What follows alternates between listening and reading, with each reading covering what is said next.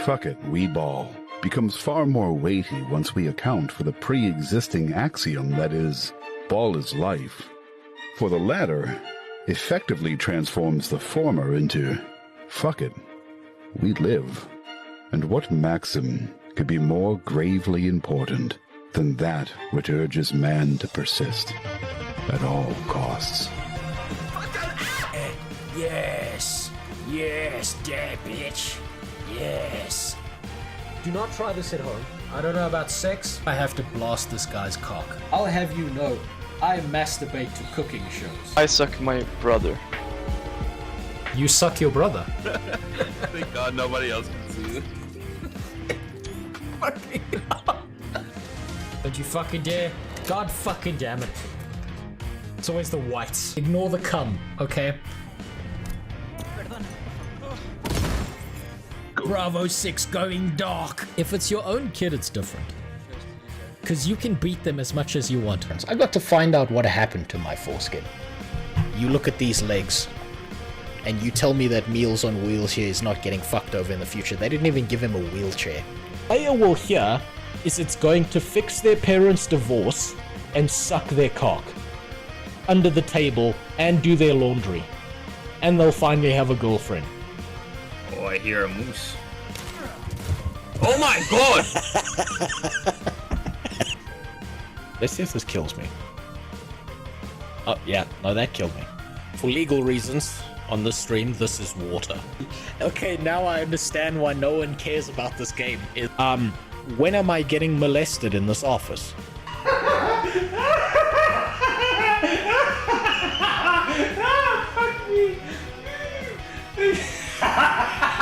Dong is for absolutely everyone. Don't let them tell you that only kids can enjoy dong. One of them was Dragon Ball Z porn, and the other was RuneScape. I think we need to give the Germans back the ovens. Dead grandma! Why the fuck do they keep killing all the hot, tall, 8-foot-tall mommies? Fuck Australia, it's full of criminals. This is what streamers do, this is what the professionals do, is they find creative people who have good ideas, they fucking steal them, and then they never credit them. That's how they, you know... 9 to 11 cats in my life, depending on... That's not a 9/11 joke, by the way. Now, I know that a lot of what I said is very non-acceptable in society and stuff. But there's two things I want you to understand. Number one, a lot of what I do is jokes. And number two, I'm allowed to do these racial jokes because I'm actually mixed race. You see, my dad's white. I wouldn't do that if I were you. And my mother's Italian.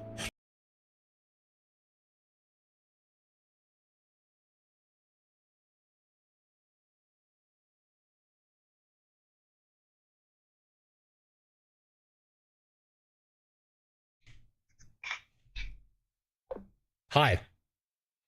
Hello, you filthy animals. How you doing? Oh, man, what a fucking day. Fixed, not fixed. I don't even know what the fuck you're talking about. Today is the day to self-identify as a video game. Today's the day to self-identify as awake. My gender is not being asleep right now. But that may change, because gender is fluid, as we know. My gender is bald. No, that's my sexuality, Ashura. That's different. My sexuality is bald. Okay, so I kind of fucked up. And it's not my internet connection. It's not anything else. I fucked up. I personally fucked up. And I did so in the most amazing way. I ended up in a sleep coma for about 3 days now. I figured I was gonna try some medication, because I kind of got sick after going to that Halloween party, and I was like, I'm gonna try some meds, and it's gonna be good. I'm gonna be fine. I'm gonna take them, and then 3 hours later, I'm gonna be good. So I posted in my Discord. I was like, yo, send me certain shit. I have a plan for the Tuesday stream.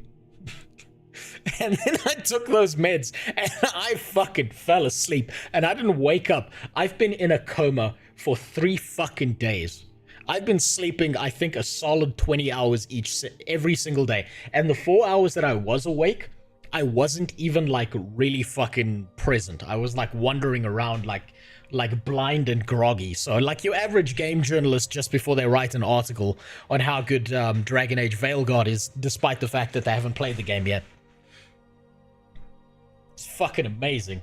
I'm so excited to play Dragon Age Veilguard because we know it's going to be a banger, right? We all know that without fail, Dragon Age Veilguard is going to be the best Dragon Age game ever released ever. Right?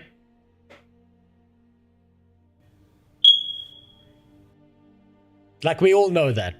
We all know that it's gonna happen. Top tier game, it's gonna have like 99 fucking %. No one's ever gonna see that coming. Nothing is gonna touch that game. That's how good this game is gonna be, right? But before we get there, before we get to the top tier bingo gaming experience of the year, your fire alarm is going off. Time to change batteries. Fucking I was wondering if you would have noticed that. I'm adding in certain sound effects to my stream, Super God. I'm gonna add in subtle effects, and the thing is, because you're here now, you're gonna be aware that those are sound effects. But people who like start showing up in later streams and stuff, I'm not gonna tell them. I'm not gonna tell them they're sound effects. They're just gonna have to live with the fact that every now and then shit like that's gonna happen. Just to be annoying as fuck. Maybe dwarf, but they ruined the Qunari more. Ah, fuck, they ruined dwarves. They're ruining my people. I take that as culturally insensitive of them to do. But before any of that, right, we have to go through the final stages of the fucking embedding drama. I went down a fucking rabbit hole I didn't even mean to with the Guild Wars 2 embed drama. Do I get my African card revoked for? Yes, you do. You're no longer black. It's your job to now go to Joe Biden so he can extract the black from you, because if you didn't vote for him, then you're no longer black, so he can do that. Now, yeah, you got to realize, Super God, that if you get the black extracted from you, certain things are going to happen, right? You're not going to be able to run as fast. Your jumping is now illegal. On the other side of that, you can now swim.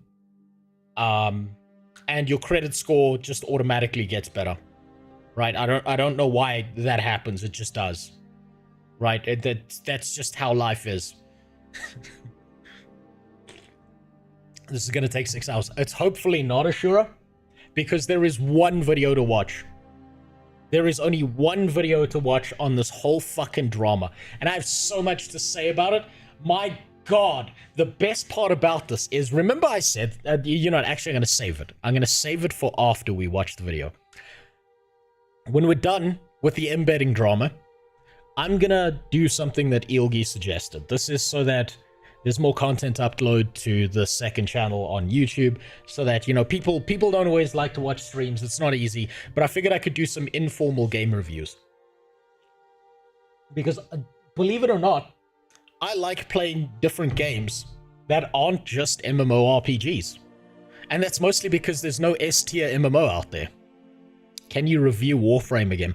Jimmy, I've tried to review Warframe, but the problem is, I've got 2 problems, right? I keep developing carpal tunnel, and I never get anywhere in the game. I get to the character selection, and I zoom in, and then that's me playing the game, right?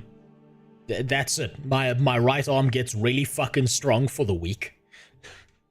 But that's about all that happens. So I can't review the game because I can't get through the game. I keep on getting stuck at like 5%. Is it your internet or mine? It's probably mine. Yeah, you see I have this neat little thing that's going on right now. If you look at my Twitch stream, there's this neat little button over here that keeps on saying unstable. It's been there so long that I forgot it existed. I thought this was just part of the background. That's always there when I'm streaming. That's just always there. Welcome to the shittiest African stream you've ever fucking seen. This is referring to your mental health. No, I don't have any of that left, so it can't be unstable. Yeah. Went down the wrong pipe. Thanks for the resub filter. Perfect timing. While I choke to death. Okay. Somewhere in my Discord, someone has posted something aside from a big black dick. And I think the embed drama was somewhere in here. It might be down. It might be up. I think it's down. There it is. There's the lovely, beautiful video we're going to go through today. Now, to give you some context of what's happened before we go through this video, right? What's happened is Mukluk has finally decided that the fucking drama is not worth it. That the exhaustion of dealing with people bitching at him has not been worth his time. So he removed the embed from the site. Now I'm going to double check this because I saw a bunch of people on Twitter celebrating this and sucking their own cock, being like, man, I was right. This proves me right. Damn, I'm so good. I know everything. But you know what the fucking funny part is? Remember I predicted this last time. I said that people, no matter what Mukluk does, if he leaves it up, he's the bad guy. If he takes it down, well then everyone else is the hero and Mukluk's still the bad guy because he took it down. Right? So if we go to guild gen right now,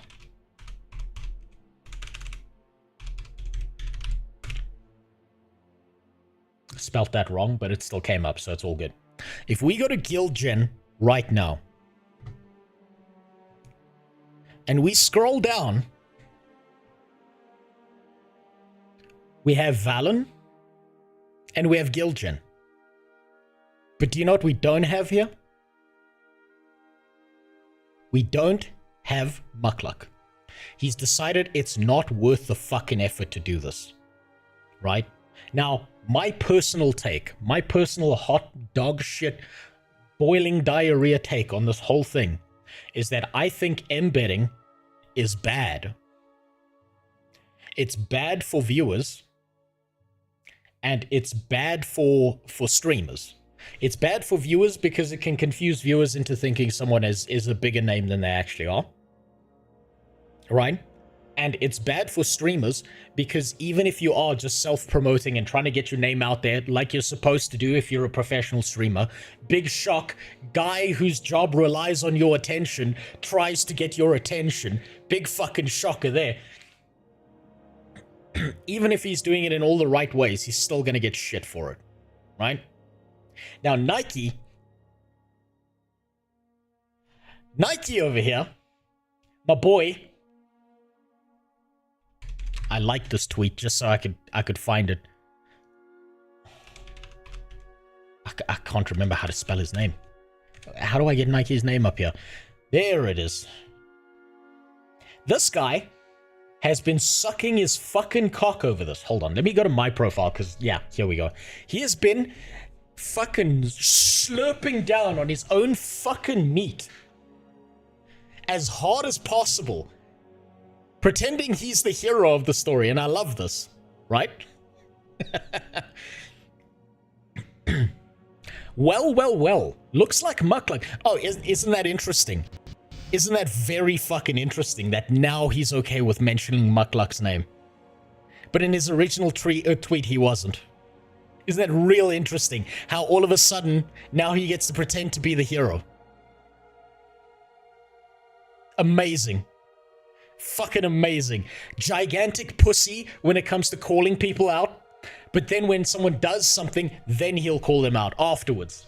That's pussy behavior. Now, removed his embed from GJ. No idea if it was because of a partner program or public pressure or developing a conscience. Do you know what it was? I had a conversation with Muckluck about this. Do you know what it was? It was not worth Muckluck's fucking time. That's why he did it. The amount of shit he was dealing with was not worth his time. So if you want to call that public pressure, well, there you go. You can call it public pressure. I'm glad he finally did the right thing, but I wish he did it without slandering me first. Now, this part is really, really funny because what I've seen from Muckluck's side and from Nike's side is a chimpanzee shit-flinging contest. I think they've both insulted each other. I think they've dug up shit like a woman in an argument, and they've decided to go down these fucking back routes where they insult people about past shit that's not relevant to the current issue. I saw this from both sides, right? And just because I like Muckluck doesn't mean I'm not going to bring that up. 2 retards going full retard. News at 11. Yeah, that's about right. Part 1000 of the embed drama. Nike is your typical Twitter rat, unwilling to take risks and willing to take all of the credit. Yeah, this is what it is. Did they try the passive-aggressive route? It's worse than that, Filter. They tried the deep-set, homoerotic tension route, where if this carried on any longer, they might have kissed and had sex. For it to Don't be expect slander, an apology, but I deserve it needs one. to be untrue. I don't see what Muck said. That was not true. For it to be slander, it needs to be untrue. I don't see what Muck said. Yeah, okay. Who cares if it's true or not, Supergod? They were bringing up shit from the past that was not relevant to the current issue. Both Muckluck and Nike. Now, here's the really, really funny part about this. I've seen nowhere that Muckluck's been like, I expect an apology from Nike now that I've done something. But you know what I've seen from Nike? Hey, I got shit flung at me. I flung shit at someone else, but I deserve an apology now. I'm the hero. I'm the victim. Which is fucking borderline mentally ill. This is mentally ill behavior right here. But you know what I hope happens at this point? Because I find it entertaining. I hope Muckluck continues to live rent-free inside of Nike's head, and he continues to post about it because this is entertainment. What's up, MP Caboose? Yeah, I love that line. I need to make another Char character in Guild Wars 2 at some point and just go full furry. Just act like a monster. Run the conversation response through ChatGPT and see what the rating is. I'm not sure what you mean by that. What do you mean, get the rating? Do you mean, like, see if it's an AI response, or what? This one here. There's a meme about it in the Discord. I'll take a look at it. I'm here to regain some brain cells. Well, I'm sorry, MP Caboose. You're just here to lose more brain cells. Don't worry. If your job was really that important, you wouldn't be here. You'd be living life in the good lanes. But instead, you're here. In the fucking trash. Let me see. Let me see. Where's that? Okay. What do we got here? Okay, so there's no dicks on this page, so we're safe to pull this up. When I have a disagreement with a girl now, I export my entire chat history into her, with her into AI and ask her to analyze the conversation, then paste the results to her. Also, thanks for the follow, Turin and Sirax. I don't think I said yours, Turin, so sorry about that. That took me a while. I'm just fucking overly excited because I'm sorry, I'm a bad person on the inside. I think drama is entertaining. I hope, I genuinely hope that Nike is mentally ill enough that Muckluck continues to live rent-free in his head so I can just sit here reading tweets, smiling like a fucking demon, enjoying his fucking saltiness. I expect an apology. Oh no, sorry, I don't expect an apology, but I deserve one. Oh my god. Fuck, I love that shit. Okay, there's absolutely nothing she can do. It's a brutal mog. I then tell her to contact me after she has spoken to AI. Ratings out of... Okay, rate both individuals' rationality, emotionality, victim mindset, and handling of conflict. You... Oh my god. Okay, we'll do that. You know what? You know what? I've got paid GPT for my job. Let's actually use it for something valuable. Right? Fuck my job, right? Fuck everything that I'm doing here. Ignore all of this bullshit. Right? We have some important, valuable work to do. Both individuals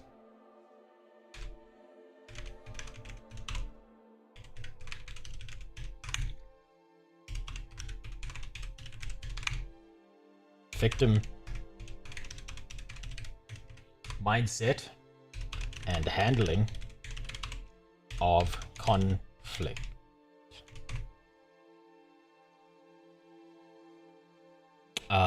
Person 1. Yeah, you know what? We won't put in names just to see. Let's see what we get. That finally a valuable use for AI. Finally. Busty Norn versus journalist. Or that's not even like a fight, dude. I would drop kick a journalist and their family off of a cliff if it meant I got to see an IRL Busty Norn. Are you kidding me? It wouldn't even have to be IRL. It would just need to be in game.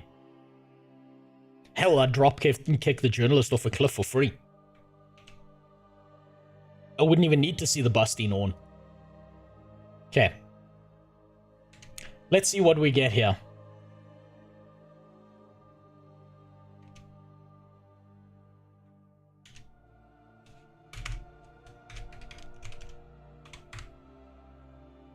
Okay, person 1 is Nike. Person 2 is Muckluck. Did Muck reply again? No. Let's see if Captain Twitter Warrior here. I'm actually really interested in this. Gaming video intro script. You know what? I'll show you what that is, Sirax, if you really want.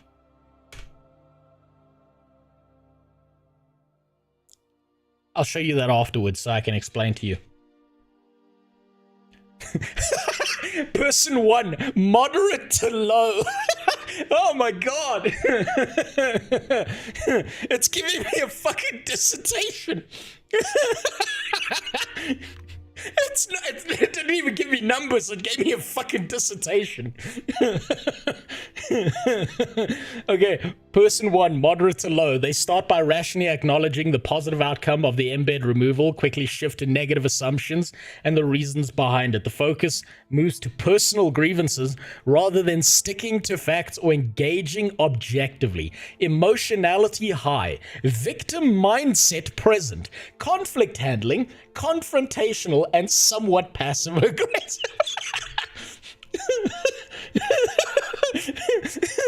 I love this. This is amazing. Finally, AI is good for something. Okay, person 2, higher than person. I don't know. Like, I love that rationality. Please DM me this in a text file. I want to frame it on my wall or something. I want to frame it on my... You know what? I'll post the whole thing in my Discord. I'm sure there's a way for me to link it. I'll do that a little bit later. This is fucking great. Higher than person 1. Emotionality, moderate. The rent-free remark has a hint of sarcasm, but is less emotionally charged. Now, that's actually something I missed, right? That's something I completely missed. But that's right, actually. That's correct. That is an emotional response. That's... Damn, you see that? Finally, AI is good for something, right? Person 2 seems to be relatively calm, focusing on more presenting their side in a structured format later. Victim mindset, low. Conflict handling. Avoidant but calm. So he's avoiding conflict. Person 1 shows higher emotionality and a stronger sense of personal grievance, tending towards confrontational conflict handling. Person 2 demonstrates more rationality. If you were to pick one person over the other to have a rational conversation with, who would you pick?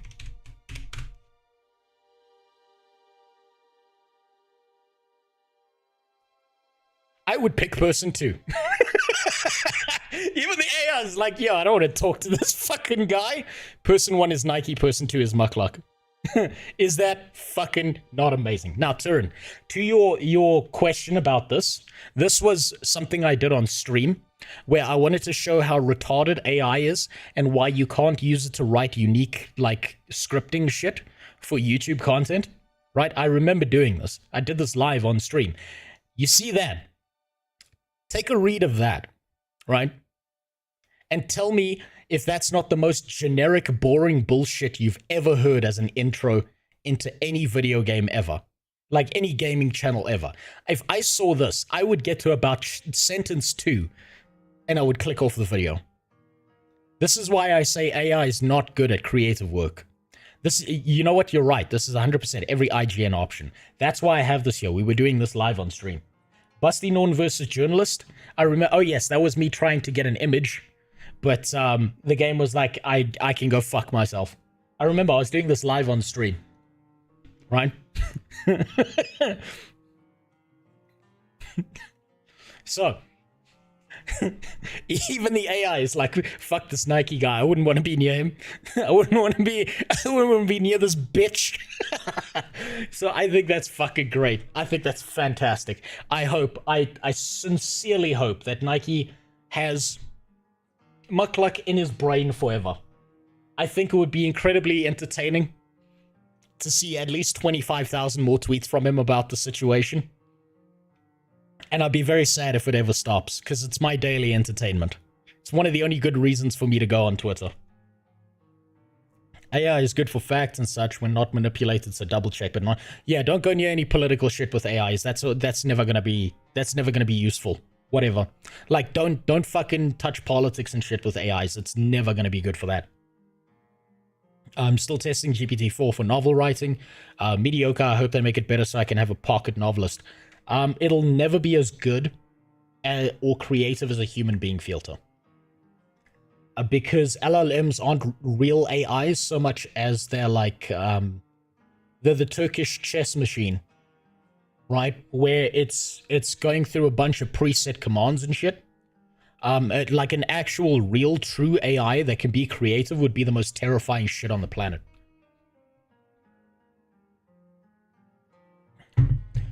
If you're writing a novel and you need an editor, an AI will make a fantastic editor. Also, what's up, Bilgi? How you doing? I'm stealing one of your ideas that you DM'd me. Are you gonna play more Guild Wars 2? Yes. Asurix, I still have to collect a bunch of clips and shit for my next video that I'm currently editing. I can wait. So, Decades. Yeah. Gonna put myself in ice. I'll say it again in case you missed it. I sent you desktop background for today on Discord. But I like my current one. Is this not an accurate description of the world currently? I'm gonna be real with you. I've been getting a little bit too much into anime. I've been watching a bunch of different anime and shit. And I gotta fucking say, right? I gotta say, there's some good shit out there, but there's a lot of bad shit. I actually, weirdly enough, Jimmy, I did something horrific while I've been working. Is I opened up and started watching One Piece. That's a long ass fucking anime. Holy shit. And you know what's real fucked up about One Piece, I realized? After I saw a character, there's a certain character I saw, and I registered something, you can Nothing have beats like... the hospital scene in Evangelion. Nothing beats the hospital scene in Evangelion. I don't even remember that. I watched like 4 animes as a kid. Dragon Ball Z, Pokemon, Digimon, and I did watch Evangelion, but I wasn't really paying attention, so I don't even remember the hospital scene.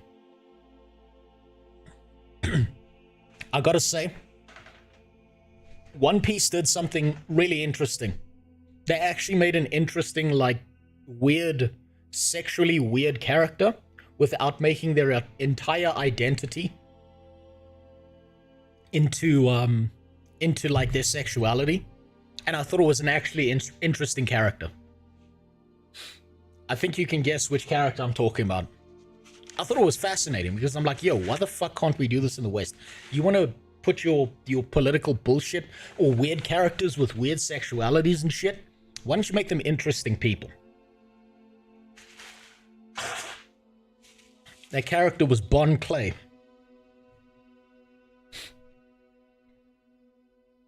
What a fucking lad. Right? What a lad. I'm up to that part. Bon Clay. I think his name is. I don't know. Let me check.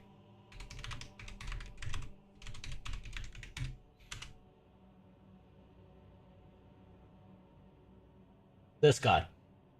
Maybe I'm saying it wrong because... What's his fucking name? Because I watched the Japanese thing with subtitles. This dude right here. What an interesting character. Slaps Nami across the face, turns into her, immediately shows his tits to everyone. I was like, God damn, based. What a lad. I thought he was really, really funny. Really entertaining character, this. And it made me really mad at Western, like, creative studios and shit. Because how is this guy funny and entertaining? And obviously, like, a sexual deviant or whatever the fuck he is. But they can, like, he's literally the fucking template for all they have to do to make an interesting character, and they can't do it. I can't do it. They can't do it. Hey, what's up, Buckluck? How you doing? I'm extremely behind in catching up. Just got to the part where you fed us into the chat GPT. And I know. Even the AI is like, I don't want to touch this person with a 10-foot pole. Now, I'm going to watch your apology video where you get on your hands and knees. For fuck. Okay, fine. You know what, Ilgi? I just saw that. You win. Fine. Because because I was in a sleep coma for 3 days and fucked up my stream and my timing of everything, and because that image is really funny. Where did that go? Okay. Set his desktop background. There we go. We'll leave it as that. Okay. Fuck you though. Okay. Fuck you up the ass, you bastard. I'm just saying, Yogi. When you go to bed, don't be surprised if you wake up with me trying to push my beanbag all the way down your mouth. Okay. And suffocate you. That's all I'm saying. Okay? So, we're gonna watch Muckluck's apology video. We're gonna watch Muckluck get on his hands and knees and beg Nike for forgiveness, and he's gonna be like, please forgive me.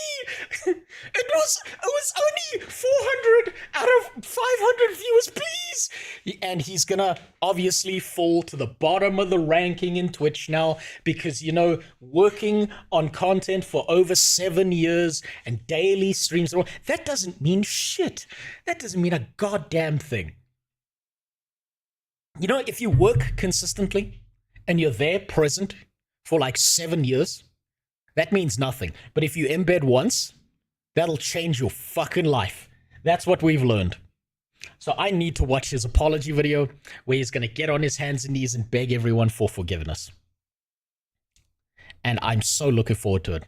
I just got to say,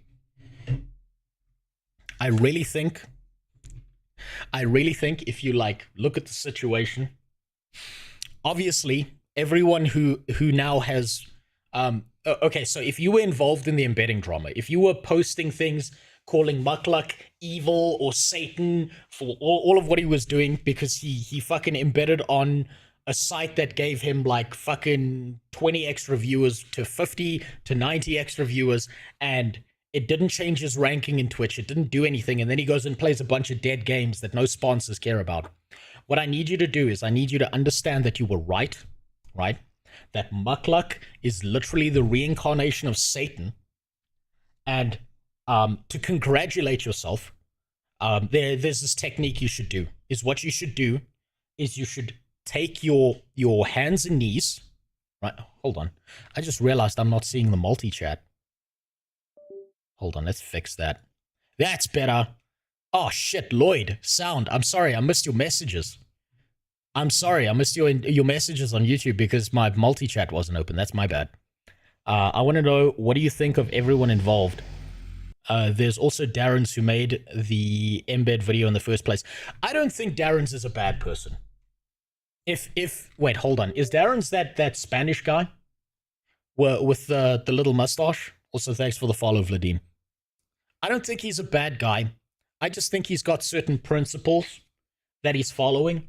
I think Darren's big I think his big misstep was, what he should have done was DM Mukluk, message him or email him and say, hey, can we have a talk about this? And you know what, Mukluk's a busy guy. Maybe he's going to say no. Maybe he's going to say fuck off. But you won't know until you do it. Everyone told me Swole Benji was Satan until I went out the way to have a conversation with him. Guess what? He was a cool dude.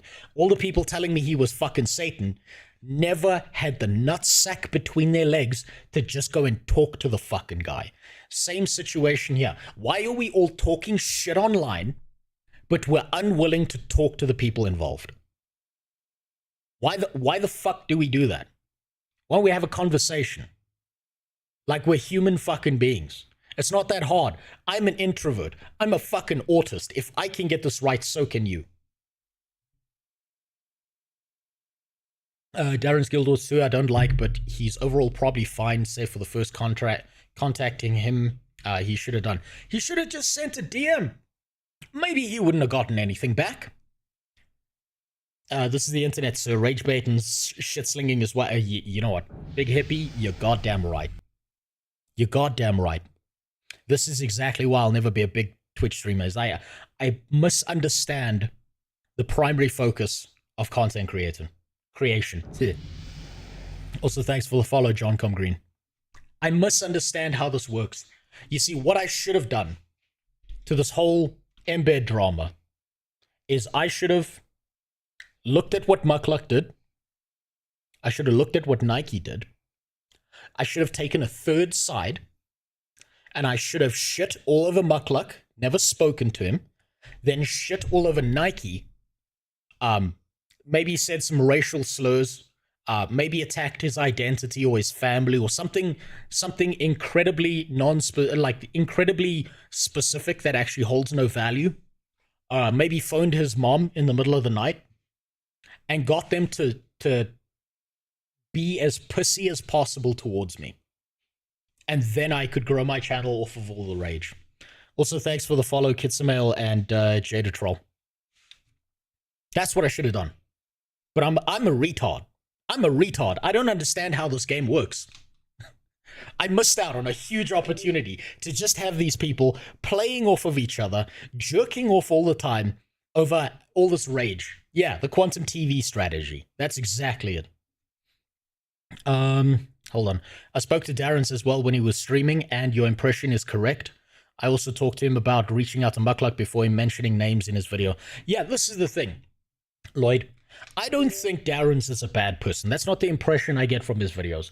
I don't know the fucking guy from a bar of soap. So I'm talking out my ass when I say this. But my personal impression of the guy is that he's got some principles.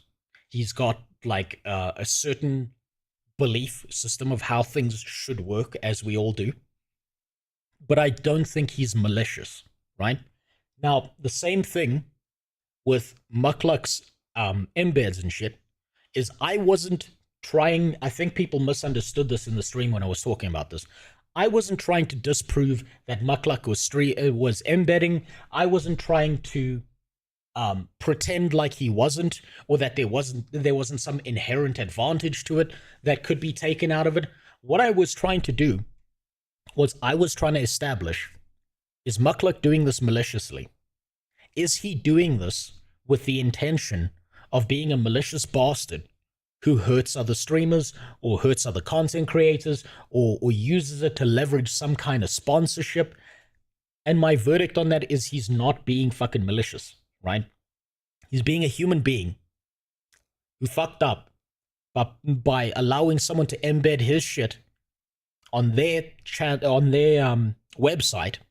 He thought, nothing more of this, as we tend to do, because, if you're streaming every single day, guess what? You've got limited time in the day to think about everything else that you're doing. And there was probably one conversation. There was literally probably one conversation that Mukluk had. Now, this is assumption. I don't know how well he knows this Gilgen person. Nike, I think, is from California or Washington, enough said. I don't care where he's from. He could be from fucking the Congo. I don't give a shit. None of that matters to me. Darren's another arena partner wannabe, so he's coping hard for good. Guild Wars 2 is a good game. You see, this is the thing, is I don't think, Mr. Murrah, I don't think he's doing that. I think he's just got a principled stance. I just think his huge mistake is he should have just messaged Mukluk, and his video that he made about the embeds would have been a much better video if he had messaged him and got a fucking response, right? I think he would have got a much better video out.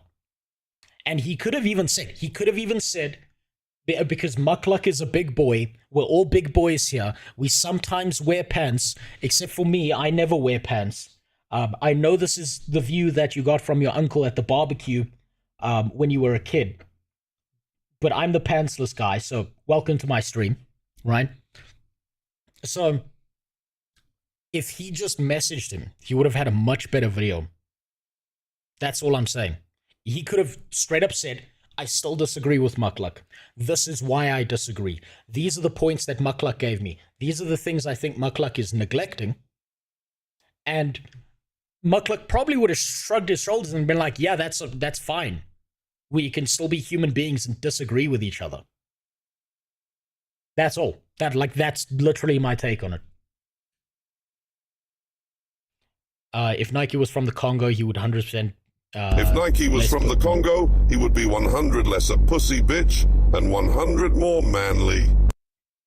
No, Super God, he would be 100% a child soldier. That's what he would probably be. Put the camera view back. It's for the special moments, John Com. You can't overuse it, right? It's just a taste. It's just a taste. You can't overuse those camera angles, right? Save them for the OnlyFans.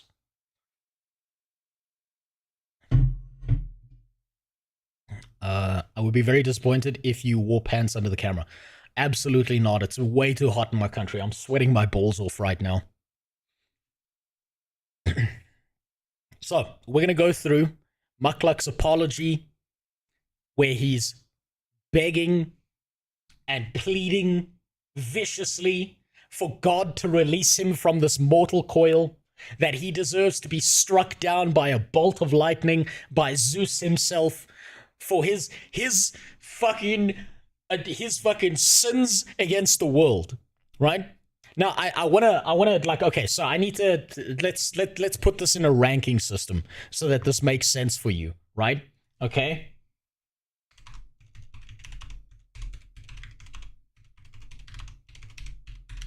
Right?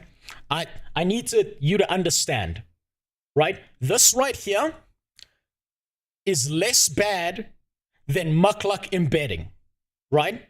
That guy in that trench getting fucking dropped on by a goddamn DJI parrot drone with a fucking grenade strapped to it. That right there, that's less bad and horrifying than Mukluk embedding. Just so we have some context. like it just. I need to like give you a baseline, right? There's that. There's Hitler killing a bunch of Jews, and then just above that is mukluk embedding, right? Just so like you know that makes sense. That's the ranking system, according to Nike at least. That's how it works. You have more heat inbound tomorrow. Today was fucking yeah. No, I'm not surprised. I blame Cape Town for all our bad weather up here. It's because that fucking mountain's not big enough to block it all. So, you know what? We will watch a Darren's video if he's made another one, Super God. But let's watch Mukluk begging for forgiveness from God here. Gamers, Mukluk here, and this is not one of my usual videos. It is not a guide, nor is it meant to be funny, and I That's quiet. a boring thumbnail. Hold on, that's real quiet. Speak up!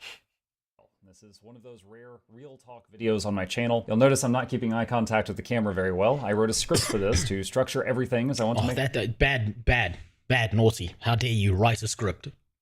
That just puts him in the same category as Dr. Disrespect now. You know when Dr. Disrespect was reading that script about how he wasn't sexting kids, legally speaking, and he was like throwing up all that legalese, and he wrote a script? Yeah, now Mukluk's in the same category. Bad idea. He should have done this off the cuff. That way he could have forgotten half the shit that he was supposed to say.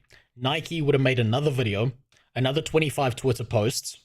Then Mukluk could go back and farm that content by reacting to that and then making more content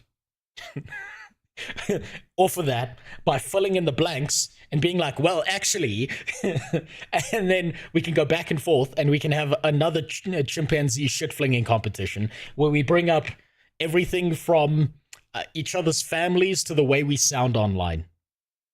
Make sure I don't forget anything. This is why I usually talk while hiding behind the little guy over there. So if you don't care about the topic I'm about to dive into, you've been warned this video may be a slog. Now, this video didn't have to get made, but I'm choosing to do so to explain to the people who are invested in this community what the hell happened, because the amount of times I've had to pause what I'm doing to retell the same story has gotten tiring, so now he can direct them to the video, which will increase his watch time on YouTube.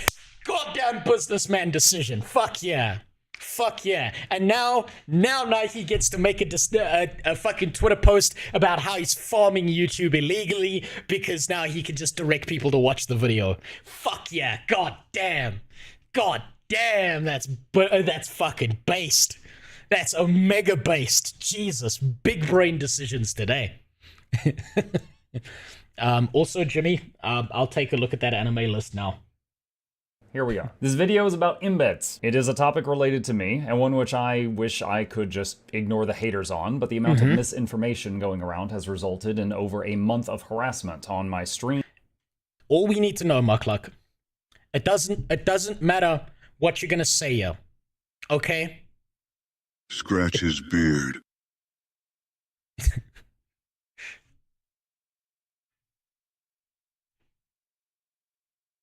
Damn it.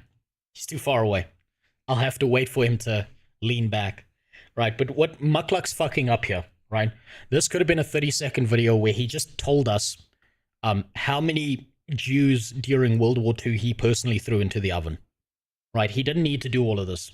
Like, just admit you're Satan. Just admit you're the reincarnation of Hitler. And move on. I mean, come on. Really. Discord, and a few folks have found me on Facebook, which is extra unsettling. Damn. And quite frankly, staying silent seems to simply make them think it is okay to just keep doing this, so I have to say something. Alright, so for those who don't know, embedding a stream is taking a stream that is happening on Twitch or another platform and linking it to another webpage. So if you visit said webpage, the stream is playing somewhere on it. Many websites have their own rules about this, but we're talking about Twitch right now, so I'm going to focus on that. Twitch has its own... Lloyd, I don't know if Mukluk's still here or not. I would assume he probably popped in for a second, but he's probably got a busy life. So I wouldn't blame him for like being in here and being like, damn, this place is a cesspool, and then leaving. I can't blame him for that. If he had actually done that to Nike, I would love him. Enlightened response, thank you for your... Hold on. I'm sure he did painting before streaming. It all comes together. Yeah, damn. Muckluck, is your heritage from Austria by any chance? I'm just asking. It's just I think it's a valid question to what we're witnessing right now. I think we would all like to know how much of your DNA is Austrian right now. I mean, embedding, 6 million deaths. It's about the same. Own rules for embeds, which change over time as people do different things with them. As long as you follow these, you are welcome to use this as a tool to help grow your channel. Twitch themselves uses embedding when you're lucky enough to get on the front page of Twitch. I'm going to give extreme examples of... So I don't think that's a relevant comparator. It's the comparator to Twitch embeds.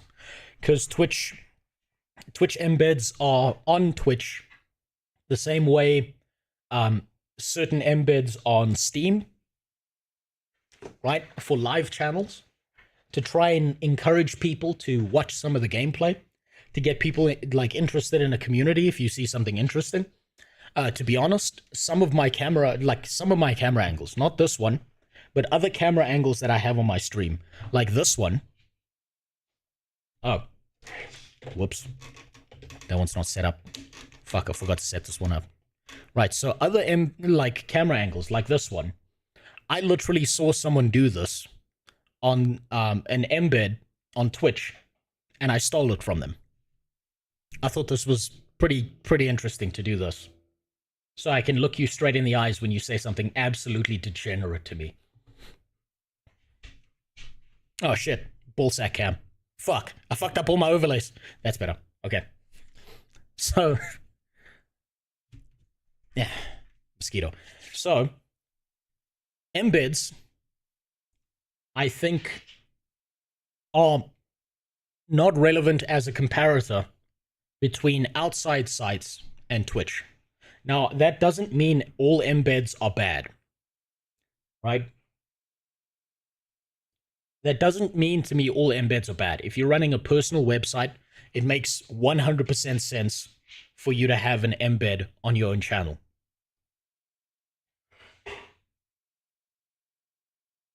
But I think getting any involvement whatsoever in a site where you got to scroll down all the way to the bottom of a website, whether you meant it as good faith or not, it's just going to get you shit. It's not worth it. It's 100% not worth it. Not like, fuck the viewers at that point. It's not worth it for you because it's just going to get you shit.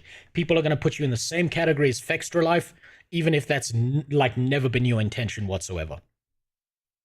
We'll have a blast watching. Yujo, I have no idea what that is. That's a long ass list, Jimmy. I'll take a look at that list afterwards. The negative and positive uses of this feature. In the past, some people would embed a single pixel of their stream onto various popular websites. This would not offer them any discoverability on the website itself, but would inflate the viewer count on Twitch. Twitch at that time sorted categories by largest amount of viewers to smallest amount of viewers, so it would move you way up the page. So what that means, if you're not a kingmaker, you're fucked, right? That used to be how Twitch's sort by function works. Also, thanks for the follow. How do I say your name? Synth Dry LA. I'm just going to say Synth. So, this is what's interesting, I think, about this functionality right here. Whenever someone goes searching for something new on Twitch, they immediately set that as high to low. Whether it's default or not, they're going to look for high to low. That's just how it is. Face full of nut. God damn it. You know what I really need to do? I need to set up animations for the nut camera. But we'll get there. Page by doing this. The general problem is people might join a chat of a stream who had no real viewers and 10,000 fake ones. Ask a question, not get a response, and leave Fextra Life altogether because they were given a bad first experience. An experience that may have been better if they had visited another broadcaster. Now for a good example. Back when the Steam launch of Guild Wars 2 happened, I was given an opportunity to represent Guild Wars 2 on the front page of Twitch, and embed. I was still live on twitch.tv/muckluck, but also live on twitch.tv on the Carousel app. And if you're a big brain, this is your job, streamer, content creator. If you know that you're going to be on the front page of Twitch representing this game, you fucking plan for a month. You plan for a fucking month to make sure that that stream is an absolute fucking banger of a stream. You make that shit as goddamn, as crispy as possible. Because you want to retain as many viewers as you can. Because Big Shock, man whose job is streaming, is trying to get people to watch him. More news at 11. Fuck. Goddamn. Not sure what rotates more, Fextra Life, that retard run game, or Dragon Age Veilguard. I would say Fextra Life, probably, because he's an active poison on everyone else. He's an active damaging element on everything else around him. Dragon Age Veilguard is just like a suicide note.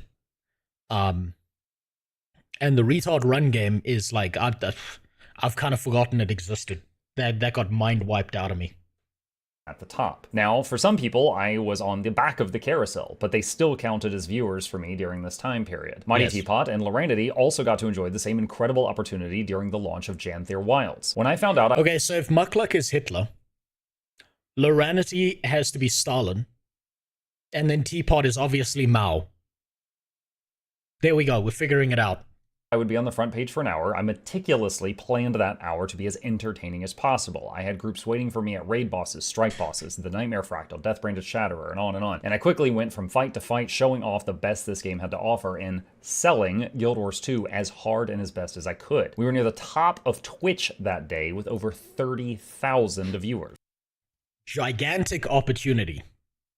Massive, gigantic opportunity that if this is your job... and you fuck this up, your name is Rose. I mean, no, wait, scratch that. I mean, that's bad. You don't fuck this up if this is your job. You get that many viewers, that number right there, you see that number? You get that many viewers, you plan your ass around that shit so that everyone remembers who the fuck you are. Now, many of them were fake embedded views from people not watching the stream for real. But that day, I also got 9,000 real followers. Yeah. People that pressed the follow button because... 9,000. 9,000. For reference, I have like 1,300 or something. I don't know where I check that button. I don't know where's the... Okay, follower button's up here. For reference, right? 1.3. Literal nobody. He got 9,000 in a fucking day. In a day. Thanks for the follow, Big Hippie. Just to rub it in. Just to rub in how low the followers in. You just followed me to just remind me. Thank you. because they thought the stream was interesting and considered the possibility of coming back. We also got God knows how many new players into Guild Wars 2 that day. It was amazing and all made possible. You see, that's brilliant. It's always good to get more players into Guild Wars 2, because we can then make sure that they don't have children, and we can reduce the human population even further. Everyone's been blaming things like the economy, life expenses going up, but we all know that it's the more people play Guild Wars 2, the less children are born. That's just how it works. Possible thanks to an embed and some planning. That day gave my channel 6 months of growth in a 24-hour period. Now, there's a Think about that. I'm gonna post a video in the reactions channel about Johnny Somali getting his ass beat by South Koreans in South Korea. I want to hear your thoughts on it. Yeah, we'll take a look at that just now, Jimmy. I want to stay on task here. Now I want you to think about this, right? 365 divided by 2. Actually, let's do something. We'll do some calculations right now. Wait, hold on. Twitch track is probably better for this.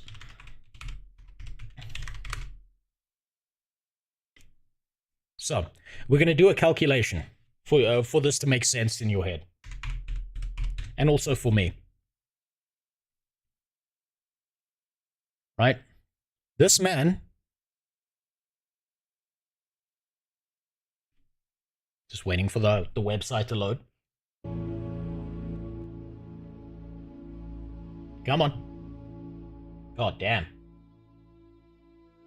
Now, let's take a look at this website, right? Let's take a look at his streams. This man has streamed almost every single fucking day. Since 2018, he has streamed almost every single day of his life. Duration, 9 hours, 14 hours, 9 hours, 9 hours, 9 hours. So on average, he's streaming like 9 hours a day, right? Which is insane. Not almost, actually every single day. I know. Actually, yes, every single fucking day he streamed. 9-hour streams every single day. Now, think about that.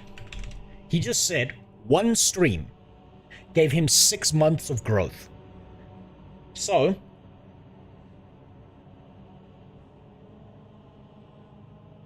that's 1,642 and a half hours of work. 1,642 hours of his life returned to him in the space of one stream. Based on the growth that one thing gave him. That's how you pop the fuck off, right? If you manage this 365 or 3 a day streak, that's a 10-year streak. I know. So think about that. So you're saying by watching his stream we're making him immortal. Quite literally, Nugami. Quite literally, he has burned himself into your mind as a creature, an eldritch being that will be there forever. He has fucking grown gigantically. He has skipped 1,600 hours of work by that one stream, that one embedded stream on Twitch. A lot different with those two examples, but the point of this is to give everyone a general idea of the two extremes that I am talking about. In my eyes, an embed can help in one of two ways. One is that it can exist on a page of similar content, basically taking the place of an ad on that website, and lets you know that if you want to ask a question to a human... Hey, guess what? His example that he's given right here, that's this here. That's his personal website right here. So your daily streak is like 5 during the new... fuck you. Shut up, Ilgi. Listen, I am more inconsistent than my own government, okay? What do you want from me? Human being directly, I'm live and available to help. The second way is it inflates the viewer count, increasing the chance of more organic growth after. Those are my views on it. Your views may differ, and that's okay. There have been some bad actors in the past with embeds and given people really bad opinions on it. My own view is that it is a tool, and it depends on how it is used. He's right about this. This is the unfortunate part of the embedding from Fextra Life. Because Fextra Life was a sack of shit and used it in the complete wrong way. Now everyone thinks that embedding, no matter what, is bad. Think about it this way. This is the same kind of argument you could use for nuclear power, right? Nuclear power could be green energy. Its waste is low. It could give us hundreds of years of unfettered, cheap energy. But instead, we continue to use coal because everyone's scared of another Chernobyl. Because everyone's scared that we're going to all die of radiation poisoning. Which, by the way, if you know anything about nuclear plants built in the modern day, literally impossible with the way they're built. There will never be another Chernobyl. Right? So, everyone looks at nuclear power as the devil, but it's just a tool. Same thing here. Embedding is just a tool. You can use it in a good way, or you can use it in a bad way. We're all dying of radiation from our phones anyway. No, if our phones were going to kill us, it would have killed us long ago. The radiation that's actually killing you from your phone is the light radiation. When you go on Instagram, and that light radiates into your eyes, and the things you see make you want to kill yourself. But it's not the actual radiation coming off of the phone. That's actually safe. Have my own stream embedded on my own website, but as it is a modest site, this adds maybe 0 to 10 to my viewer count each day. I would occasionally get people who visit the website, see that I'm live, and pop in and ask a question, and get them answered quickly, no matter what game I was playing, and no one seemed to have a problem with this. That's the general baseline. What does that have to do with me or my channel? I have done collaborations with many content creators. Mighty Teapot, Snow Crows, Guildgen, The Lightbringers, the list goes on. For the last year or so, Guildgen... So, we just saw that he's been streaming eternally, every single day. Now think about Nike's tweets. Think about how insignificant the way he was embedding is. Remember when I said on stream that if he was going to do this maliciously, if he was going to do this in the worst way possible, if he was actually going to do this for viewers, he would have posted that shit everywhere. He would have extra life the shit out of that situation. When collab with Bald Man, that's never happening, Ashura. Mostly because he's like PG kind of stuff. So I have to respect that he's aiming for a PG market. And what's he gonna do when there's like a 14-year-old kid in his stream and I'm giving like unsolicited opinions on the Russia-Ukraine conflict? Or I start making racial jokes. I'll destroy that man's life. There's a reason he didn't watch the PvP video on stream. And you gotta respect that. Just tone it down. That's the problem with being an autist. I am toning it down right now, He sure. forgot to mention you. And I found a way to collaborate using guides. In my video guides, I would recommend her written guides for those who wanted it, and in her written guides, she would link my video guides for those who wanted it. Just simple cross-promotion. After many, many months of working together, Gilgen offered to embed me on her website, as I had contributed a sizable amount of content to it, and I was a creative partner for the site. I confirmed that it followed all of Twitch's rules for embeds that were there at that time. I say at that time because they have changed, and we have had to adapt to them. I considered it, and I said, sure, that sounds great. I get a boost in discoverability, and I can help answer questions when people pop in from the website. Typically, even if I cannot answer a Guild Wars 2 question, I can point them to a resource that can, be it Guild. So that's called being smart. That's called amplifying your content. Everything he's talking about there is amplifying your content. Some people prefer to read. Some people play DPS, and so they need a video. And they've got TikTok brain.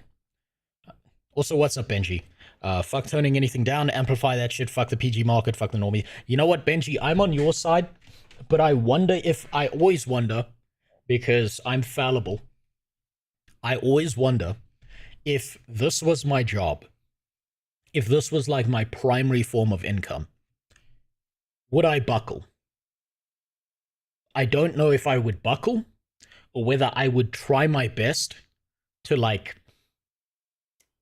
be PG, and at some point the real me would slip out and I would say something and then I'm in trouble. Like I would like say something about FBI statistics or some shit, or I'd have like a conversation where we'd be looking at IQ bell curves or some shit like that, and then I'd be in trouble. Then I'd be in real trouble. You would have to, because your daughter, my daughter's never finding any of my content, Super God. Never. I will tell my daughter that I'm a stripper, that I'm a stripper on one of those cam sites before I tell her I'm a streamer, okay? I'll be like, Daddy shakes his ass for money for lonely men at home before I drop low enough to tell her I stream on Twitch. Hold on. I missed Benji's video. What's its face? His message there. I've had to delete so many videos because I go on schizo rants that are not suitable for YouTube at all, and have to reshoot entire segments. Yeah, I know what that's like. I 100% know what that's like. What about the modern audience market? I mean, the modern audience market might like old hairy men shaking their ass. Who knows? I'll find out one day. Gen, hard stuck, snow crows, fast farming, the wiki, whatever. So after I confirmed it, she, Gilgen, added it to her to-do list. Hold on. Maniacal metal. What do you mean accidentally?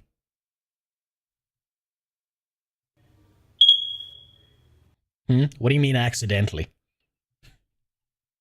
Now, I thought the embed went live immediately, which is a misunderstanding I will come back to later, but it did not go up for some time after. Later on, which was around May of this year, the embed actually went live, and it gave me an increase in views, as that is how embeds work, and Gilgen's website has decent traffic. I'd like to dispel a rumor here at this point. I've seen folks say, I let her use my videos on her site in return for embeds. That is false. My videos were on her site for many months to a year beforehand. This was an offer she gave me much later on. Additionally, embeds cannot be... So, So this is just an amplifying effect, right? The embeds was just the next step after that, right? If you were, think about it this way: if he was going to do this in like a shitty way, the embeds would have been live the second there was content, like his content on this website, immediately, and he would use it as a threat. He'd use it as leverage. And he wouldn't just go to one site. He'd go to like 25 different sites. I explained all of this that one time when I had my that guest that came over and explained all of this. Yeah. Given in exchange for anything according to Twitch's terms of service. I would not risk my career for this. So, the embed is up. I carry on doing my thing. I told my community about it on day one, what I thought was day one, which turns out the embed went up later, and I did not try to hide it in any way. On August 26th, I got called out for doing this on— Here we go. Here we go. Now this is the tweet that makes me think Nike is bitch made, right? This is a bitch tweet. Right? This is big pussy energy right here.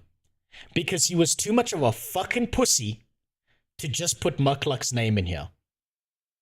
That is called bitch made, right? There are only two people who make tweets and comments like this. Right? People on Twitter and high school girls under the age of 16. I went through this tweet. This is fucking pathetic. Mention the people by name. On Twitter by Nike, another Guild Wars 2 content creator. I say called out, but I wasn't tagged in it. I just found out I was being ranted about by random other people. This was brought up to me during one of my streams, and I stopped everything to have a long talk to explain my— This simping is unseen. I don't know what you mean, Gardner. What I'm telling you right now is that it's fucking stupid to sit here and have a chimpanzee shit-flinging competition. When the reality is, Muckluck didn't do this maliciously. I personally disagree with his decision to embed at all. I think it was bad for him. I think it was bad for his community. I think it was a stupid fucking decision. I've said that 100 times. But if he was going to do this maliciously, he was going to make it much worse than it currently is. I think Nike is a gigantic pussy for not mentioning Muckluck by name. If you're going to call someone out, you say their fucking name. You don't do this pussy shit where you hide behind words and you don't just call them out directly. Now, you want to call that simping, you go right a fucking head. But I'm not going to sit here and pretend like that Nike tweet wasn't aimed at Muckluck when obviously this whole embedding drama is focused around Muckluck. Now, the Valen guy, I don't know a goddamn thing about him. I don't know if he's malicious or not. I don't know about the racial slur kind of hints that I've heard. Maybe he said them. Maybe he didn't. And guess what, Gardner? When I watched the Nike video, when I watched Nike spend 39 minutes shitting on Muckluck and 2 minutes making valid points, I called out the valid points. I said he was right. I said that Muckluck's original video, he completely missed the little bump in his viewership. And Nike called that out, and he was 100% right to call that out. So if I'm simping for Muckluck, then at the same time, explain to me why I'm saying that certain points that Nike said were correct. Exactly. The reason I'm sitting here going through this right now is because I established already that I think Muckluck made a bad decision by embedding it all, but I don't think he did it maliciously. Also, what's up, Noxy? How you doing? That's it. That's my opinion. And guess what? You know what I've noticed is really, really funny?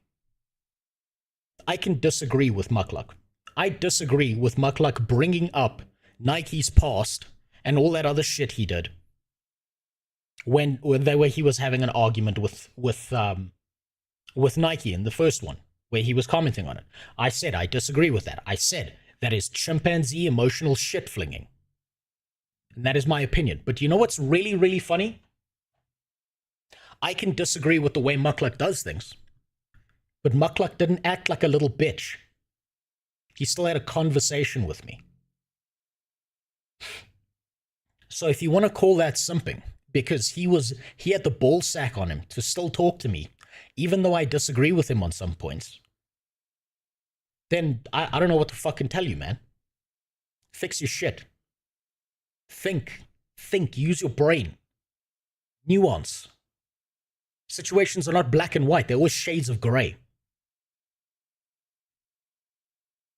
Younger audience, my ass, I don't even know what that's reference to. Filter. Stance on this and that everything was on the up and up. I began getting waves of people coming in and asking me the same questions, so I clipped that conversation, which begins with me talking about Nike. This clip will come up later. On September 22nd... And his original video talking on Nike was a bad idea. I've said this before. He shouldn't have brought up Nike's past. He shouldn't have brought up all the drama he's had with Guild Wars 2. All of that is irrelevant to the current point.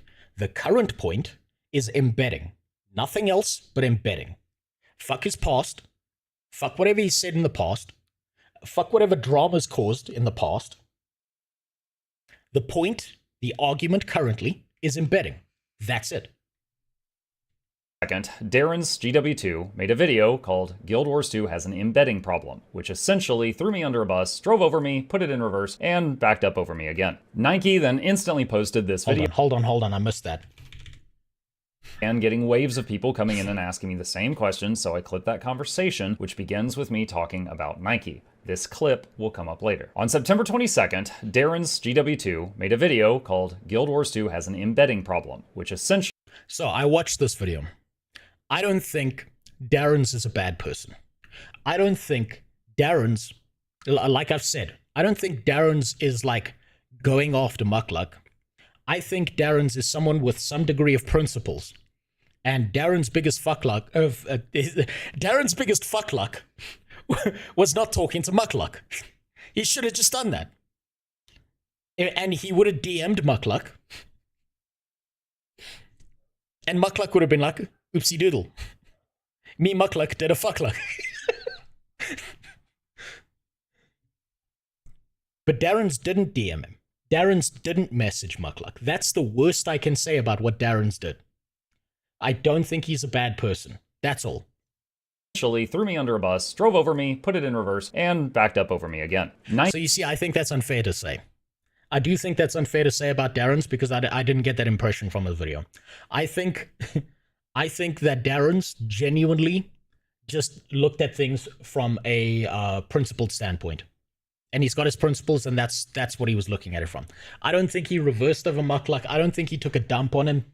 I personally think that he mentioned Mukluk, and that he personally disagrees.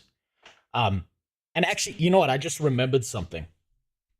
I think the worst thing that Darren said was he did a bunch of trust me bro science stuff where he used an extension that doesn't function properly. And he kept on saying a lot of viewers, a ton of viewers, an infinite amount of viewers, but he never backed up that statement. So he was using emotional language. And I think he did that not because he's a bad person, not because he's a shitty person. I think he did that purely because this is something he's passionate about, and it made him emotional. But I think to say Darren's shit on Mukluk is a bit of an overstatement. I dislike embeds and the practice most often. I can still work with Muck and respect his decisions on it, as I also know why he isn't trying to be malicious, and just wanted to use it as a tool that is given. Systems aren't broken, people are. What I tend to say, as a tool, it would be fine. Unfortunately, a lot of people abuse it, aka F Extra Life. I didn't go into some kindergarten fight with Mukluk over such, but wouldn't because I know he isn't trying to be shady over it. Yeah, but that's fine. You see, Noxy, that's what I'm saying, is I can disagree with Mukluk using an embed, but that doesn't make him a bad person. That doesn't make him a malicious person. I personally think it's a bad idea to embed anywhere but like a site that is purely owned by you, or a site that's going to do it in a shitty way where they drop the embed way at the bottom or it's some little fucking pixel in a corner. But that doesn't mean I'm going to sit here and call Mukluk Satan, right? I think that's retarded. I think there's a lot more nuance to these kind of situations than let's sit here and be little bitches and have a little bitch fit over these things. I think that's really stupid. I don't know how much you know Darren's, but maybe you would let me know if they are known for regularly being incompetent, inaccurate with their research, or if... you see, I don't know Darren's personally. I just think he was very emotional when he was making that video. I think he used emotional language, but I don't think he's a bad person. I think Darren's has principles, and he was trying to stand... He was doing his best to stand by those principles. That's the way I see it. I don't think he's a shitty person. I think... Personally, I think if Darren's had a conversation with Mukluk, and they talked, they could argue and disagree and walk off, and nothing can have changed, but they'll at least have had something more valuable than a shit fit at each other. That's it. Nike then instantly posted this video to the Guild Wars 2 subreddit, titled "Embedded Streams Are in Crapifying the Guild Wars 2 Twitch Community." I woke up to dozens of hate mails, threats, and other crap like that in my inboxes, extremely confused and alarmed. Unsurprising. Just remember to drive this point home, right? About him getting hate mail and death threats and all of that, right? Just to make this clear.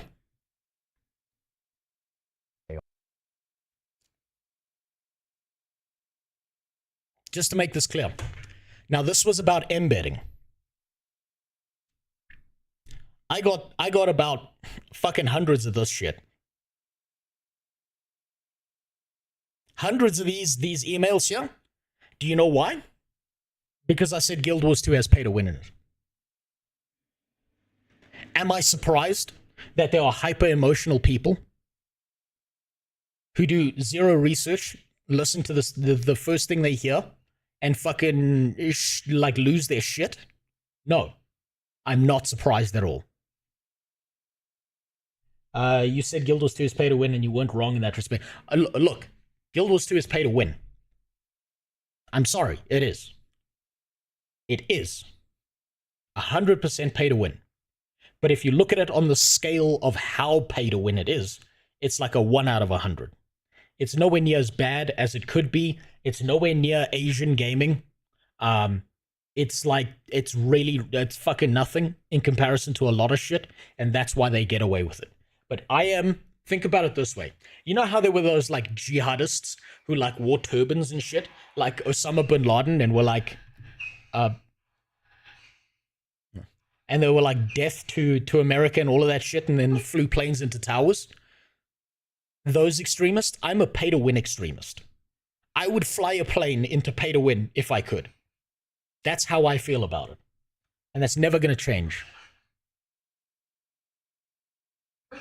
I watched the video. Also, no, Jimmy, I haven't checked out Thongs of Liberty yet. At some point, I will. There are a few grains of truth mixed in with a lot of misinformation. I was never asked any questions by Darren's or Nike. They didn't fact-check any of this with me. They used a Chrome extension. There you go. Which the developer of said extension says is unreliable. They did not tag me in. See, now, what Mukluk should have done right here is post the DM or the post of that guy saying that his extension was unreliable. Now, I looked at his extension, and it had a variability. It had a range of accuracy of 75%. That's it. This is the long and short of it. Mug tried to do something scummy. Embedding is way down at the bottom to get fake views to give yourself. And Edge is scummy, and both sides have argued poorly. Yes, both sides have argued poorly. I 100% agree with you on that. I don't think that Mukluk did this as something scummy. If he was going to do this as something scummy, what he would have done was embed on as many fucking sites as possible.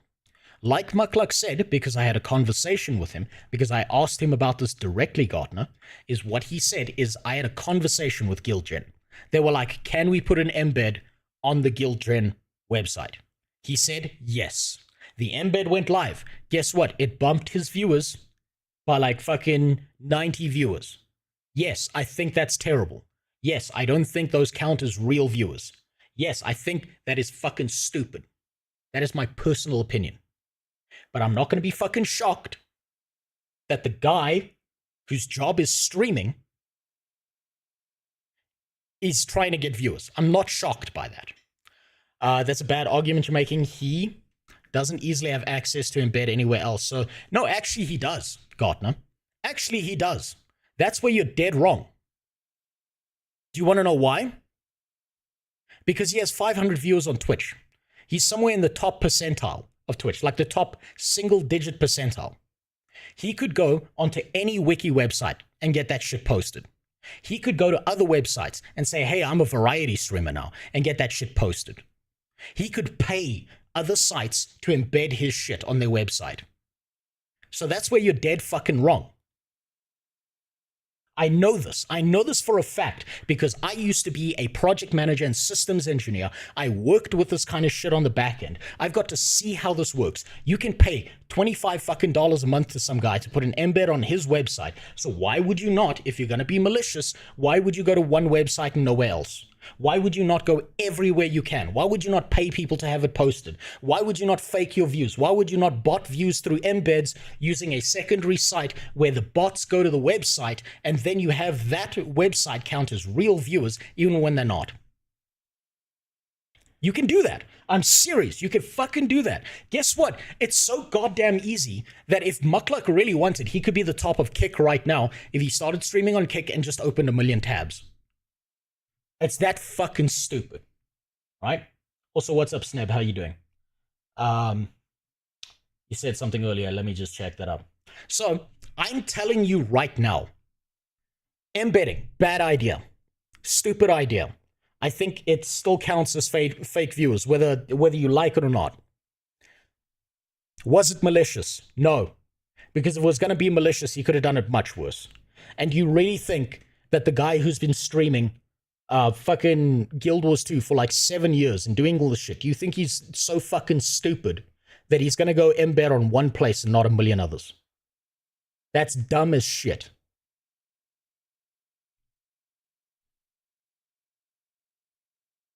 Don't confuse maliciousness with stupid fucking ideas like saying yes to embedding. I think he made a dumbass move. Now let me catch up on what Sneb said. For more information, Mukluk did say that did confront him about this months ago, and he said he didn't see a problem with it and decided to do it anyways. Yes, he did. He didn't see a problem with it. That's where I disagree with him. He should have seen a problem with it. And he said, this is a business decision. I'm doing this to grow my channel. If I can embed and get real fucking viewers into my shit, I'll do it. And that's where I think he fucked up. Guess what? Gartner, guess what? If he was going to be a malicious, shitty person, why is it down? Why did he take it down? Why didn't he amplify that message? Why didn't he use rage bait marketing to make more people talk about his embedding, so more people talk about his stream, and then he can go on stream live and have multiple viewers arguing at him, which just ups his engagement and amplifies his message? I would fucking do that as a piece of shit if that's what I was going to do. I would fucking do that immediately. Holy shit. Rage bait marketing would be amazing for this kind of shit. Let's see. What did I miss here? Take people out of it. Obscure embedding is unethical. Absolutely agree. I 100% agree, Sneb. I think it was a bad idea. That's why I say embedding on his personal website is perfectly fine. I think embedding on the Guildgen website is so fucking stupid. And I think he shouldn't have had that conversation with Guildgen, or he should have been like, yo, this shit should not autoplay bare minimum. That's it. Mukluk was told about this months ago. He said this on stream, and he said he didn't see a problem with doing it. Yes, you're right. He did say he didn't see a problem with it. From his perspective, he saw it as a marketing move. He saw it as, I'm a streamer trying to get attention from people. Therefore, if my shit is on a Guild Wars 2 website, people will see my stuff, hop into my channel, and I might just gain a viewer. I might just gain a real viewer. What he didn't consider was that means it's now amplified his viewership no matter what. But here's the real question. How much money has he made off those fake viewers? How many sponsorships has he made? How has this amplified his message if he's going out of his way to do this shit? Well, let's say it was a non-cash benefit. Okay, non-cash benefit. What's that benefit then? Because right now I'm only seeing a downside. I'm seeing people shitting on him and attacking him. I'm seeing people being emotional, calling him Fextra Life. You know what I'm not seeing? Anyone message him and be like, yo, why did you do this? What was your reasoning? Mukluk even admitted to me, personally. He said, I didn't see a problem with this. I thought it was going to be fine, but it's not worth it. It's not worth all the harassment and shit. Do I think Mukluk's a bad guy? No. Do I think he did a somewhat bad thing? Yes. And that's fine, Snebzo. Sneb, I think you're right. I think Mukluk did a bad thing. I genuinely think Mukluk did a bad thing. But doing a bad thing can be mutually exclusive from doing a malicious thing. That's it. I think you can do something. You can fuck things up. Here, let me give you an example. I'll give you an example right now. This was a bad thing. I'll give you a fucking example right now. This was a bad thing. Where was it? Where the goddamn hell was it? This was a bad thing that I did. Now we're 25 levels deep. It's not just a streamer sleeping on stream. It is literally just an avatar of a character of a VTuber sleeping on stream. This person's not here, by the way. Whoever's dealing with this avatar, Iron Mouse, I don't know who that is. This person is not here. They're gone. They're living their life. They're outside. They're at the gym. They went out for a coffee. They fell asleep in their real bed. And they just left the avatar up. And they're coming back in like 25 hours. I'm almost jealous at how genius that is. That was a bad thing. Snapser, do you know why that was a bad thing? Because that person over there, that fucking streamer, is a bubble girl. She is disabled. She can't leave her fucking house. All she can do is stream. She's hooked up to a bunch of breathing shit. And here I am dunking on her. I'm dunking on this bitch, and I know nothing about her. That was a bad thing. But was that a malicious thing? Do I take back that opinion about VTubers? No, absolutely not. Because the shitty ones do what I said. But she was not the one to target with this opinion. That was a bad thing, but not a malicious thing. There's your example. Right there. So, doing a bad thing is not immediately also a malicious thing. We fuck up all the time. We do stupid shit all the time. Do you think the guy who streams 9 hours every single day is thinking about his embed? Or do you think he streams every single day for 9 hours, tries to figure out what the fuck he's doing, doesn't have that much time left, has a family, had a conversation with Guild General, was like, yeah, sure, embed, whatever. And then realized that it wasn't worth his time.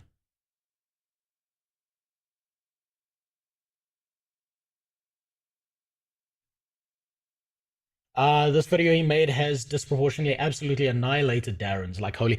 I don't know if maybe he gets to it now. I don't think Darren's is a bad person. I'm not seeing Darren's being annihilated here. I think what we've seen, Mukluk, I think that was unfortunate. I think there was a bad idea to say that Darren's was shitting on him, because I don't think Darren's was.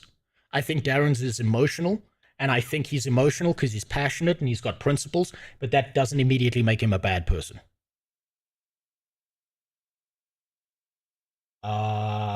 People Darren's will get 100,000 harassment now. Yes, I think if Mukluk wants to do something nice for Darren's, he should go out of his way to tell people, leave Darren's the fuck alone.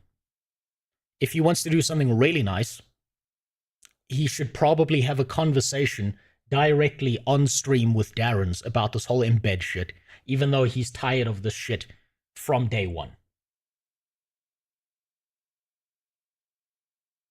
Right? I don't think Darren's is a bad person. I don't think Darren's is a horrible individual. I tried to convince them both to talk after video 1. Okay, so if Muckluck's here, he can give his reasons as to why he doesn't want to talk to Darren's or whatever, but I think it would be valuable for them to DM, because what I did was when I figured out this embedding shit was going on, I quite literally went out on my way to DM Muckluck. He explained his side. Even though I disagree with it, it didn't, everything he explained, he hid nothing. He literally hid nothing from me. He didn't lie to me once, and I think what he did was a stupid thing, but not a malicious thing. Wouldn't that just reignite the drama both from their streams? It seems like they want to let this issue die down. So I think you're wrong about that, but maybe that's just me being an idealist. Lloyd, I think that if Darren's and Muckluck had a conversation and talked to each other like individuals, like people, I think that this would cause the embed drama to die completely. I think it would die immediately, because I know Muckluck's side of it, and I can see Darren's is not a bad person. I think if they had a conversation, it would be dead and gone. And if Darren's is receiving any kind of harassment from this shit, that needs to stop. And I think it's not valuable for anyone from Muckluck's community to go and attack Darren's, who obviously, at least from my perspective of the videos I watch, is not a bad person. That's it. That's all I really have to think about this.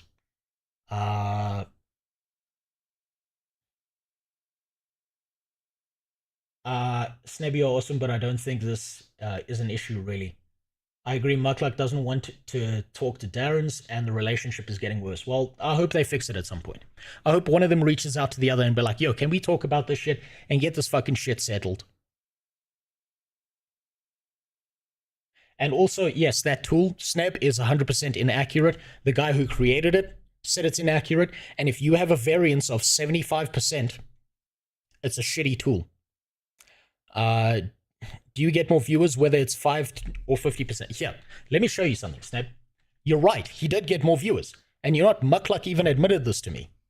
Right, we're right back in this fucking drama. I thought this was going to be the day it was over. I had this conversation with Muckluck. I straight up just talked to him. Let's see. There it is. You see that? Oh, whoops. You see that bump? This one right here.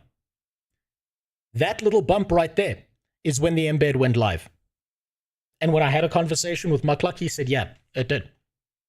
He said this bump, whenever he starts a stream, assuming that anyone waiting for him to start streaming being negligible, this bump here is anywhere between 50 and 90 people. I think there's probably more negative for Darren from Nike picking up on Darren's side than from Muck making this video. Hold on. Probably more negative from Darren, for Darren, from Nike picking up on Darren's side than from Muck making this video. I'm not sure about that. I'm not sure about that. But at no point during my conversation with Muckluck did he lie to me. Disagree. Muck making that video has thousands of comments that even target me. I have zero involvement. I also have... Okay, I'm going to read the comments. I'll read the comments after this. I want to see this. I would like to see this.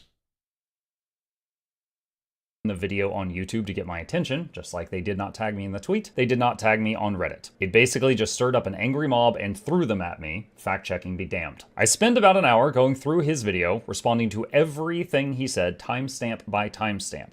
Post response, and it got deleted. I tried 2 more times to respond to others to defend myself to other people in his comment section. Those responses were deleted also. Maybe yes. I am shadow banned on his YouTube. I don't think his responses were deleted maliciously. I think this is a YouTube problem. I'm not kidding when I say this. If you go to some of my videos, if you don't go sort by and go to newest first, you miss half the comments. I don't think that's malicious. I don't think that's a thing that happens. It's just sometimes you reply to something and it just evaporates. It doesn't exist there. YouTube. Maybe it was truly YouTube just being weird, which he later claims, but I gave up there and turned my attention to the sub. I do think it was YouTube being weird. I genuinely am willing to agree with that. Reddit. I responded with the following. Hey Darren, I just finished the video. I don't believe we have ever spoken before. I wish you had approached me with this because there's a lot I would have corrected. Last month, Nike said a lot of similar stuff about me on Twitter, and we talked at length about this, and I also showed my stats page during the discussion. I feel it is still relevant to your video, and I do not wish to script and edit a video response to this, so I am going to drop it here if you care to see it, with a link to the earlier mentioned clip, where I was talking about all of this after. That clip was a bad fucking clip, because he brought up a bunch of shit about Nike's past that we didn't need to hear. I think that was dumb. I think that was shit flinging. I think we just needed to stay on topic, but well, welcome to human nature. We get emotional all the time. The Twitter attack a month prior. And then I wrote, if you or anyone else watches this and have any more questions afterward, I'm happy to answer them. Edit, when I posted this, I copy pasted the same response under your video once and then later, and it disappeared soon after both times. I'm not sure if it was deleted maliciously or if YouTube was just being weird. I 100% think that's YouTube being weird. I 100% believe that's YouTube fucking things up. I hope it was the latter. Some people have came to me and told me that they think that it was deleted because there was a link in the post, but I also... That's possible. ...also tried posting other messages in response to other people saying things under that video that did not have links. Those were deleted too. I don't know. Yeah, that probably means if he's posted a link and he's posted something under a channel, it's likely marked him as spam, and then it's continually deleting his shit. I've had this happen to my channel before. I've actively tracked this, and this wasn't actually people doing this. It was quite literally YouTube's algorithm being a fucking the shittiest piece of coding I've ever seen. Makes League of Legends look like it was programmed by God. By comparison. The link in the video is the clip of me responding to the nearly identical topic a month prior that had started from Nike on Twitter. It was the closest thing I had ready to go, and I was honestly stressed the hell out from the mountain of messages I was receiving. I felt I did not have enough time to create and edit a video response, so I posted that as it covered most of it. I began answering every question I could in the subreddit. This actually led me to finding out the actual date the embed went live, because someone used the Wayback Machine to find the exact date, and I found out it was a month later than I actually thought it was. This didn't change my mindset on any of this, but it did explain why I was mistaken about the timeline. While I was still responding to folks, the Reddit thread got locked, and I was not able to respond more. To clarify here, I'm not opposed to the Reddit peeps locking it. It was probably viewed as a source of drama, but it did limit my ability to respond to further questions. So at this point, I was unable to defend myself under the video targeting me or the Reddit post. A few folks came to me in direct messages on Reddit with various accusations, all of which I looked into and responded to, including looking into claims made by some random people that I was working with racist individuals. Hold on, okay. I know where this comes from, right? What exactly is an embed, by the way? It's when you take your Twitch stream and you get it posted on another site. Based fucking Benji, god damn it, thank you for cutting through the tension, Benji. So Tyler Root, to answer your question, an embed is when you take your Twitch stream, you get it on another website, people visit the website, they don't know they're watching your stream, and then it gets you extra views, right? Now the accusation that he's working with racist people or whatever the fuck is because his embed was on the same site as Valen, and Valen has apparently said some racist shit. I don't know how true that is. I don't know if that's real or not. I don't know what the context is for that shit, so I have no fucking idea. Maybe Valen said that he wants to eliminate everyone who's not his race. I don't know. I don't fucking know. But that's where that comes from. Because they see his embed next to Valen's, and if Valen's a racist, now by proximity, that means that Mukluk's now a racist. People are almost intentionally conflating regular embedding and obscured embedding. It's absurd. No one cares if you have an embed as the main focal point of your website. That's just marketing. Exactly. So, Snebza, if we go here, this makes sense, right? This makes 100% sense for Mukluk to do. On his personal website, that's all about Guild Wars 2, that's all about his content, that's all about everything he does. Right here. That makes sense. He's not hiding it. This is where he fucked up. This is the part where he fucked up. I keep misspelling that, Jesus Christ. This is where Mukluk fucked up, is by having a conversation with Guildjet and then having it down here. But now if he was going to be malicious, why did he get this taken down? He was told about this months before the video. He admitted this on stream. He said he didn't see it as wrong. Yes, he didn't. He 100% didn't. He told me the same thing. He said, yeah, I didn't see it as wrong at all. And now guess what? It's not worth the harassment he's receiving. We can argue for moral relativity if we want, but that's a weird road to go down. Okay, let me put it this way, right? I don't care. Okay, let me put it this way. This is the best way I can think to put it right now. Right? This is, I think, the only way I can think to give my opinion on this topic, right? Did Mukluk do something wrong?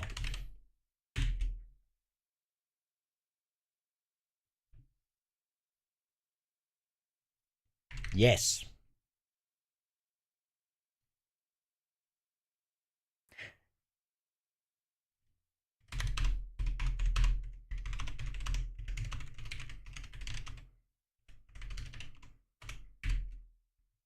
Did Mukluk see it as something wrong? No.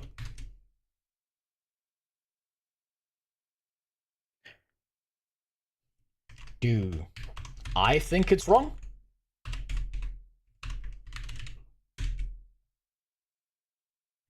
Yes.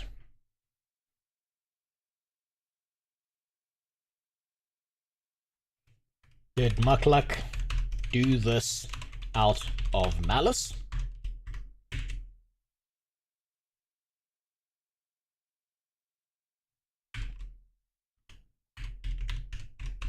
Probably not.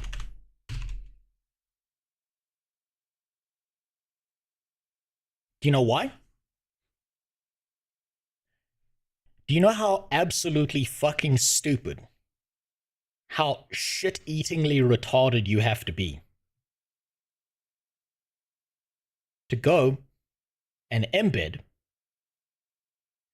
do it for malicious purposes, and then go play a bunch of dead games? Right? So these are the recent ones. The biggest one we saw when we were looking at this was Diablo. Total Warhammer has like 3 streamers. Why would he waste the opportunity of embedding and being able to bump himself up into larger categories if he was going to go play a bunch of dead fucking games? And if he was going to go compete in high viewership games like Diablo, why would he only embed for 90 viewers? Why would he only embed on a Guild Wars 2 website when he could go out of his way to embed on a bunch of other shit?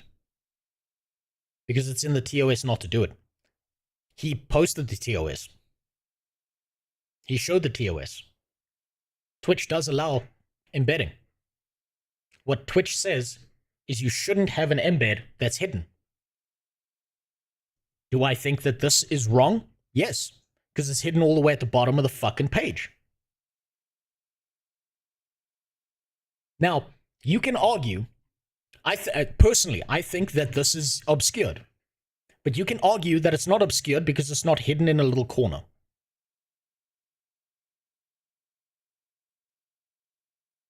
Now, I think what's happening right now is we're all being a bunch of shit-flinging chimpanzees.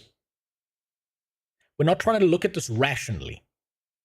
I think it's really, really fucking easy to look at each other and start getting mad at each other.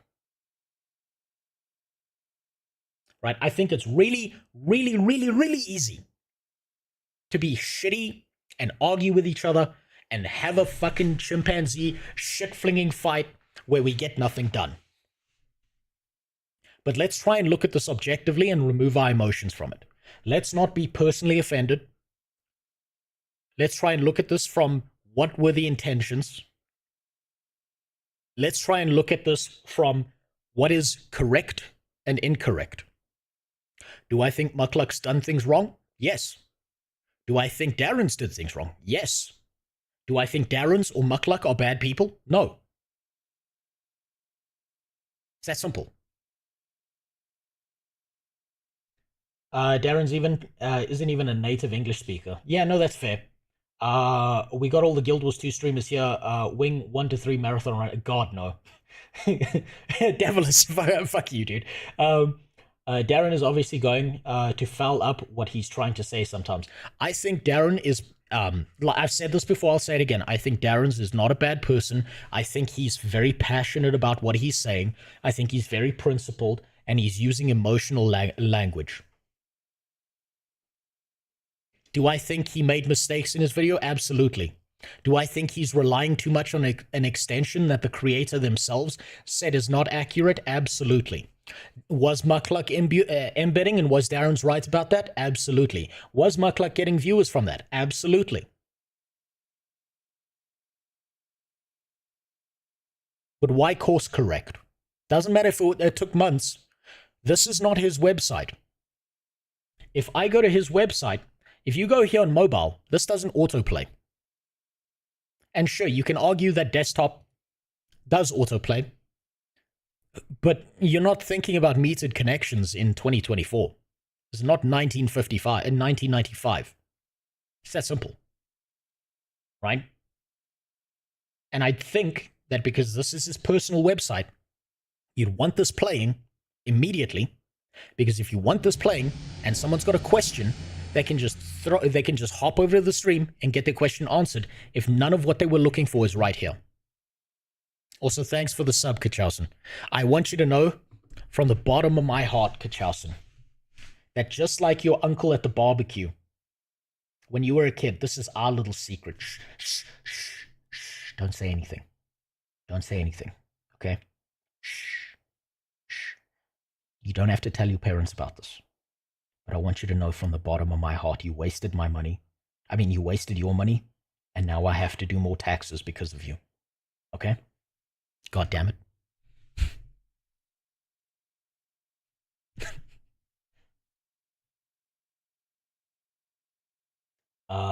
I get that where the embed was on Guildgen was against TOS.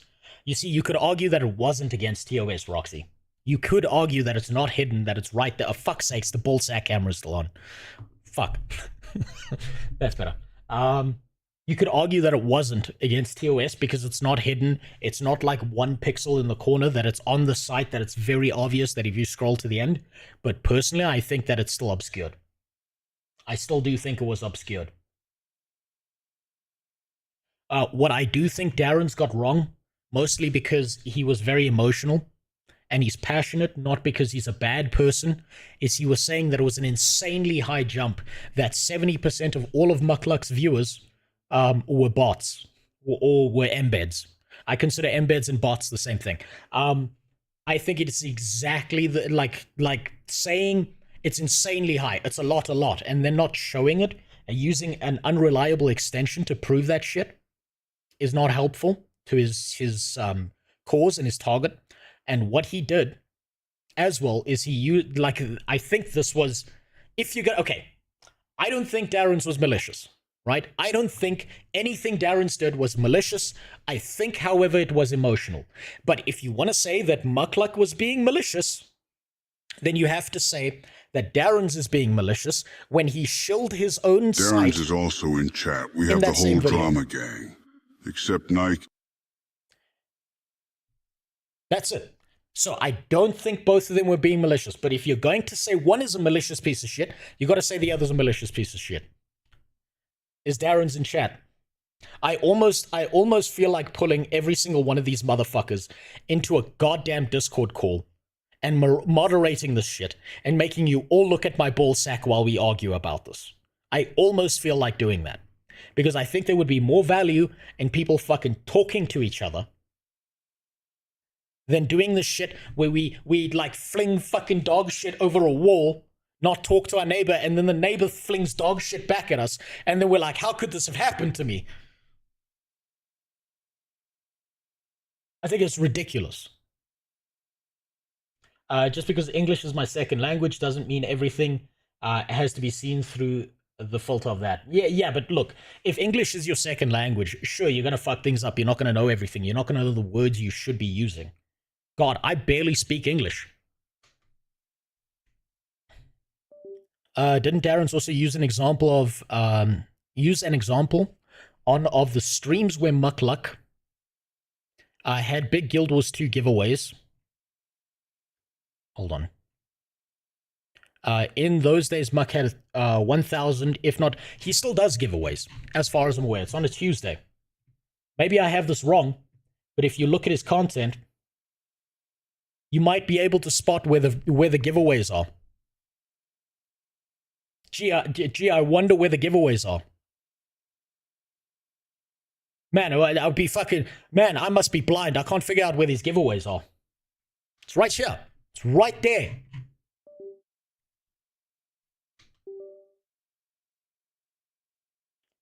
Can anyone send me the 75% extension quote?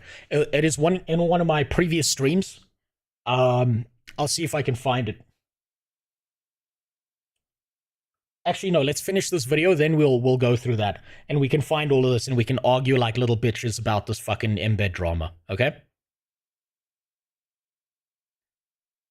Also, is it really surprising? I'm just saying this from a pure business standpoint. Let's remove emotions. Let's remove maliciousness. Let's pretend that we're all fucking bastards, right? Let's pretend we're all here to be dicks and to make as much money as possible. Is it really that surprising that someone would do something that's going to gain them more viewership and try and amplify real viewership, even if it means that some of that viewership is going to be fake? Is that really shocking? To me, it's not. Now, can I genuinely believe that someone would look at something like an embed on a Guild Wars 2 site, their primary game, and think to themselves, damn, this is such a good idea, because now I can get more real viewers, because I'm embedding on a Guild Wars 2 site, and that means people are going to see my stream and come into my stream. Absolutely. Abso-fucking-lutely, I can believe that would happen. Do I think that's not a well thought out position? Yes, absolutely. But guess what? Once upon a time, I was dating an absolute whore, and I was convinced she wasn't cheating on me. Okay? Was that a dumbass thought? Yes. That's how it works. We fuck things up all the time.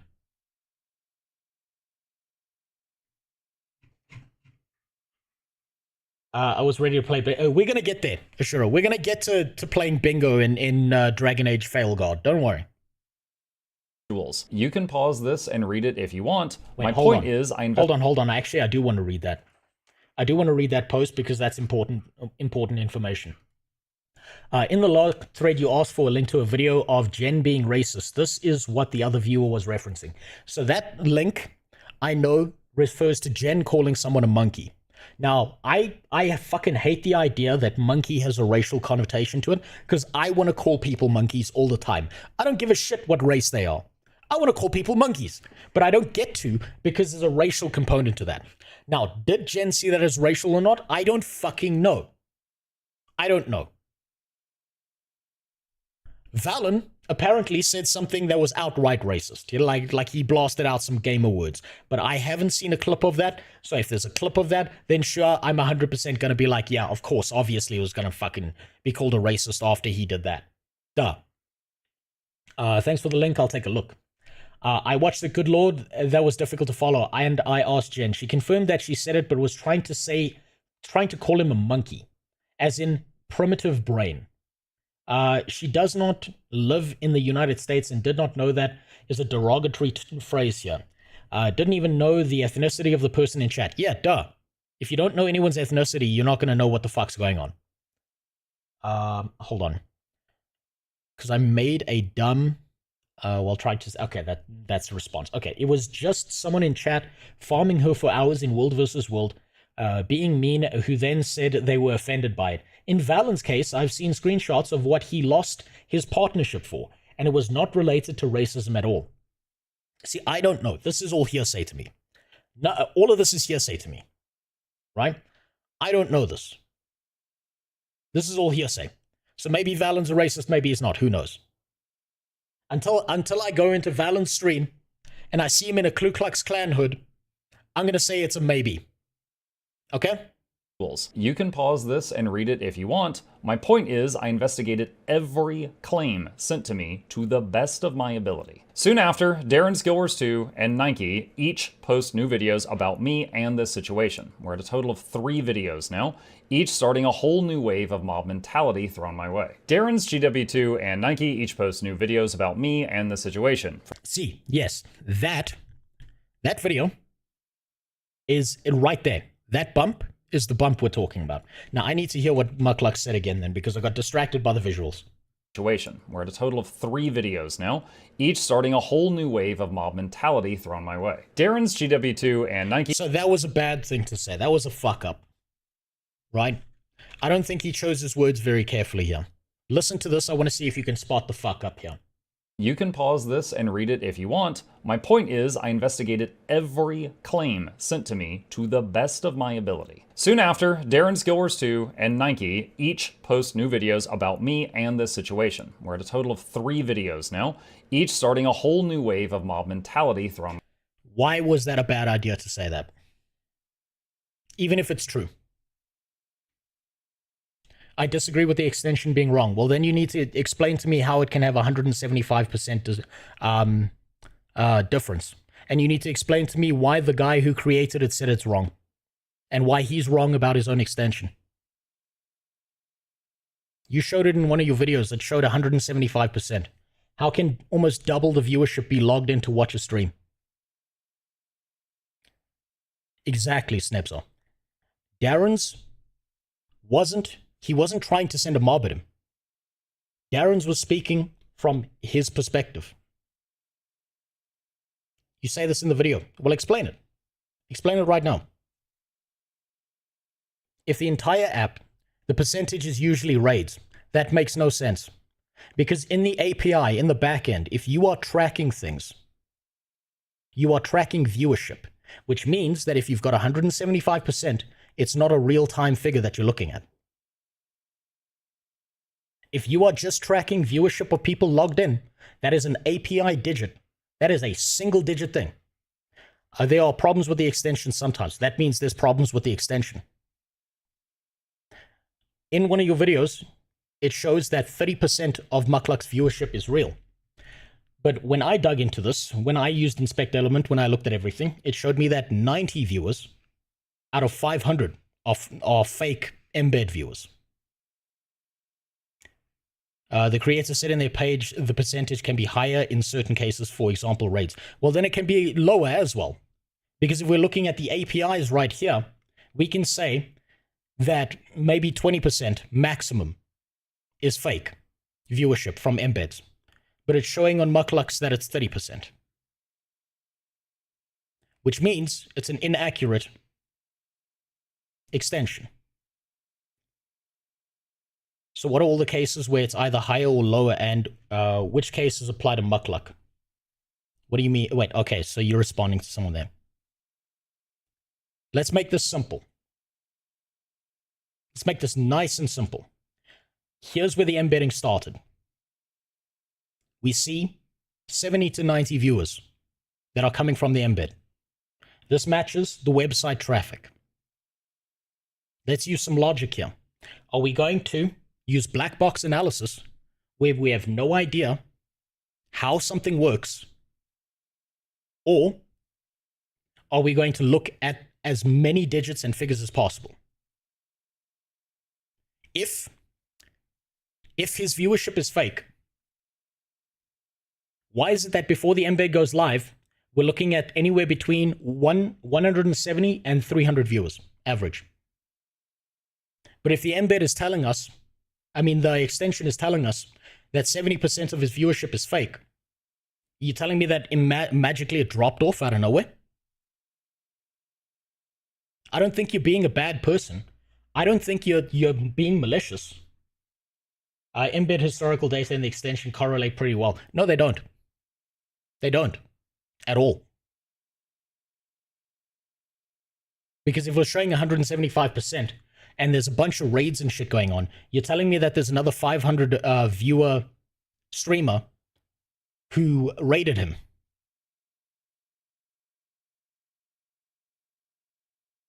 Doesn't make sense. That's why I don't believe the extension. That's why I'm not going to trust something that is sometimes fucky, because it's always going to be fucky at the wrong time, and why I'm going to look at the numbers. That's what I see. I'm going with the numbers. My way. Darren's GW2 and Nike each post new videos about me and the situation, for a total of 3 videos now, each starting a whole new wave of mob mentality thrown my way. So that's a bad thing for Mukluk to say. Right there. That he shouldn't have fucking said that. Because now people are going to start taking sides. No one's going to look at this rationally. People are either going to be against Mukluk, or they're going to be on Mukluk's side, and they're going to start fucking attacking Darren's, or they're going to attack Sneb, and they're going to do a bunch of shitty stuff that they fucking shouldn't. Right? What Mukluk should have said here was I had to deal with some shit, and just left it at that. Because it's not Darren's responsibility what a bunch of retards do because they watched a video that he made. It's not Mukluk's responsibility that a bunch of retards are now going to attack Darren's. But it is going to happen. At this point in time, neither have tried speaking with me, nor tagged me in any of the YouTube videos, nor... Okay, Darren's is here. Did you try and speak to him? Did you DM him? Did you send any messages at all to Mukluk? Is he lying? Darren's, did you send a single message to Mukluk? Did you try and have a conversation with him?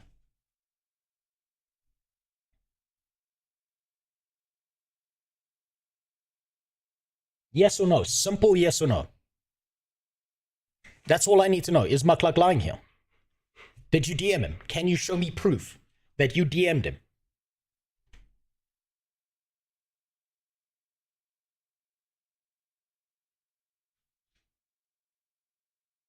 Writing, 1 sec. No, don't write.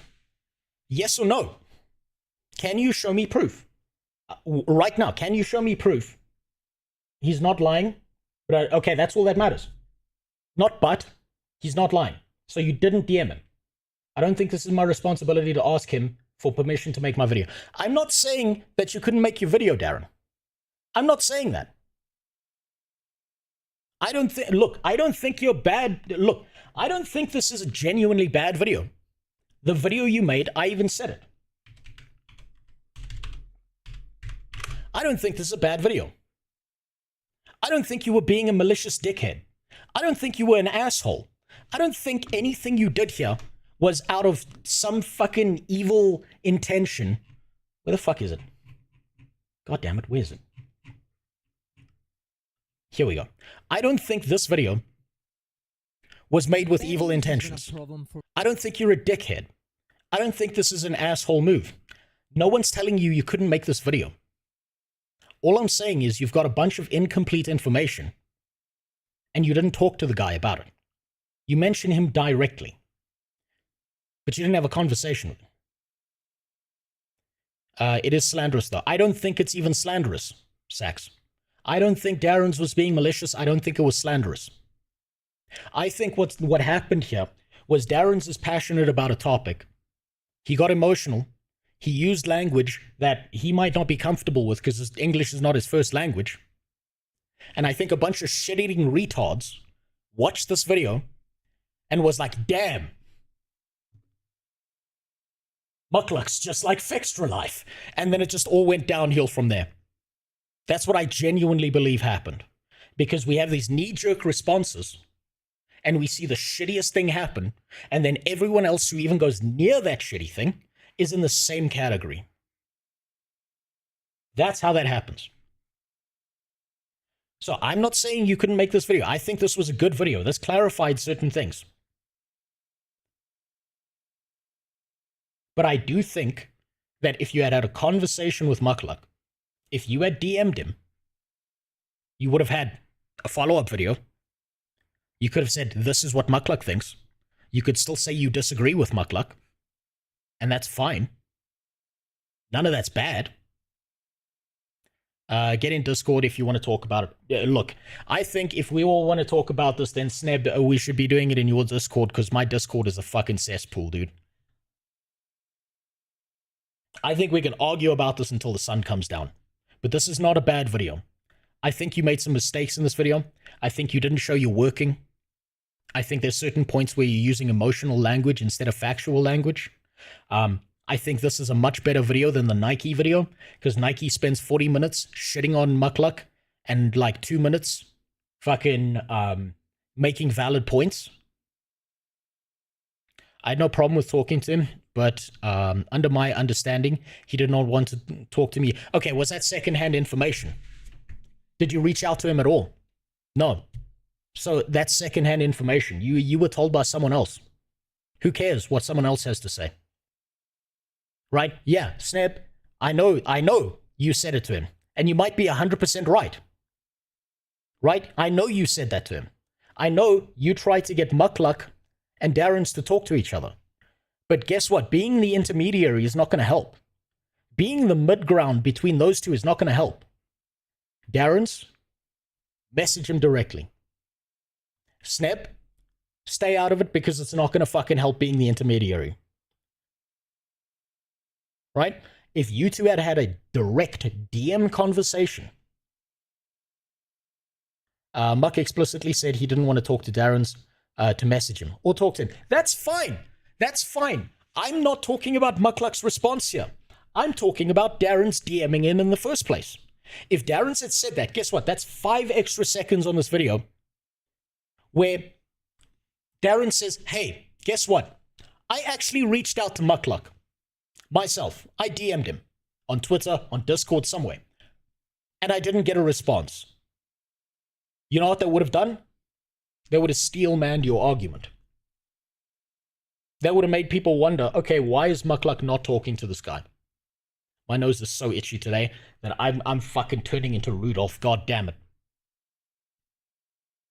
I don't think this shit-flinging competition needs any more intermediaries. I think people need to be talking to each other directly. I DM'd Muckluck. He DM'd me back. It was literally the first conversation I had with him. And he told me he was tired and worn out by this whole embedding drama, and he didn't want to talk about it more, but he'll explain it again. And he did. What's the journalist statement? We reached out to X for comment, but they haven't received. Yes, that's all you had to say. That's it. What would happen if people talk to Muckluck to reach out to Darren's? I don't think that's valuable, because now, how does Muckluck know that this person is actually being genuine? How does he know he's talking to Darren's directly? How does he know that this isn't a fake account or someone just looking to start more shit? Right? If Darren's reaches out directly and he can verify this is Darren's, and they're DMing each other directly and they're having a fucking conversation, we wouldn't be having the shit-flinging fest that we're having right now. It's that simple. Also, the DMing should be before the video. It doesn't matter. Turin, I don't think it actually matters if it was before or after. I think a direct DM being like, yo, I made this video. Can I get a follow-up? Did I fuck something up? Can we talk? You don't even have to fucking like each other.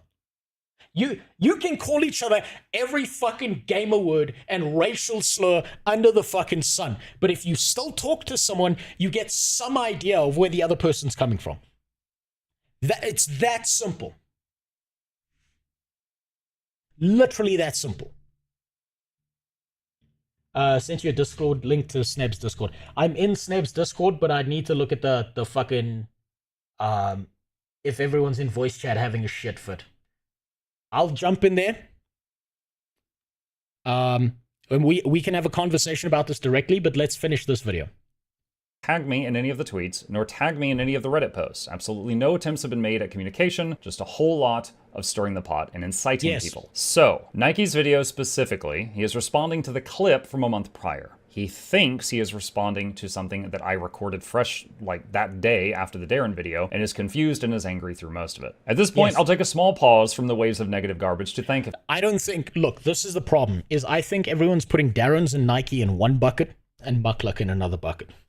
I don't think that Darren should be put in the same category as Nike, because Nike was highly emotional, losing his fucking shit the whole time. And Darren's response was sensible, may have been passionate and emotional, but it wasn't this shit-flinging competition that we saw between Mukluk and Nike. A few people. My own community, of course, were extremely supportive, but also other creators. Noxy, Gilgen, Valen, Snebzor, Iron Maiden all contacted me and checked on me in various ways, and I really appreciate it because I was not doing okay. Snebzor, in particular, even fundamentally disagreed with me on the embedding thing, but still actually held a conversation with me about it, which was... See that right there? Snebzor had a conversation with Mukluk. I've been up and down doing chores, pausing, unpausing this. For clarity on what Snebzor said, before the first video, I was happy to speak out about this. After the first, second, third video, I didn't want to talk to them. I just wanted it to stop. I just kept hoping the hits were over. If then another one would come. Well, then maybe you could have stopped the hits by DMing them. I'm not saying this to be a dickhead. I'm not saying this to be an asshole to you, Mukluk. But maybe if the videos kept coming, if you DM'd them, the way I just said to Darren's, he should have DM'd you. Maybe you should have DM'd them and been like, yo, let's talk about this. We can fundamentally disagree, but let's not be a bunch of high school girls about this and have a conversation. I think that's a mistake you made. I think that's a big mistake you made as well. I think Darren's big mistake was not DMing you. I think your big mistake was not DMing him. That's simple. More than I had been given up until this point. I really appreciate all of them. It made a difference. Now, amidst all of the stuff in these videos, there were a couple of points I agreed with. Number one, embeds shouldn't use data. I freaking agree. I didn't even think about that. I hate when a website ads use up my data on my phone, so let's stop that. I immediately You know, before this whole conversation, I have literally never thought about embeds and having them auto-paused whenever you visit a website. There are 4 buckets in this situation. The first bucket has Mukluk. The second bucket has Nike. The third bucket has Darren and Sneb. The fourth bucket is where Rose puts one of his cameras and shows us his penis. What? What'd you say to me? What'd you say to me, Jimmy? I'm not in a bucket right now. Okay? Look, I know. Shh. I know this is the view you're used to. This is how Dad wakes you up in the morning. But this is a very special view for special times. Don't just request it like that out of nowhere, okay? Daddy can't just get it up whenever he wants. He's got to think about it for a while.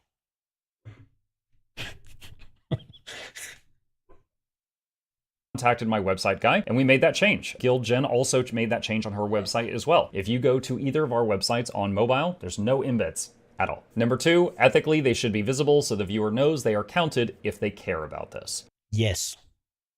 So he's reading Twitch TOS right now. Sure, I can agree with that. On the main page of my website, it was already at the top. However, we also added a change so that when you scroll down, it's still visible with a message that you can ask me questions if you wish to. If you press the X, it is gone for a few days. This is the closest thing to an ad. So Mukluk, you're right. Hold on. Maybe that would have been better. However, posting 20 to 30 messages per day, I've gotten over the last month on Discord, Twitch, YouTube, Facebook.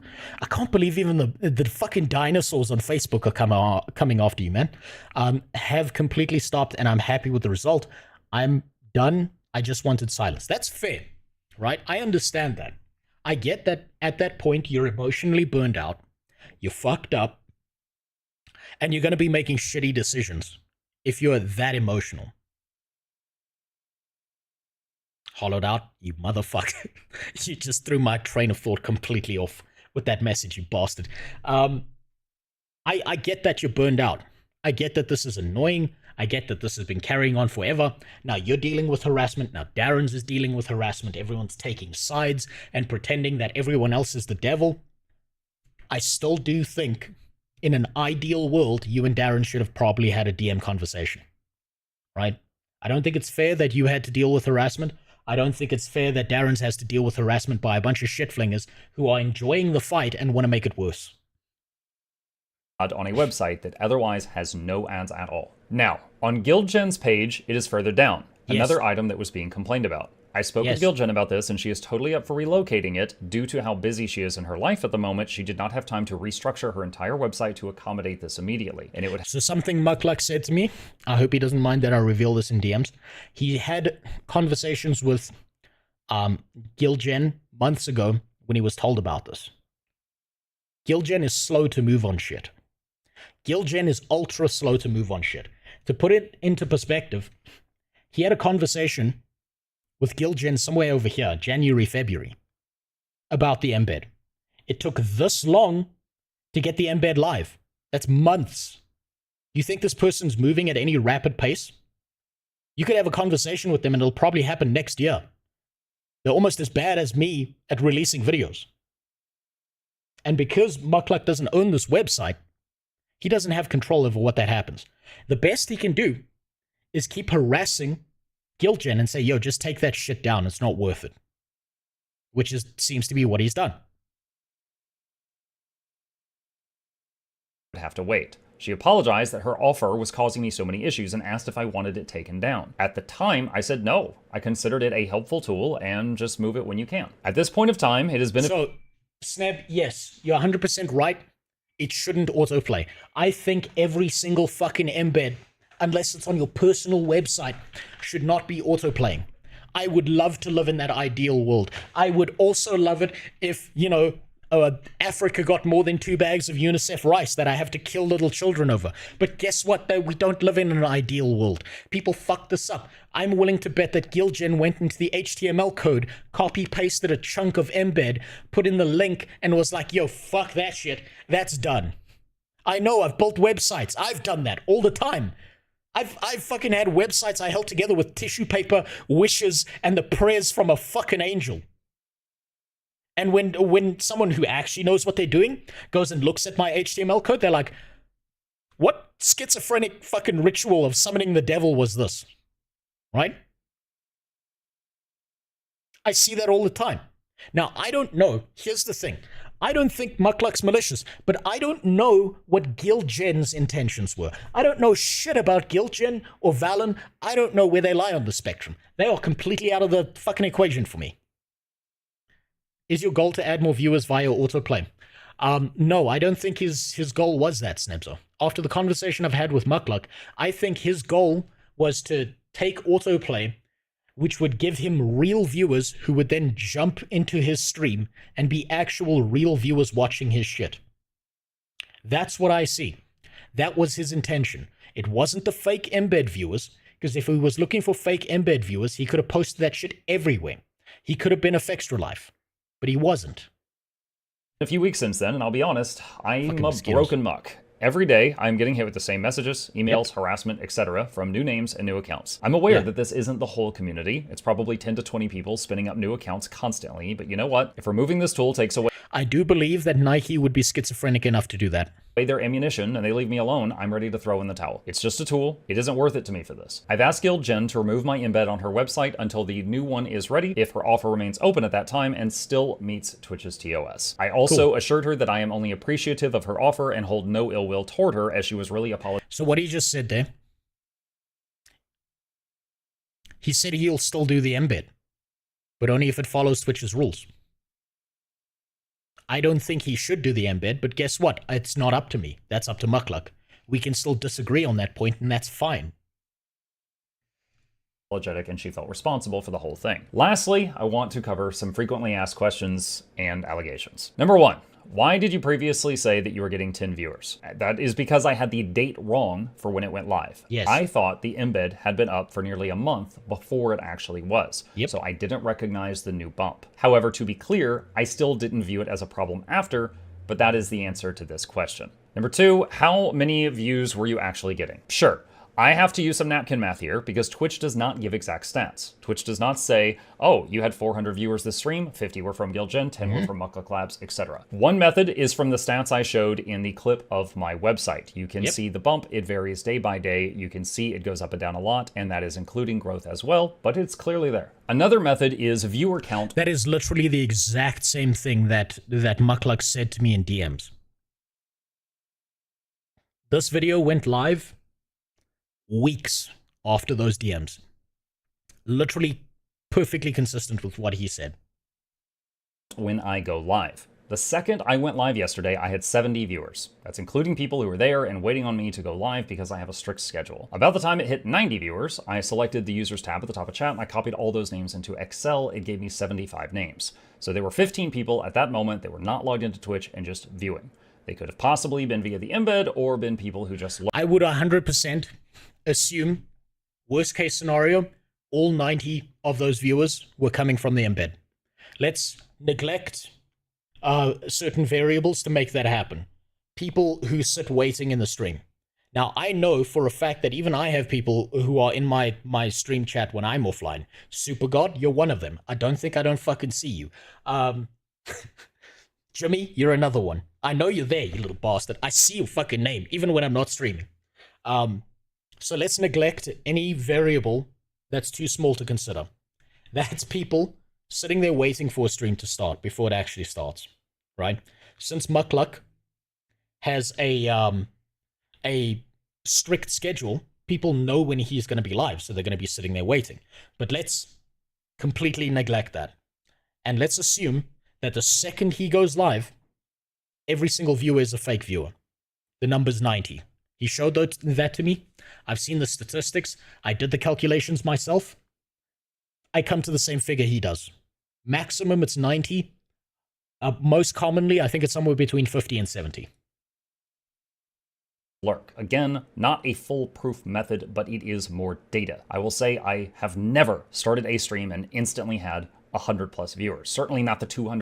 From everything I've seen, that statement holds true. I spent 4 hours of my fucking life last week looking through data, looking through his data sets. That seems to be true as far as I can tell. To 300 plus that people have claimed. The numbers will also fluctuate during the stream. It is possible that it goes up to 100 plus from time to time. Of course, the number will change as people visit the website and go up or down. But yes, working with the data I have, I do not know when that happens or if it is at a certain time or thing. Number 3, yes, you're farming ad revenue. No.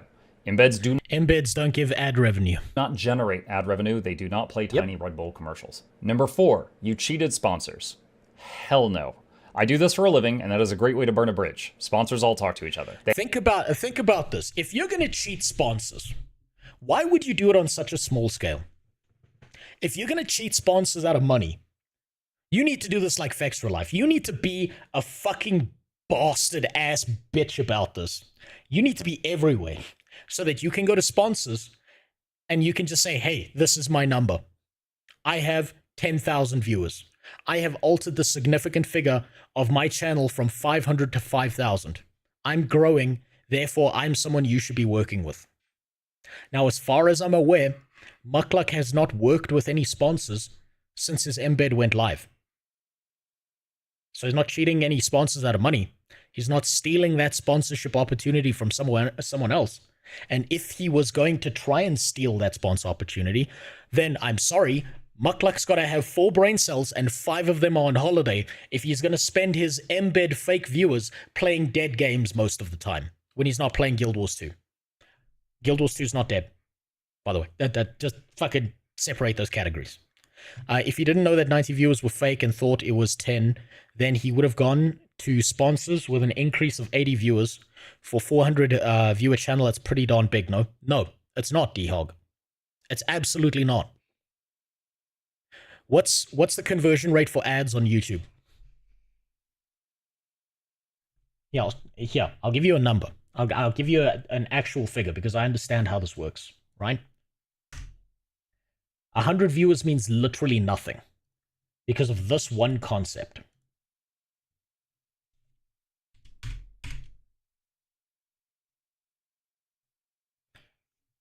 Do you know what this stands for, D-Hog?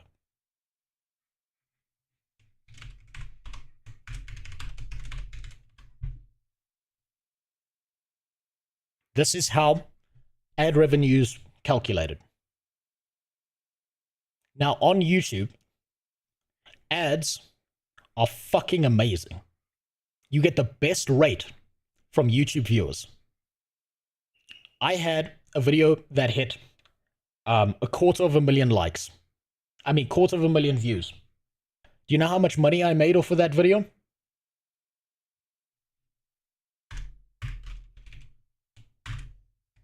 $70 fucking dollars.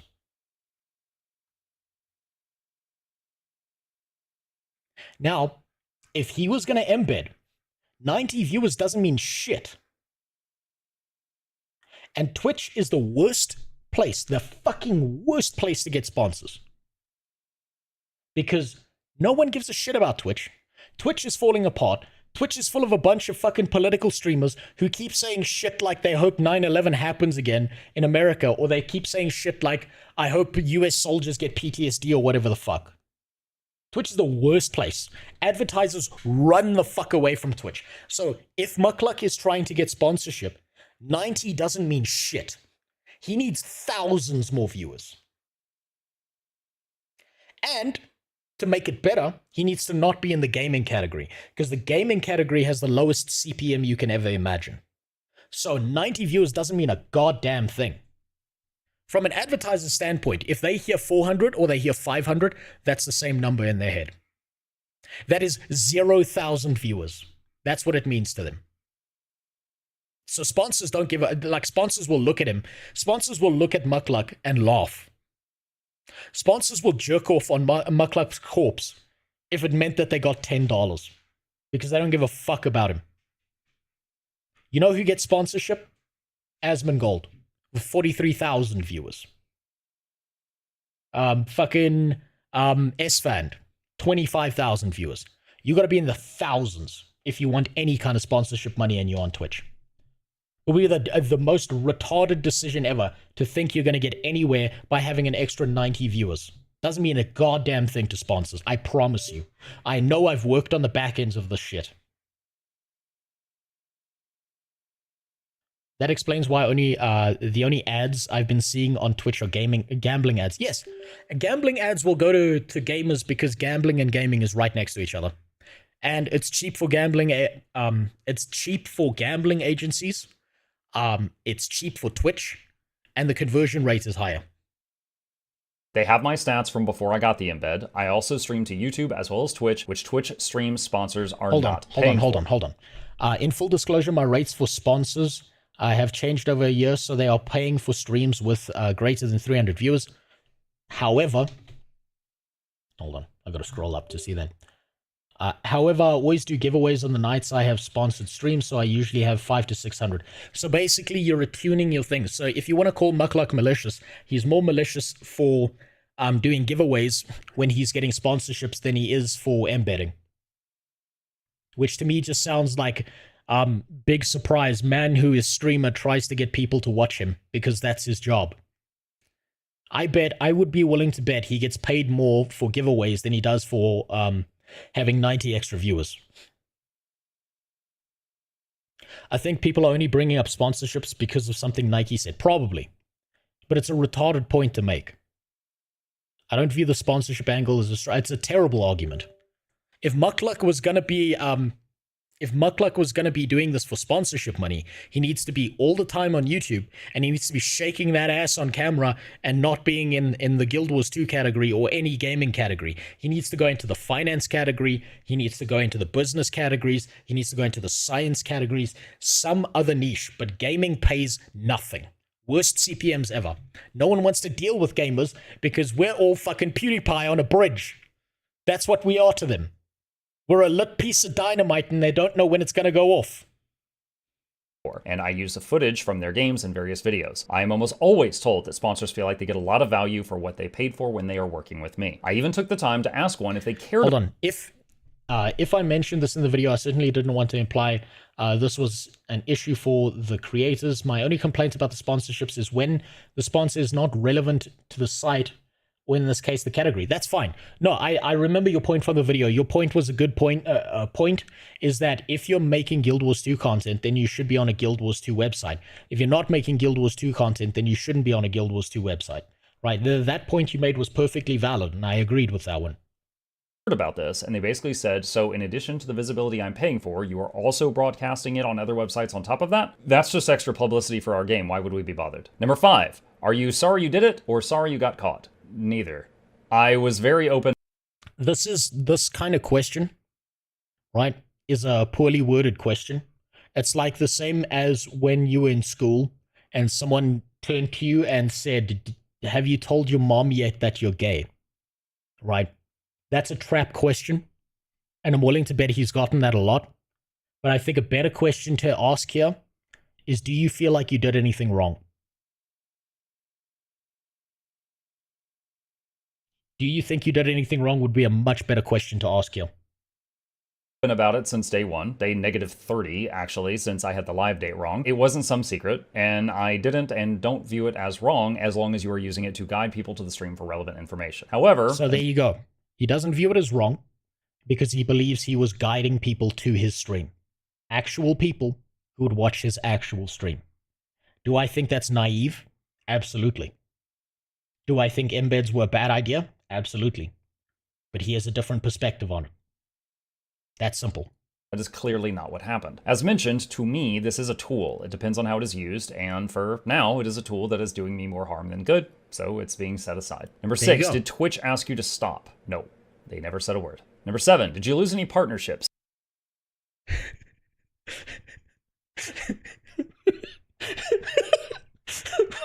I'm sorry, that was a funny question. Imagine Twitch doing anything. Twitch has let people like fucking promote terrorists on their website, and they're gonna go to some 500 viewer streamer and tell them to stop.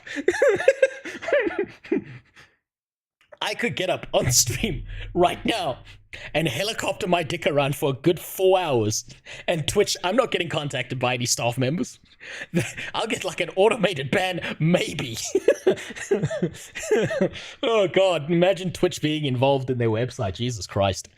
Even if people came from the from Gilgen come to a stream that is a random stream that is unrelated to Guild Wars 2, he has enough knowledge to help answer any question. Yes, because his primary game is Guild Wars 2. That's his mainstay. No. When Darren's and Nike posted videos number 2 and 3, I contacted my partners in business and basically said, hey, sorry to bother you with this, but you should know I am dealing with this at the moment. This is what I'm doing. It complies with TOS, and I fear these people might try to weaponize this in some way to cost me opportunities or my livelihood. So they were all informed as soon as I felt it could become a problem. Muck, like I can't make them sign up for OnlyFans. I can't make them do that. I mean, who's paying $20 for 2 inches? That's just not how it is. That don't work. You see the skin color? This is not the long dick skin color. Sorry to tell you. Number 8. Why have autoplay turned on for the embed? Because honestly, having it be moving and eye-catching is half the point. The embed serves 2 purposes. Showing people that they can come in and get their questions answered instantly, and helping with a bump in discoverability. Now, if Twitch decides they no longer want to allow autoplay for embeds, then my stance on that would immediately change to match theirs. But currently, I view it the same as I view an advertisement on a website. If used properly and not in an annoying way, it can help grow your audience. Yes. What he's saying here, I don't disagree with. You can use an embed as an advertisement for your stream. The problem is being on a site like this and having it lowered and ducked down here. Because to me, what that means is the website owner doesn't want you to know. And it's fucking over the Twitch streamer as well. I think that's why I don't like this. I think this fucks over viewers and it fucks over the streamer. Yeah, the Embedding Guild Wars 2 stream guide page shouldn't really be controversial. You can just close the embed if you don't like it and the sound is off by default. I don't really mind. Yeah, that's fine. You don't really mind. But I think that this is a bad fucking idea because hiding it at the bottom of the page is bad for fucking things. I don't know if that's going to work, though. I don't actually know if that's going to work. Hold on. Let me see. Let me see why that extension's broken. No, oh, wait, no. No, there it is. There it is. So I don't think that this is a good idea to do on the Gilgen website. I think this is fucking stupid. And I think this harms Muckluck. I think this harms viewers. And I think the positioning's poor. And what's going to happen is people are going to have the knee-jerk reaction and call him Fextra Life. That's what's going to happen here. This is a shitty idea. Audience. If Hardstuck or Snowcrows wish to do this tomorrow, I would be completely unbothered by this, but that is a decision for each creator to make on their own and decide what they feel is best. I believe that is all of them. If you have any others, drop them in the comments section down below, and I'll be happy to answer them there. I even promise to not delete any comments, unless you're just being exceptionally vile. After this, I'm gonna go back to keeping my head down, playing games, and making videos that I think are educational or entertaining. And If it needs to be said, please do not go and harass these people on my behalf if you have the inclination to do so. I did not make this video just... What was his mistake? Tell me right now, what was Mukluk's mistake?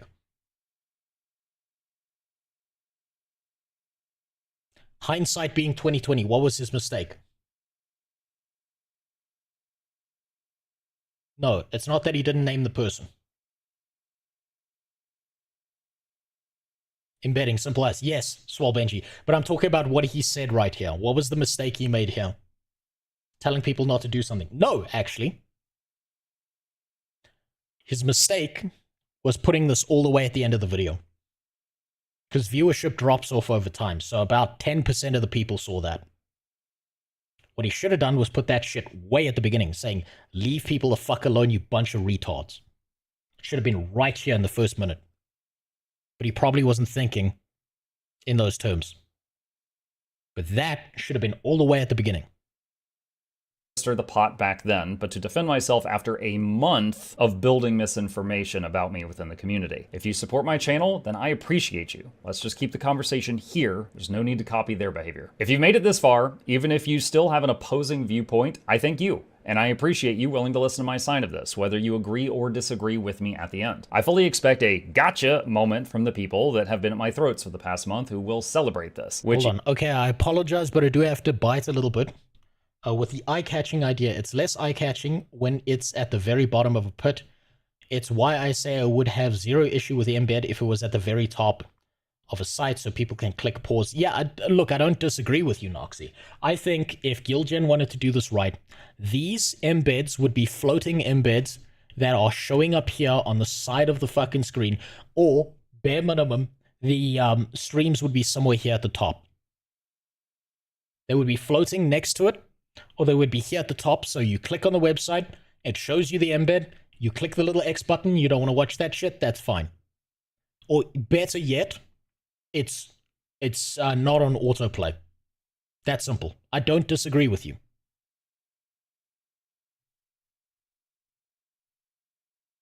Is the reason I made this video and didn't just make the change silently. On a chipper note, 80 viewers. John Concrete, what you're telling me is that I haven't hit the fucking embed number of fucking Mukluk's embeds are higher than my entire stream. Oh, it's amazing being a literal nobody online because I can say what I want. Thanks for the sub, Kitsamel, but please don't do that. You're going to make me do taxes. Don't give me your money. You're wasting it. More videos are coming down the pipeline now, and I hope you enjoy them. See you in the comment section. So hopefully, after all of this shit, we can put this to bed. But I know Sneb is waiting in a voice channel. Right? I want to see if he has anything to say. Do you know why I want to see if he has anything to say? Do you want to know why? Because I'm gonna fucking talk to people instead of getting second-hand information. So I'm gonna get Sneb's side of the story, and I think it would be a good idea if Sneb dragged Darren's into a call, because I don't think Darren's is being a dickhead. And guess what? Guess what? If Nike was here, even though I think he's a little pussy-ass bitch, I would still talk to him. So let's have some more drama. Let's have some more fucking drama. Why not? Fuck it.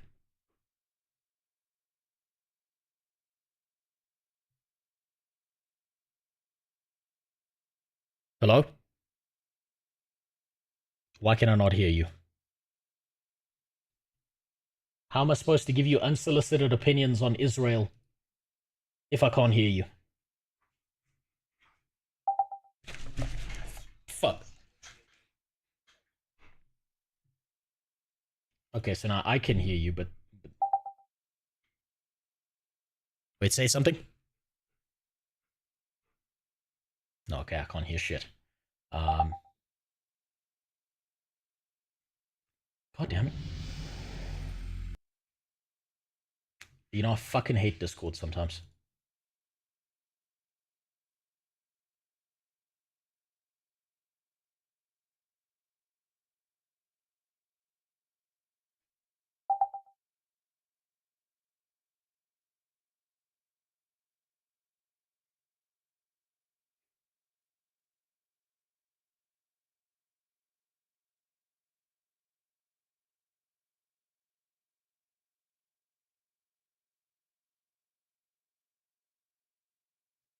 Fuck.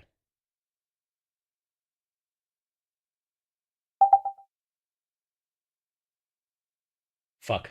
How do I get this to goddamn work? I agree that it's not. But one of the things I want to. Wait. Just- Can you, I don't wanna- Snap, I don't can wanna- you say that thing again? Oh, I can hear you now. Can you say that thing again that you said about black people? great. He's Man. just he's a massive troll. I love it. That's why I'm fucking Crazy. subbing. It was something there. about them being back on the farms. I didn't catch that. Oh my gosh, dude. No. He's just. It's like So here's- extreme trolling, but somebody's gonna take it seriously. Yeah, So no, here's absolutely. the number one that I want to say is that do not take what your followers or commenters do seriously at all. You are not responsible for them at all. I will always say whatever they say is 100% opposite of what you're saying. I've seen it on videos before where someone says literally something that proves they did not watch the video that was being commented about, and they're just doing the opposite. They're just doing what they want to. Yeah. In fact, my theory is that Twitch is more bots than humans, and that's for Twitch. Yeah, that's my conspiracy theory as well. Rose, Yeah, can everyone hear me now? Yeah. Okay, so Like, we're live. I know you want to be ultra racist right now, but I need you to keep quiet and like contain the racism. Like just for a little bit.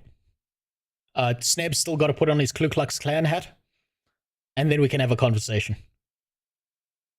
Oh my gosh. Okay, they can hear me now, right? Everyone, no, they live? can't. Tell me about what you said about the Jews again. They definitely can't hear you. I gotta like turn they can hear you. the stream on. Okay. Okay, fine. I actually don't have a ton of time. I'm going to volunteer at a basketball game soon, so I won't. I don't have a ton of time, and I feel like this topic deserves a lot of time. So Yes. I will say some things, and I feel like I'm gonna have to preface this very strongly. Okay. And just let me say my piece for a second, okay? First off, I like both people here. I think Muckluck's a good guy. I think he's done a lot for the Guild Wars 2 community. I think Darren's is a good guy. I think Darren's has done a lot for the Guild Wars 2 community. Mm-hmm. I personally don't think that Darren's video was necessarily inaccurate. I think you can argue about the tool if you want. Yes. But I think that Darren's, to the best of his ability, tried to present factual information.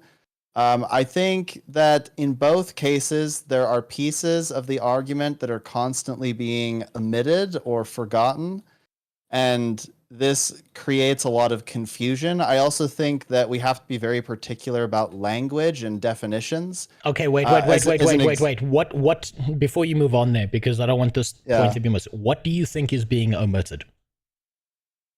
Okay. To be clear, I think the main thing is there's some language stuff, right? So, for example, in Muckluck's video there, he's talking about how embedding is a marketing tool, and I think nobody disagrees with that. Like, embedding is absolutely a marketing tool. Yes. But there's a difference between obscured embedding and embedding. And so, like, comparisons to the Twitch, like, there are some absolutely insane comments where some guy is telling me that obscured embedding is the same as being on the Twitch front page, which is just like insanity, right? Like that is the most ridiculous take ever. Okay, but still, are you going to take that seriously?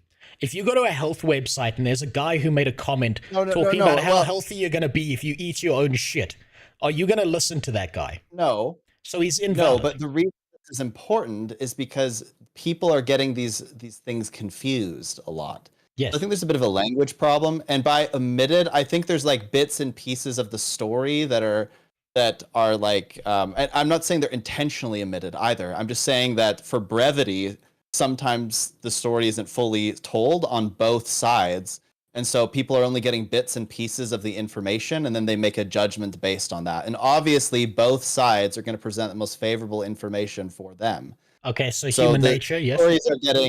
The stories are getting a little bit confused, but I don't really care about any of that. There's only one thing that I really care about. And the thing that I care about is that I think that obscured embedding specifically, which is the practice of embedding a stream with autoplay, I'm defining this myself. You can agree or disagree with this definition. The practice of embedding a live stream on a website in an obscured way, which could be at the bottom of a website, on mute, on autoplay, those things combined especially are anti-consumer. Yes. And they hurt consumers. I also would make a side argument that it's also not a healthy cultural thing in the Twitch community, because it creates a slippery slope effect where everybody's trying to gain, and you can argue that this is always the case in business, but it creates an unhealthy competitive advantage, an unfair competitive advantage, that because it's so anti-consumer. Okay. So that's fine. I 100% agree with you. Yeah, so this is my issue, is that people are forgetting about that and they're just talking about all the drama. The issue here, people, is that when you obscure a stream, you put it on a website, it affects people negatively. It doesn't matter if it's 20 people or 200 people or 2,000 people. It hurts people. That's it. Okay. And I find that to be problematic when it's such a small thing. Like you don't need to do this. I don't believe it's a net gain for anyone.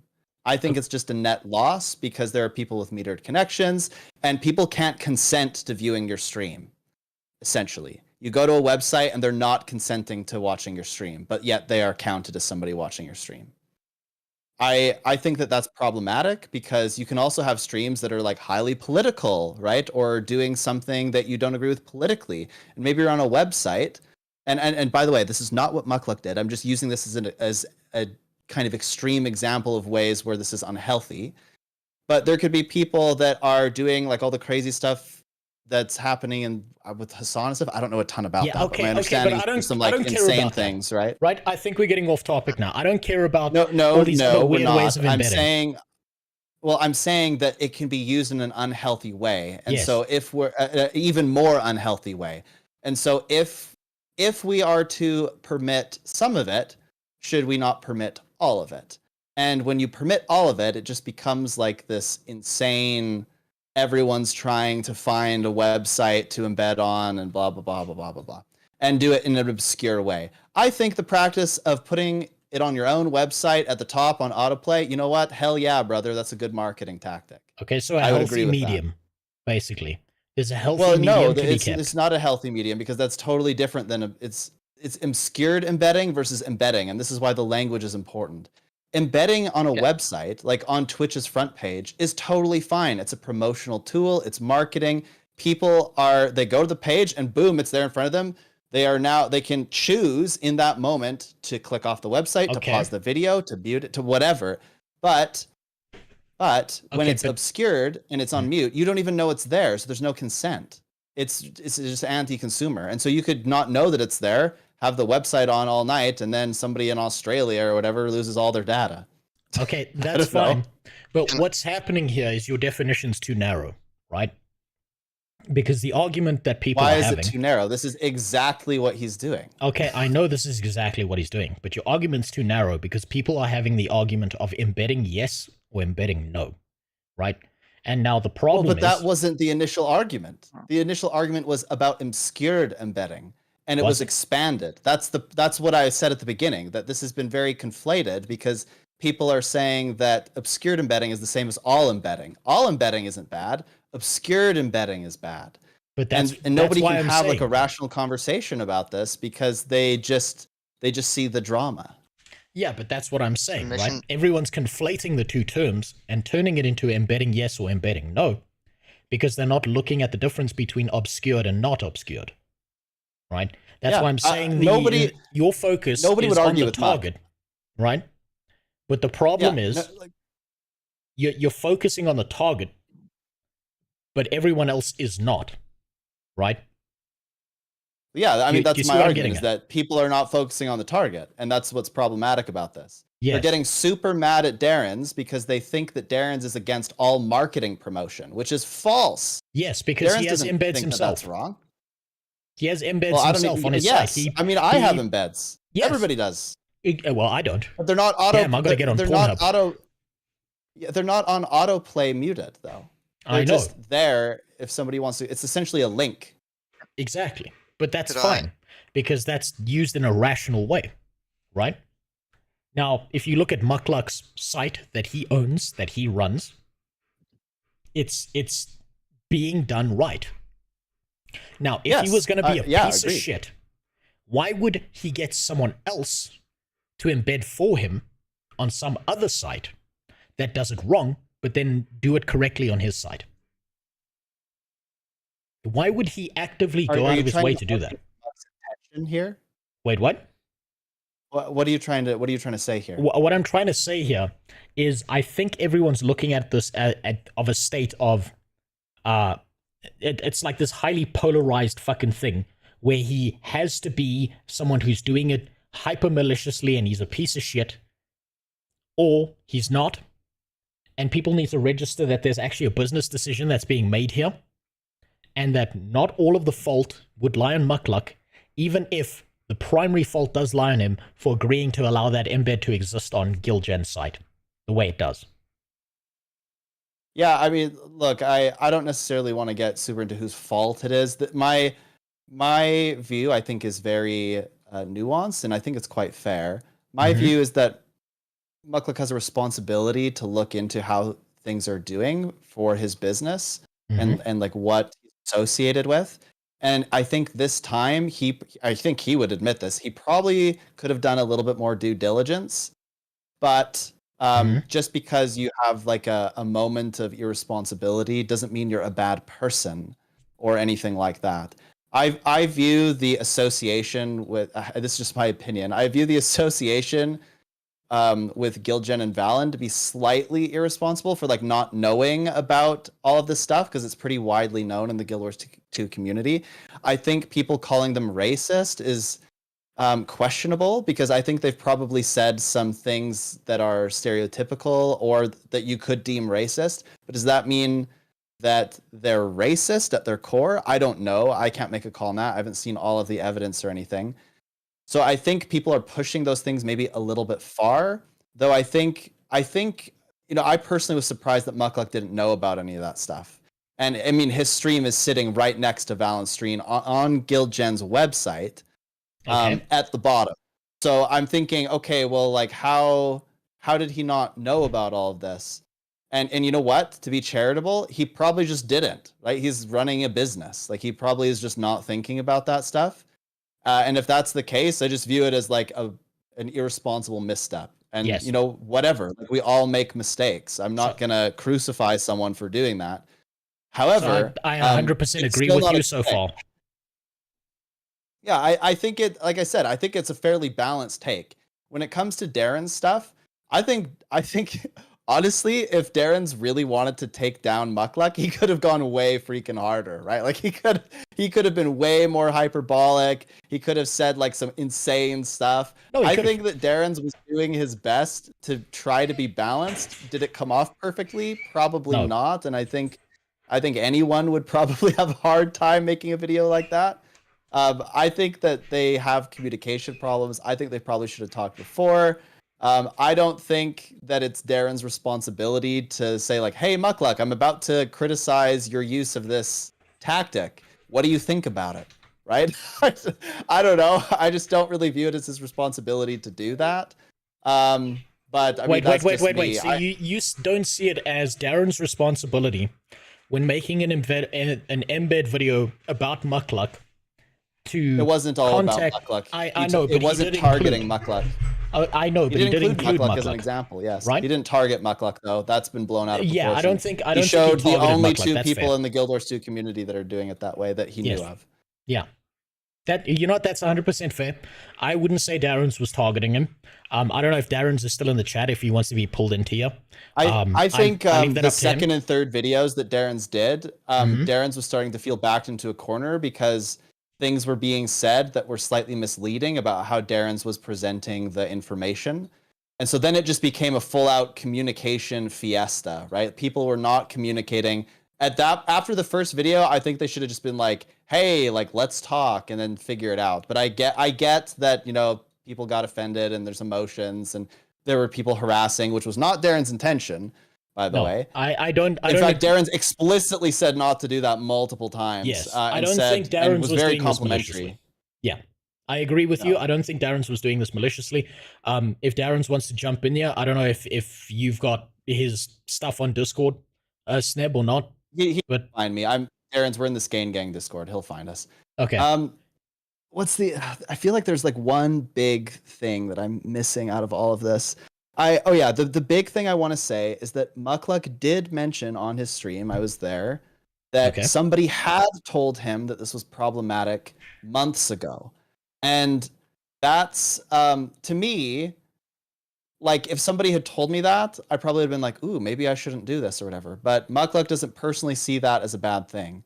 Now, I still find that a bit weird because to me it's a pretty big deal, right? Like the whole like consumer responsibility aspect. I view that as a big deal. But I'm not going to say that means that Mukluk is malicious either. Maybe a bit naive or just misinformed about some things. But I don't know that that makes him malicious either. So TLDR for everyone here. I don't think either person is really malicious here. I think there have been like little mistakes that have culminated into bigger mistakes. I personally dislike, and again, I think Mukluk's a nice guy and everything. I personally dislike his response video because I think it paints Darren's in like a really evil light. And what this did was it counter mobbed Darren's. Wait, like which part? Okay, can you quote which part of his response video makes Darren's look like a bad person? Yeah, there was a part where you highlighted it. I can't remember exactly what it was, but you had said, "Hey, what's wrong with this?" And I said, "Oh, it was this thing." And now I can't remember exactly what that was. You mean the part where he said that Darren's ran over him and then ran over him again? Suggested that Darren's was mobbing him, right? It suggested that Darren's was malicious. And to me, that was pretty problematic because that's going to put his audience in defense mode. And I don't think that, and maybe that wasn't intended. Again, I'm being as charitable as possible here, but it's problematic because look at the comments, right? They're just full of people saying like really nasty stuff about Darren's. You know what? Nike said some pretty bad stuff. And so he's getting quite a bit of hate, and you know, maybe it's deserved, maybe it's not. I won't go into that. But just focusing on Darren's, I think that Darren's is getting a lot of flack because people didn't even watch Darren's videos, and they're just saying a ton of stuff about him. They're making a lot of assumptions about what he did based on that response video. I almost would have rather Mukluk just do like a react video and like address each of the claims because people didn't watch Darren's video. So they're just assuming a bunch of stuff, right? They think that he like targeted Mukluk, that he was after him personally, that he sent people, right? They're making big assumptions. Okay, yeah, but you see, that's the problem. Is that's not Darren's problem. That's not his fault. That people are shit-eating retards and they love drama, so they're going to try and poke and prod as much as possible to cause a reaction. If I may add in, you mean that's like, Mukluk's? No, it's not Darren's fault that he made a video that had people going after Mukluk. And it's also not Mukluk's fault that he made a video that then people went after Darren's. I do think that there's certain language there that makes it worse. This is where I kind of think that... how do I put this? I mean, okay, if we want to do the moral relativism thing here, I mean, Mukluk is a much bigger streamer, much bigger content creator with a much larger audience than Darren's. Okay. Essentially, he squished him, right? And like, we had to know that if Mukluk made a response video like that, that it would have a disproportionate effect on Darren's relative from Darren's to Mukluk. So no? How is that moral relativist though? I don't think I'm just saying, applying the same standard to both of them. We could say that, I could say that it's much worse for Mukluk to do it than for Darren's to do it because his audience is bigger. No, okay, but fuck moral relativism. Fuck all of that. Darren's is one person, Mukluk's another. Am I talking? Okay, go for it, Darren. Oh, I just want to say, like, personally, I kind of don't agree with that because, like, look, if you have to respond, you have to respond. And yeah, it sucks that he has more people, so I get more shit on. But it is what it is. It's just how things are. That being said, the problem I personally have is just the way that the video was made because it was very kind of personally attacky, right? Like, it was like, you know, painting me particularly in a way worse way that made more people come and absolutely, you know, kind of shit on me. That being said, I don't really care about people shitting on me. I kind of find it funny, so it's not really that big of a deal. I just find that part the problem, right? Okay, so do you think there's a better way you could have worded your video? Probably, yeah. I mean, Okay. you would have to tell me which parts, right? Because, you know, I really worked on that video a lot, and I really tried my best to make it like as objective and as less, what's the word? Attacking the least as I could, right? But I'm sure that there's some places that it could have been better, or like yeah, I don't know. Okay, But so you would have to tell me, that's perfect, right? So you tried your best to make a video that Yes. wasn't going to be attacking him, right? Yes. And still people went out of their way to attack him, right? Yeah, sure. So what that means is no matter what you did, it was going to happen. Yeah. Right? Well, yeah, but so what none I of would that fucking say matters, is, really. well, yeah, but I mean, and maybe Mukluk also tried his best. I just think like the way that it was done, it was a bit. I would just very much disagree with the way that it was done, right? Like whether it was his intention or not, right? I just say like, you know, it was way worse. I think, yeah, there you go, yeah. That's fine. That's fine. Look, we're all gonna fuck things up, right? We're all people, right? It was just a few months ago that I was accidentally attacking a disabled person. This isn't on stream. Yeah. This was in the street. But anyway, what matters here, right, is there is some kind of resolution, right? I need to know this from you, Darren. Do you think Mukluk was doing this from a malicious standpoint? Which part is it doing the embedding? Do you think he was embedding to be malicious and gain some kind of heavier advantage over people around him, and maybe garner sponsors and garner viewers that push him to the top of certain categories or not? I mean, I wouldn't. The problem is, I don't know if he understands the implications of embedding, specifically in the community sense. Like, I don't think he was trying to get like sponsors or all this other stuff, but I think, or he didn't really understand how much this affects like viewers in the same community or the communities that he goes to, or yeah, I mean, he didn't care. It's kind of hard for me to say that he didn't know, because I know that some people actually approach them with these arguments as well. But I'm not like, is that malicious? I mean, I don't know. Like, you can just disagree, right? Like, I don't know. Like the bonus, I think he knew. I think he knew that, you know, in some ways people didn't like it, right? For sure. Okay, so he might have known people don't like it, right? But I mean, well, yeah, and he knew the arguments against it and how it affects the community, right? Yeah. So you think he's lying about what he did? Because he told me his intentions were to use an embed to get real people in his stream and to assist real people who might have had questions about Guild Wars 2. You think that's a lie? I don't know. Well, because I don't think it's mutually exclusive. Because he could just think that the part on the bottom of Gildan's site does help him doing that. And it's worth the problems that you end up having in the communities that he goes to, right? He might think that's worth it. He might not. Okay. Yeah, he might not be lying about that, right? Okay, so you don't. So yes or no, you don't think he's lying, or you do think he's lying? I don't know. I don't think so, but I don't know. Okay, so you don't think so. That's think so. Fine. That's fine. Yeah, so this whole. I don't have any evidence to say that he's lying, right? So okay. Which is kind of, so this whole chimpanzee shit flinging competition, right? What seems to have happened, to me at least, is that you made a sensible video. I think there are things you could have done better.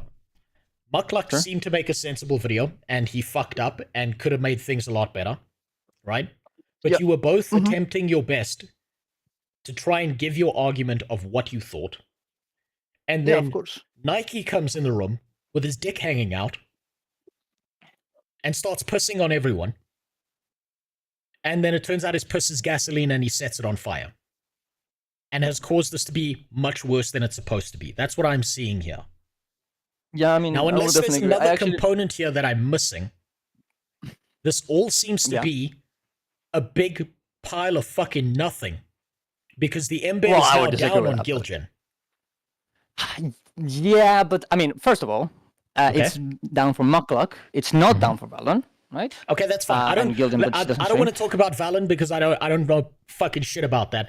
I'm just saying what I want. What I wanted. Fine. Well, yeah, my opinion is that it should not be there, or it should be at the top at the very least. Yeah, that's fine. Right? That's fine. Yeah. Okay, that's fine. Look, I can't argue for or against Valon because I don't know a goddamn thing about the guy. I don't know what his intentions are. I just know that Valon's embed has been there much longer than Mukluk's. which means that either he's been getting shit for much longer or no one cared until Mukluk did it. And I don't know which one happened. I don't think nobody. I wonder. I don't think nobody wanted to talk about this because look, this is what's gonna happen if you do this. You're gonna get shit on, right? Like you come to me, it's just what's gonna happen, and nobody wants to deal with the drama that it contains, right? Because like yeah, you can say like I'm gonna do my best, but as soon as you do this, conflict is gonna exist, and people are gonna start shitting on each other, specifically the people that like Valdon or Mugler, whatever, against the people that like me or whoever who have done this, right? Like I got a good amount of messages, right, on Discord when I did this video, being like, hey, I'm content creator X, and like I really appreciate the video because like this has bothered me for a while, but like I can't redo it because like I'm gonna get shit on and I can't deal with this kind of stuff. And I think that's it's hard. It's not easy to do something like this, right? And I'm not gonna be like, oh, I'm the hero or whatever, but it just there's reasons why this kind of things happen, right? Yeah. Okay, that's fine. That's fine. May I speak for a second? I must address the chat. They're all nitpicking me quite hard here, which is kind of ironic because they're saying I'm nitpicking. Here's the thing, folks. Do I think Darren's could have reached out? Yes. Do I think he should have? I'm not sure. That's kind of my stance. I think it's pretty hard. It's pretty easy to go hindsight is 2020 and say, oh yeah, Darren's definitely should have. Darren's has critiqued a lot of people and a lot of things on his channel.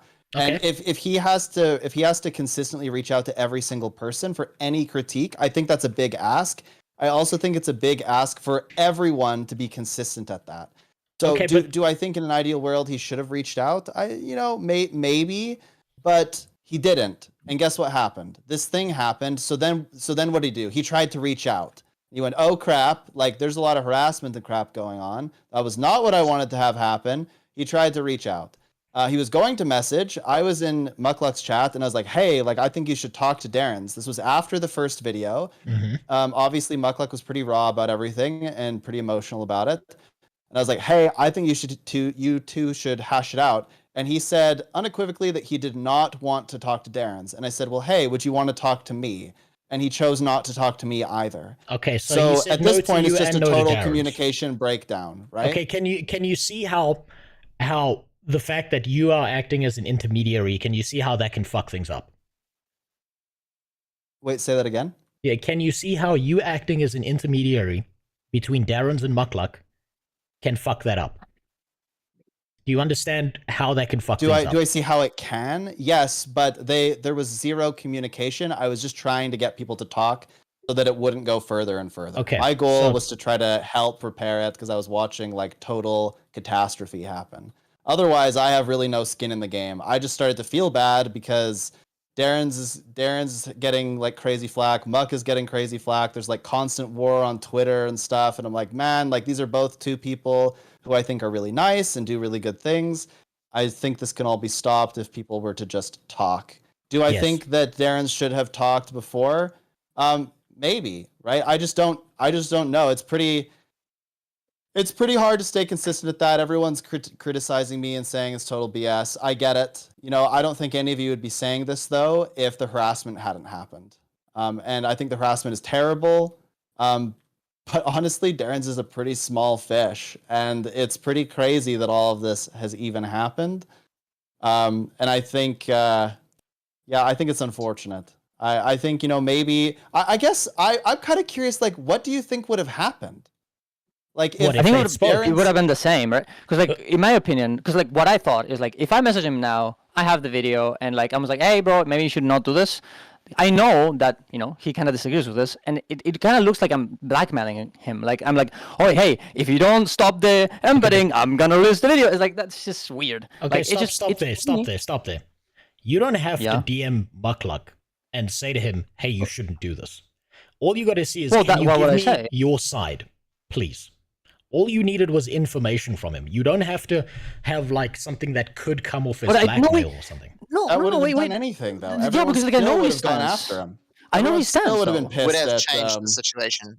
I think I don't think it would have changed anything really. Look, it might not have changed anything, but you could have put it in there and said, look, I talked to him, because Mukluk revealed some stuff that I wasn't aware of after I watched your video, after I watched Nike's video, after I watched all his videos on this thing, after I went out on my way to spend time offline. I DM'd him, and I got more information on the topic, and I got a clearer perspective on his intentions behind this than any video I'd seen, any second-hand information. So I don't think it would have changed your video at all, Darren's. I think it would have you could have put up a thing saying this is his perspective, and I 100% disagree with it. And then there would have been less shit-flinging. Sure, maybe. I just also like I have to be careful because it's in. I mean, I'm not saying that he would lie, but he could have he could have given me information that is wrong to make the thing look better. And that's also kind of like I try to be as objective as possible, right? So I think that's also something I need to be careful about. And he can afterwards obviously go and talk and make his own response, right? For sure. What? Yeah, okay, but if he gives you wrong information, that just means you've now got the opportunity to disprove it with data. If you disprove it with data, all of a sudden he's fucked. He's absolutely fucked. That just means now he's screwed. Yeah, I guess that's true. Yeah. I mean, I don't think it would have changed anything, but yeah, I mean, I don't think there's any reason not. I think it probably would have been better. Sure. I think it would have changed one thing. I think it would have meant that this can't keep getting brought up because this is. It's a bit of a. I'm going to take like a bit of a harsh stance here. Again, my complaint is that it's anti-consumer, right? It's bad for people. That's fine. For there to be obscured embedding, and. I think that it's a very easy thing to just be like, well, Darren didn't talk to me, right? It's like, it's very easy. I think it distracts from the core argument. I think it's relevant because obviously Muck is getting a ton of harassment, but all of this drama has completely, coincidentally, obscured the core problem, the thing that was being criticized to begin with. And now it's all about people and who said what and when and how and videos. And like, to me, of like this sucks, right? Like these are two good creators that are now in this like feud, and I think we could have all just had a discussion about, hey, like this is a practice that's going on, and it's not just Muckluck. Muckluck wasn't being. It's funny, no one defends Valen. Like I don't know the guy. Nobody cares. Like I don't know the guy. So I'd defend him if I knew the guy at all or any of his content or any of that, but I don't. But I don't like that though. Like I hate that because like shouldn't we defend the arguments? Like why are we talking about the people? Isn't that like what's the point of that? Like shouldn't we? If we're defending Muckluck, we should be defending Bellum too, no? So if you want to, so that's fine, right? But the people are directly involved and affected by it, right? So if you're going to fight against the argument, I 100% agree with you on your stances against the argument. Right? I don't have a problem with that. I actually disagree with Muckluck's reasons for embedding himself, right? But here's the issue. Valen might do the same thing as Muckluck for a completely different reason. Right? Yeah, but is the reason really that important though? Yes. I don't think it is. Absolutely. That's why Muckluck's embed, after all this shit, is not on the GuildGen website and why Valen's is still there. Well, I mean, yeah, sure, but like, off too, but like, yeah. Can I interject? Yeah, sure. I just wanted to say, so that there's two arguments or two, let's call them groupings or categories. There's the argument of embedding and how you're doing it, and if it's ethical or not ethical, anti-consumer or not, and then there's the people argument where, I mean, we do recognize intent as a very valid thing on how you would prosecute someone in like a crime, say. And in the same sense, you're gonna want to figure out the intent of the person, and if they intended to kill someone versus not intended to kill someone, and it was more of an accident. Yeah, but that's about punishment. Extreme.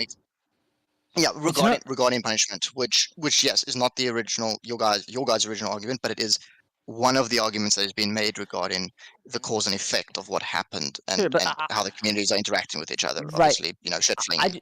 Just hold on one second. D-Hog, I'm not saying we should mob Valen. Not at all. That would be fucking retarded. But it might be valuable for someone to go and message him and be like, yo, can you explain your side of this to me? Right? If they want to go get involved in this drama. And he might just scream a racial slur at you, and that'll give you your idea of what he's like, or he might just give you a reason. So don't mob the fucking guy. That's not valuable. Right. Yeah, don't do that. But find out from him lastly. It's a fair ask. I just want to say, like, I don't think I don't want anyone to be punished. I don't think it's important. Like, they might or may not, but like the important part is just in my opinion, because that's my opinion, the embedding to stop or putting in a consent. You would like a consensual manner. rectification. Yeah, I don't really care about like the punishment. I don't care if like people think like someone is bad or not. Like I don't give a fuck, right? Like so, I think the argument of like the intention ends up being not as important because of this, right?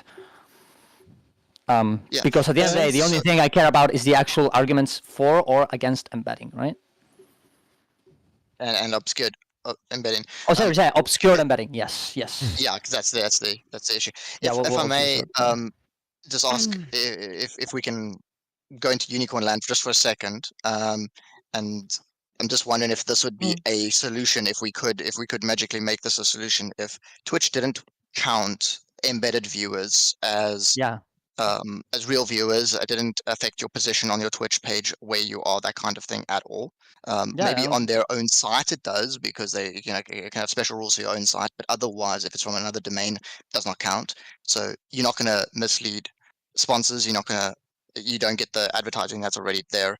So that would be the one part of making it more ethical, and then the other part of making it more ethical is obviously not auto-playing, and hopefully you could say make sites not obscure at the bottom, but you can't control every single site. But the idea would be not autoplay because of the data issue. And would that fix the issue? One or the other, right? Because like to be fair, like if you actually have to play, well, like what's the point? Because like if you actually play on it, if you put play while in the site, you probably are watching it. You can't think as a viewer. I don't think there's anything wrong with that, right? But I would have both just as a security, as like a double measure. So I don't think Twitch is going to do that. I don't think. No, I don't think so either. Going to do I that. don't think they're not. They're never going to do that. It's unicorn land, of course. That's why I said it's unicorn land. Yeah, that's perfectly fine. I understand unicorn land, but Twitch will never do that, because if they go to sponsors and say that they have 10% less viewers than what they actually have, this is keep in mind, this is the company that kept a guy who was waving partnership in the face of a bunch of female streamers for years, and like that dude was getting them to fuck him so that they could get partner for years before he was fired and found out, right? So like, this is not the company that's going to do that ever.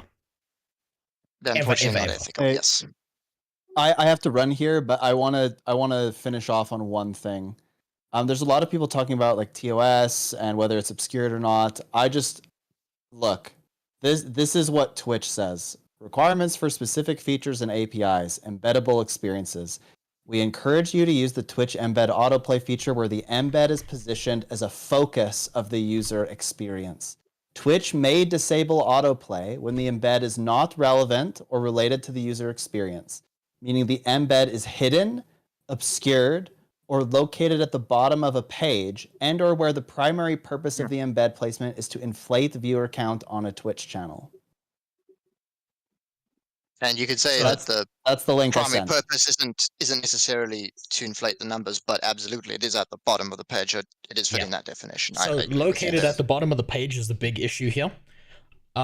Muckluck's primary purpose, as far as I can tell, is not to inflate viewer count, but to get more people to actually watch his content. And you know what? I'll believe him on that. But that's not what it looks like. And that's the perception.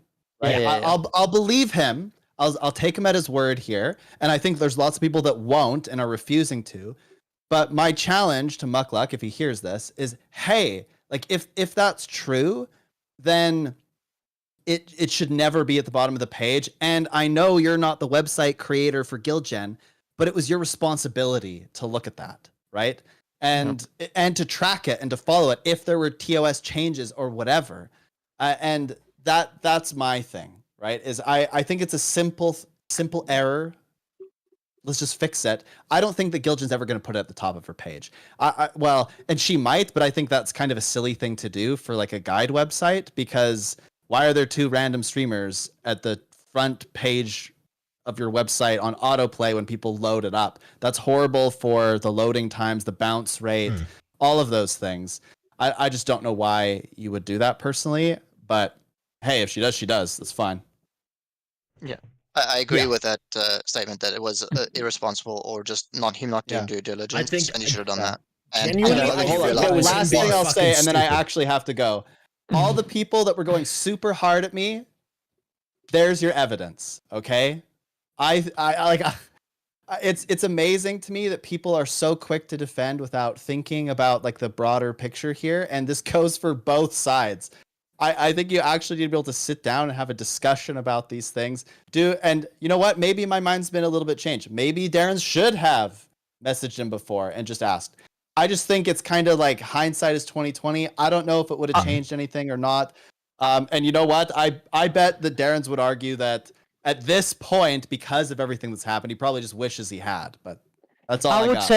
I would say that I wish I would have done it just so I could know if it would have been better or not. But I don't think it was my responsibility. And the should is not a moral should. It's it would have been better for me. Well, yes. I think. Not for anything else. This is why I say you should have. Not because I think there's any moral. I just want to be very clear there, though, because people are using that against that argument, not for that reason, right? That's Yeah, but this is the thing: is I don't think there's any moral reason. I just genuinely think that if it would have been better for you 100%, because then you would have had more information, right? That's it. Right. Literally, you would have had more information. More info, and had he chosen to not respond, you could have said, hey, I reached out for contact and I got no response. And then that absolves you of any responsibility to have done that if someone does want to make the argument that you had the moral obligation to do so. I think you should have. I think you should have. I think it's so interesting, though, because I think if you had done that, the response would have been, don't make the video. Yeah, I think so. And then Darren's would have been like, well, can you... Who cares? Can you stop the embedding because it's a bad thing? That's literally who cares. Someone tells him, don't make the video. That's not their fucking objective or directive. That's up to Darren's whether he does or not. That makes Muckluck look way better, just by the way. Yeah, it does. I guess so. It's interesting. It's just weird because we're discussing... Yeah, but it's just weird because we're kind of discussing like how could have made Muckluck look worse. Like this is a bit weird. But sure, I guess if we would have done that, it would have been better in every scenario. Sure. Okay. Yeah. Okay. But fine. We can settle on this being logical. Sneb has disappeared. He said he has to go fight a bunch of basketball Americans, if I remember correctly. But and as you very well know, they're all black guys. Oh yeah, of course. I mean, he loves hanging around black men, sweaty black men in tight clothing. Let's relax, guys, please. Yeah. Okay. This is all me. This is Rose you're talking to. Yeah. I know. I just saying. We're Africans. We're African chimps. That's what we are. Yes. Yeah. Sure. We are the whitest chimpanzees you'll ever see. Right. Okay. So, I don't think you're a bad guy, Darren. I actually kind of liked your video. I think there's a lot of good points you made. I think anything negative that Muckluck would have said to you would have just made him look more like shit. Right? So I don't think Muckluck was going to lie to you. I don't think Sneb trying to mediate was a good idea because it's now a third person and it looks like people are stirring shit and it's been months now, right? And I've looked at some of your other stuff. I don't think you make content about people that like shits on them, right? I don't think you make content I did make a video about Lazy Peon and about Asmongold because I got very mad at what they said, but I don't know if you can that. Wait, hold on, I can't hear you. Oh, sorry. Can you hear me now? Oh, wait, there we go. Okay. This is... All right, there we go. No, I have done quote-unquote the drama videos before. Like, I made a video about Asmongold because I got really pissed off about something he said, and I made a video about Lazy Peon because I thought his review about it was absolute dog trash. But... I don't do it unless I really think it's important, right? Hot take. I think Lazy Peon's been phoning in his content for years. Well, yeah, no. I mean, I don't think it's a hot take. I think everyone knows that. But, yeah, true. Yeah, I was going to say, I don't know Asmongold's issue, but absolutely. I just want to... Lazy Peon, I watched the Soto one. It was so bad. Yeah, it was very bad. So, yeah, I'm gonna keep doing this one. I think it's important. Although I might just do it in a second channel. Because, if you don't want to see that, that's fair. That's perfectly fine. I don't think there's anything wrong with your content. I'm not gonna fucking sit here and tell you what you can in content. That's bullshit. Of course. I just obviously in hindsight, right? If something's gonna cause this much fucking drama, 100% for your video to make your videos higher quality. If you had any information directly from Muckluck, that would have made anything you did way higher quality. That's all I see. That's the only thing. But that's obviously 2020 hindsight. Sure. Yeah. I will definitely consider this for the next time, whatever thing. And not to Moklo, by the way, but like to anything that happens, I will consider this for sure. No, dude, you don't even have to. You make content however the fuck you want, right? No, but I think it's a good. I think it's a good criticism, though. I think it's something I need to think about, right? And I didn't really thought about at the time, right? So I think it's important for me to do it. It's better, right? Yeah, sure. Yeah. But all right, cool, awesome. Thanks for the talk.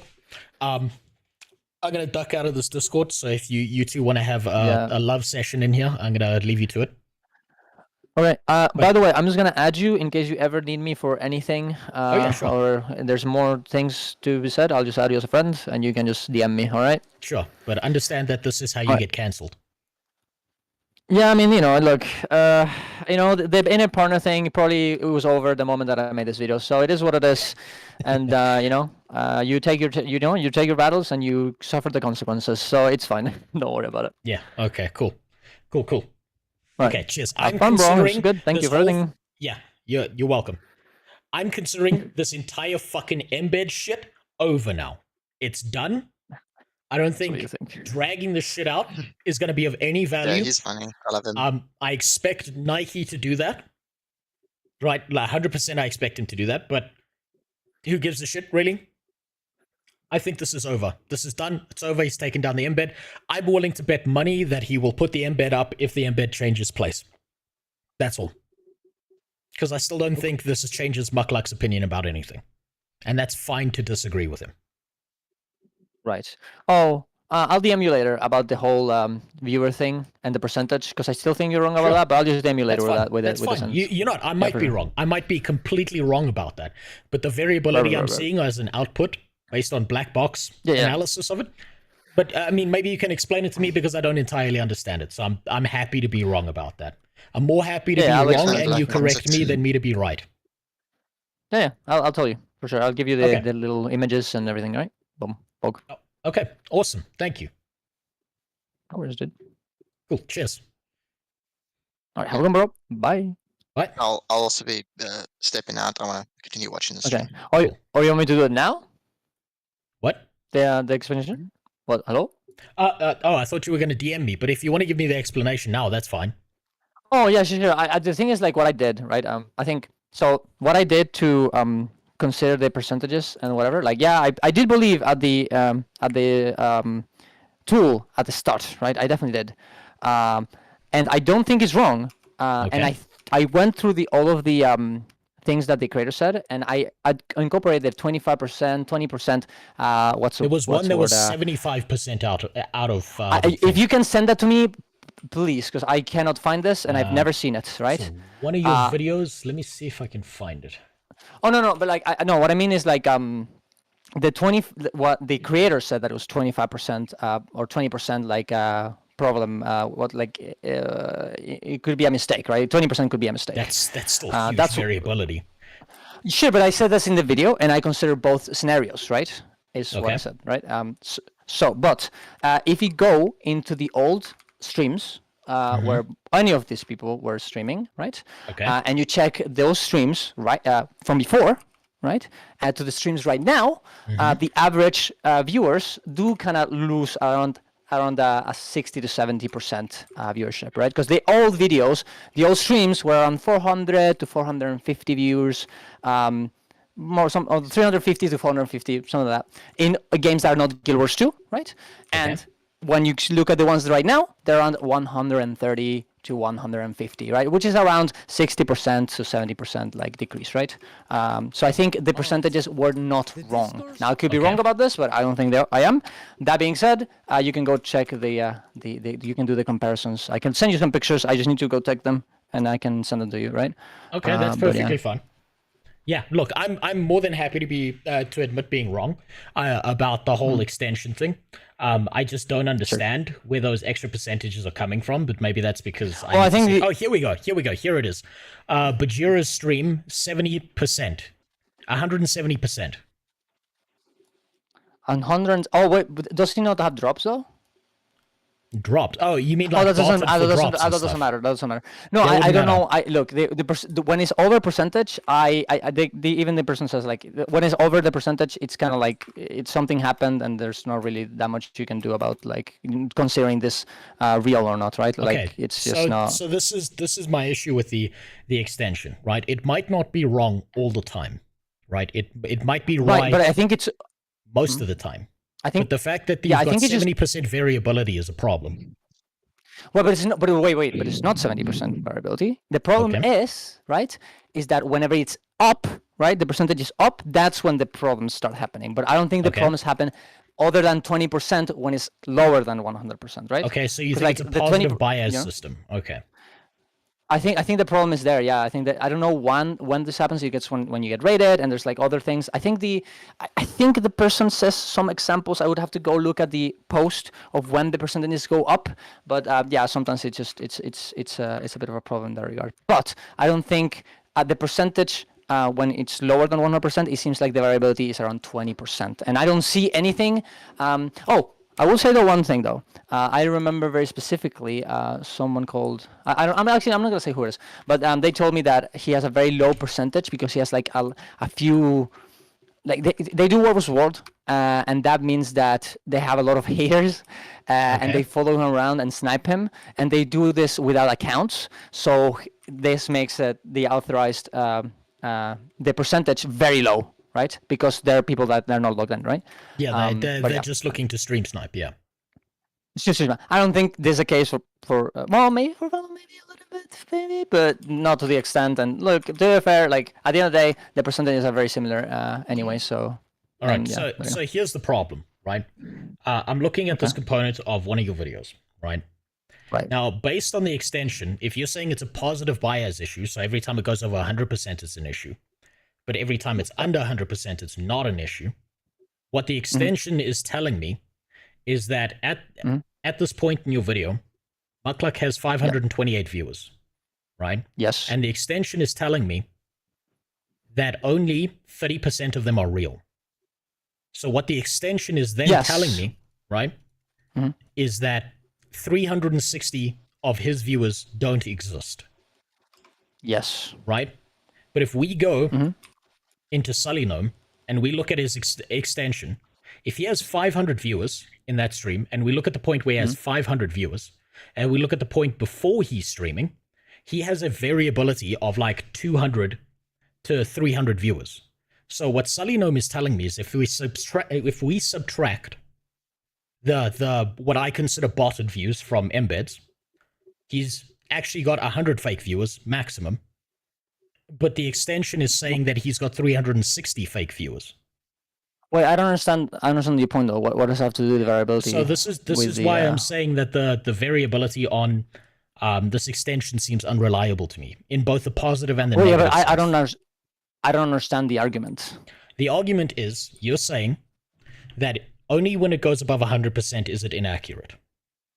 No. I mean the Sulinome thing. What do you mean? Well, how do you get this number? Okay, so you look at his charts, right? Yes. You go look at his numbers, right? So low point 179 maybe, right? Low point of what? Of his stream before the embed started. Oh, okay. Yes. All right. Right? And then he and tends then you say to vary what? from anywhere from 179 to like 320. This is before the embed, Sure. right? Yes. After the embed, he varies from 400 to 500, right? Which means that if you subtract those two numbers, you're going to get an average of about 100 viewers. Right, that are fake. Okay, but look, okay, wait. But if you go to the streams themselves, you can compare the actual average viewers or chief stream before the embed and after the embed, and the difference is around the numbers that I'm saying, right? Like, because like those are average between days coming too, from no? the website though. Well, I mean, I think so. Yeah, like I think because if you think so right now the streams that he's streaming when he's doing non-Guild Wars 2 game is getting between 120 to 150. But before, when the embedding was actually there, it was around 400 to between 250 and 500. So the differences were around 200 to 300 viewers. It's not 120 to 150. Before the embedding, He's got a low point even of one. Yeah. Right, but you right now, like afterwards, Okay. you can see this because he stopped, right? Okay. So let's take a look at that, right? So if you go to I'm the looking... streams, go to the streams, go to the new streams. Yeah, okay, newer streams. Okay, because if you're right. Like, that's just a simple fact, right? So I know. So the same thing. If you're right, you're right. Yeah, so 200, I'm seeing a low point of 144. I'm seeing high points of like fucking 700, but I'm sure those are giveaways. So let's take another more relative high point. I think it's 400. It's way easier. It's way easier if you go to the not summary but streams, because then you can see the game that they were streaming, right? Okay. Yeah, you're there. I think it's easier that way. So you're looking at average views. I'm trying to go to. Yes. Okay. Yes. Okay, so you're saying average viewers. Do we know when the embed was taken down? Do we have a date for that? Because I don't actually have a date. It's most likely last Thursday. We don't exactly know, but that's when the dip kind of happened in the streams too, and that's when I was communicated that this happened as well. Okay, and you can see. Yeah, that's probably what I would say.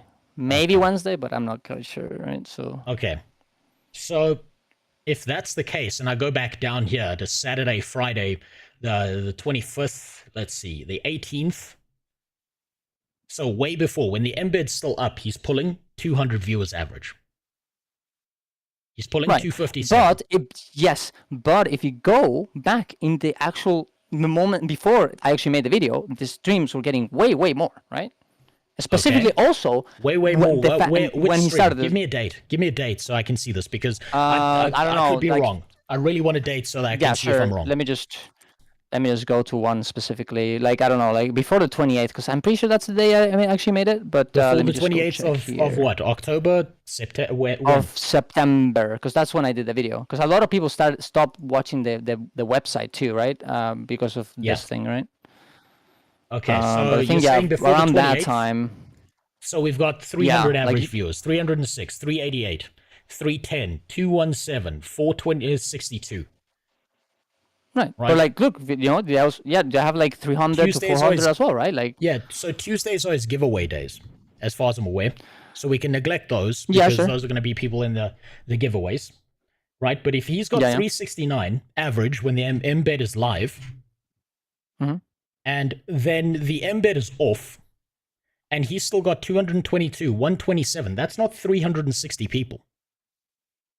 Right, but first of all, okay, the amount of people could actually change depending specifically, because when I got this data was when Guild Wars 2 expansion was coming out, so a lot of people were going to Guild Gen 1. And second of all, there's a 20% variance anyways. So I'm not gonna say that obviously it's absolutely perfect, but it's not 70. It's not 70 viewers. It's a good amount of viewers, right? So you believe it's higher than that? Okay. Yes. And I don't think there's a 75% variance on the tool either. I think it's a 20%, and definitely there could be days specifically that could be worse than others for sure. But it's just what we have, right? And honestly, and I said this in the video. I'm 90% sure I said this in the video. Like, the problem with this kind of stuff as well is not only the fact that you're doing, you're getting a lot of viewers or whatever, is the fact that you can't anymore tell how many they're actually real or not, and people can get a very bad assumption as well, right? Yeah. That's fine. Yeah. That's fine, because it obscures numbers. The problem is we all have to work with napkin math because we can't get the actual fucking numbers here. Yes. Right? But sure. But that's a problem, of embedding, right? Like, that's if you don't embed, you don't have to do napkin math. But what is the alternative? Not do a napkin math? Like, this is just the only thing we have, right? Okay. I'm trying to. You know what? I should actually do this if we're going to be accurate about this, right? So the extension used relates to a very specific stream that Mukluk did, right? It's saying 31.7% of his viewers are real, and the rest aren't, based on how this works about being logged in and logged out. I wish I could. I wonder if I could have like the exact date. Do you think we can get that somehow? So that's what I'm going to look stream. I might have the screenshot and I can that. see when it was. Oh wait. Actually, I might have it. Oh wait. I'm gonna. So You can if look it you've up. got the I'm gonna look it up screenshot too. and you've got the date. That makes it perfect, and we can do 100% comparison. Yes, And yes. You can 100% That'd be so prove me wrong. good. You can prove me wrong prove right myself now. wrong. Let's see. God damn Twitch! What is this? Keep all the. PSA to everyone: always take screenshots. Yeah, no, I took the screenshot, right? But I just don't know if I deleted it or where it is. It might take me a bit of time because, like, look, I take a lot of screenshots all the time, Learning right? the vampires. Of course, a male may not have the 160 or 70 gigs of compressed Guild Wars 2 screenshots. Something like that. Listen, you don't need to share your char porn folder with me, okay? No one needs It's to not see that. char porn. That's only the char porn is only 2 images that I had commissioned. Okay. Disgusting. Okay, so this was 2 months ago. Does Twitch you got give? it? Yeah, I found it. I just does Twitch give a specific date? And if there does give a specific date, how the fuck do I see that right now? It might be only in dashboard. You might have to ask Mark specifically, right? Wait, he streams to YouTube as well. Oh, yeah, but does he keep the VODs? Well, we're about to find out. Noxy.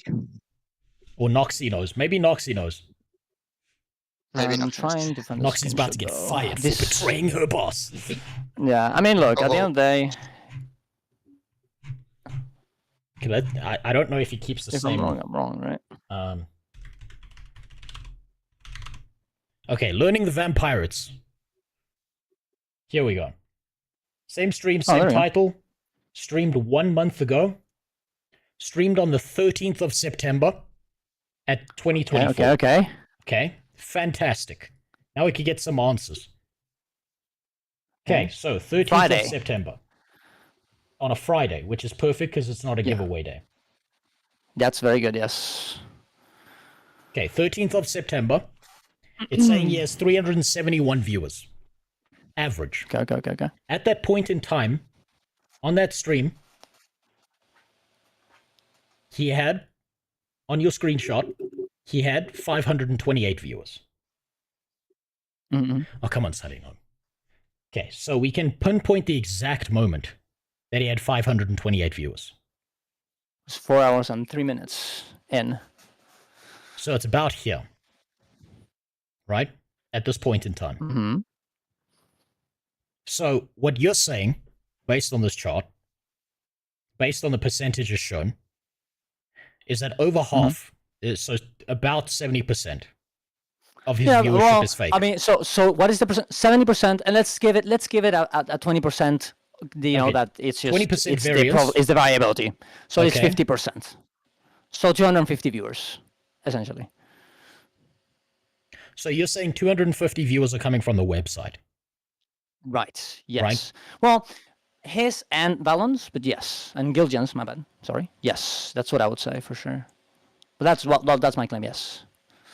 Okay. So here's the problem with that. Okay. Right. If we're looking at website traffic and variance, and we're looking at the monthly traffic, Giljan only gets 7K viewers every month. 7K viewers every month. Yeah. Can you? Well, to be fair, this was September, so it's after the expansion. So I'm guessing it was. Is that an average, or when do you get this information? So if we go to website traffic,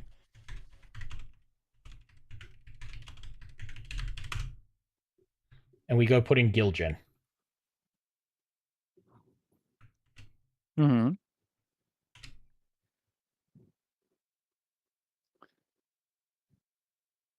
Right, we've got, it's 8.5. I'm wrong. Okay, so we've got 8.5. If we go to September, it's 8.3. Right? 8.3. Okay. So the best we can do here is a division of how many viewers per day over a month. Right? I wish there was a fucking chart that I could find that would show me the daily active users. But if I look at this, 8.3 divided by 30.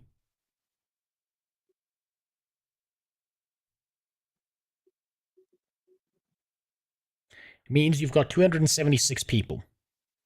Right? That are visiting that website daily.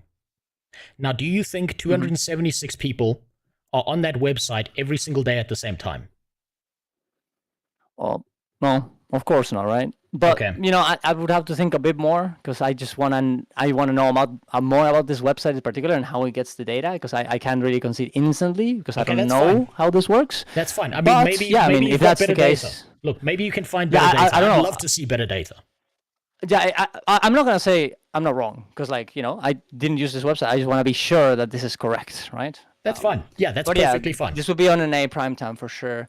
And also we have to consider that he also has his own website, right? Yes. So it would be but a that's- mixture of that's got both. way lower. Holy shit, that's got way lower viewership. Yeah, no, for sure. I'm just saying. But also, I just want to say, that if you go to, for example, if you do the Vallon calculations, that one is also pretty. You know, it's way worse than Muglux actually because he has lower viewership, right? So it's way more. It's way easier to see the difference, right? Okay. Do you Specifically have when a- he starts the date. Do you have a? Oh, wait. It was right there. Valen 22.1%, right? Yes. It's saying it's 22.1% is real viewership. Yeah, we can actually with compare both as well. which 401. is pretty cool.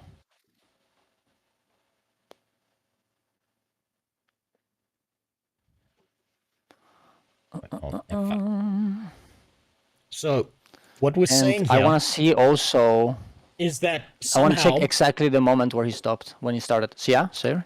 so somehow he's got 343 viewers that are fake, right? Right. With some variability thrown in, which means it might be somewhere at 200. So you're saying half of the views are fake. And you know what? I just actually figured out how we can get around this whole fucking thing, right? Yeah, I mean, the thing embed's is, like, down, of course. right? What, the sorry? embed's down now on Mukluk's thing. Yes. Okay. So if we go look at his stream, and we go look at the chart, and we go look at his viewership at points in time, and we go to one day, right? So one singular day, he varies from 196. Oh, hold on. His lowest point was 61 when he started playing God of War. God, that's a bad idea to play that game. All the way to 283. And we go all the way here to a point in time when he was in... Oh, wait, no, that's March. Jesus Christ. Fucking come on.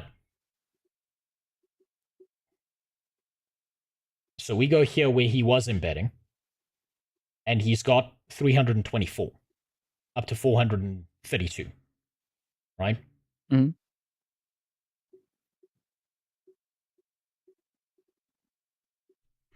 So, I don't know. The numbers don't match up there to me. The subtraction numbers of the bots don't match up to me. But I think the best way to look at this is probably if we give it like a month, right? Mukluk streams every day. Yeah, probably. Right? If we give it a month and his peak viewership is like 100 viewers, 200 viewers maximum, and we can see a consistent variance, like a consistent over time, that 360 viewers were faked, then you are 100% right, and I'm more than happy to say I'm wrong. Well, to be fair though, I think the difference is gonna be way lower because of, you know, first of all, you know, the drama, right? That obviously made a lot of people less people go to Guildgen, right? That's number one. And second of all, what was the other word? Well, yeah, I mean, there's gonna be some variance, and like I'm not, and even in the video I say like, hey, you know, like this, obviously this thing is not gonna be perfect, but it's the only thing we have, and you know, I didn't mean to be like, hey, this is exactly the amount that it is, and I hope that I made that clear in the video. But it is, you know, it is an okay tool to use to have a good idea of who, at the very least, who is embedding and who is not, which I think it does it's a very well. litmus test, basically. That's yeah, fine. but That's then again, I did refer to the numbers, and you know, if I misinterpreted them by mistake, it's my fault. I don't think I did, but if I did, we're definitely gonna be able to see very soon as well, right? Yeah, that's fine. That's perfectly fine. Okay, I think that makes it. I think that's as clear as we're gonna get it, which is still inconclusive. And I think time will either prove whether that extension is accurate or not. But yeah, okay, cool. Yeah, even if I was wrong, I'll say like, oh man, the thing sucks or not. Yeah, you know, I'll say that, you know, for sure. Yeah, that's perfectly fine. But yeah, cool. Okay, thanks for the talk. I think that was good. No worries, bro. I'm happy to bury this embed drama. It's over now since he's not embedding on that site anymore. So who gives a fuck? When he pays some wiki, when he pays the Guild Wars wiki to put his embed up in a pixel in the corner, then I'll get mad. But until then, I don't care. Then there you go. Yeah. All right, cool. Thanks for the talk. Yeah, it was fun. Have a good one. Yeah, you too. Thank you for everything. Bye. Cheers. Bye. Okay, let's get out of Sam's whatchamacallit, yeah. His Discord here where he's talking about sweaty basketball Americans and how much he loves them. Whoa, no, whoop. Shouldn't open my Discord. That was a bad idea. Okay, so I'm happy that this whole shit is over, right? We don't have clear answers. There's still some shit missing. But honestly, at this point, the embed's down. Who cares, right? Nothing changes. Nike's gonna suck his dick on Twitter like he's the hero and the victim at the same time. Like I've said this entire time, from the first time I watched Darren's video, I don't think he was a bad guy. I don't think he was doing this with malicious intent. I don't think that Mukluk was trying to attack people. I don't think Darren's was trying to attack people. I do think that Nike was doing his best to cause as much shit as possible. We need Benji playing Guild Wars 2. We do, no. I think it'll be funny as fuck watching him just break every economy in the game. There was something that Noxy said. Wait, why is it a bad idea? You can't leave me hanging there. Okay, so Noxy, it's a bad idea at this point from a streaming perspective to play a game like this is macro perspective, not micro perspective. You might enjoy the game. You might have a built-up community that's going to watch you play God of War Ragnarok right now. But the problem is, one, it's a single-player game. Most of the people who are going to watch or play that game have already watched or played that game. It's old news. It's not something that's going to pull in a massive amount of viewers. And from a pure technical standpoint,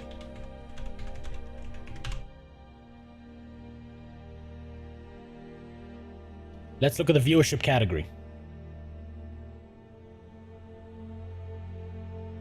This is what's considered a now dead game. If the guy at the top of the category has 43 viewers, it's just too old. Yes, it is. If a game is like a month old and it's a single player game, no one gives a fuck anymore. You need to play that shit day one and be finished with the game by day two when no one cares about you. That's why Benji's so good at his Baldur's Gate 3 stuff. Because he had his guides out and shit in the very beginning and his information was good. That's it. Thanks everyone, was fun. I'm only here to check out what was right and what was wrong. Yeah, that's all good. I'm glad I got to talk to you, Darren. It was nice to talk to you. Thanks for the follow, Pustanek. I think I missed a bunch of follows as well. Zedgan, I definitely missed your follow. I'm sorry about that. Tobsing, I missed yours. And I did say Big Hippie. Okay. 6 months later, Baldur's Gate 3. Yeah, but you still had better information than everyone else, so you got there at the front of the queue. That's the difference. Except Hollow Knight. Okay, so we're getting sidetracked because we're fucking getting sidetracked because, you know what, this is the ADHD stream. I'm gonna watch Johnny Somali get the shit beaten out of him by a bunch of roof Koreans because apparently that's what Jimmy really wants to watch. After that, I'm gonna do a little bit of a game review on a video game that I very much enjoy. I think it's pretty nice, especially for old people like me who have the APM of a dead child in a hospital.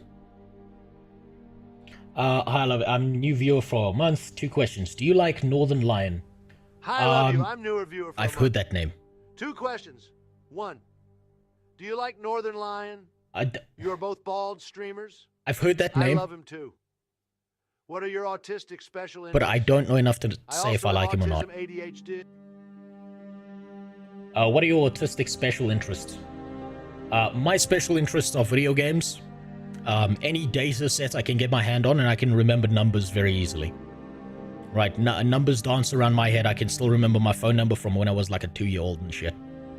Right, numbers bounce around my head like they fucking shouldn't. I'm never playing WoW, but honest. WoW will have to do something real special. Bobby Kotick will have to come into my house and let me sexually harass him for me to want to play WoW. I have zero faith in WoW. When they shut down WoW and make WoW 2, then I'll care. Because I think the game's too fucked up. And yes, Devless, we did finish Muckluck's video. So, we're gonna watch Johnny Somali get the shit beaten out of him now. That's always a good palate cleanser.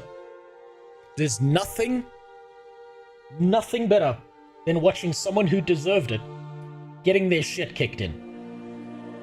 Now, where's that video? I can't open my Discord because I don't need everyone seeing big black dick all over everything. Okay, there we go. If you want to run up, I'm live.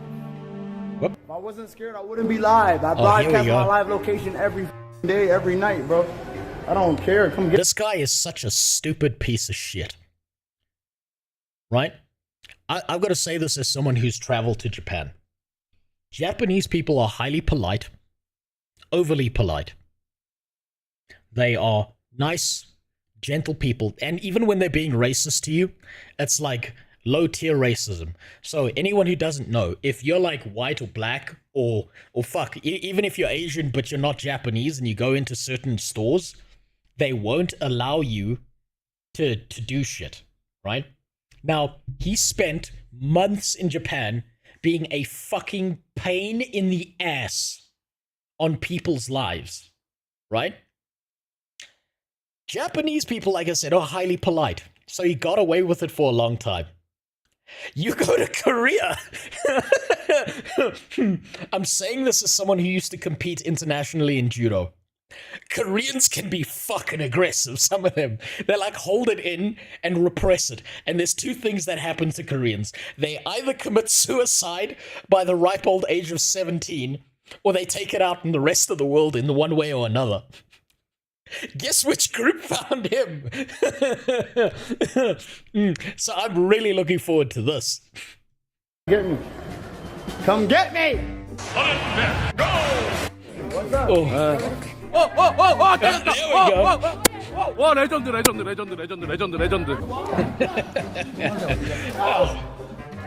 Don't you love how brave this guy is? When he's like, when no one's around him, how he runs his fucking mouth. And the second anyone shows up, he backs down and runs like a pussy. I would pay money to see someone capture Johnny Somali, throw him in a cage, and then just let any Asian have their pick of him. Just anyone. Like, it could be like a guy half his height, and just throw him in the cage there like a rabid dog and watch him beat the shit out of him. It would be the funniest thing ever. You what? 왜요? Oh, here we go. 형님이에요? Oh, here we go. You can tell that Korean means business, right? Just look at his face, right? Look at his face. He knows what the fuck he's about to do. Right? That's not the face of a Korean you fuck with.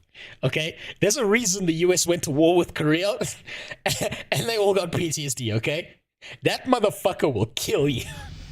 He will peel your skin off and eat it in front of you. Thanks for the follow, Sarani.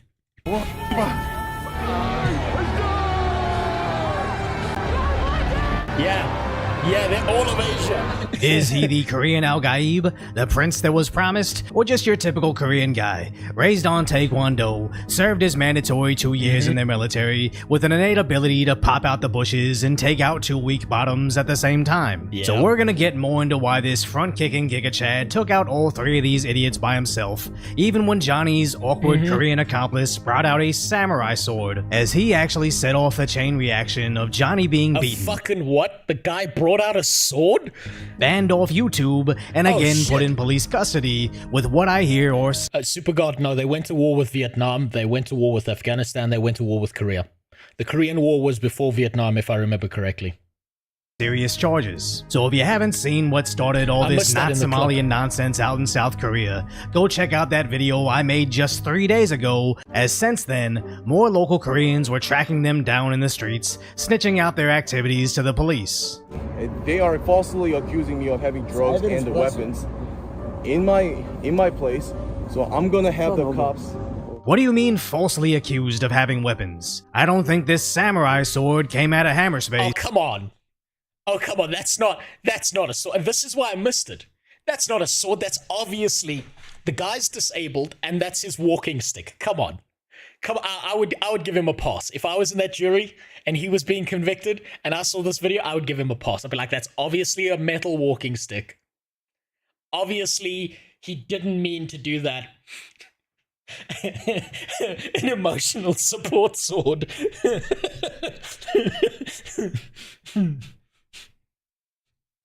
And whoever recorded you guys getting sprayed outside that house actually caught you carrying. By the way, that's actually super dangerous. You shouldn't ever spray anyone with a fire extinguisher. People don't know this point, but that's all carbon dioxide and shit. And if you spray that in someone's face long enough, you will kill them. Guess what happened at my university? When I was in university, a few years back when, the dinosaurs still roamed the earth, there was a bunch of protesters, and they beat the shit out of a guy who was just a cleaner doing his job. And they sprayed him with a fire extinguisher for long enough that he suffocated to death. So yeah, don't do that shit. Unless you're aiming at Johnny Somali, then it's okay. Your pew pew that at one point in time you actually drew. So even though Johnny's Korean accomplice is American, to my understanding there's no two-way in Korea. So either he's gonna do some serious time over the same crime in two different countries, or he's running around with fake weapons that unfortunately can't protect you from real beatings. As those beatdowns began when the local streamers, angry about how he was helping Johnny, found and surrounded his home. You know, I'm missing something. A piece of the puzzle just clicked into my head. Right, I saw it all come together. The kaleidoscope just made sense. Imagine what good fucking content it makes for any Korean streamer to know that Johnny Somali is in your country, and you're gonna go out on the street and beat the shit out of him. Who is against you? No one is against you. You are #1 best top tier Korea streamer. You go out there and you kick the shit out of this guy. You could go to court. You could fucking chop this guy's leg off and eat it in front of him. And the court's gonna be like, yeah, I don't know. This just seems like a misdemeanor. Let's make him pay a fine. He's a good boy. He didn't do nothing. Come on, it was just a leg. Damn, people can farm this guy for content. They're running up on Hank's crib crazy, bro. Y'all not doing this to Hank, bro. No, chat. No. And again, Johnny and Johnny Jr. reminded us of their gangsta fluid status, seamlessly switching between I'll fight you to I'll sue you if you hurt me. I'm glad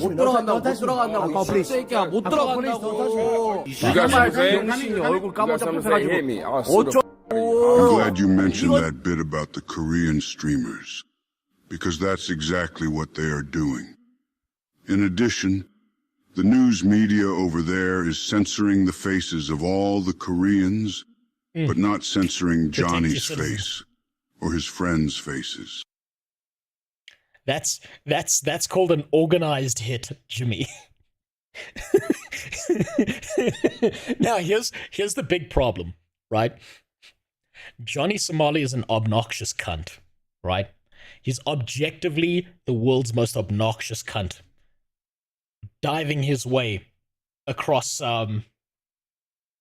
Asia. The problem with that is that if you're a black guy and you just look a little bit like him,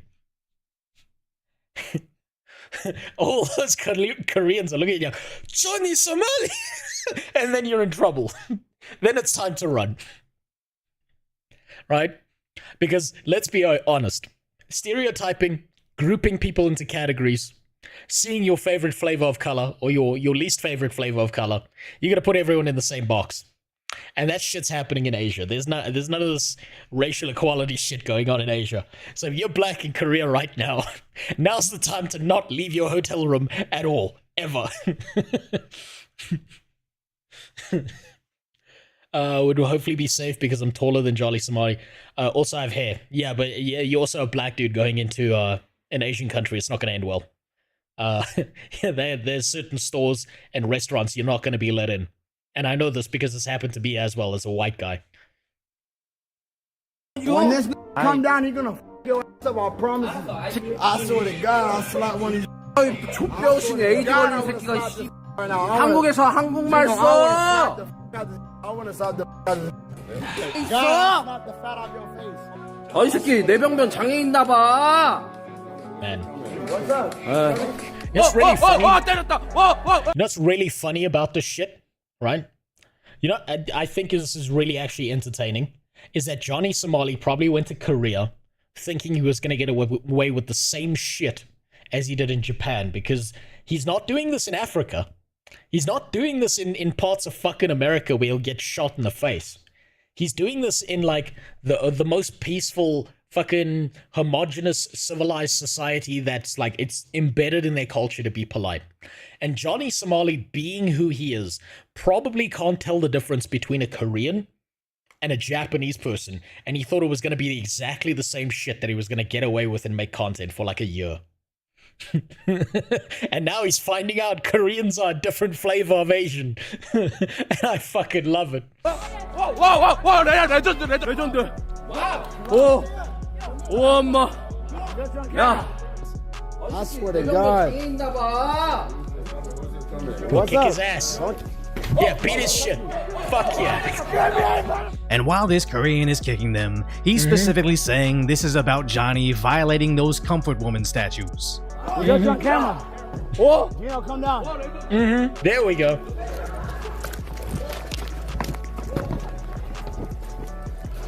Wait, hold on. Yeah, I just heard that about the comfort woman statues. I don't know what those are. I have no fucking idea what a comfort woman statue is. Keep in mind, my extended knowledge of Korea is knowing a little bit about their war, about how they practice their martial arts, and what bullying that happens in their schools, and how fucking insane all of them are at video games and mandatory military service. That's literally all I know about it. I don't know what the fuck a comfort woman statue is. This is getting crazy. Hold on. Comfort women were females. Oh shit. Okay. I do know something about that, Cyber. Thank you for jogging my memory. So I know about the rape of Nanking. I know that like the Japanese kind of invaded mainland Asia and did some really, really fucked up, horrific shit. Right? So those monuments are probably highly significant to their culture and important. So yeah, okay, I get it. I can see why they'd fuck them up. They'd fuck him up for that. This is getting crazy. So while Johnny's jumping in an elevator, Johnny Jr. is still trying to escape.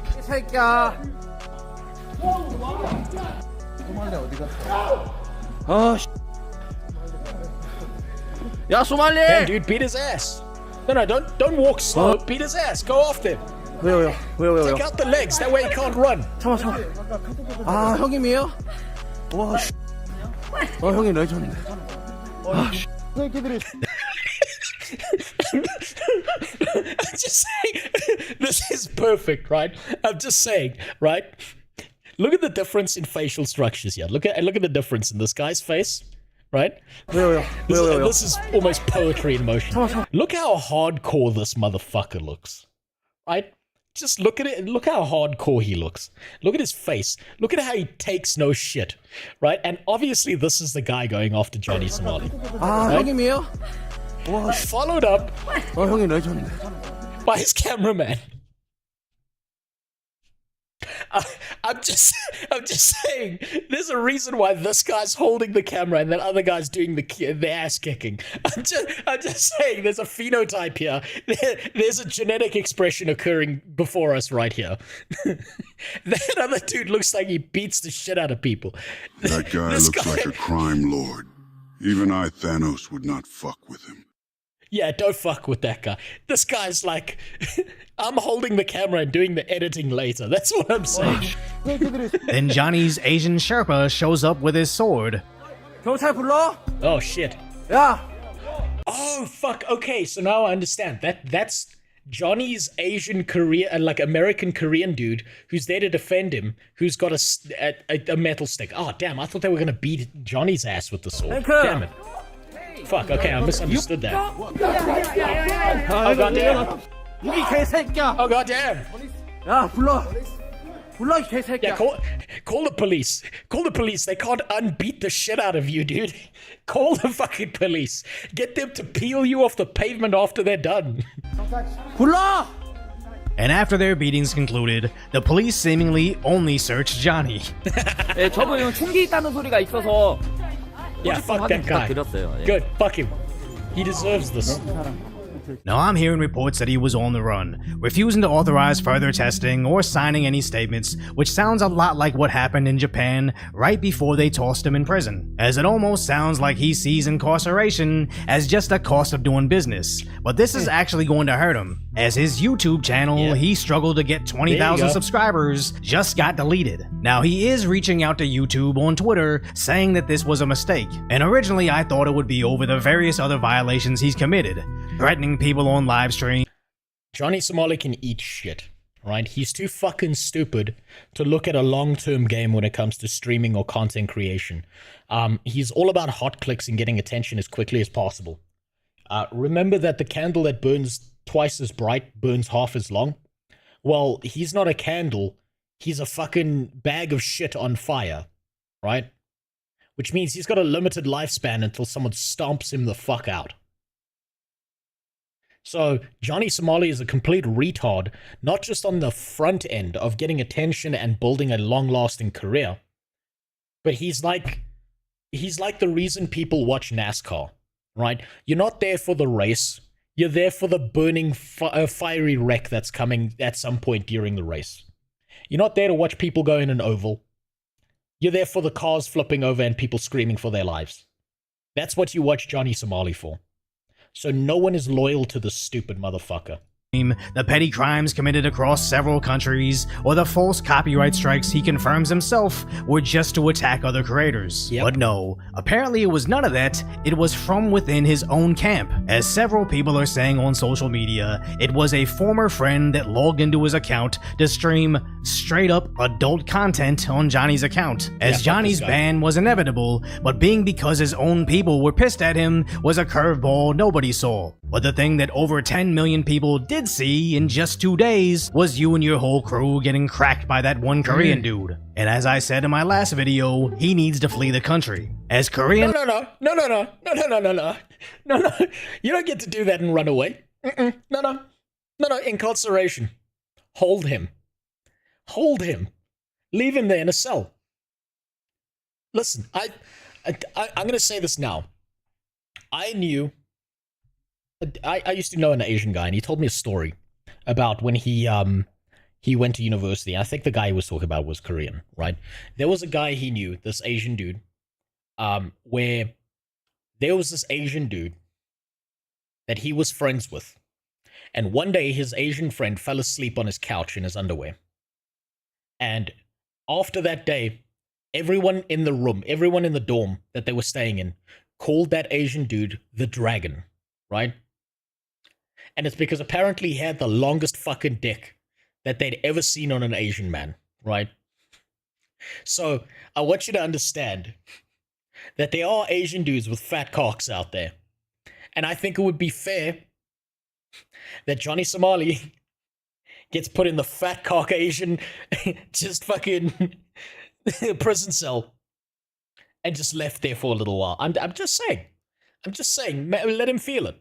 He can't run if he's too bruised up to run. Just let him feel it. Just for a little bit.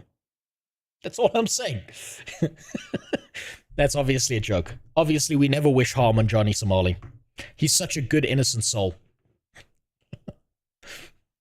Does South Korea have anything like the Japanese Yakuza? I don't actually know. I don't know Super Smiley Gaming, but I'm starting to hope they do. Live streamers are saying, if you can find him, I'll give you 1 million Korean won, which is just find him in the street to receive over 700 US. I'll give you $700 if you can find him so I can beat the shit out of him.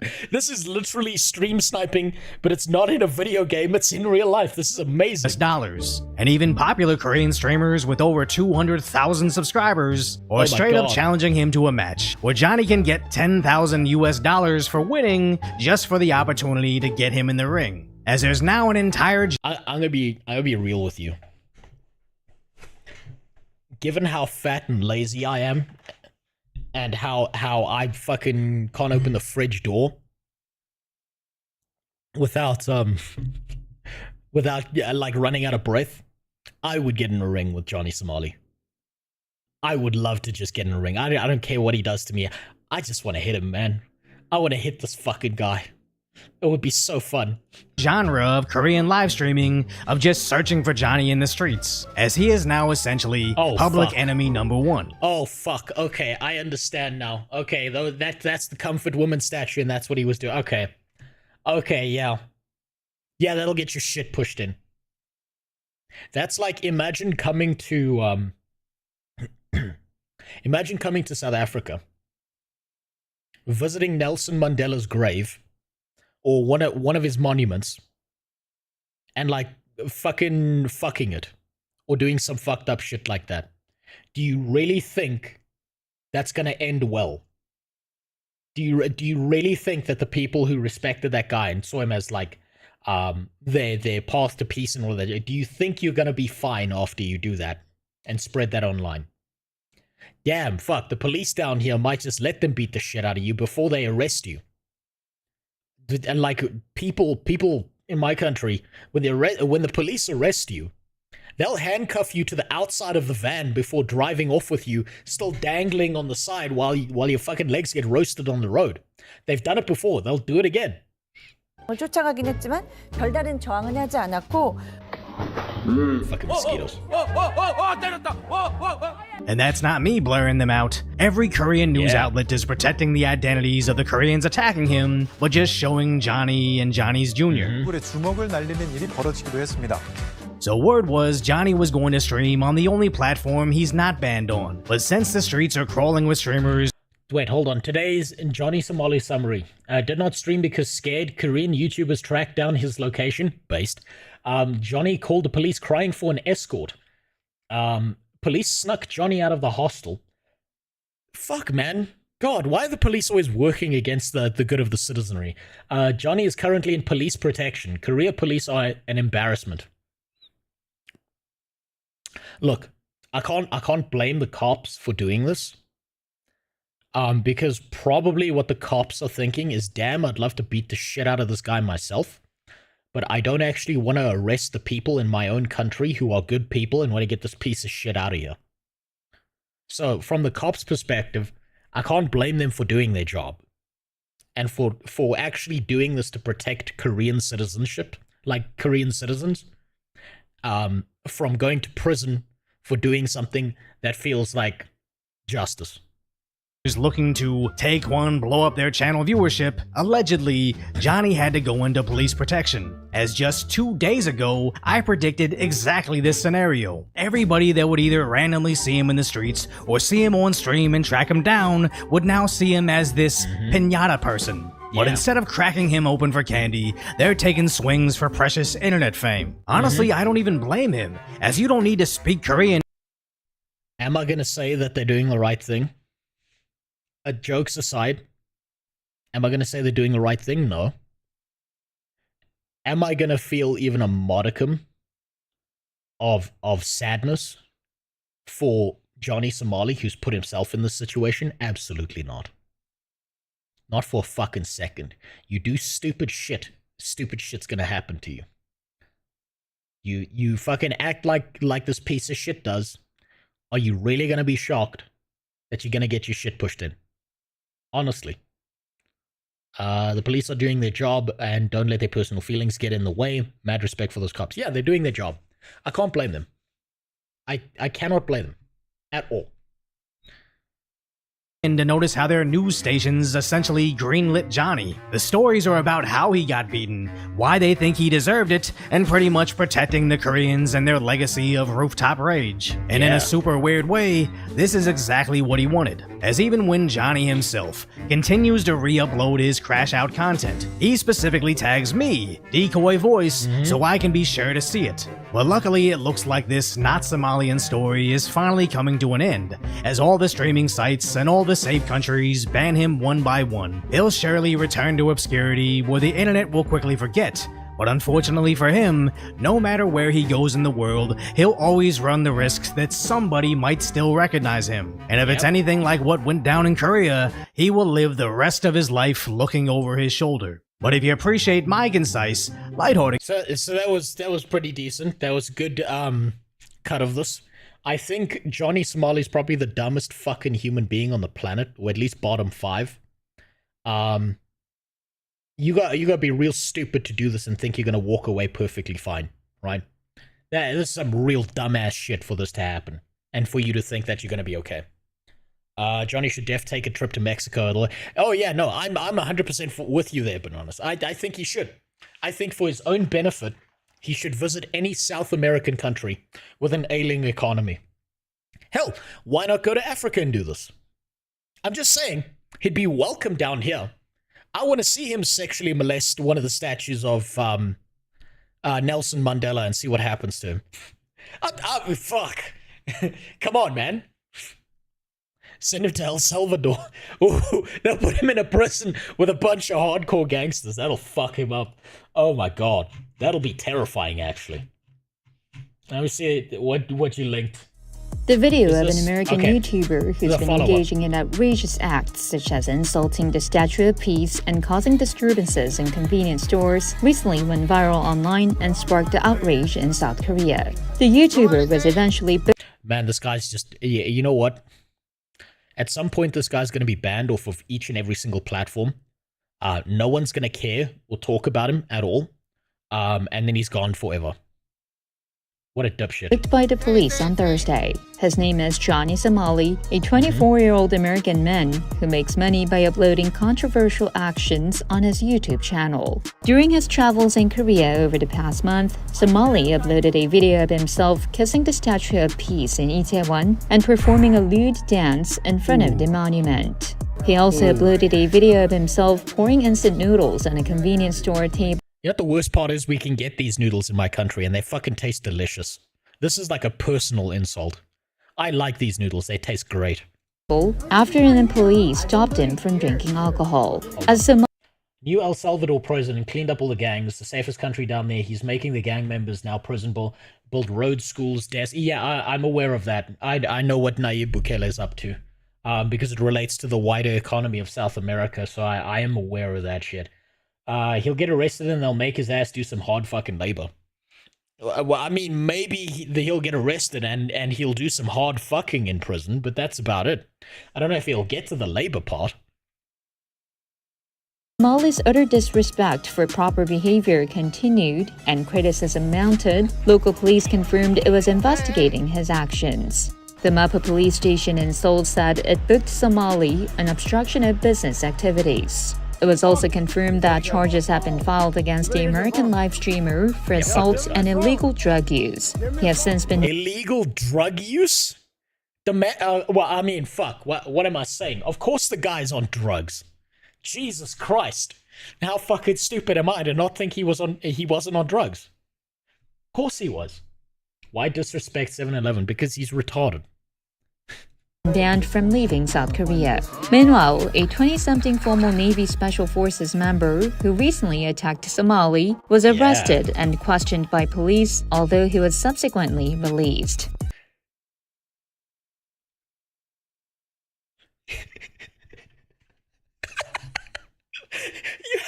You had a military guy kick the shit out of him.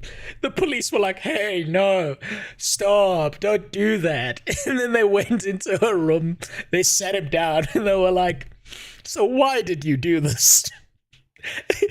The military guy probably showed the police one video, and the police were like, not guilty, get out of here.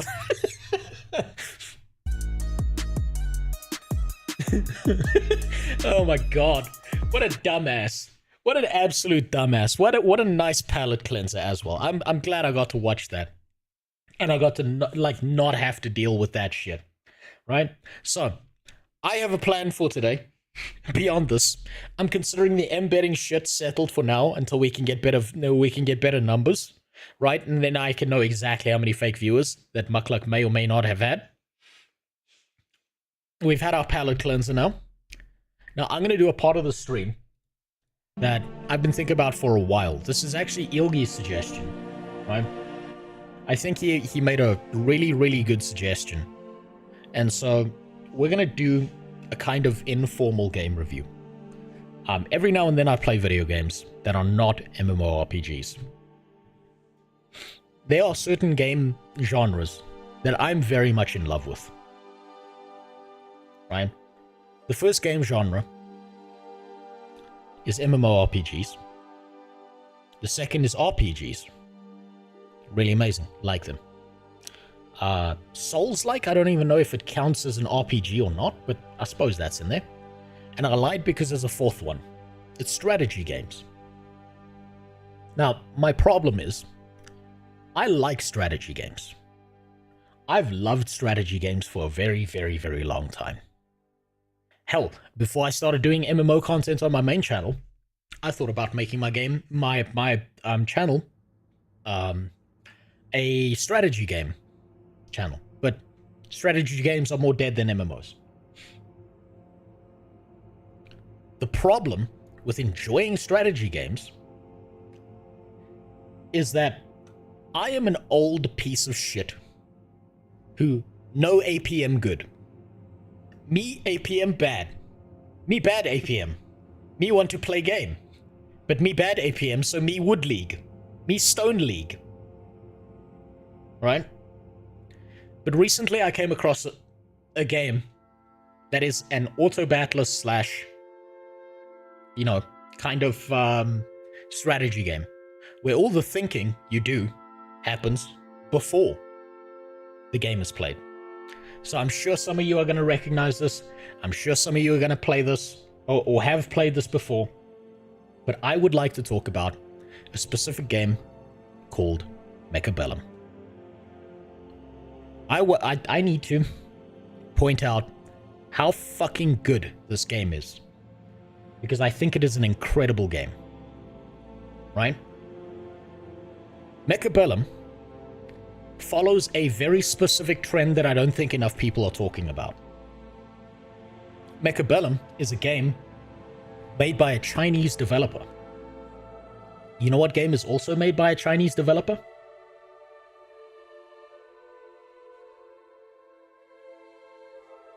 Black Myth Wukong. Black Myth Wukong is a fucking top tier game. It's amazing. These Chinese devs did a goddamn amazing job with this. And this I would consider a AAA game. But Mechab Bellum is not a AAA game. Mechab Bellum, where is it? Is an indie game. And now my thinking is that I think that some of the best games in the future are probably going to be coming out of China. Some of the absolute top tier single player games or games that are online or strategy games are going to be coming out of China because they are not pushing agendas and political opinions down your throat. They are not telling you what to think. They are telling you, here's a game, it may or may not be culturally relevant. I hope you enjoy it. It's like walking into a Burger King, and instead of them asking what your gender is, they ask you whether you want your burger with cheese or not. Now, there's something I have to point out about Mechab Bellum. This little number here, up here, that says I played 149 hours is actually wrong. That's a lie. And this is a lie for a very specific reason. I usually work throughout the day. I work from home. And what I do is I leave Mechab Bellum open on a second monitor. I do my job, and every now and then, when I need a breather, I play a game of Mechab Bellum. So I'd say realistically, my hours played in this game are probably closer to 80 than what it is currently. So, to give you some perspective, I'm going to go into this game. I'm going to explain some stuff. I don't think this is a difficult game to understand, but this game is 100%. If you are an enjoyer of mecha battles, of fucking robots beating the shit out of each other, if you are an enjoyer of strategy games that are top-down, this game is 100% worth your money. I think it is 110% worth your money. This game was developed by a guy in China who used to love the Warcraft strategy games. But what he found was that as he got older, he didn't have the APM to keep up competitively. So what he did was remove the strategy part from the action part and made the game 100% about action. I mean, 100% about strategy. So I'm going to go into this game. I'm going to have to fix my sound settings, and I'm going to show you what this game is about. I'll give you an overview of how simple but how beautiful this game is and how complex it can get. So I've played this game for about 80 hours, realistically. I am already in Gold League because it's not that big of a player base. It's an indie game, right? I think there is one big, terrible, miserable fuck up in this game. And it's when you go here to solo and you try and do the Commando Academy. This is not how you learn this game. This is how you learn what buttons do. So you should probably do this, but this is not going to teach you how the game works. What's going to teach you how this game works, if you want to do solo play and you have a big ego that gets bruised easily, is to probably go into survival mode and start playing through this. Now, I've managed to get my way all the way up to Insane 4. Didn't take much effort. I don't think that the survival mode is that difficult. This last level has been giving me a little bit of trouble. But yeah, I think up to about Insane 1, everything's pretty easy. And it's a very, very good tutorial system for teaching you the different units, for teaching you how everything works. And I think it's fantastic for how an auto battler should be and how it looks. It kind of reminds me of some mixture of teamfight tactics and chess, except with, mecha robots, which is just fucking amazing. And I need to quickly change my category to Mechab Bellum. If we're in the game, and I'm going to show you a match so that you can understand how this works.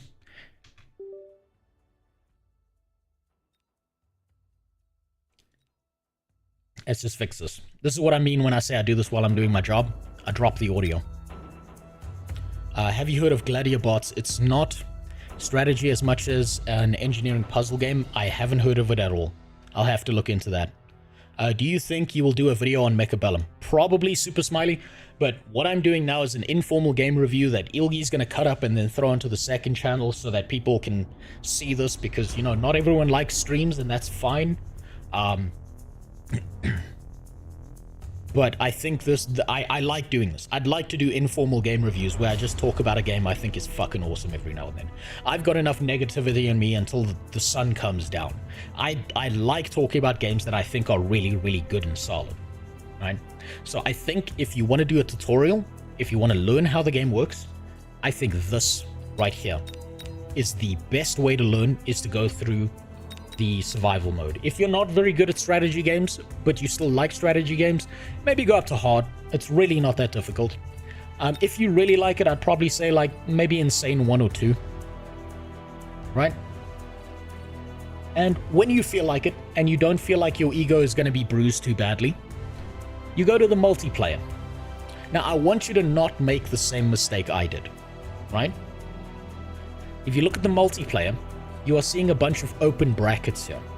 These are non-ranked games. These are private rooms that you can go into. You can either spectate and watch how someone else plays to learn the game, or you can join some random 2v2 or some 1v1. Now, this game has 3 primary modes, aside from the survival mode. There is 1v1s, 2v2s, and 4-player brawls. If you hit this little button on the side, those are your ranked matches. This right here is where you get points for skins and whatever the fuck else you want. So I played a little bit of ranked after maybe 40 hours because I was too retarded to realize that this was the button I was supposed to press, and I was just jumping into random rooms. And these are your units for the game, right? So I could go through an explanation of all of these, but I'm not going to, because there's a guy called Bricky online who's done a fantastic video about all the units. It's something like Mechab Bellum killed my wife. Oh wait, Mechab Bellum killed my family and stole my life, or something like that. And he goes through all of the units and he does a fantastic job of it. Something I have to say that I think is pretty important. I'm not sponsored. I don't know these fucking guys. They don't know me. I just think this is a really good game. And any informal game review that I do in the future, I think I would like to keep it unsponsored. Right? It's not like anyone would sponsor me. Ashura, you're 100% right. I am a brand risk and a problem. All of these, what you may notice, right? And you've already seen this. Supergod, you've seen this. All of the names for all of the fucking mechas are cool as fuck. Are they not? Are these not awesome fucking names? And you can see the inspiration from StarCraft with the Phoenix. You got the Wasp, the Hacker, the Rhino. All of these names for all of these things. Are these not badass as fuck that follow and match with the theme of mecha? I love the theming. I love the way it looks. And you know what they've done that I think is really cool? For anyone who doesn't know this game, I'm going to click on one of these cards. And you are going to see something that is completely unnecessary and didn't have to be in this game. But it is.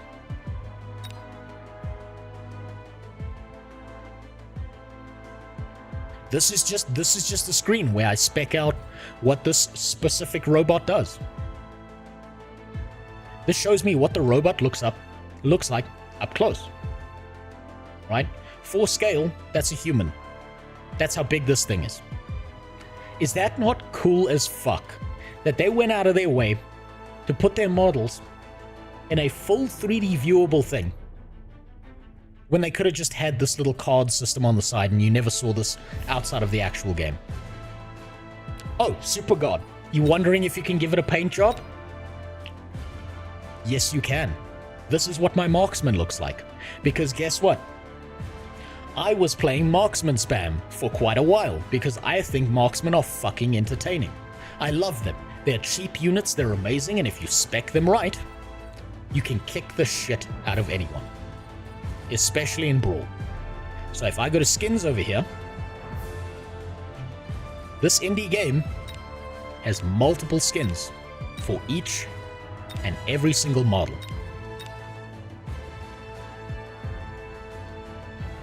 Is that not cool as fuck? Now I bought this one off the store. I didn't pay a single cent because I'm as much as I love this game, I'm still not going to give them extra money. That's just who I am. I'm a cheap piece of shit. Feel free to call me a cheap piece of shit. I use these points here, and guess what?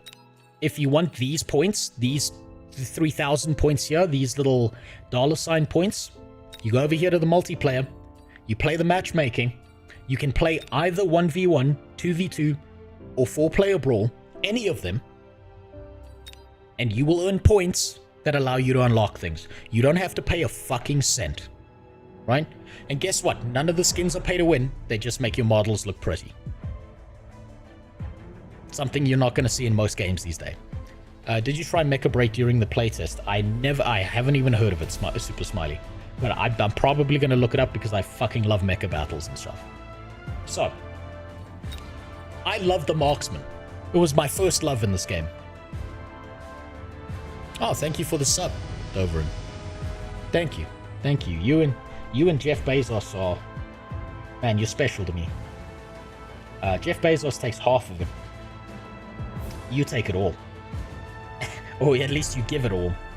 And when you give it all, Jeff takes some, my government takes some, and now I have to do taxes. So what you're seeing right now is the POV of what I look like when I'm talking to the taxman. This is how this works. So thank you for making my life more difficult. So we agree the cosmetic skins are, in the gem store are 100% fine. The convenience items are the pay-to-win elements of Guild Wars 2. Convenience items are pay-to-win, yes.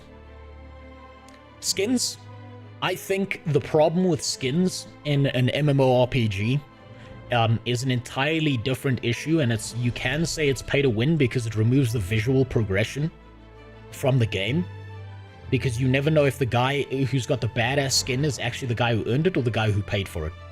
So that's a mixed bag. I lean towards saying that's pay to win if your entire point is to look awesome at the end of the game. Did you play Armored Core? No.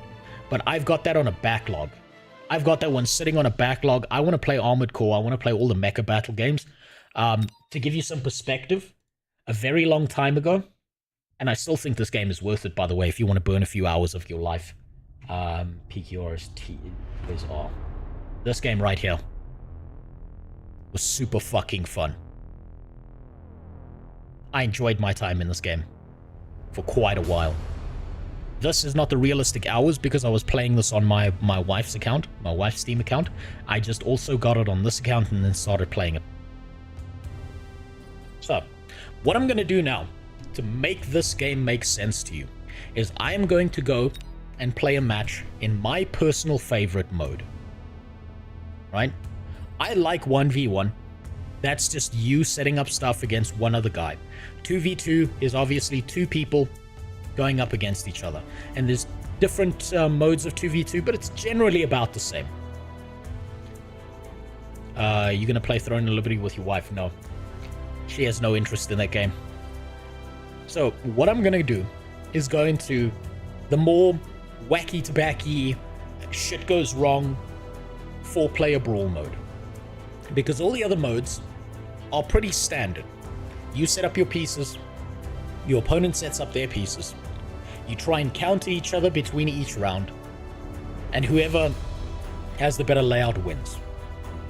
4-player brawl has an AI PvE component to it, where you all start on one side of a 4-player board, you set down your pieces, you battle against PvE mobs and against each other. So that's why, right now, I'm going to show you what this looks like, to give you some perspective. And if I get very, very lucky, I can show you one of my favorite builds that's super cheesy, but also super entertaining. 4-player brawl sounds like that. It's so much fun. I don't even care when I lose in 4-player brawl, because I think it's just that much fun. I really enjoy the 4-player brawl because it's funny to me. I did that, and also, you can really tell people's decision-making and how bad it is when you get into 4-player brawl, because they always drop, like, bombs and shit on the wrong person. It's so fucking entertaining, right? So I'm gonna do some tips and tricks here that might not make sense if you're a new player, but you can completely ignore that because you can learn this game at your own pace. It's just really cool and enjoyable. Sponsored stream? No, Devilus. No one's sponsoring me. I'm just telling you about this game because I think it's that good. I want to do like informal game reviews every now and then. And this game, I've liked it so much. So what I'd usually do is I'd have that open on my second monitor over here. And I'd just be playing the game, like doing my job. Every now and then I take a breather, I play a match, and then I keep doing my job. And it's been so relaxing. It's been like I get to turn off my fucking brain and just do something that it's like, how can I explain this? This game is like, you know how women get obsessed with Candy Crush? This is the male version of Candy Crush, right? This right here. So we get cards at the beginning of a match and a timer so we don't waste everyone's time. Unfortunately, I didn't get my favorite card, but that's fine. We can work around that. So we've got Sabertooth's Rhino Specialist, Fortified, and Aerial.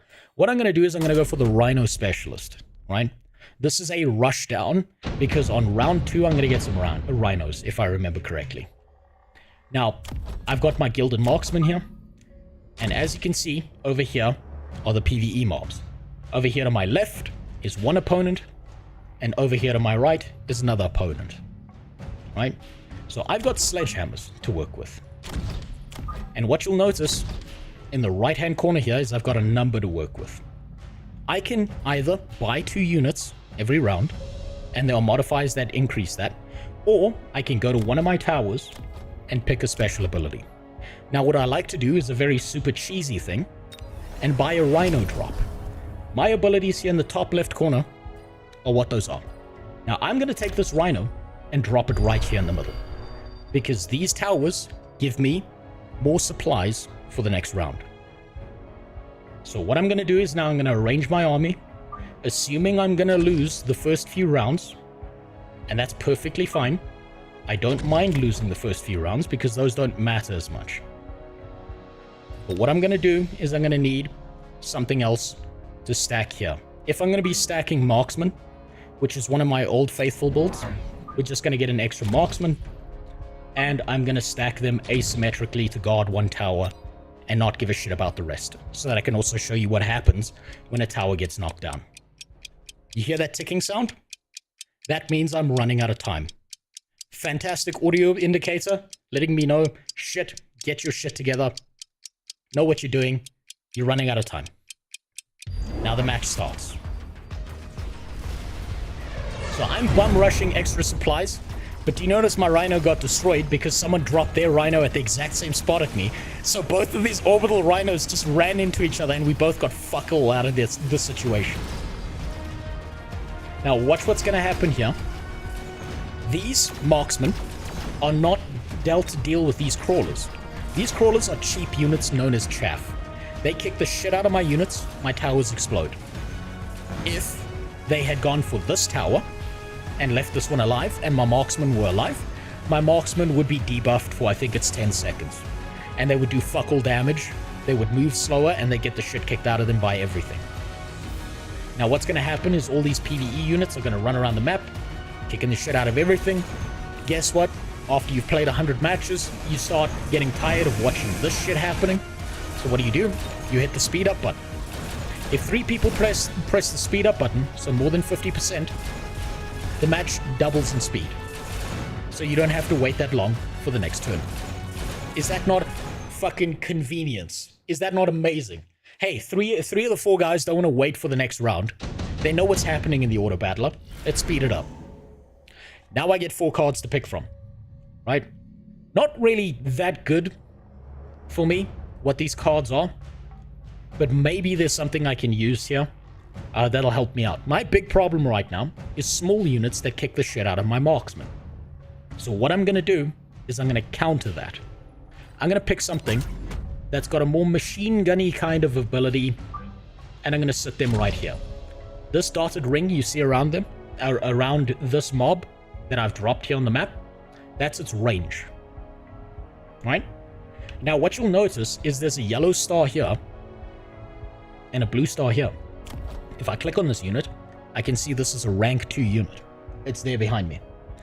This here, however, is a rank 3 unit, which means that's going to be a fucking problem for me. It's going to kick the shit out of me because it's going to be a lot stronger than anything else that I have. So what I'm going to do is I'm going to purposefully lose this next round as well. I'm going to hit a buff on my left tower that allows me to pick 3 more marksmen. And I'm going to purposefully lose this round, knowing that marksmen are not good at this shit. Now you think, oh no, how are you going to deal with those marksmen? Like these things. How are you going to make your units last longer? I'm going to get extra supplies. I'm going to drop 2 missiles down so that there's no small units to deal with. And I'm going to get the bonus of extra health on my right tower. Yes, I'm going for the Thunder Fury build. Patent pending. No one else has done this except me. Get a low damage, more attack speed guy. So, I could do that, but I'm going to rely on this to clear chaff for me. I'm going to use a mid-size build. There are 3 sizes of mecha in this game. Small, medium, and large. Small are considered chaff. That's something like these, the Mustangs. Medium are something like the I suppose marksmen are considered small, but I consider them a medium unit just because of their power output. And then you have large.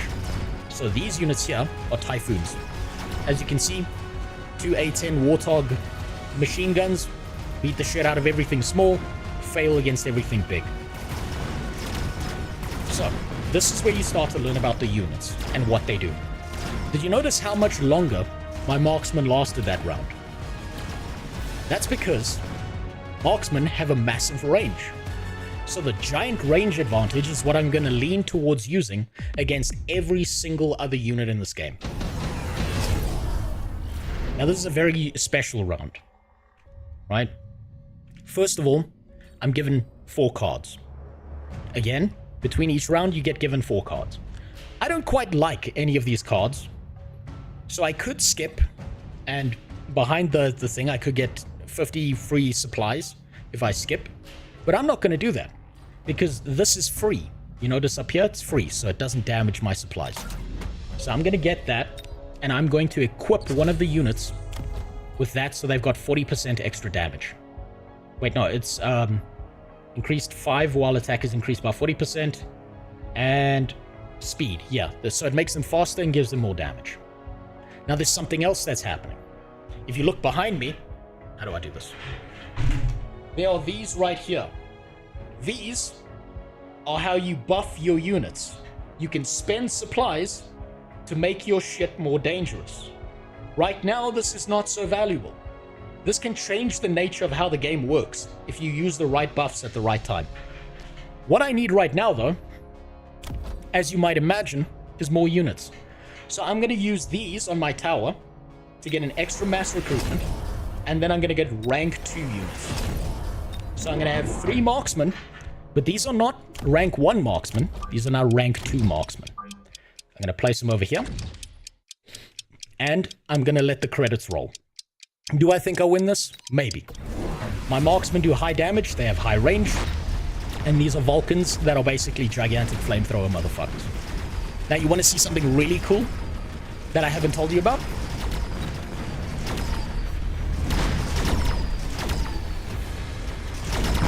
I get a first-person view if I feel like it. I can watch the battle from what's going down in the ground. Now, I'm getting my shit pushed in pretty badly. As you can see, you can still see the health bars. That unit died, and we can just go back here. So that round didn't go so great for me. I didn't get very many units. You can see my supplies are pretty low for this round. And other people are winning where I'm not. This guy has gone for... No, those are NPC wasps. This guy is going for overlords. He's going for an overlord stacking build.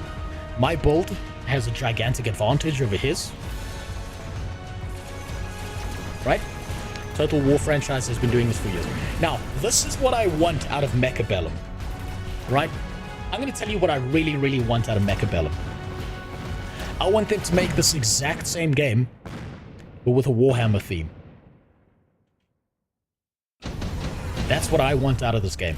I know that's never happening, but my pie in the sky, that's what I want. So now, if you look at these, you'll notice these cards have different colors. These are not gray cards. Yellow cards are 100. Red cards are above 100. So this one costs 200. And as you can imagine, the more valuable cards are priced higher. But you can be far more strategic about this and choose lower cards that will be more valuable to your specific build. So I'm going to choose Portable Shield because I want one of my marksmen to last a lot longer than they currently do. And what I'm going to do now is I'm going to upgrade all my marksmen by clicking this button right here. We can see it's a similar build to last time where we got little shitty chaff that's going to kick the shit out of me. So I'm going to do the same thing and expend some sort of resources on, crawlers. Again, I'm still stacking my marksman. And I finally got my rhino. I think this is turn 4, not turn 3. A little bit sad, but that's perfectly fine. I'm going to take this rhino, and I'm going to dump him right here in the middle, so that he's now tanking all the damage. That's my tank. That's my get his shit pushed in while everyone else does damage. He's my sacrificial lamb for the day. And I'm not even going to bother buffing him because that's going to be a waste of resources. He's just there for a little while. But I am going to increase my attack over here by buffing that by 24%. So now I can just click that, and you'll notice the mecha battle goes down again. Now, if I was playing this properly, if I was playing this the way I was meant to be playing this, what I would do is I'd look at what my opponents are doing, what's the most optimal build, but I'm going for the herder, I'm a retard, let's do something fucking stupid and max out marksman. This is where my journey started, was stacking marksman like a piece of shit. Oh, there we go. Look, tower destroyed. You see that like red lightning around my my units? That means that they do no damage for 10 seconds. Then it stops, then I do more damage. Have you played 40k Dawn of War 1 and 2? Yes. A long time ago, but yes. It's not like this, but it's good. I love the Dawn of War series. I'm really glad they never made a third one and fucked up the, you know, the whole series. I'm really glad that never happened to Shura.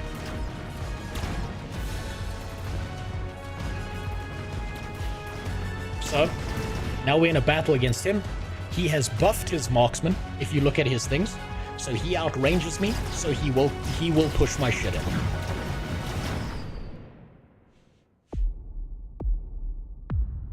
"100% expected." As you can see, I'm at the bottom of the ranking. But that's not such a bad thing, because something special happens after round 6. And I don't mind that. So, what I'm going to do now is I'm just looking at complementary units to what I'm doing. I need units that are going to take damage and get rid of the things that are going to fuck up my marksman. That means my options currently are the Farseer or the Typhoon. I like the Typhoon because I get 2 units instead of 1, and I can use that to spray and pray. You'll also notice that one of my buffs, the Rhino Assault, is off cooldown. I could drop my Rhino, but we also know that one of these motherfuckers went for a turn 1 Rhino as well. So I'm going to play a mental game with him. And I'm going to leave my Rhino alone for another turn. I'm going to upgrade all my marksmen once more. I'm going to mass recruit more marksmen. I'm going to stack them over here. And I think, you know what? To make my life a little bit easier, I'm going to missile down these rank 8 fangs, which are going to be a problem. I'm going to place a missile over here, knowing that this missile on the edge is going to hit this group over here, and it's going to take out this hacker as well. So I get some AoE damage. I'm trying to delay the debuff that's going to happen when they take out this tower, so I have enough time to take out as much of this as possible. What's going to happen, though, is this hacker's going to take over my Rhino. My Rhino is going to turn around and fuck up everything behind it. Do your marksmen rank up round on round? Your marksmen only rank up when you spend resources on them to upgrade them. But what you'll notice is that up there, right there, there's a little hexagonal thing around the 2. That is your XP bar. When you hit the next level, then you can choose to rank them up or leave them as is, so you don't waste resources. So now you've got to think strategically.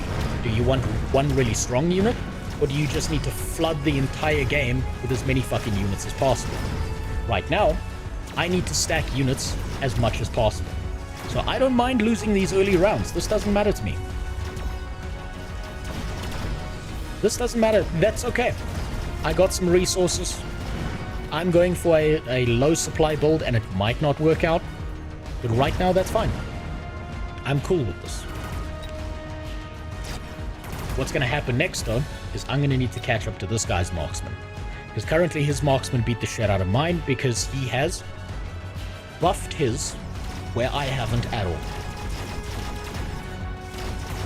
And this guy's gone for a full-ass war factory, which produces 1 million units, and if he can get it producing all these units, I'm in deep shit. Unless I spec my marksman in a very specific way based on the abilities I've given them. But we'll get to that when... we'll cross that bridge when it comes to it. What you'll also notice on the right-hand side here, we'll talk about that now, actually. None of these are particularly good for me.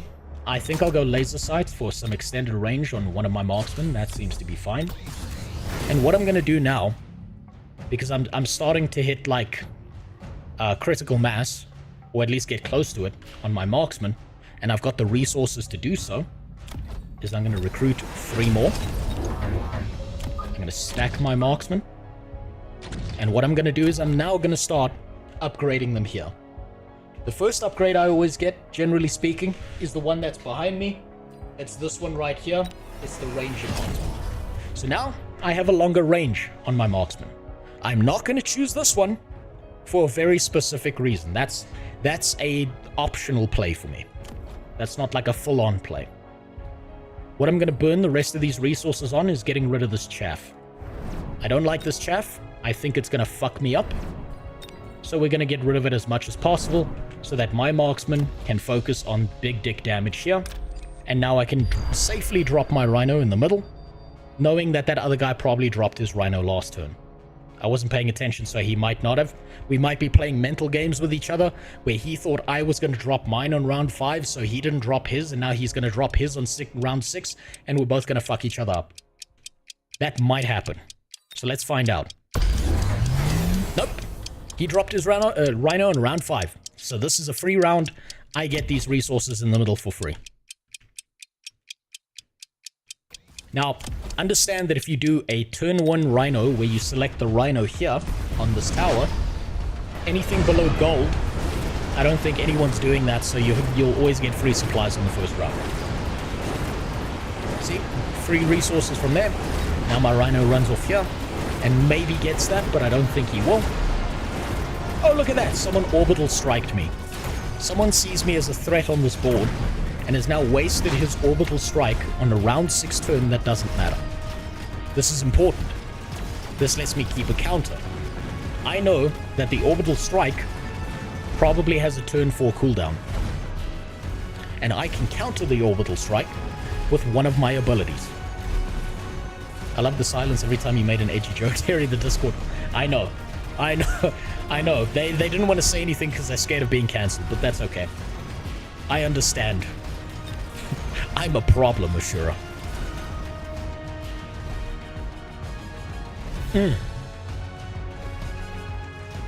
So as you can see, the round match goes off.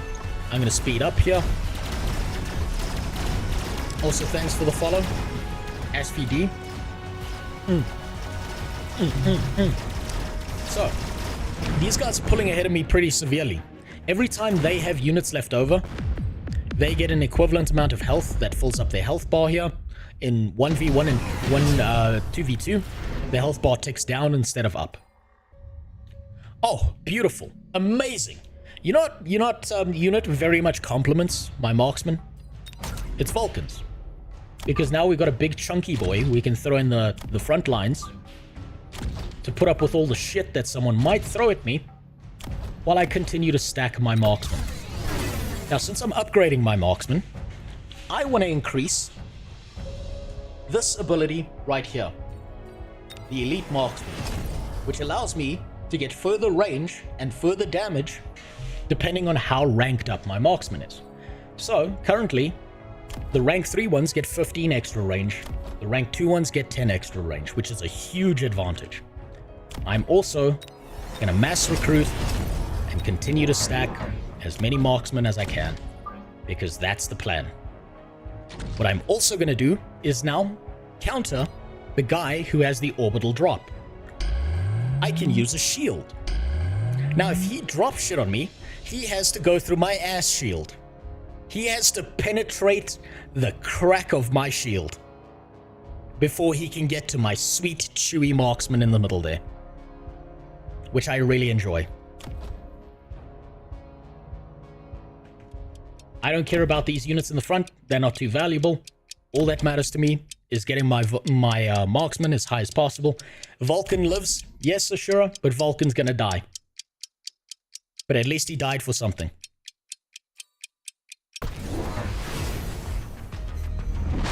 Now what I can do is also this. Yes. First person view. Let's see what this Vulcan does.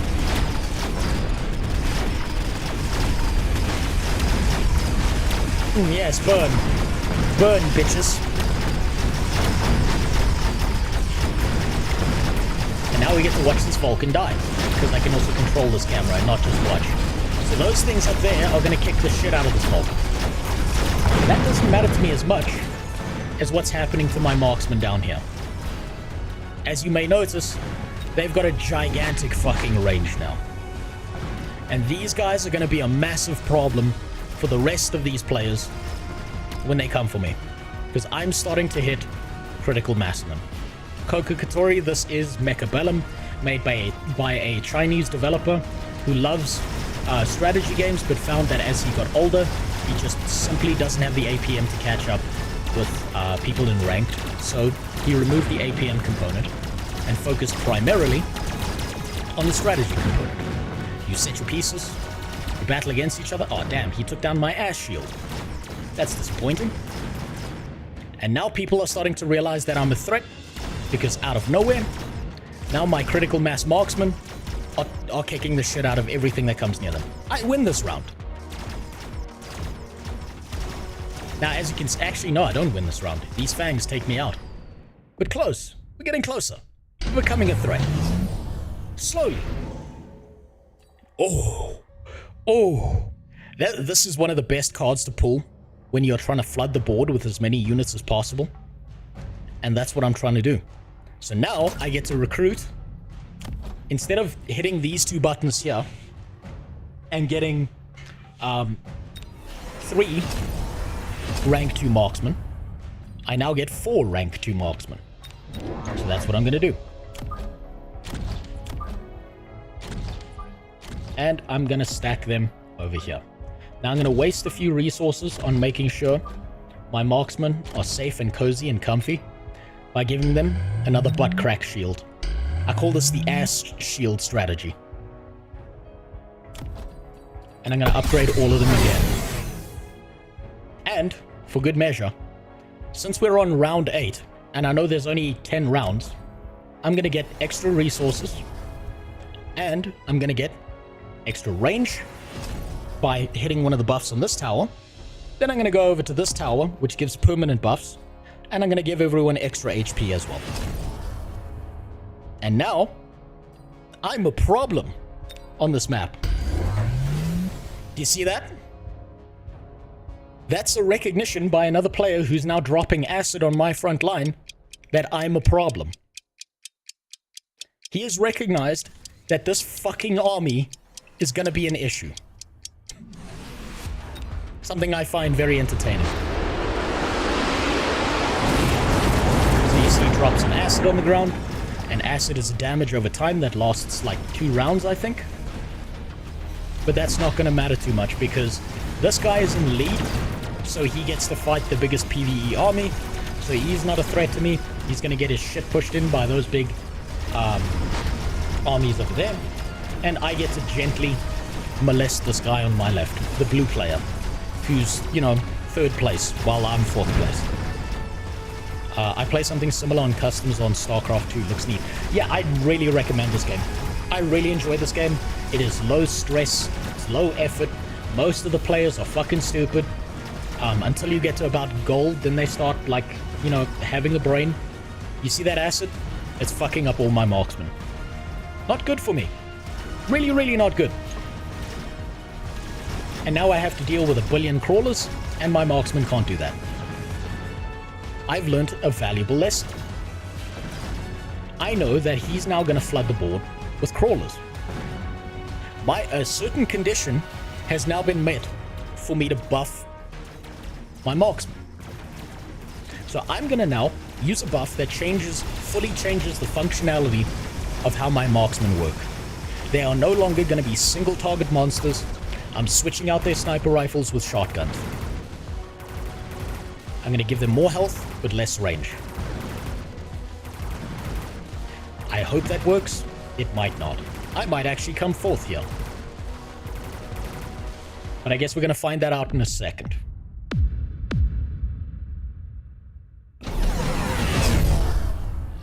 So as you can see, the acid's still there.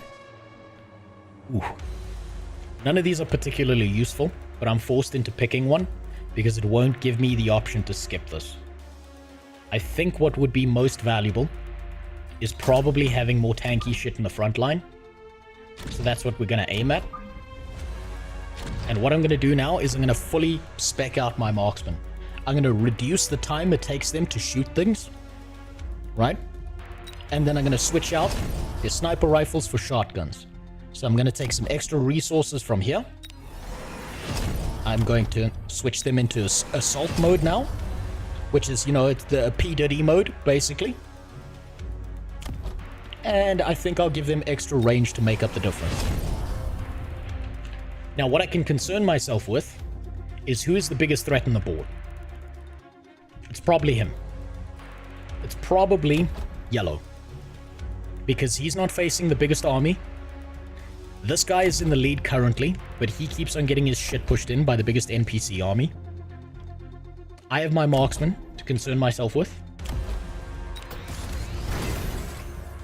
And we can see now if that was enough for me to survive the acid that's coming my way. Oh, he dropped a rhino on me. Bastard. That rat fuck. He sees me as a threat. He knows what a problem I am. He's trying to counter me because I'm right next to him. Now, here's a cool part. I'm not blind to what my opponents have chosen. I can look at their builds by hovering over here and seeing exactly what they've picked. Right? So this guy has picked the orbital bombardment and the additional deployment slot. It seems everyone's kind of done the same. This guy is the guy, blue, who is to my left here, who dropped the acid on me. He's dropping a lot of acid, and he dropped a rhino on me. Not too surprising. But guess what? My marksmen have extra HP now, so he can eat shit. So now I'm gonna walk around with my shotgun boys, banging the shit out of everyone, assuming I don't get my shit pushed in because someone knocked down a tower. Do you see that shotgun blast as opposed to the sniper rifle blast? This does splash damage. So now my marksmen are gonna go around pushing everyone's shit in because they have more HP. And now, for the final turn, I get to see if I'm a big enough problem to make up the difference in HP. And I don't think I am, actually. I think at most I can push my way into 4th place. Ooh, this is a nasty overlord. I think he wins this. Yeah. So, my dedicated basic bitch build is not going to work. It's not enough to win. But that's okay. Because this wasn't like an explanation of how to play this game like a fucking idiot. Generally speaking, I would have created more units to counter his overlord. I would have done things a little bit differently, but that's fine because I'm trying to explain the game while at the same time playing it. So, I've now got a rhino drop. Do you think it's valuable for me to go collect extra resources knowing that there's no next round? Probably fucking not. So what I'm gonna do instead is I'm gonna use the rhino as a buffer for my other units. I'm also now gonna hit the fucking lead out, get every single buff on this tower, get as many extra marksmen as I can, push them over here. I'm going to get the extra attack, knowing that his fucking things are going to be a problem. I'm going to put extra production. So this equip that I just used produces units on my giant units, like a factory that manufactures weapons. And now I can consider how much of a problem is this going to be. Do I want to upgrade the tower so I take less of a debuff? Do I want to drop a missile over here? And I think my current solution is I'm going to drop a missile over here. And for fair measured value, I'm going to drop a missile over here, hoping it hits one of those units. Let's see if my strategy, my basic bitch strategy works. Which I don't think it will at gold level. This will work at anything below gold level.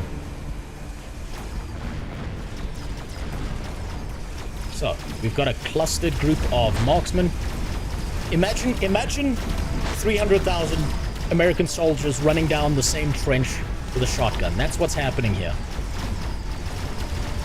Right, that's why these big units are evaporating. But they're not evaporating fast enough, which is a little bit of a concern. But that's okay. So look at my army march forward.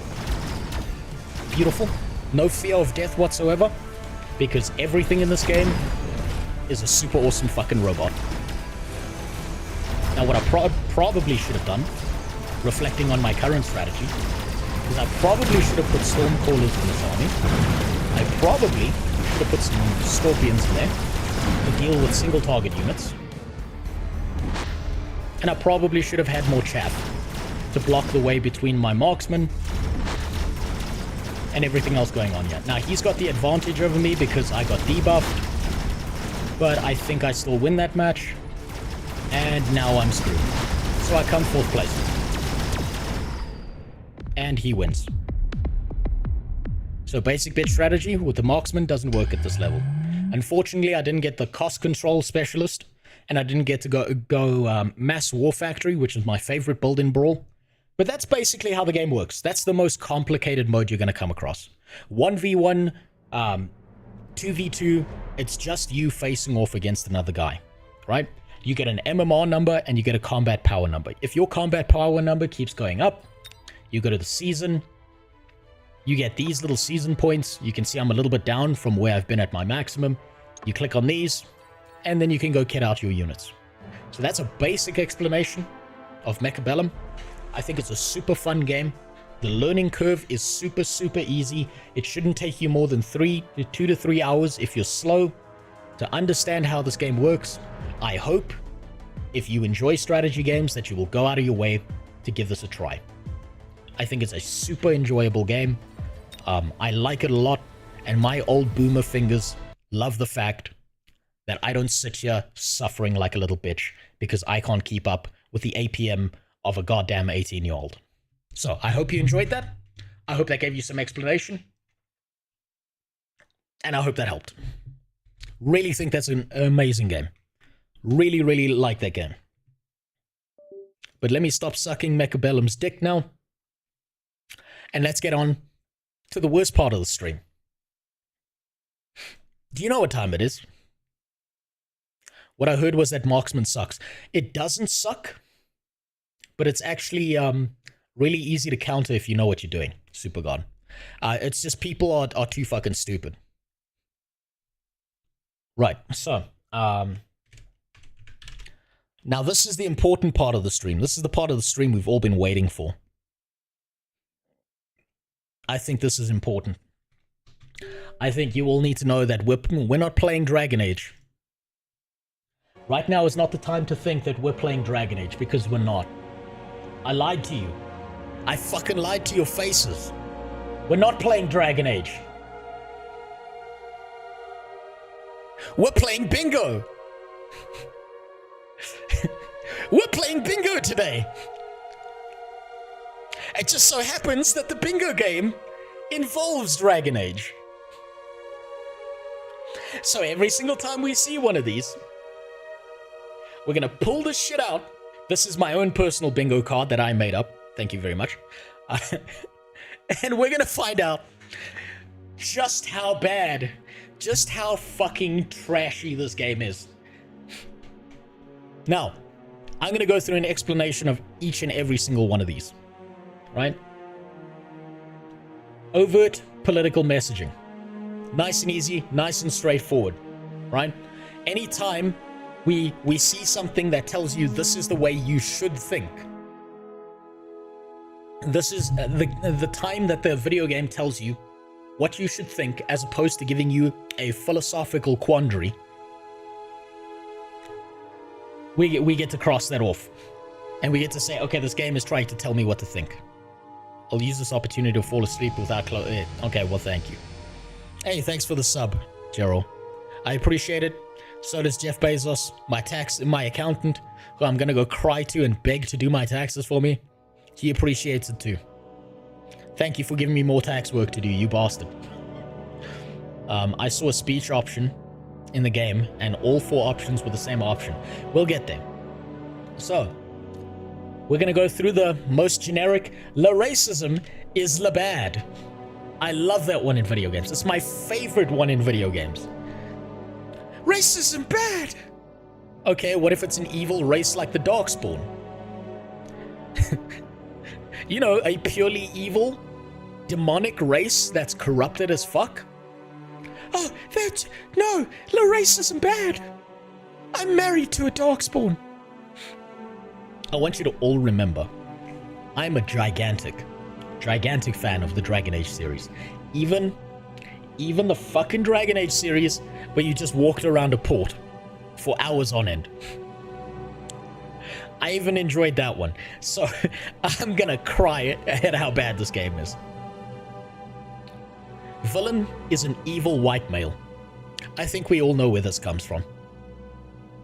We saw this in Horizon Zero Dawn. Was it Horizon Zero Dawn? Yes. We saw this in most video games today. If you're a white guy, you're the devil. That's just how it is.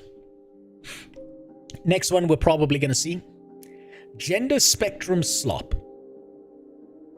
Now this doesn't mean you can't have characters that are not male or female. Right? This doesn't mean you have to stick to a gender binary. But what I'm saying with the gender spectrum slop is they're going to push this narrative of characters telling you how to say their pronouns. Zim, zur, she, they, zip, zop, bing, bong, whatever the fuck. When it's forced down your fucking throat. That's the gender spectrum slop. This one, I expect to cross off almost immediately. Because it was in all the other Dragon Age games, it was in Mass Effect, it's been in most BioWare games. Is the shitty non-specific decision wheel. Where you select something, and your character doesn't say the fucking thing you thought they were gonna say. You say, fuck it, kill all the Qunari, I don't care. That's your selection. And then your character's like, I'm gonna suck a Qunari's dick. That happened in Mass Effect and Andromeda a lot. That happened in some parts of the old Dragon Age games. Not that often. It didn't happen in Origins. But I expect that to happen. Marvel tier voice line quips.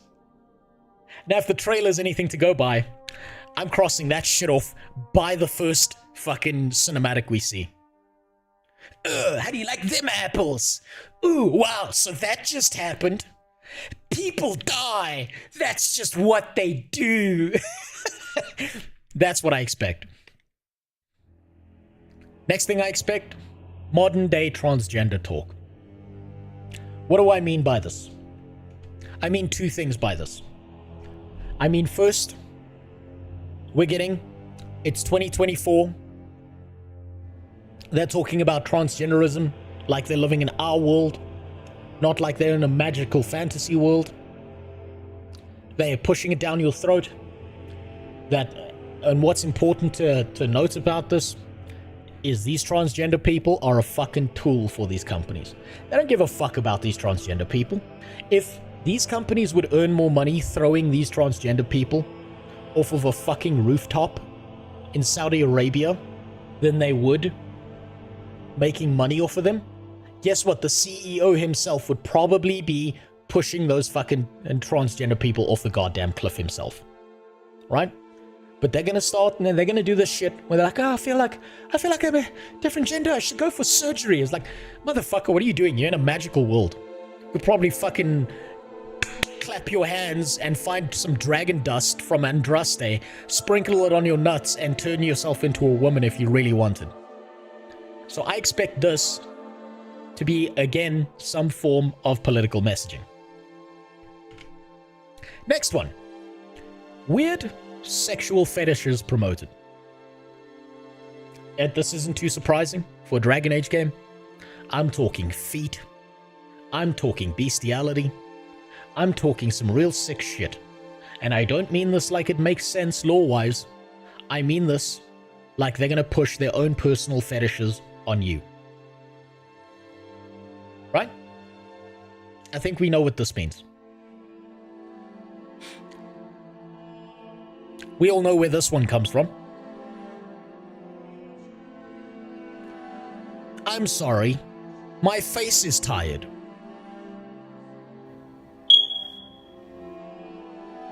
Yeah. It's a BioWare classic. underbaked facial expressions. I'm an autist, right? What this means is that for like 3 years of my life, my mother had to spend time in her day showing me flashcards of different people's facial expressions so I could attempt to recognize facial emotions on people. I had to learn this as a practiced skill, something that comes naturally to people. I had to learn this, which has also led me to learn micro expressions and to see when people are like, you know, behaving shady and shit like that. But yes, retard. Sure, you're 100% right. I'm retarded. I didn't pick up on facial cues. My mother had to go out of her way to teach me that. So, if I can spot this, that's real bad. Next. This is an important one because we're going to have to check the reviews of the game right now, and we're going to go to the regular culprits. What am I looking for when it comes to a raving gamer journo review? I think we all know. A 9 out of 10, a 10 out of 10. The game is groundbreaking. No game has ever been the same as this. We're gonna suck our own fucking cocks over how good this game is. Oh, by the way, Fallout New Vegas. Fuck that game. This game is the new shit. That's what I expect. So let's see if we're crossing off one already. Let's drop all of this shit. And let's find out how bad this is. I hope you're wrong, Ashura. I hope you're fucking with me. No, I don't want the Africa. No one wants the UNICEF rice version. Oh, you weren't lying. Oh, apparently this game is fucking Jesus Reborn. 9 out of 10? 9 out of 10? Explain. As I excitedly... I'm not gonna watch your video, fuck you. Okay, he's just reading a script. Blasted, wooed, looted, delted, blah blah blah. Wait, BioWare made this 24 BioWare. This line here is the I'm just like you gamers. I'm just like you. Let's see, with this game, in the wake of Anthem, Dragon Age Inquisition, Mass Effect Andromeda, blah blah blah. Scope, adventure of the world, Veilguard's level design was one of the first things that jumped out at me, reminding me of this. Okay, how's the gameplay? Combat is a refinement of what we saw in Dragon Age 2, and so they did the same thing, and it's groundbreaking. They did the same thing, and this game's gonna change your fucking life. Does this guy say anything valuable? Squad is made up of complex, memorable, and likable companions. We'll see about that one.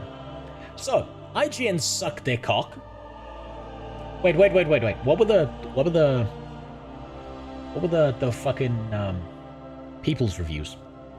6.1. 6.1 versus a 9. This game didn't even get a 7 from people.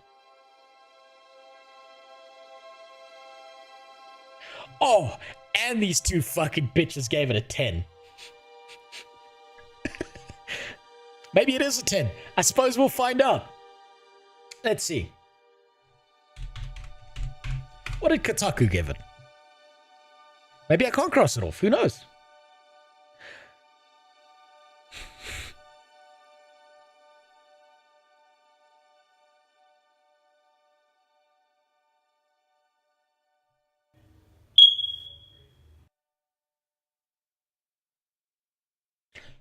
Okay. Maybe I'm just a bigot. Do we have a number? I don't get. Fuck you. I'm not reading your article. Give me a number. Give me a number, bitch. No number. I wonder if they got rid of the rating system because they realized that then people are forced to, like, read their dog shit review. Okay. So, Kotaku's out. What's another one of these sites? Rock, Paper, Shotgun, is that still alive? Did that die?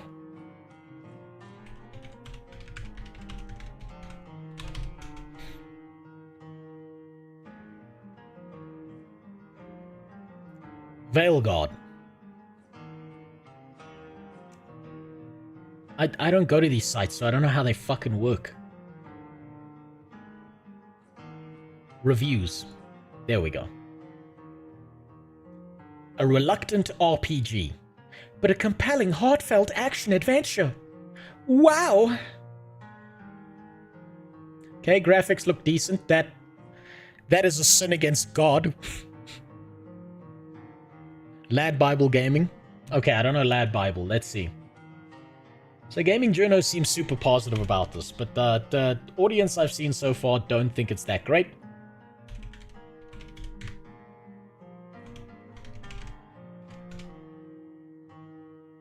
Skill Up hates it. Oh, maybe I can't cross that off then. Is that part of the mainstream game? Like, I don't read journo sites. If I wanted to torture myself, I'd take a fucking car battery to my nuts. Why would I watch this? Thank the maker. It's a triumph. Oof. Oof. Okay. Okay, I'm tentatively crossing this shit off. Raving Game Journal reviews. Bad sign that we've already got one crossed off and I haven't even opened up the fucking game. Skillup is one of the most prominent YouTube game reviewers. Yeah, but I'm looking for mainstream, right? I'm looking for Gaming Journal articles. Not like private sites and shit. So, game continuity shattered. You know what this means, right?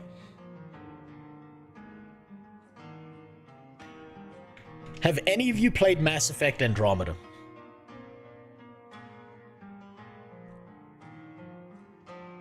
Remember what the Asari looked like? You know how the Asari are meant to be like this almost parasitic race? That are hyper attractive to every other race, that's how they keep on breeding with them? Why was the blue Asari ugly as shit in Mass Effect Andromeda? Shattering the game continuity, the entire mystery around the psychically born race that can manipulate those around them into being attracted by them. I'm not ashamed to tell you right now that when I was a younger man, I busted a few fat nuts to Liara. I'm not ashamed to tell you that. But I'll cut my dick off with the scissors before I even think about that one fucking Asari in Mass Effect Andromeda. That shit was hideous. Next one. Character personality equals character sexuality. You know that thing that game devs love to do? That thing that movies and shows like to do this day? Where they confuse a character with a sexuality with being their identity. Where a character is no more than the things they want to fuck around them. And I'm going to give you an example of when a character has a sexuality that is not heterosexual, but they are still an interesting character. And then I'm going to give you an example of one that is a dog shit character that no one gives a fuck about. Example 1.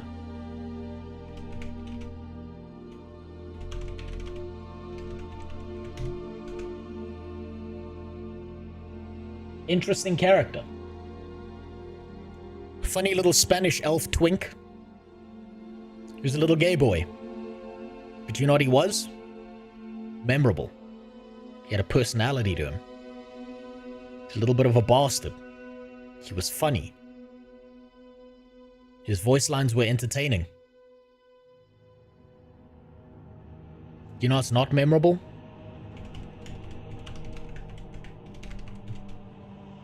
Any of this shit.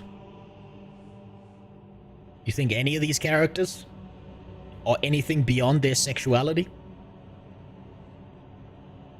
Do you think these characters are anything except I'm not straight, that makes me unique and special? Absolutely not. So when I say that this is character personality equals character sexuality, what I mean is that I'm a lesbian, therefore I'm special and unique and blah blah blah, but they have no personality behind them. Now, sorry, missed the mark with the characters on that game. What do you mean I missed the mark? Those characters are disgusting, dude. Now, this one is a very... Oh, no, Sony... Okay, no, you're right, 100%. Sony's allergic to money. You're right, I do need glasses. Old characters becoming shitified. I think we all know this trend, where all the cool, badass characters are somehow dog shit recreations of what they were in earlier games. All the characters who were badass and brave and memorable and did cool shit, all of a sudden they're horrible, bumbling retards in comparison to the young black lesbian that's taking over and is now the main character. I'm sure we're all aware of that trend. Next one, law-breaking moments. Not too hard to understand. Not too difficult to comprehend. What this means to me is if Dragon Age goes out of its way to have Kunari that are somehow a part of the Qun, but it doesn't follow the rules of the Qun. It doesn't follow their highly structured caste society where you get given an assigned role at birth, you fit into that role, or they fucking execute you, or you run away. It means the elves are somehow some fucking strange little retards instead of these very connected to nature out in the world, or they're either part of something like the alienage that you saw in Dragon Age Origins, where they're all stuck in the fucking slums. You're disconnected from nature because they've all become slaves. Right? If you have something that breaks the law in a way that shatters the game, yeah. Next one. I expect this.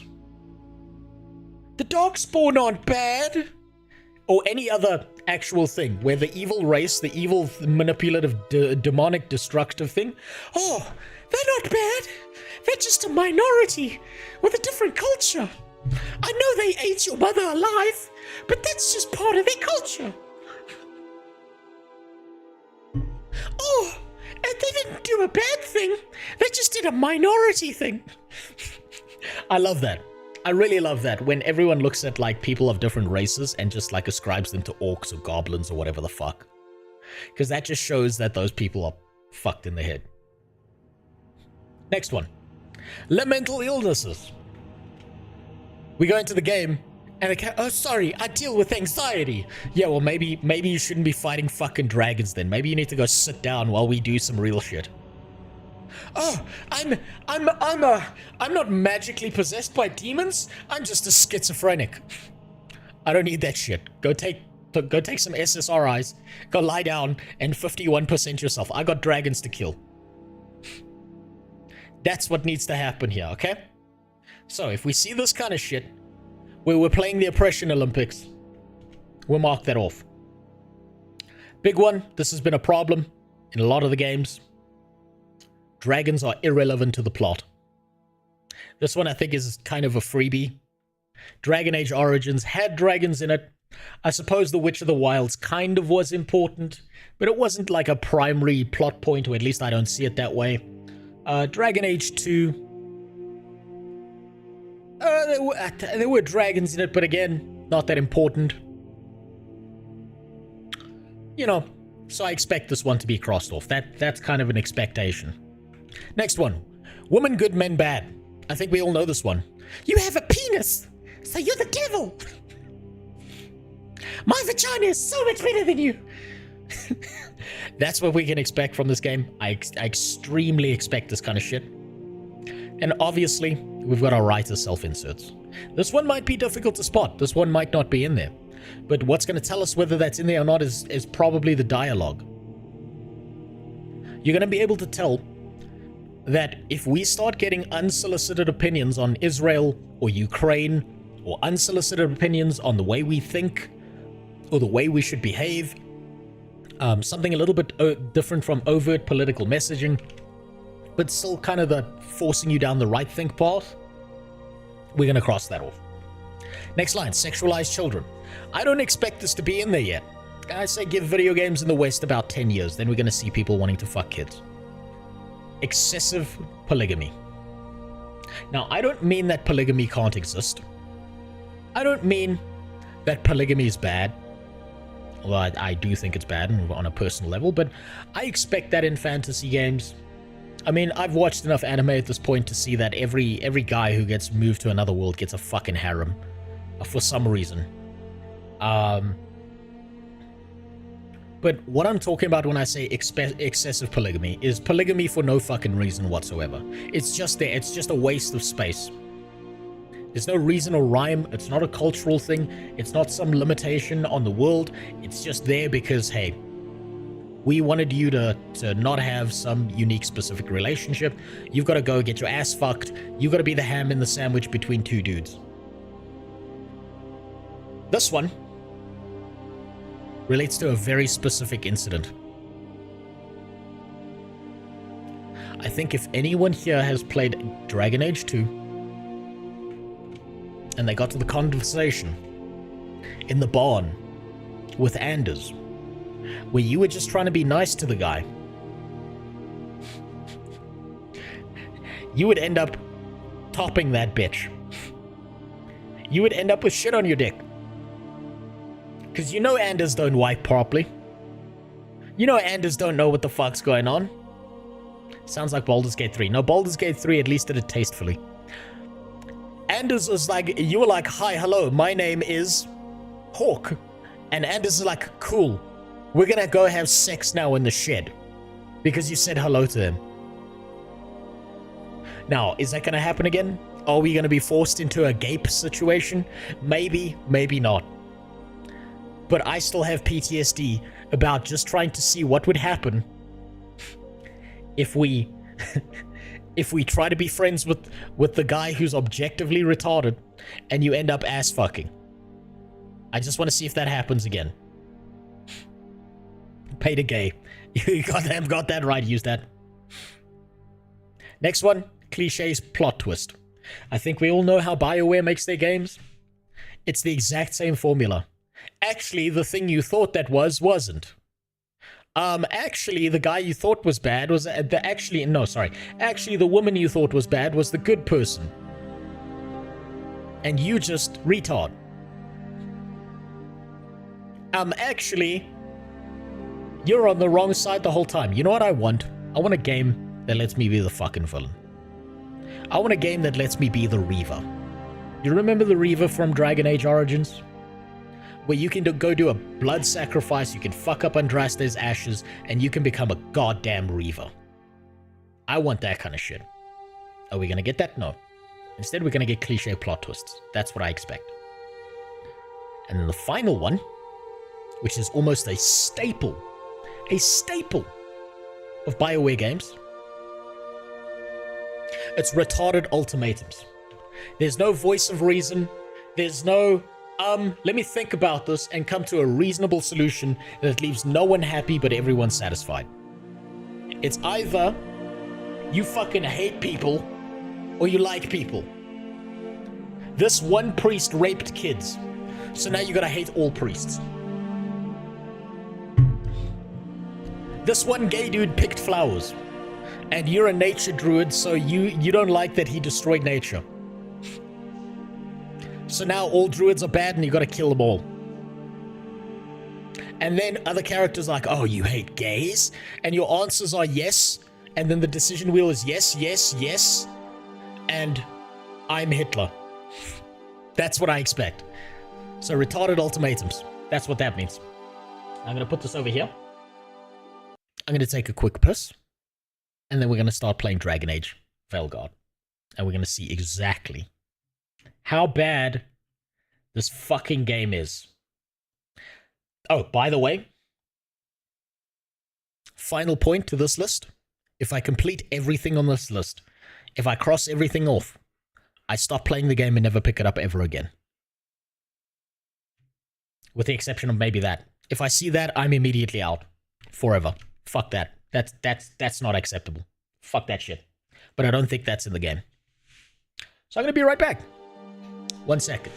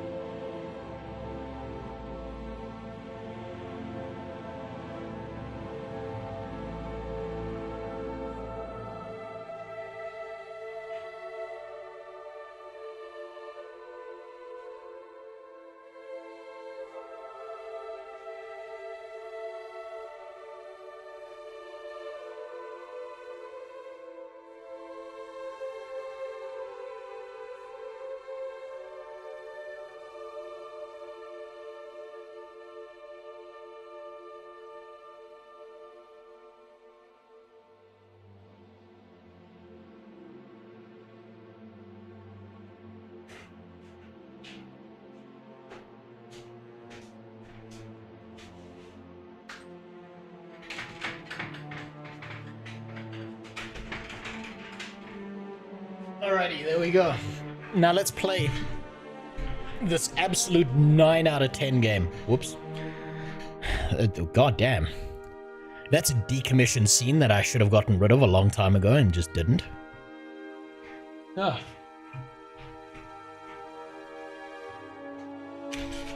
Let's take a throat lozenge, get ready to shit my pants. And let's find out just how bad this is gonna be.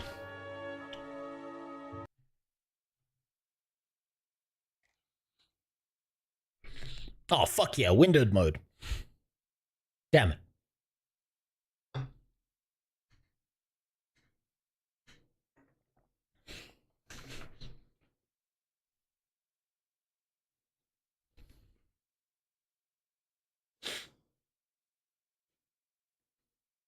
I'm seeing a blank screen.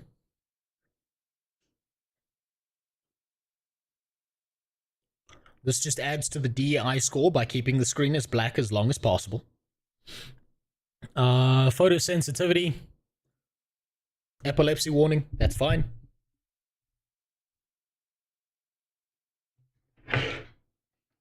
Oh, nice. We got to compile some shaders.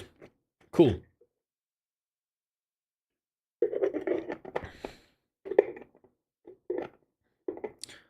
Dragon's Age, who wants to know? The cops want to know, Dad. Do you swear she was 18?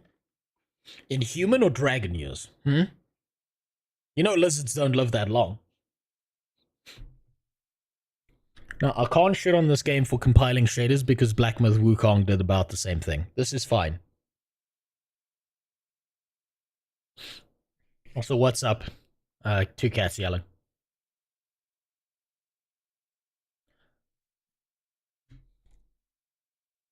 Yeah, my PC wants to take off like it's a fucking helicopter. Not too surprising. It's that top tier Intel core I had running. Let's just make sure that my bingo card is the size we require it at. Yeah, there we go. Now we can just make sure it's, you know. Gotta be able to scream bingo when this happens. Okay.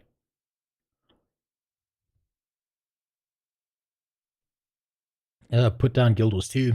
Hitting back-to-back bug in missions is the most annoying zone I've ever experienced. I'm not even there. I'm keeping myself pure and virgin-like.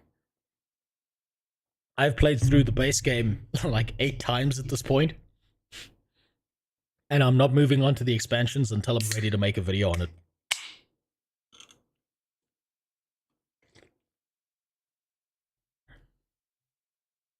Oh, this is the base game. Oh! Oh yeah, that's fair. There are some bugs in the base game. The last zone of the original game. You mean near the Zaitan fight? When you're on the ground. Battling a bunch of undead creatures. Okay, I think I know some of the bugs you're talking about. I hit a few bugs on my characters off stream. Particularly when you're going with God, what's his name? I keep forgetting the names of the characters. Black Plant Man. And you're purifying an underground well in ore. And then things start to fall apart. The part that looks like it should be... yeah, okay. Whoops. Accidentally cut that out. Okay. I'll press this button.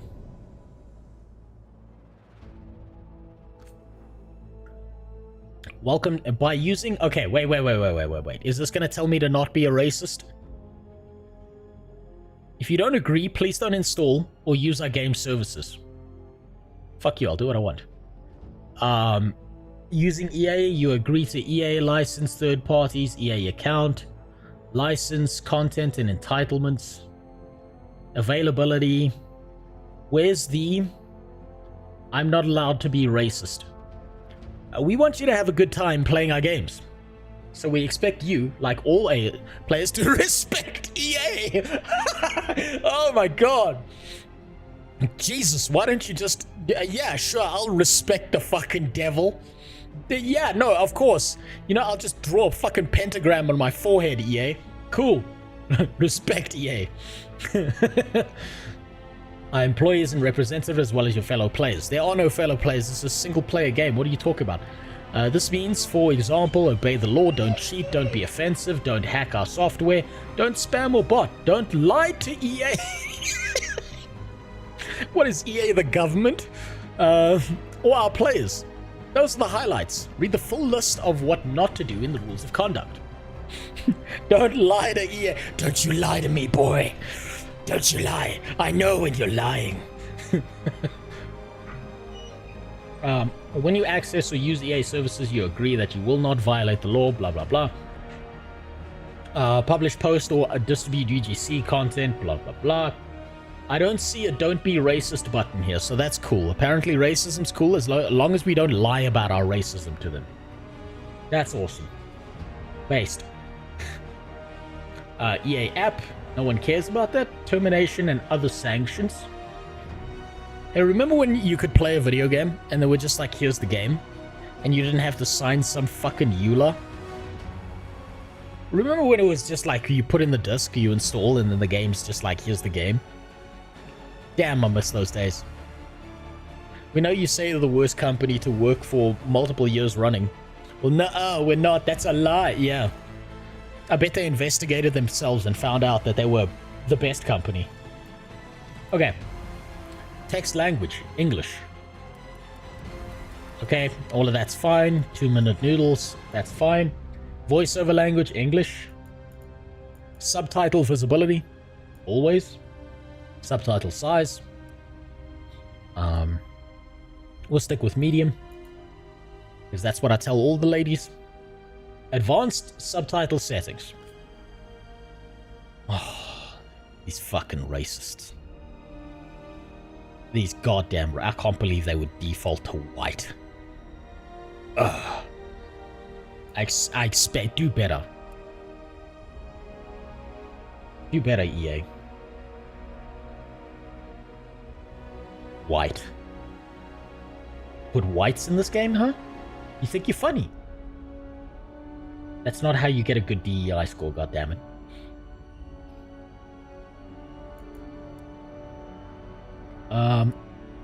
I'm gonna stick to white, just because it's the most legible to me. Speaker name.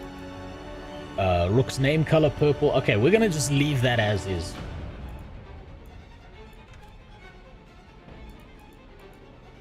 Text size 1 or 2.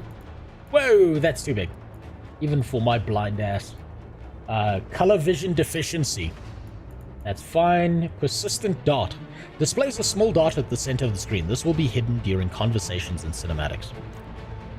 Yeah, we're gonna need the dot. We're playing with mouse and keyboard. Disable UI hold inputs. That's fine. Camera shake.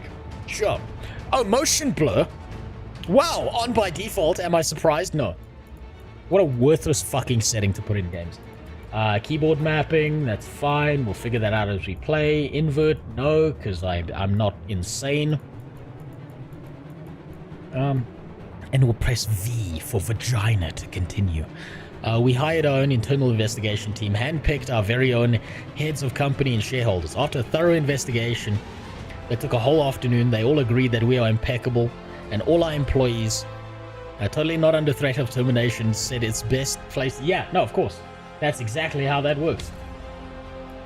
Okay, graphics preset. Custom. Sound. Stereo, that's fine. Narrow dynamic, that's fine. 3D audio. Disabled when platform level 3D audio is enabled. Okay, we're gonna just leave these as is. That's fine.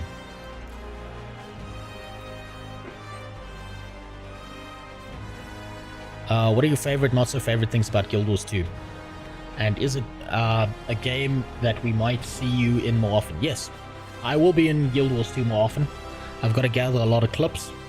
I would recommend watching the videos that I make for a more in-depth take, because I spend a lot of time trying to get the right takes. I'm currently working on the finale for the base game. And I think if I told you all my favorite, not favorite parts about the game right now, it would spoil the video, so wait until that's out in the next 25 years. It's actually a race between me and Ashes of Creation to see which one releases something first. So, new game. I knew him as Solus. Smart, thoughtful, loved to hear himself talk. But long ago, I hated this guy. He had a different name. The Dreadwolf. Ancient elven god of lies, or heroic rebel against tyranny, depending on which story you believe. In his desperate fight against the corrupt elven gods, Solus imprisoned them, creating a veil that split our world from the raw magic of the Fade. He had won. But the veil cost the elves everything. Fucking Their mosquitoes. magic, their freedom, even their immortality. Now, Solus wants to tear down that veil. Michael Jackson pose. Do the damage he caused, even if that means our world has to burn. Somebody's gotta stop him. And that's where you come in. Okay, no Marvel tier voice lines yet. Oi! Oi, okay. Okay.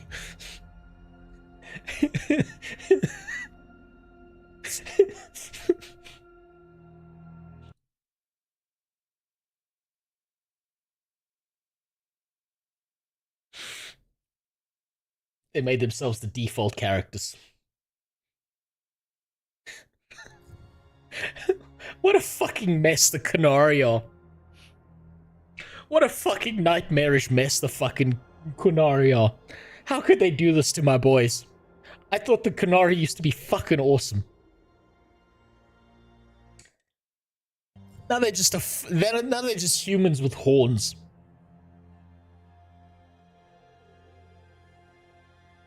They look better than Oblivion or Neverwinter Nights 2 characters. I'm not sure that they do. I played a lot of Oblivion. I don't know. I don't know about that one. I don't know. Okay. Descendant of an ancient fallen empire. We was kings and shit. Hold on, we'll get there. We'll get there, okay? Jimmy, we'll get there. Let's see. Elf lineage. Obviously, these elves are fucking disabled because elves are supposed to be hot. The most viable role for any elf in any party is as the cum bucket for the group. But apparently they wanted to go against those trends. You know, they wanted to buck the trend. So instead we get fucking whatever this fucking monstrosity is instead. Cool. Descendants of an ancient fallen empire, pushed to the margins in the past. Some elves are building a brighter future by exploring their civilization's lost wonders. Kunari, feared and envied for their size and strength. Some Kunari follow a strict philosophy from their homeland, while others joined different cultures generations ago. Is that law-breaking? The largest group of Kunari lie with the Qun. There are exiles. But as far as I'm aware, those exiles did not exactly join other cultures so much as they just ran away from the Qun who were going to execute them. That one's tentative. I'm not going to cross it off because that's tentative. Is that Kevin Hart? Probably. I don't know, it's a little bit tall to be Kevin Hart.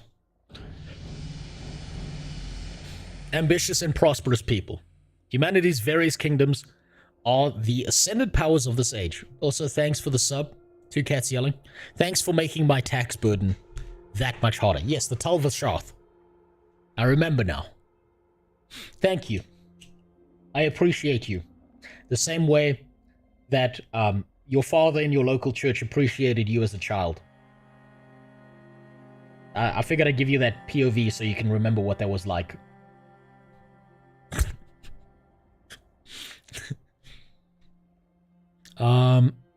Then we have dwarves. These are my people. Man, this bitch got a fucking... She got an ass on her face. Look at that double chin. Blow her nose and wipe her ass at the same time. Dwarves. Clever and tough in equal measure. Dwarves cannot dream or wield magic. Yes, that's true. That matches with the lore. That's fine. They are highly magic resistant, but possess a mysterious and ancient bond with the earth. That's right. Stone dildos. Remember this. Most of them live underground. The ones that live above ground are seen as weirdos and are ejected from their culture.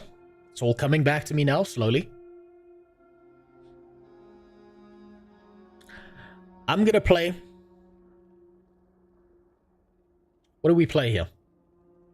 What's gonna give us the most variety?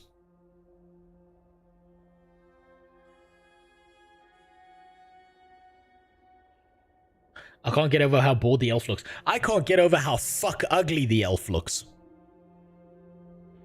That's my problem. There's a fucking hideous mess. Jesus Christ.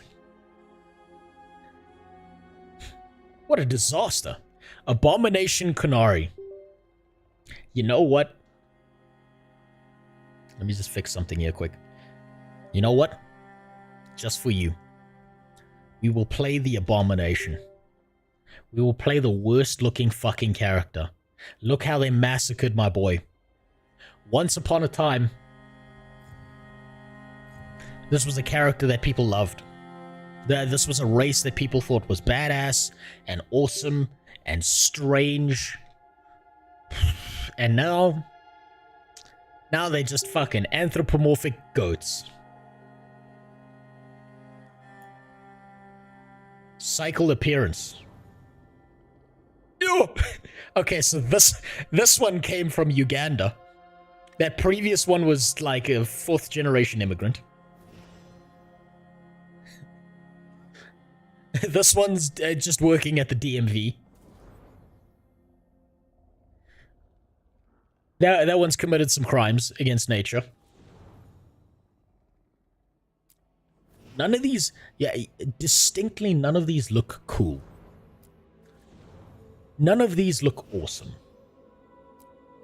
None of these remind me of Iron Bull. None of these remind me of the Dragon Age 2 Arashock. How long do you reckon a Kunari fix mod? Give it like a month. Someone will fix it, and then they'll ban mods on their game. That's why they had that section in the TOS about user-generated content. Because that way they can just ban the mods they don't like. So, like, if you go to, like, gender or whatever the fuck, if you, like, get a mod that makes it male-female, they can just ban that. You know what this looks like? This looks like a discount Draenei from WoW. Cool, let's continue with the appearance. Fuck, even the tits are devastatingly bad on the models. Jesus Christ. Fucking hell. God has left the building, ladies and gentlemen. I'm ready for the asteroid. Let's go with Mexican gang member here. There's no dump truck on these motherfuckers. Imagine thinking you're gonna conquer the world when you've got no ass. Pronouns, he, him. Are we seeing something right now? Do you notice something about this?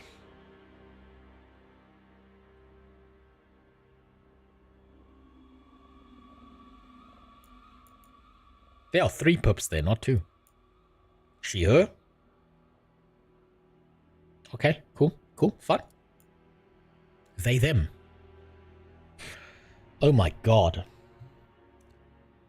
I didn't realize what vicious and violent racists who obviously want to kill, murder, and genocide and rape babies the EA devs were. Where's Zimzer? Where's Schling Schlong?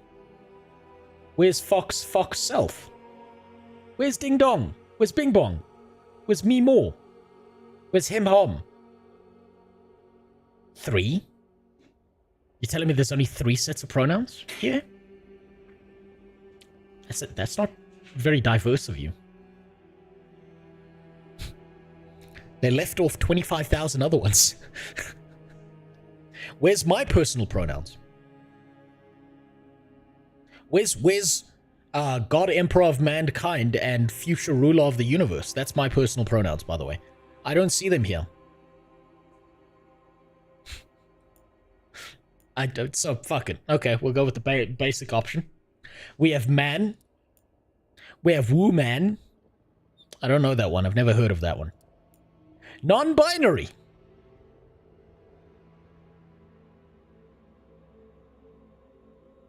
I've got a question. If we are a dimorphic fucking species, and on one end of the spectrum you've got men, and on the other end of the spectrum you've got women, what does non-binary mean? Where does the non-binary part fit in? I'm not even saying this as a meme. I genuinely don't understand this terminology. As an African, I don't understand this terminology. You're a 2 instead of a 1. Yeah, that's clever. Okay, that's well played, Ashura. People pay for these games? Apparently they do. It means you should see a doctor. Something with computers. Maybe something with computers. Maybe we get called a 1010. I'm gonna go with man.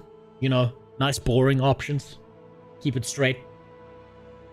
Keep it right. Keep it tight. Customize our appearance.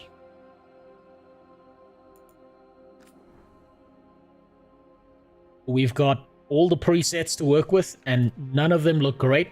All of them look like a fucking shit show. Set features to default. For the best head blending experience, we recommend setting all facial feature sliders to their base values. This can also be done from the reset button at a later time. Would you like to do this now? Absolutely fucking not.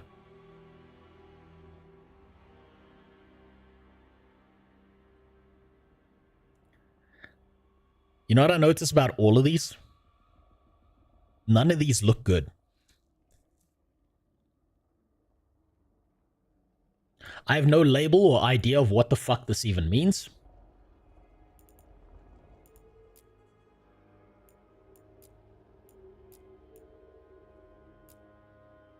So let's see what kind of disasters we can make with this, huh?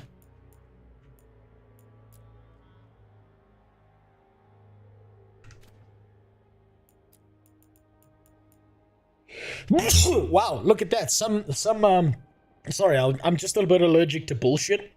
Some of the character creator options are locked. You can't pick them. I'm not sure why that is. Is that like because I put the thing all the way down here instead of there? Does that number change? Is that related to... I don't understand. You think that's DLC? It might be. Hey, I missed on the muck drama. What did I miss? Nothing. Ron Ha. You missed out on nothing. You missed out on a bunch of people flinging shit at each other. Only for everyone to register that none of this was done out of malice. Because we had a conversation with people.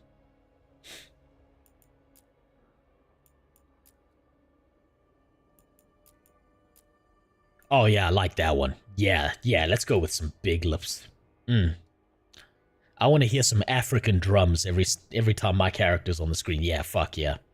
There we go. Let's get them big lips going. We're deep in the Congo now. Complexion. Youthful. Okay. Nothing wrong with a lot of variety. That's fine. All of it still looks like shit, but that's cool. Let's go with that. Let's put the difficulty to maximum. think that's maximum difficulty. Vitiligo.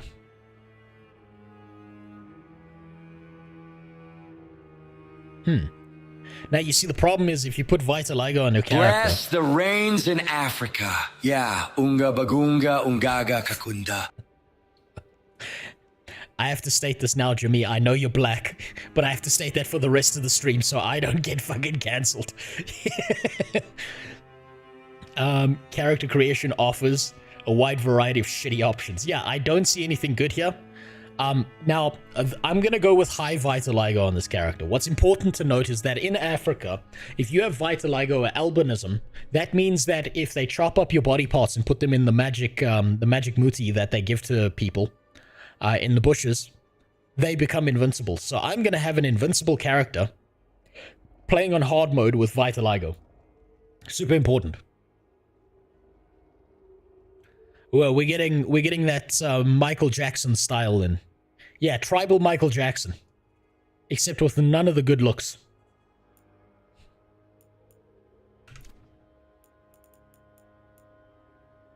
Complexion. Is that what we looked at? Yes.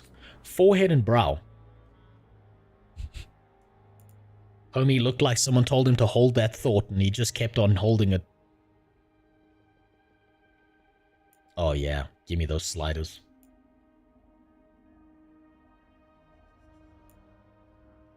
Oh no, we need that round ass head. Let's get that nice and wide. You need a nice wide forehead, right? Nice big one. It's like, it's really important, right? Usually this is more important for female characters than male characters.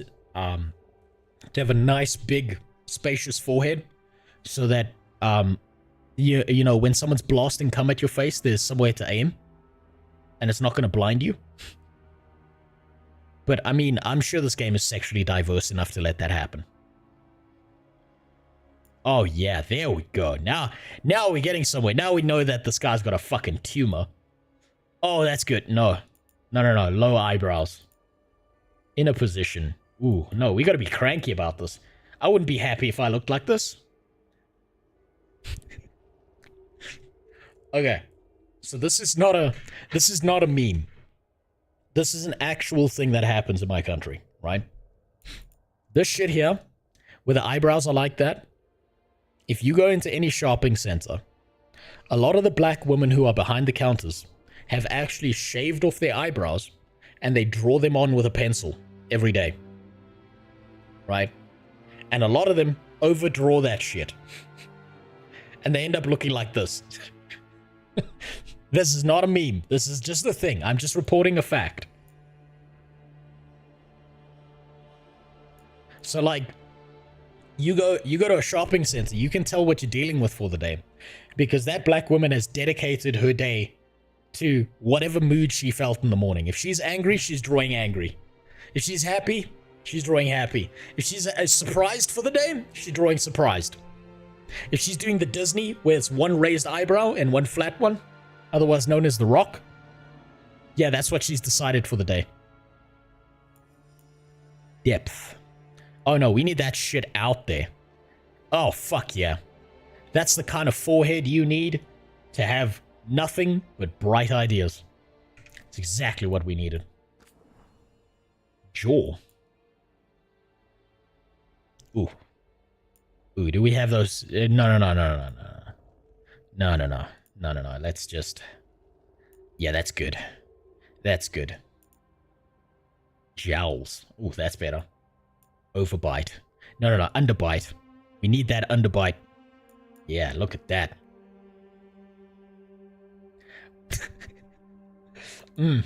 This is the hero to save Ferelden. This is him. You know where you know they say it's him, and they're talking about the main character. It's him. Yeah. Oh yeah, there we go. Face like a spade. You can tell this Kunari has been catching bricks with his face his entire life. He kind of does have a Quagmire look about him, Roxy. He coming for that pussy in this game. Hey, there's sexual diversity in here. You're gonna bang everyone. He don't discriminate. Welcome to the newest episode of Family Guy. What do we got? Larynx. Okay, I don't know what that... Oh, look at that. We can hide the Adam's apple. Gee, I want... I'm not going to say anything more than that. I'm going to stop that sentence right fucking there. You. No. We can't flatten out his big, beautiful head. No, we want that nice and broad. Nice and wide. Yeah, there... Oh, yeah, there we go.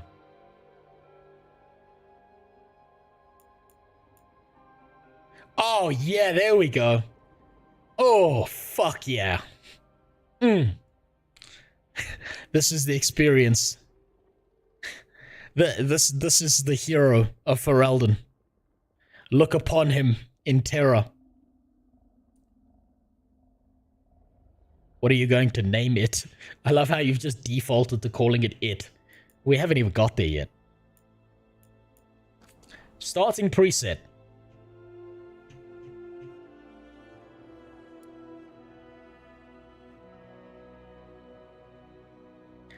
Have you ever seen the actor Robert Zadar? I haven't. Body positivity. That's the one. That's what we're looking for. Yeah, right there. Right there. That's the one.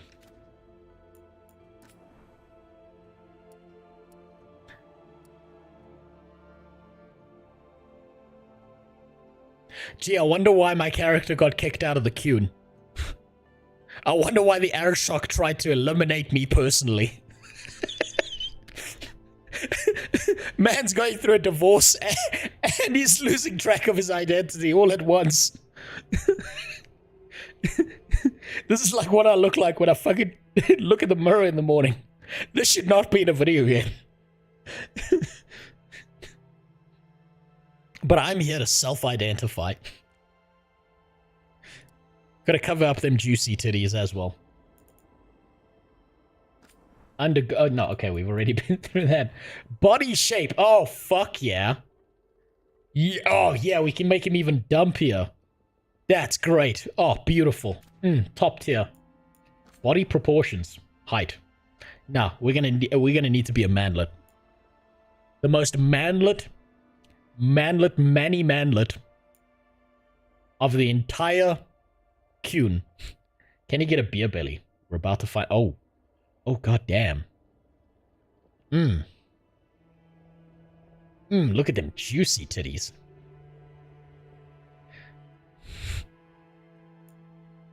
Waist width. No, that needs to be wide. Hip width. Need to have nice, wide, feminine hips. Glute size. Oh, come on. That's pathetic. You telling me this man has this much of a stomach and he still doesn't have a dump truck ass? Fuck, genetics can be cruel sometimes. Waiting for the sex appeal slide. There's a sex... Oh, fuck yeah. Oh, no!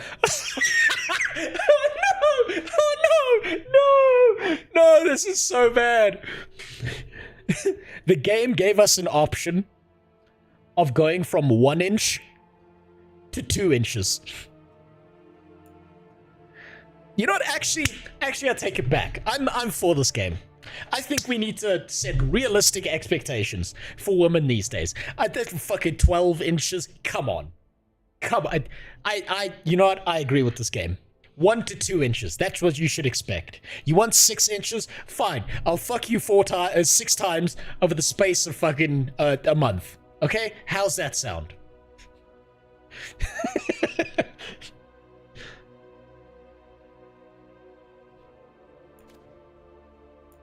I'm for this game. I, for one, believe this game is the future.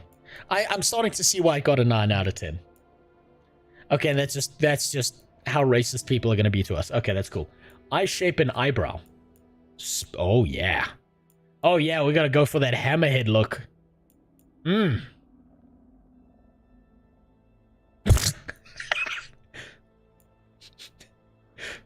Oh, yeah.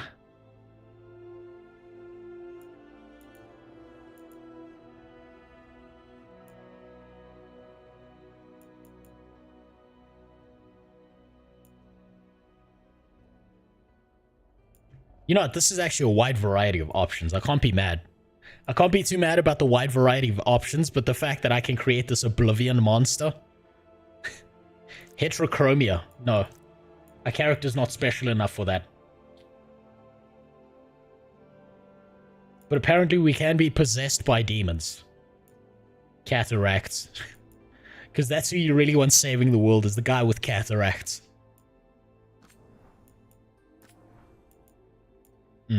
Yeah, give me... yeah, make that nice and dense. My name is Una. Una Brau. Oh yeah, we need that nice and light. Nice and brightened up. That's good. That's some good shit. Right there, that's top tier character design. I'm just saying. That's what we need.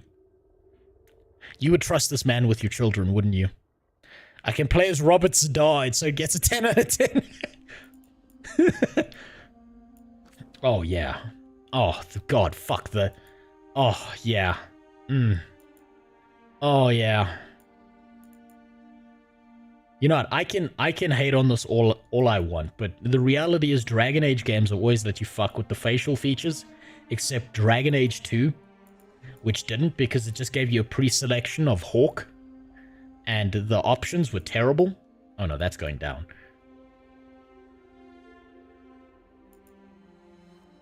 So, can you make a monstrosity? Yes. But you could also make a monstrosity in Origins.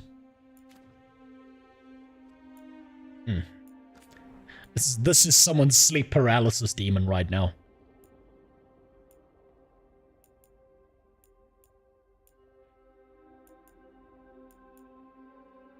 This is the guy posting on Twitter telling you how he deserves a 10 out of 10 girlfriend. That's who this is right here.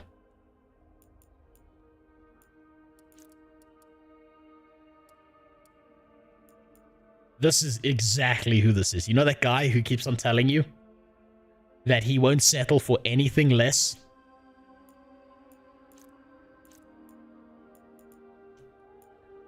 than a top tier model, and how unfair life is, so he's got to go shoot up the school now? Yeah, this is him.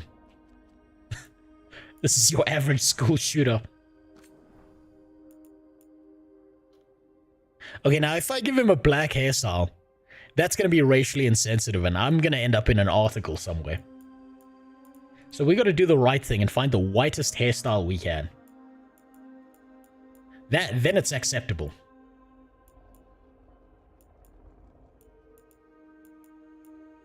What is this one? Oh no, that's how you get... Yeah, that's how you get locked up for a hate crime. Hey, there we go. That's the one.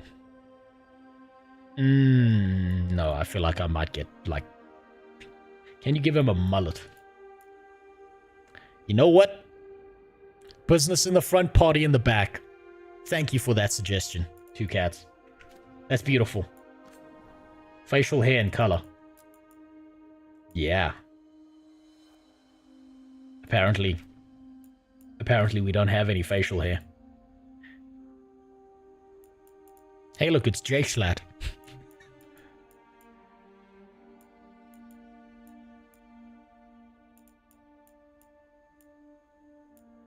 I need something that really screams incel. Oh, that's scraggly as fuck.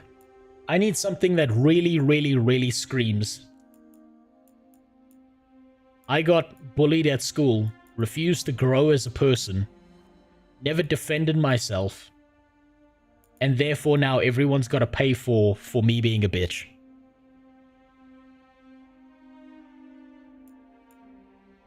Yeah, that's about right.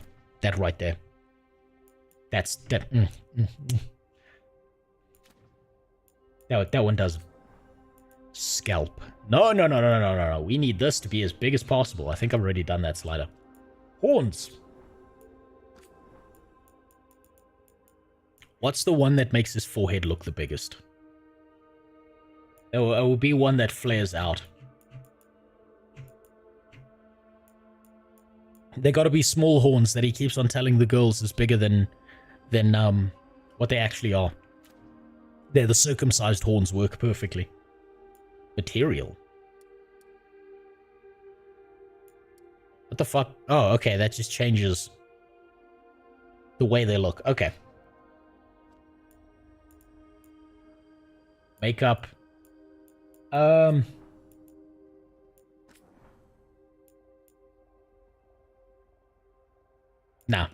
Nah, he don't need makeup. He don't need makeup. His face is beautiful as is.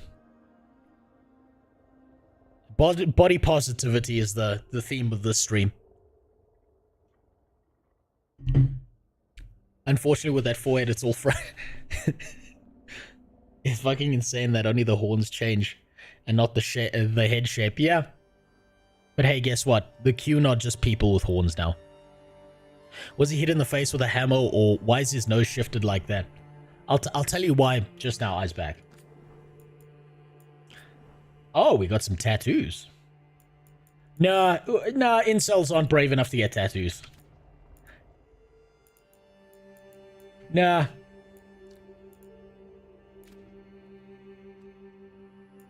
Paint.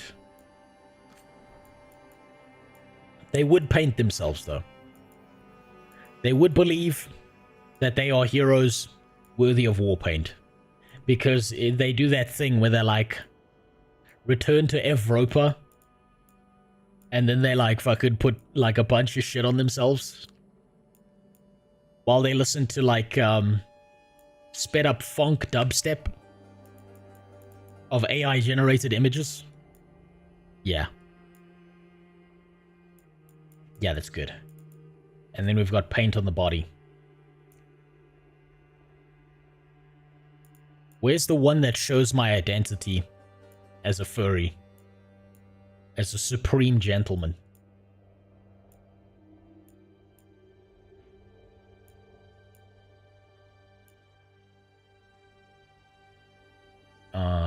Probably be that one. Because that's like a... They tried by a body painting and then they gave up halfway. Now, I need to make something clear. I crossed this off a little bit too early. Looking at the default models.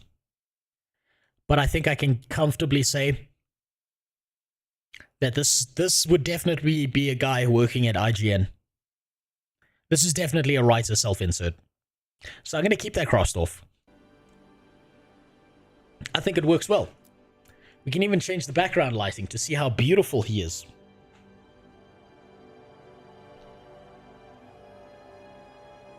We're going to accept these changes. I think these are good changes. Let's look at our class.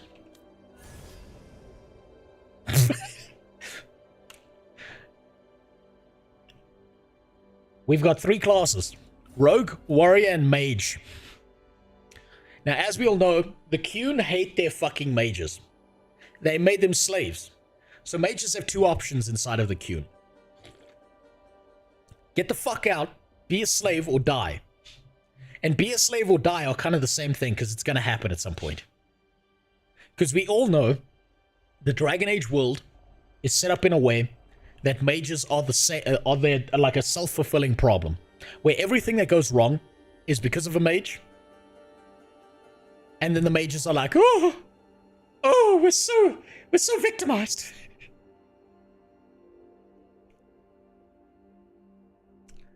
Mages rain down fury with spells, incinerate, freeze, electrocute, and crush. No, I'm not a mage. I'm a brave warrior. I stand on the front lines. So we're gonna go for that. Okay, warrior specialization. Reaper. Become Knight's Blade, steal life and risk. Okay, this used to be called the Reaver class. It was a life-stealing class where you used like a form of blood magic as a warrior. And risk death to gain incredible unnatural abilities. Slayer, leap into the fray, wield massive punishing weapons while rushing enemies to deal devastating blows. Champion, be the shield, shrug off damage while summoning righteous fire down on enemies. But now we are going to pick a warrior, but I want to see what the other classes are. We have Duelist, okay, that's a carryover. We have the Saboteur. Set the stage, deploy explosives, turrets that devastate enemies, then pick them off with arrows, okay? So we've got the, I'm a useless sack of shit. I'm Torbjorn from Overwatch. And then we've got the Veil Ranger, that's a new one. Hunt the enemies, snipe them from afar using artifacts that charge arrows, dangerous, powerful magic. Okay, what do we have for the mage? We have a Death Caller.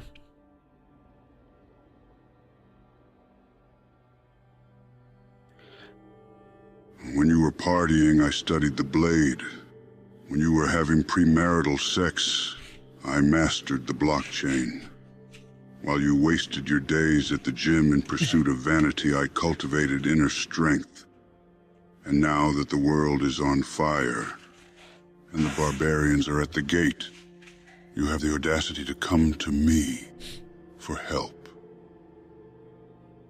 Yeah. That quote matches our character perfectly here. So a Spellblade, interestingly enough, is a tie-over class that you could get from Dragon Age Origins if you played a mage and wanted to switch to melee weapons and wearing heavy plate. You had to go through the Elven area in the underground ruins and you'd be able to unlock it if you went through that. I love the Spellblade class, I thought it was pretty cool, but obviously it wasn't very optimized.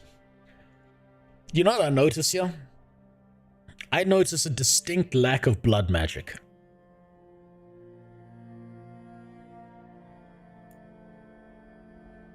You know what mages used to have?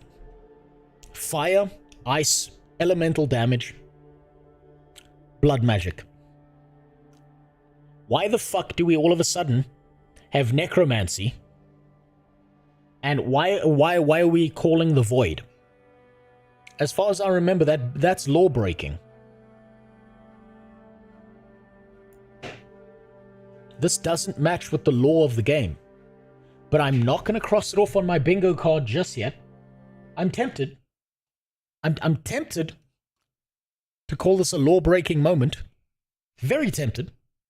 But maybe there's an explanation for it. Maybe, you know, it's 2024, so black magic is not bad anymore. It's just misunderstood. It's racist to call it bad.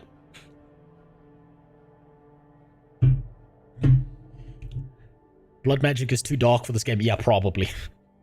Blood magic is transphobic because it references lady times.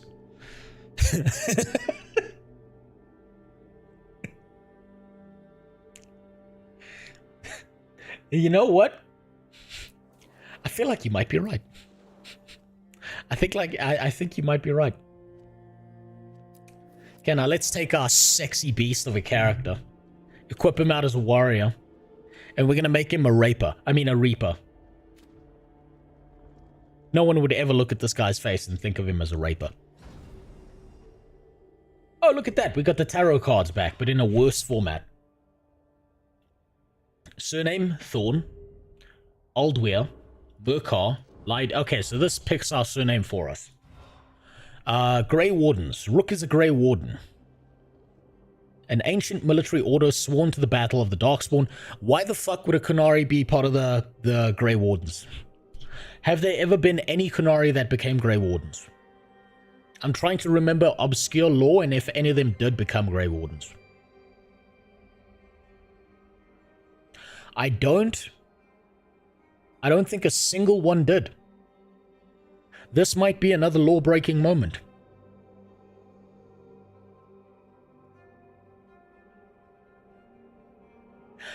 Can Qunari even survive the Dark Ritual?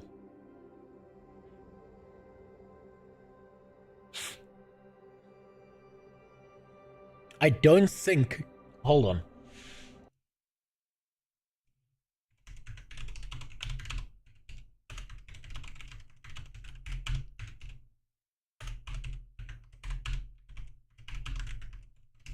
I need to look it up.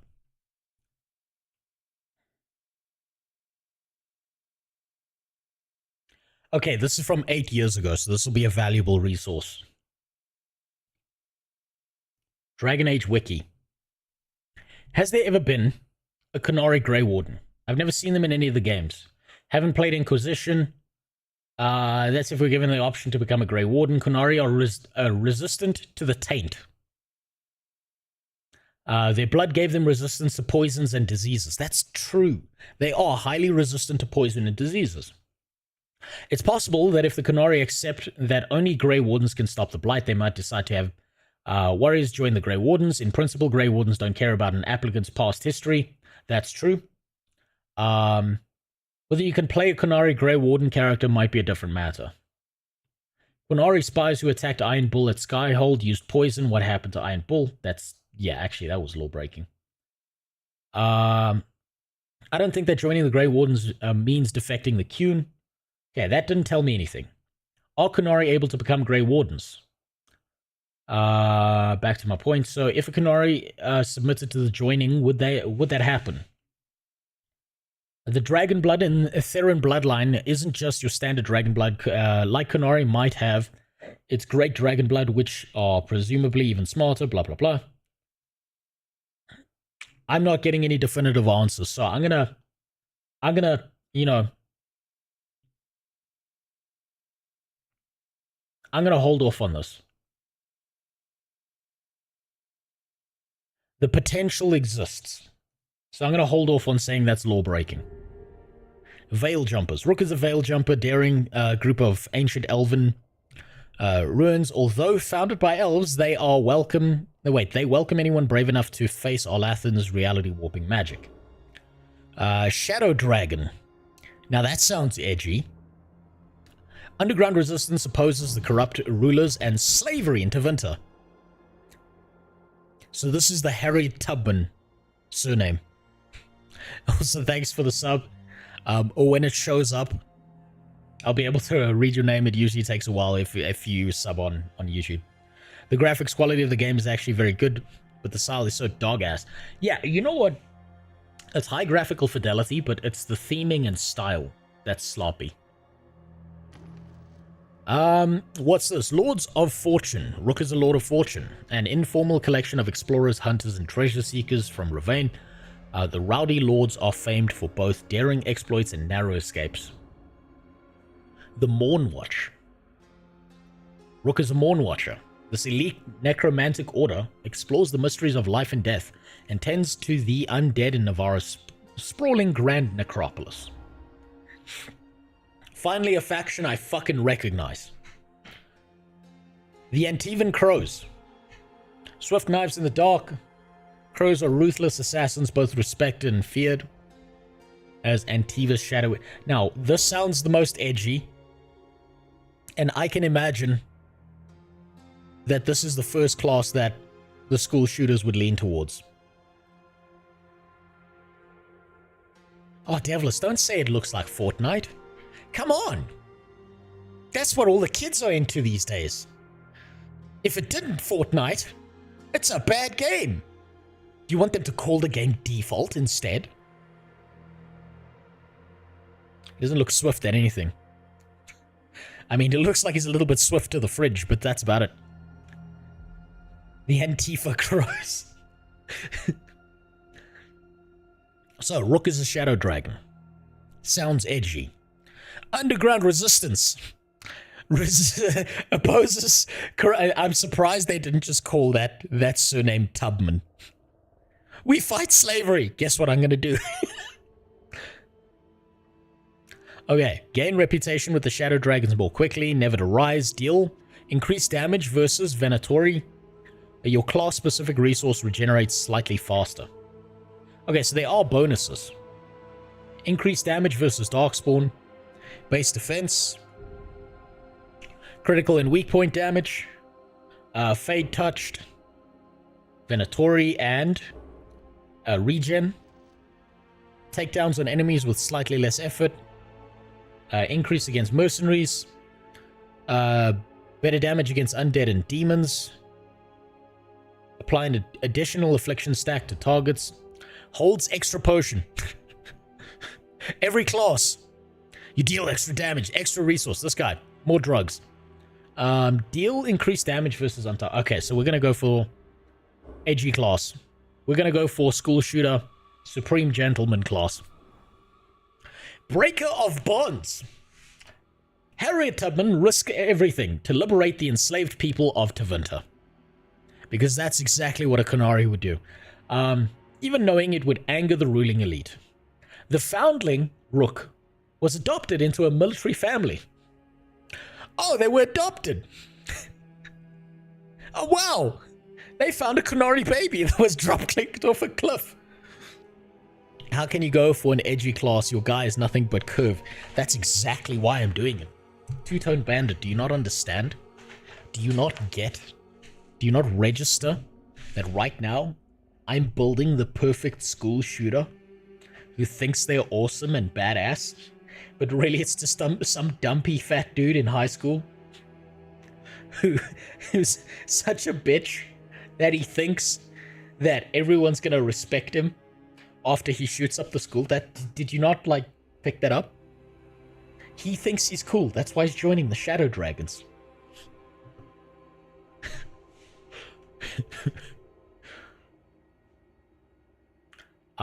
Let's see. While guarding a visiting dignitary who was investigating a slavery ring in the nearby city of Nessus, Rook concluded that the mission would fail without throwing caution to the wind. Alone, he sneaked into the Underground Railroad and Venatori-controlled zones and brought him back, along with the rescued slaves. These actions brought Rook to the Venatori's attention, and the Shadow Dragons decided to keep Rook out of sight. Cool. Hey, remember how in every single previous Dragon Age game you got to link all your previous games together so that you had a history and there would be always callbacks to your previous characters? And I had a playthrough that I went from Dragon Age Origins to Inquisition and carried all of that through. Hey, guess what's not happening in this game? Guess what's not gonna fucking happen in this game?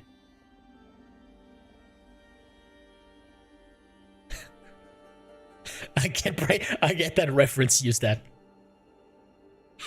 Okay. Adventurer. Hold on.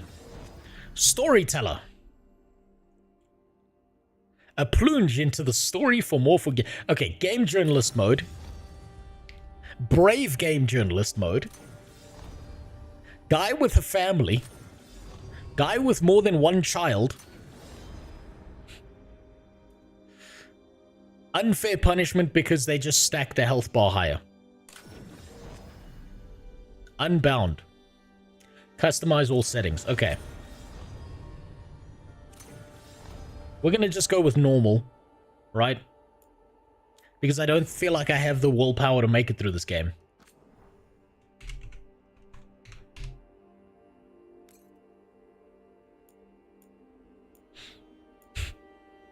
Hold on, sorry.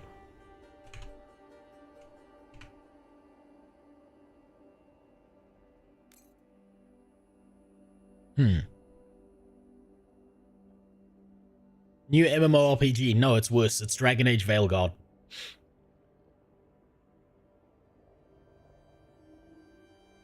No.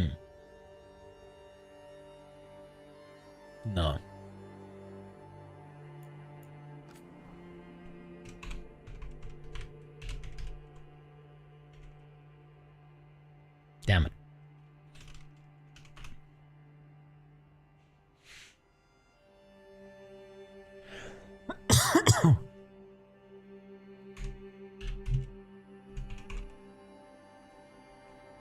There we go. Perfect. Perfect. Choose Rook's voice. H. Time to get to work. Well, we're not in trouble. Let's move. Well, we made it. That's the one. Oh, God. Well, we made it. Oh, I love these buttons. Well, we made it. I love these buttons because all they did was pitch down the same thing to save on voice acting. Fuck hiring people to do a good job and get more variety. Well, we made it. Just pitch it down. Just pitch that shit down. Past adventures, the Inquisition. You can customize the main character and a few events. Okay, shit. Actually, look at that. Oh, Ron Raptor, thank you for subbing. It finally showed me your name. We can actually link this. Fantastic. But guess what? They only gave you Inquisition. No other event before that matters. Past adventures. I did not make a fuck ugly ass elf. Can I make anything but a woman? Yes. Okay, I can go there. Now, I made a human. That was my character. Ambitious and prosperous people, humanity. Okay, that's fine. So I made a human as a primary character for Inquisition. Okay. Okay. I'm not... I don't even... The fuck me. You know what I can't do? What I could do in the previous games was import my character. So we're just gonna start with a shitty fucking preset. And we're gonna just leave it as is. We're just gonna fucking throw this shit out there. This is nothing like what my character looked like. I just need him to look like less of a little bitch. So I'm just gonna give him a beard.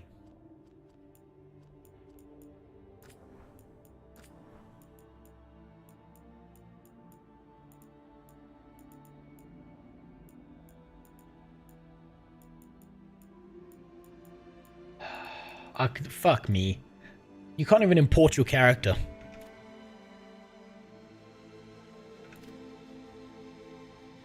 There we go. Welcome to Generic Man. Generic Savior Man.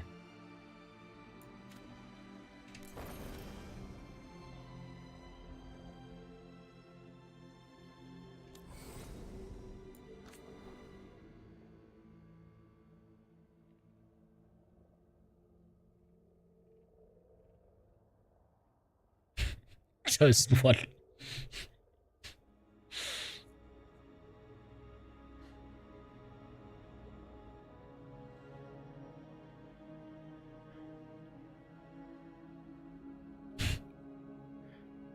What do I even call this fucking generic bitch? You know what?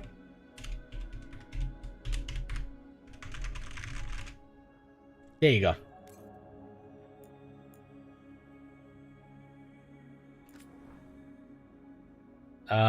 Free marches, blah, blah, blah. Finalize. Do we get to relive any of our choices? Oh, wait, fuck. What am I doing? What am I doing?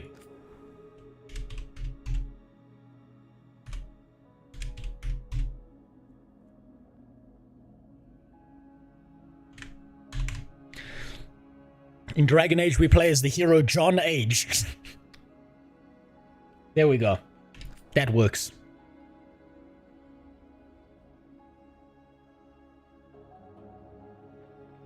Finalize him. Yes. Did any of our decisions matter? Probably not. We can finalize this. Past adventures, the Inquisition. So none of this actually matters.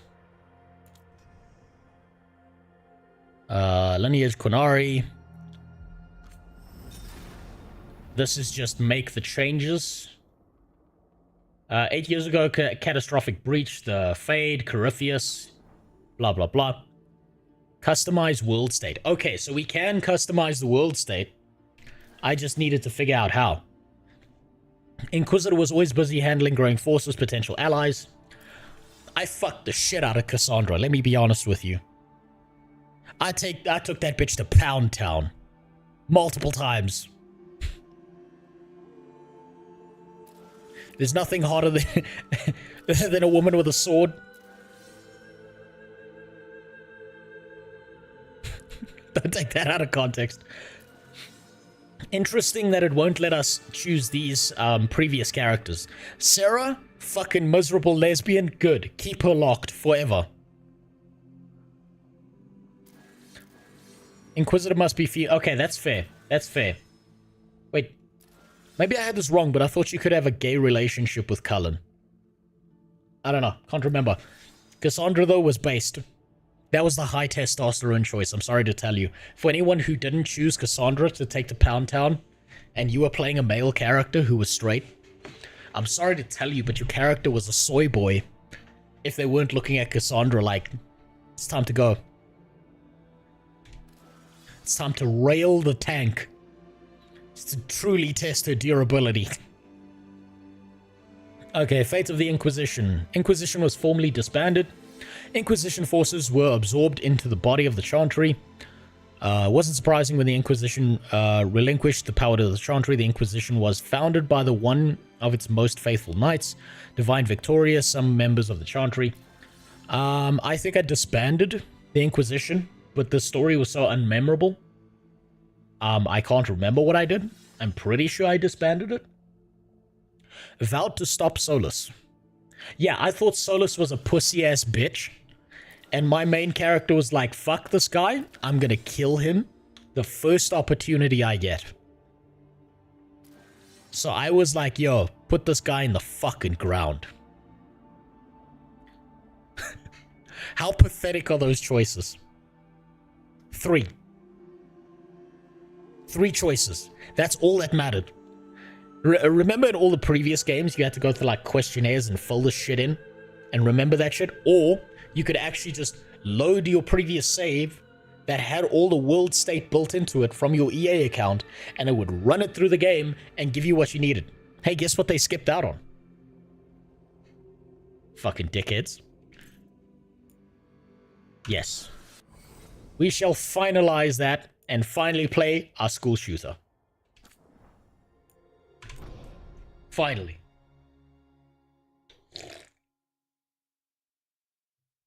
She was the artist Stilgalkin. Yeah, you know what? You're not wrong, Devilish. That big titty tank lady was fantastic. She was the, I'm sorry, she was the high testosterone option. Where were we? Oh, right. Him. Our best plan is to start. Sorry, I just need to, yeah, that was fast. That was real fast. Trail across half the known world. We finally tracked him to Manrathus, capital of the Tevinter Imperium.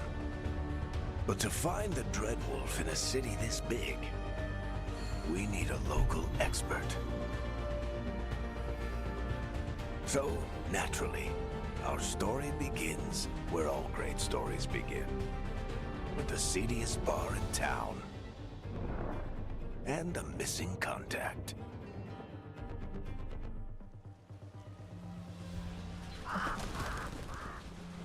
Okay.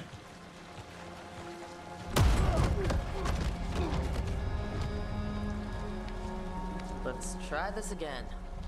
Where's Nev Gallus? Oh, she's hideous. You can come into my bar and make demands.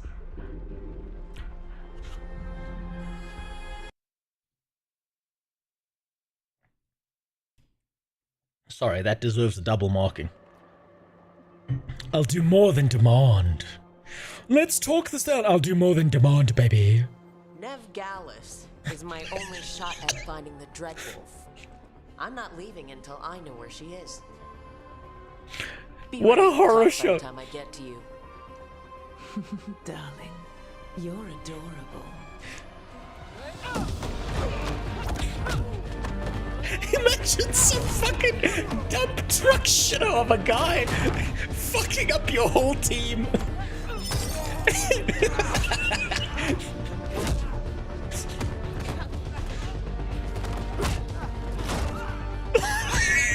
With that stomach, that guy should be dead. Barrack, now! Built like Elon Musk. She'd like you to stay a while. Oh, that was another Marvel tier line. Woke Hellboy. He kills demons for getting his pronouns wrong. Nev Gallus. Dumat Plaza. The Venatori cultists took her to Dumat Plaza. Oh. Thanks. Oh, that was non-consensual. That felt more like my character was trying to kiss her, and his forehead got in the way. I heard. That's why you're my second in command. Although, for the record, there was probably an easier way to do that than fighting an entire bar. Had you on my side, okay, but it worked though. Whatever works. What do we play, the clown or the hard man? This first option is just bitch made. Which one do we play? Oh yeah, let's go edgy. We're a slave saver. We are Harriet Tubman. Years of imagining this exact situation from within his basement. Yeah, this is exactly how an IGN journo imagines himself. The hero. The savior. Oh, damn! I never want to see my character eat or drink ever again. All right, break's over.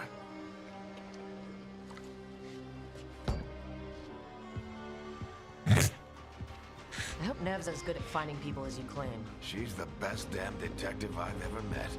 If she says she's got a lead on Solus, I believe her. Okay, that's good graphics. Give the game that. The background, the environment, that does look good. Can I run? I mean, I'm not asking if there's a button that can run. I'm asking my character's not disabled enough that they can run. Get out of here. We don't want to look conspicuous. Just get out of here nice and casual. Find Nev Gallus and stop Solus.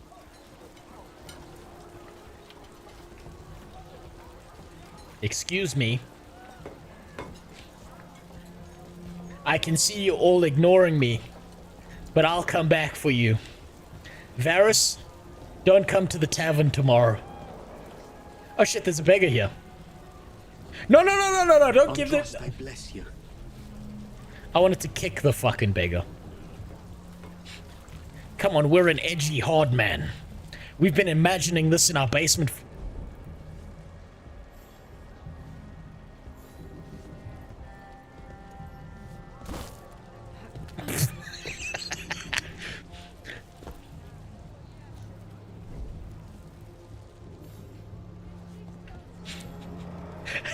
Didn't fucking expect that. You still think you can talk him down before he starts his big ritual? That ritual is going to tear down the veil. The only thing separating us from the Fade and an endless number of demons. I have to talk him down. Remember, this is why suicide is not an option for school shooters. They just teleport back up the cliff. That's why they gotta kill people in a school. I'm sorry. Get down. Are they after us? Is it because of the bar? Word travels fast in Minrathous. I would be so terrified if that thing was behind me. We don't have time to get arrested, especially if we...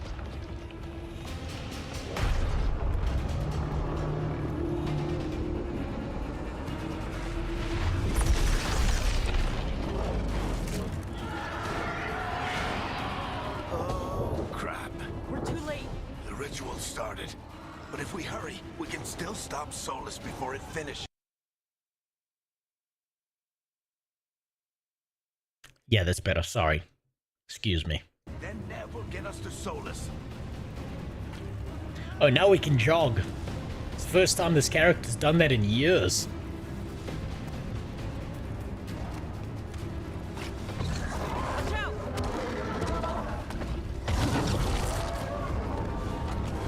Your character has remembered how to run.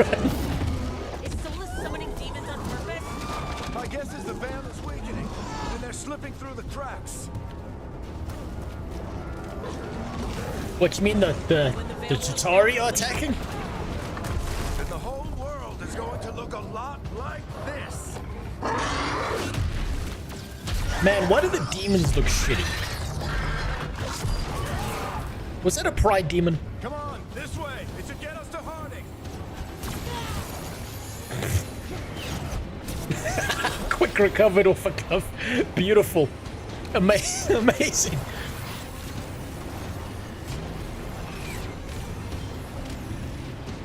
That monster looks pretty sick. I need to know if that's a pride demon or not.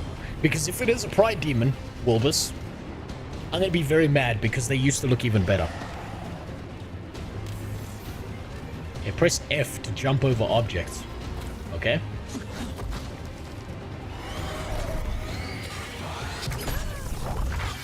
You're safe now. Get inside and bar the door as quick as you can, okay? Thank you, miss. Harding. Hey, that's Harding from DA2. Can to help. The ritual must be weakening the veil. There are a lot of scared people out here. And a lot of demons. Haven't seen this many come through the Fade in years. I'll give you this. Harding is still bangable. And what about you two? Are you okay? Why is Scout Harding doing action stuff? Because women are the best, Devilist? That's very misogynist. Oh, we're the edgy hard man. Yes. We're good, but we need to move. Agreed. Solus isn't waiting, neither can we. We got my gear? Right over there. Your gear better be a spinal correction system. Wasn't she at the meeting point? The Venatori got to her first. They grabbed her before we arrived and paid off the bar owner to keep her quiet. I'm not surprised our detective did something to piss off a cult of murderous blood mages, but their timing stinks. The bar owner said the Venatori took Nev to Dumont Plaza. Can you get us there, Harding? Rook, you're with the Shadow Dragons. I figured you'd know Minrathous better than I do. Sure, but Minrathous is huge, and this is nowhere near my neighborhood. I can try. Don't worry, scouting's my specialty. Follow me. Thanks for the follow, Romu. I will put a helmet on that deformed head. We're gonna find out, Smelly Peakness. We're gonna fucking find out. Oh, demons. Okay, perform a light attack with left click. Use your light attack up to 4 times in a row to create an attack chain. Okay, but where's my AR-15? That's what I really need.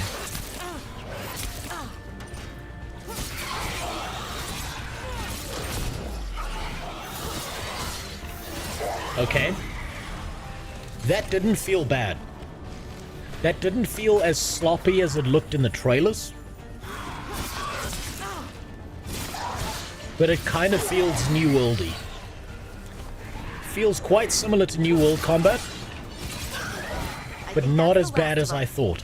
I'm man enough to admit that that wasn't as bad as I thought. You two all right? Patch yourselves up if you need it.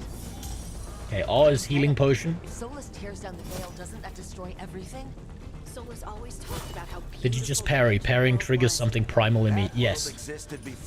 I think I just hit it at the right time. Okay, that's a little bit strange, right? When I went through this door, my character did this like weird turn, and the directional buttons lost sense of where I was, what I was doing. So controls are a little bit chunky when you're turning the camera. It's a little bit concerning, but the combat didn't feel as bad as I was expecting it to. Wait, the game is telling me to go that direction, which means I don't want to go that direction.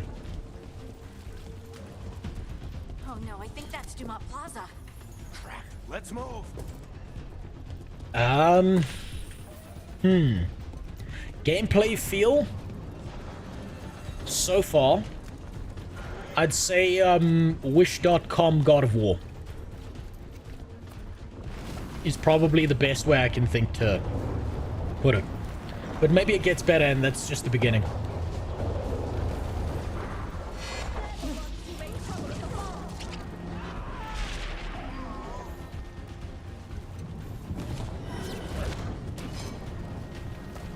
Okay, let's see. I hate these assholes. Okay, we can block spells.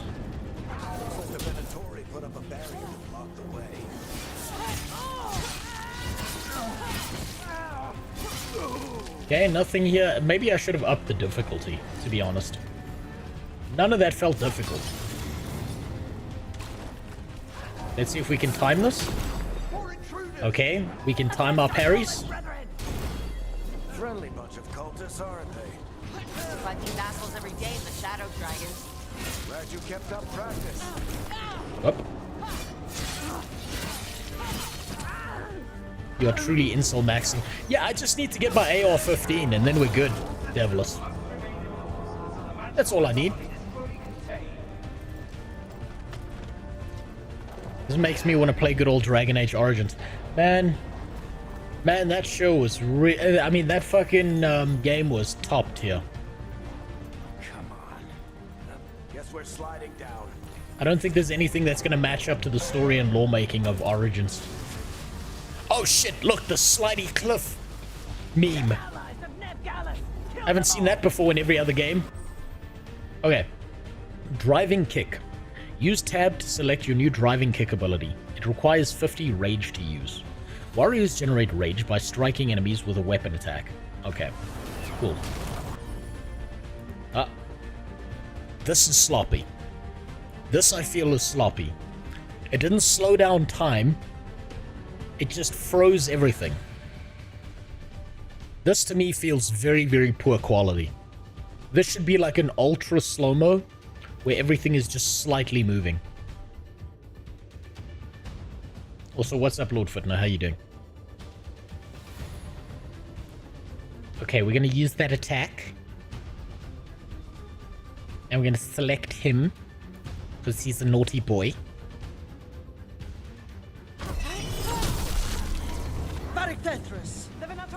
And we're gonna, you know, that reminds me of that drop kick. It straight up reminds me of that one orc in one of the Lord of the Rings movies where he drop kicks a shield on an elf. Take your revenge. Okay.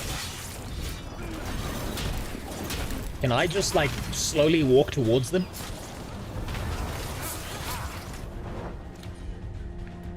Stop it.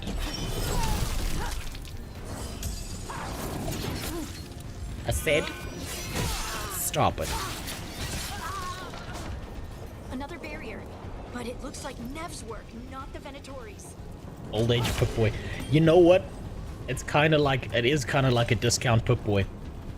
It's like a VAT system, but less law involved than a VAT system.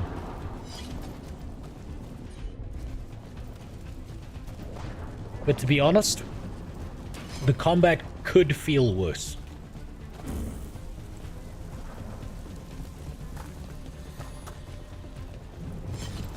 Let's take my dump truck of a character and go through here now.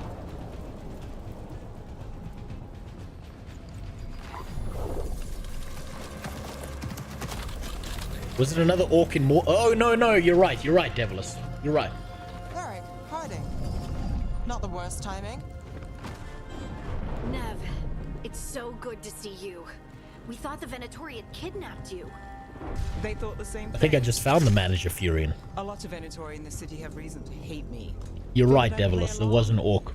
They were fighting over eating Frodo and Sam. So I'm back on the job. Appreciate it. Rook, this is Nev Gallus, our local Technically expert. speaking. She's gonna help us find solace. Technically speaking, Devilus, I'm still correct because orcs are just corrupt elves. Isn't that a coincidence? Some old friend said if I was working in Tevinter, the Shadow Dragons are worth trusting. You rescued yourself. Nice job with the Venatori. We need information. We haven't got a lot of time. Varric said you had a lead on Solus? You get right to the point. Your character's jaw could be used as a black... My character's jaw could be used to study the genetics of inbreeding for years to come, Albus. But I did find hints of old magic, similar to what you get in elven ruins. I traced it to a building beneath Our Lady of Victory. That's where your man is hiding. Then let's go. Before this ritual he's doing gets any worse. Worse? This ritual's already drawing more power than I'd expect from a dozen mages. You told me he was I love the face. I also told you he was an ancient elven god. An elven god. Well, Oh yeah, thank you for reminding me, Sayonara. trouble in my city. Old characters are shitified. That was important. Thank you for reminding me. I forgot I had that on the bingo card, actually. So if we do catch Solus, or the Dread Wolf, or whatever he calls himself, what's the plan? He wants to bring down the veil. Hopefully that ritual takes his full attention. I love how these Somalian demons are just like jumping past us. That's the hope. If it comes to a straight up And we're just not doing anything about it. We're just like, yeah, I suppose. Habsburg maxing. You'll be sorry. I'll make them pay. We can slide down the line to get across. I'm gonna tell my crush not to come to school tomorrow.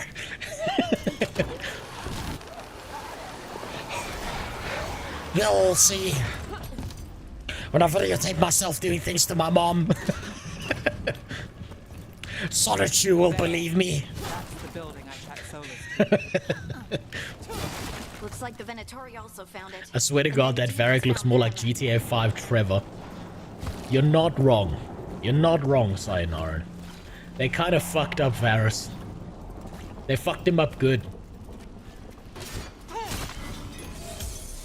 They took away the things that made Varus special. Oh, it's locked. They locked the classroom door. They knew I was coming. I have to find a way around. Or I'm gonna have to shoot myself in the bathroom. Okay, so I'm interested to see if this game holds your hand or not. Telling you where to go. There's a zip line here. Oh, this wall is breakable. Yeah, it's holding my hand. It seems to be path-like so far, but maybe it opens up later. I'm still taking this as we're in the tutorial stage. Press Q to use shield toss. Charge your attack by holding... Okay. So I can...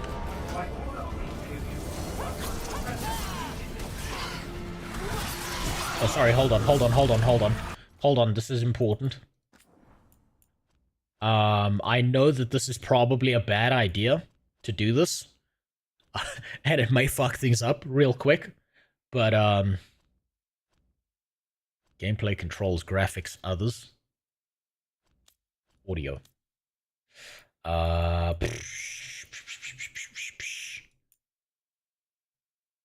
This is really important.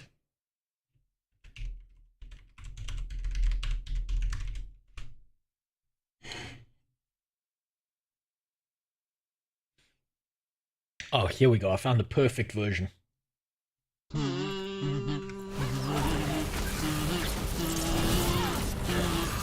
I'm Captain America.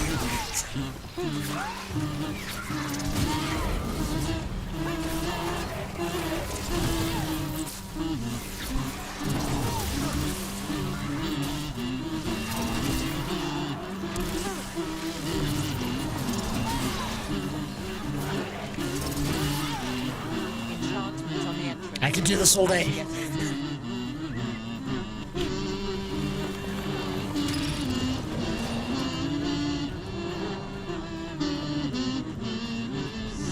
This is the Dread Wolf's hideout.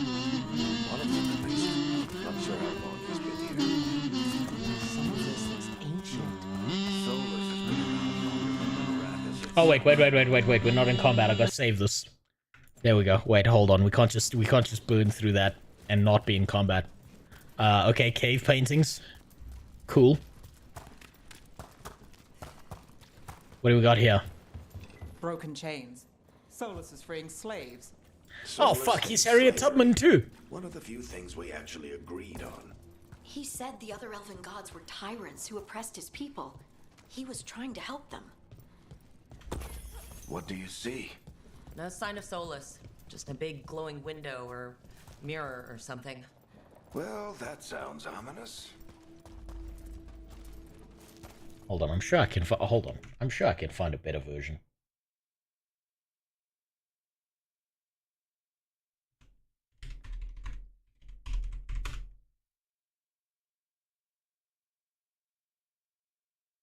Yeah. Okay. Now we're ready. We're ready for that next combat encounter. Ancient elves doing something to a dragon, I think? Yeah. Trying to control it, maybe? Solus said the other elven gods were evil. If they were binding dragons, he was right about that much, at least. Sounds like a sex thing. Oh, there we go.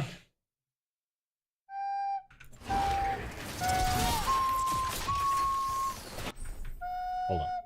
Whoops. That's not the right one. That was the wrong one. Hold on. Warriors have access to two-handed weapons, such as the Great Axe and Maul. Attacks with weapons and shield, but inflict more damage. Basic defend is replaced with time defend when using a two-handed weapon. How do I get a two-handed weapon, then? Whoop.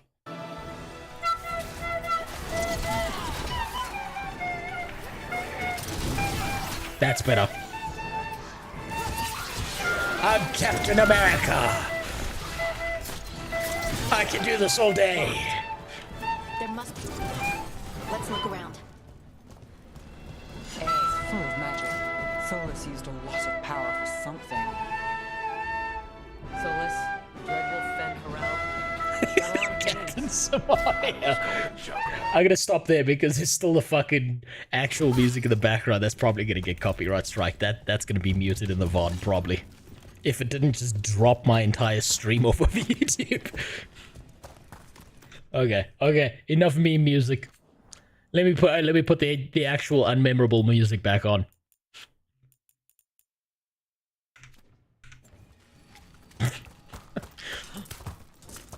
You think weapon swap is X? Hey, there we go. Oh, bonk stick. Fuck yeah.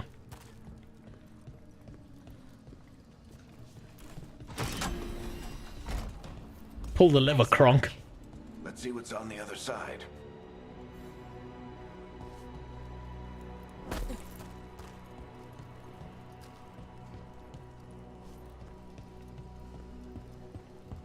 Okay, this world design is pretty decent.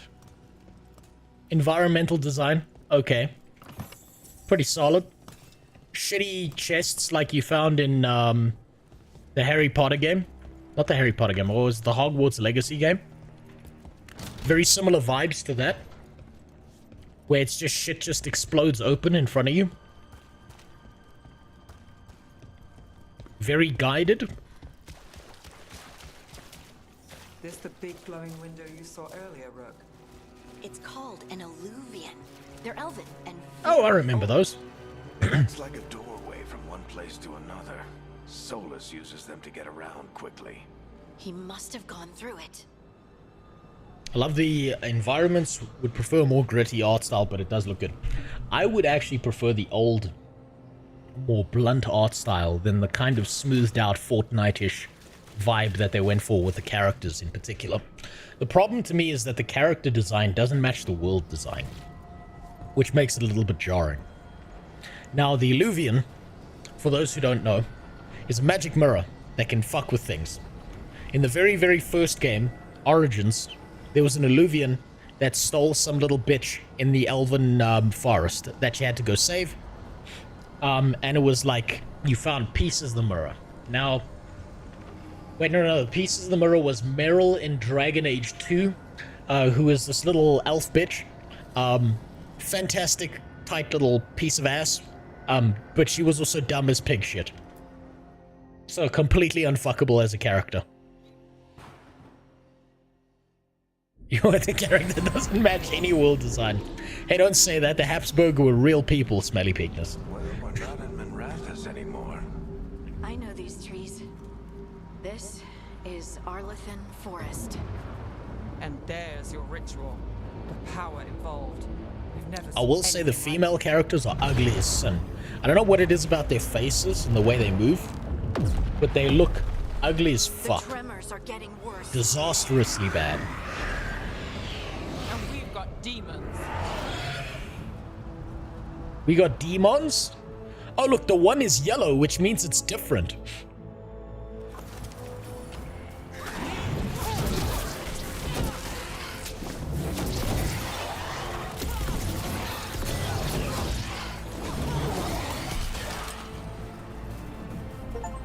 I thought the demons were bad back in Minrathous. The Fade's a mess this close to the ritual. No telling what will come through. I still think Witcher 3 2015 has some of the best looking people. Yes. 100% agree with you. Does it feel like those tremors are getting worse? Keep moving and try not to think about it. Ah, more Marvel tier lines. I 100% agree with you that The Witcher 3 had some of the most amazing characters and the way they looked. And I feel like we've kind of slipped backwards in character design a lot since then. I feel like we were pushing that Sisyphean boulder up the hill when it came to character design. And then at some point we stopped pushing the boulder and it just started rolling back downhill. We get tremors every time one of those Or maybe it's just they were looking to not pay artists as much, to do something unique and special and just instead Fortniteify their characters. But don't worry, Fortnite's super popular. That's why this is going to be a really cool game. That's why right now I'm running around with a pickaxe skin on my Fortnite character. Just swinging at things because that makes me cool. Getting pickaxe kills. I'm hip. The boulder evidently hit your character. No, wait. I mean, you're not wrong. More like we fell off a cliff. I mean, my character probably fell off a cliff. It's a good thing he landed on his face for safety. Use ability shortcuts by pressing 1, 2, and 3. Ah, yes.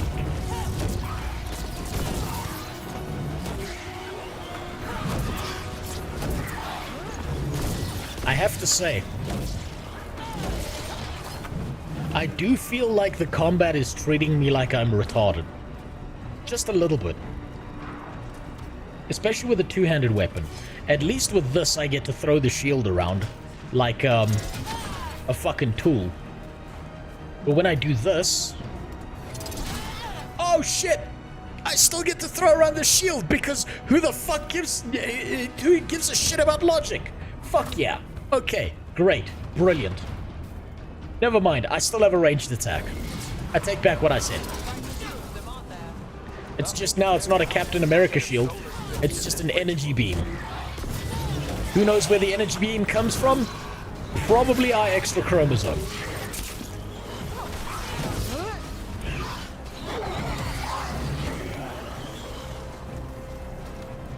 So, two-handed weapon. Oh, look at that. We get a magical shield. Energy beam magical shield that throws out and comes back. Where did we store the sword and shield? Up our asshole, apparently. Marvel shield throw was the extent of creativity they could expand on the system. Yeah, probably. Okay. That, I know from the trailer, is a pride demon. But the pride demon is just a large version of the small ones. Now, to explain why I'm so pissed off by that,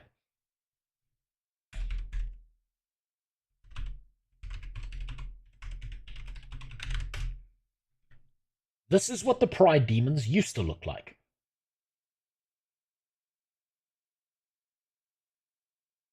This is what a pride demon was.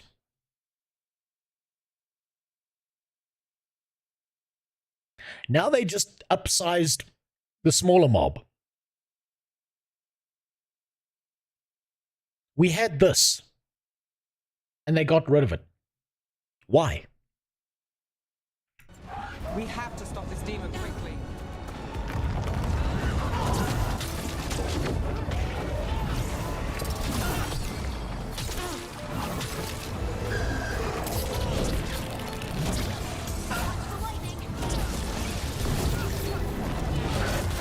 Owie! Stop it!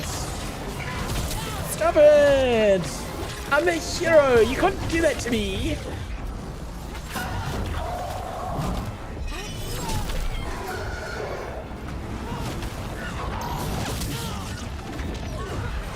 Okay, I need to dodge more. Ow, fuck. Don't tell me I'm gonna die here. How did a demon this large get through the veil? It's a pride demon. Damn thing probably sent Solus's ego.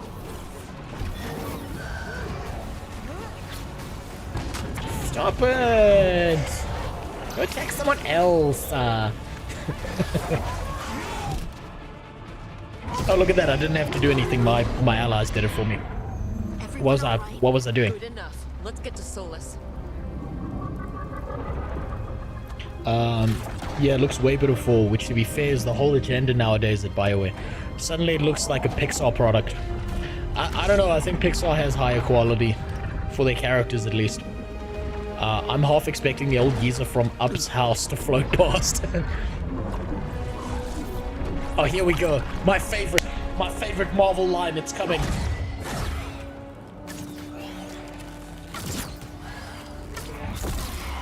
All right, I'll take it from here. Hold on. Are you sure? Positive. You three just keep the demons off me while I talk to him. Varric, Solus isn't gonna stop just because an old friend asks nicely. Solus needs someone to sell him another option, to help him justify changing his mind. This is a mistake. Kill this bitch. Come on, Varric. We didn't come all this way just to talk to him.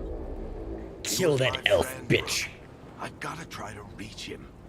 But if he won't listen to me, then he'll hear from Bianca. Here it comes. Here it comes, the Marvel line of all time.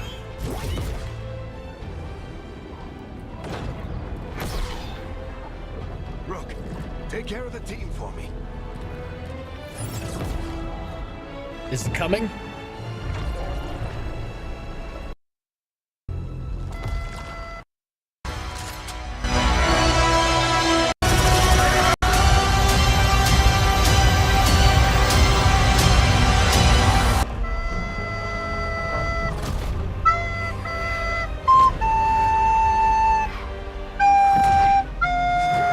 This fits really well. Let's find some time. Who the hell are you guys? I'm like surprised how well this music fits actually. Like straight up. Getting through to Solus. You better talk fast. We can't hold these demons up forever. I'm just saying, it fit really well.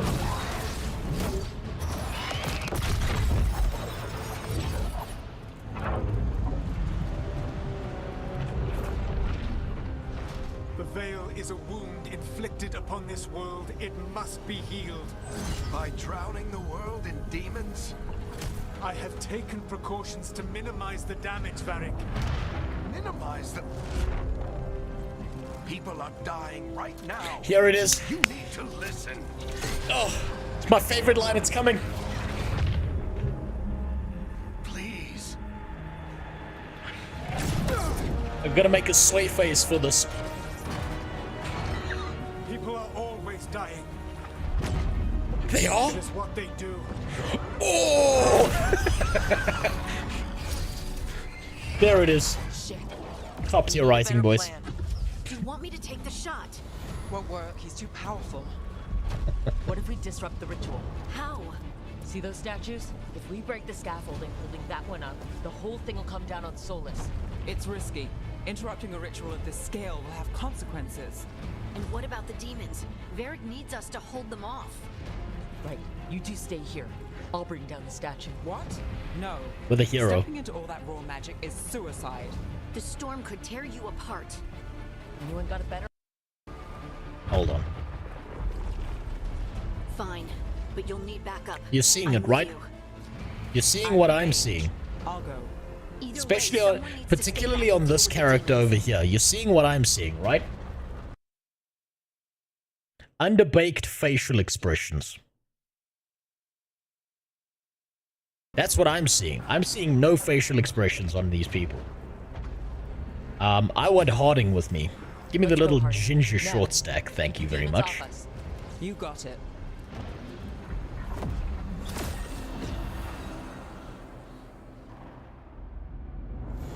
I'm sorry, we're just... I didn't even touch anything. My character just killed himself. I was trying to show you the peak of masculinity and the high T decisions I was making by picking Harding. And the character just threw himself off a fucking cliff. Up. Nope, fuck that up.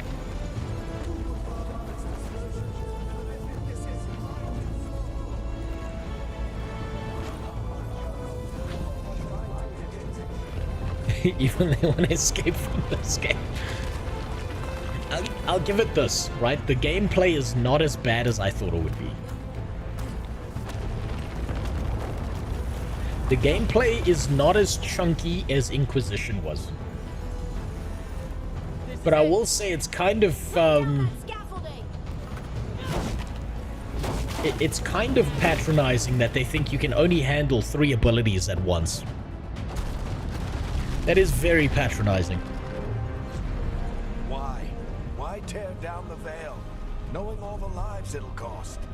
We shared a journey years ago. Do you believe that I would do this if there was some other better option? Yes. The pillar's weak, but yes, Solus. We need to push Anders 2.0, you bitch.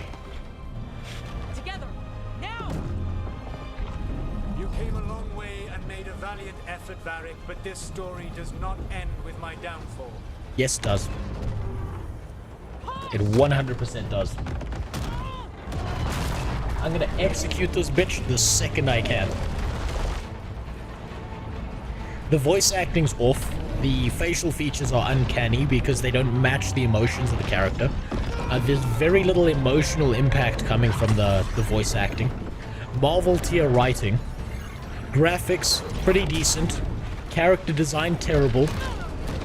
Gameplay, not nearly as bad as I thought it would be. Which is impressive. I'm glad that the gameplay is not that bad.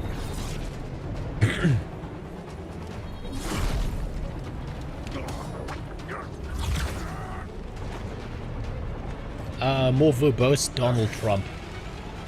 If they were going to make a Donald Trump reference, they would make it very obvious, Cyper. We know how these people lean politically. So if you're going to do a mockery of Donald Trump, you know it's going to be the most generic shit imaginable. So I don't think it is like a more verbose Donald Trump, to be honest. Varric's been shunted. Very nice.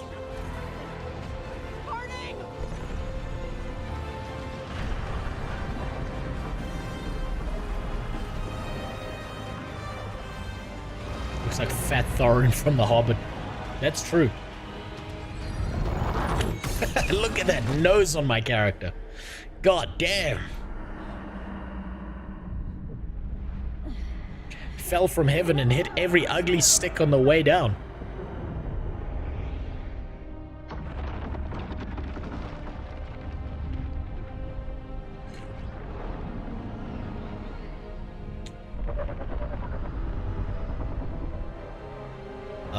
Gameplay is the least important major. I think gameplay is pretty important, Sayonara.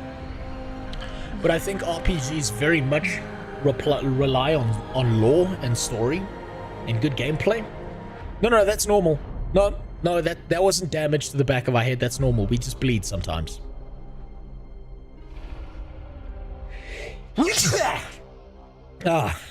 Excuse me. Some of the writing is giving me an allergic reaction. You have no idea what you have done.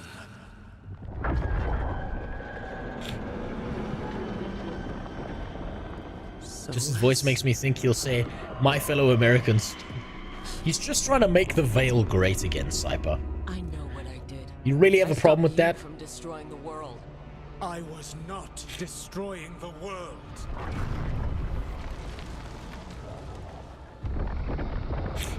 When you disrupted my ritual, the magical energies pulled me here, into the Fade. Okay, so that's why you're here. But why am I here? Your physical body is unconscious, but you shed a few drops of blood at the ritual site. Enough for a tenuous connection. Blood magic? Firstly, I abhor the use of blood magic.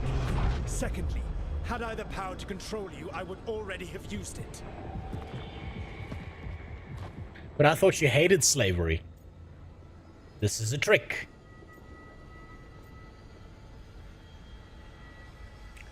These options are so non-specific, I don't actually see a difference.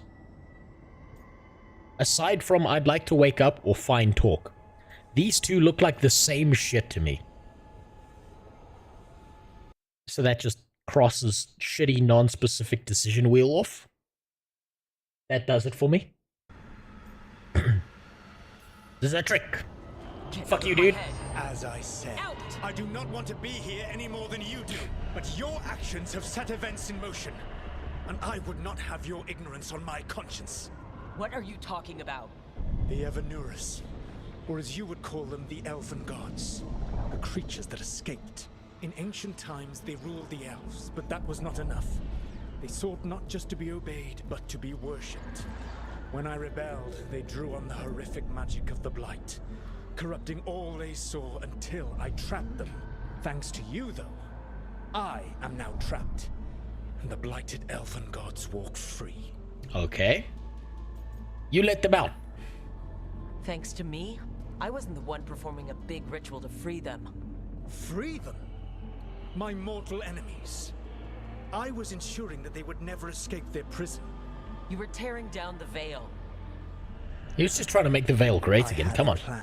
Varric always said you'd have a big explanation for why none of this was your fault. Varric? Yeah, he said that's your style. Never quite lies, clever half-truths that let you convince yourself you're doing the right thing. He tried to talk to you anyway, and now he's hurt. Oof, that voice timing is terrible. Quite practiced at shading the truth himself. So those things that got out, you said they were gods? They said they were gods. Blighted, tyrannical, sadistic gods. It took all my power to imprison them millennia ago, but I am certain you will be fine. This is your fault, you stupid bitch. Your ritual let the gods loose. You don't get to sit back and look smug. What else could I possibly do? I do not have my ritual dagger.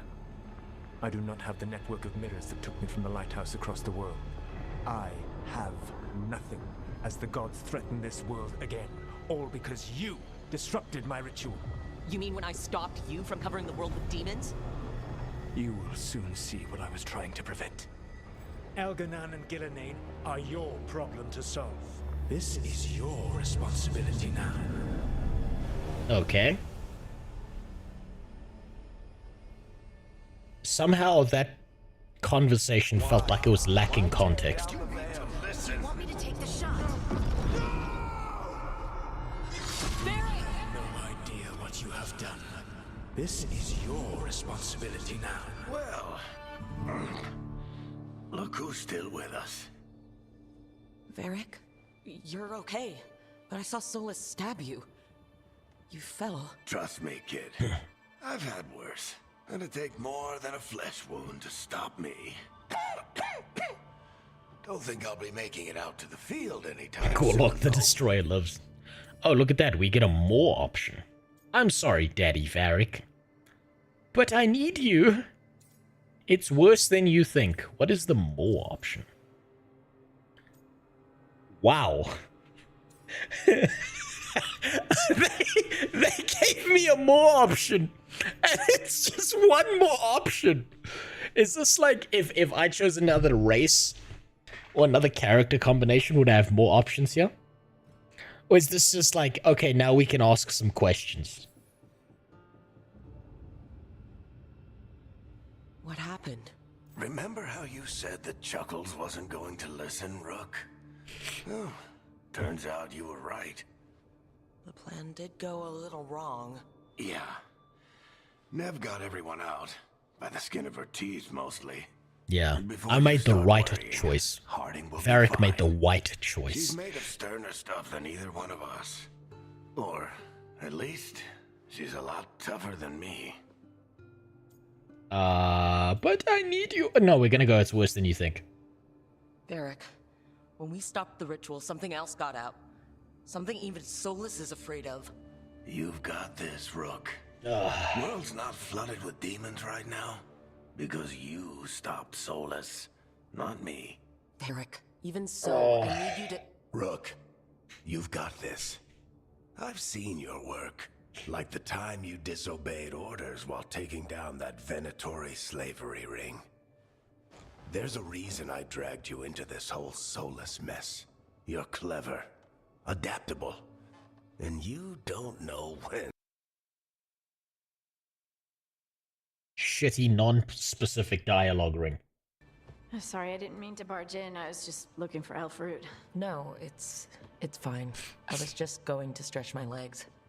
I tried to choose the hardline option and we still sounded like a little bitch. If you put a foot wrong, you'll fall forever. Yeah, on top of everything else, the Illuvian took us to the Fade. The place where dreams come from, so... that. Yeah. Then I really need to look around. Yeah, you should. And we should talk about things. Maybe find Nev. She's outside, looking around. There's a room with a table down the stairs. I'll meet you there. Go ahead, Rook. Me, I need to sleep. I've seen fanfic with better writing, dialogue, and character progression than this. Oh, what the hell? So, you know what's really interesting, Cypher? There are a few people who've written, like, actual books who started out writing fanfiction online. And eventually, they did such a good job at improving their writing that they made full novels and fantasy stories for themselves that are actually pretty decent to read. I feel like the people who did the dialogue and the scripting of this, it was either AI generated, or whoever did this, it was like, don't copy my homework, bro, and he just found the most generic Marvel tier lines imaginable and threw them together to try and make the story. The writing feels sloppy, especially in comparison to how actually good, by comparison, relatively speaking, the gameplay feels. Mirror of Transformation. Ah, yes, the Trans Mirror. No, we're perfect, we're flawless. We're flawless. Goddamn perfect. I will say, though, Harding is still, she's still a little hottie. You know, she had some shit going for her in Dragon Age 2. And I'm just saying, you see her like that?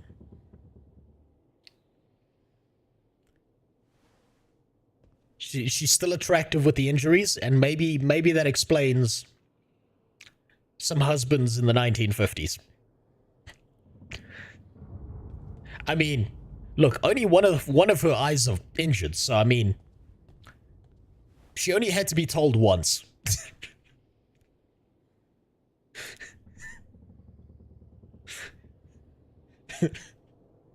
She didn't get the full pair of Irish goggles on her. She said, "What did you say?" once, and then she got the picture.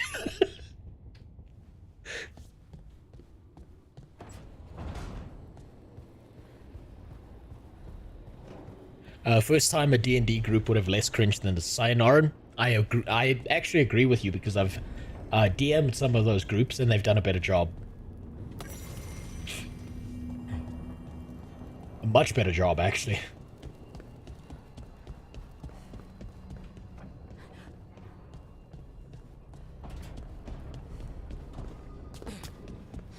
What do we have here? Nothing important. Oh, look, the doors swing open by themselves. The way a woman's legs do when they see my face. Hold on. Just important moment here. I'm gonna practice a little bit of self-love. I know this isn't very common, but we've got to make sure you understand, okay? Beautiful. What a glorious character. What's down here? More scrolls we're never gonna read. Awesome.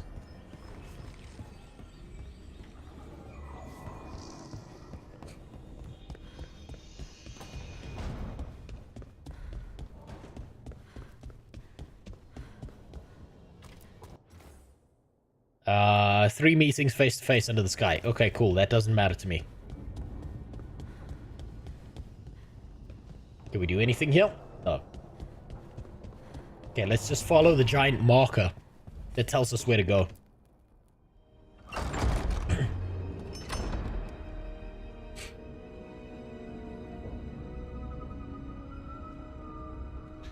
Whoa.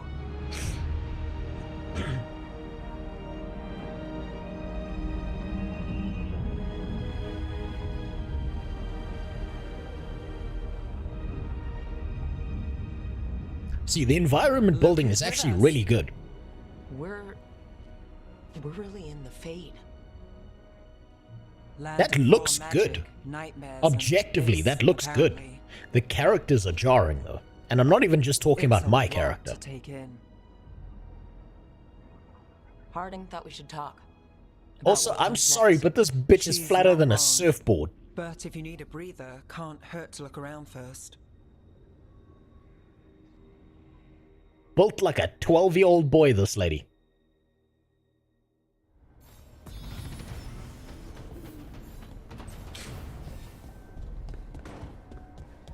Okay, I see what I missed. The more option when dialogue wheel still has like 3 gaps. Yeah, I think the more option is for asking questions so you can get more context. Press K to open the skills. Okay. Okay, Warrior Core. Okay, so here's our skill tree. Gives me Path of Exile vibes, which is not bad. I always did like Path of Exile. I thought that was a pretty sexy skill tree. Good to see that they copped that. I'm 100% for that. Counterblow. Deflect your enemy's attacks and perform a powerful counterattack. Shield Volley. Striking a shield toss with a shield attack volleys the shield back at the enemies. Or Tumbling Blades. Use your speed to unleash a powerful attack immediately after performing a combat roll. Huh. Can we choose anything else? No. Now I have to consider, what direction do I want to go down? Apparently warriors are not warriors, they're just mages with swords in this game. No two-handed weapons I see. There are, Zerfrost. I was using a big bonk stick. What this game is telling me is that every character is technically a mage, it's just some mages wear heavy armor. Because this is not warrior shit, this is magic shit.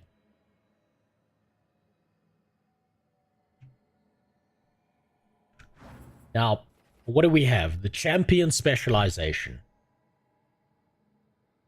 Pinnacle of a Grey Wooden combat prowess. Champion is born leader who rallies their allies. Slayer. Reckless in battle. The Lords of Fortune. Slayer's real... Hold on. Am I getting messaged?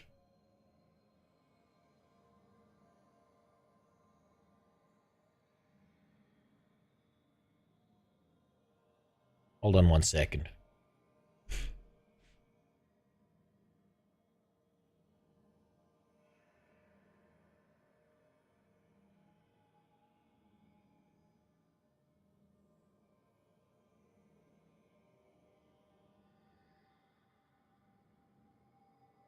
Okay. So, Slayer, and I wanted to go for Reaper. So we're going to start moving towards the Reaper tree. The Raper tree. Which means I need to go up and to the right. Or down and then right. My problem is I'm seeing a bunch of shield abilities and I don't want to use a shield. I want to use Big Bonk Stick. Why you force me to use shield? Me no want use shield. Me want bonk stick.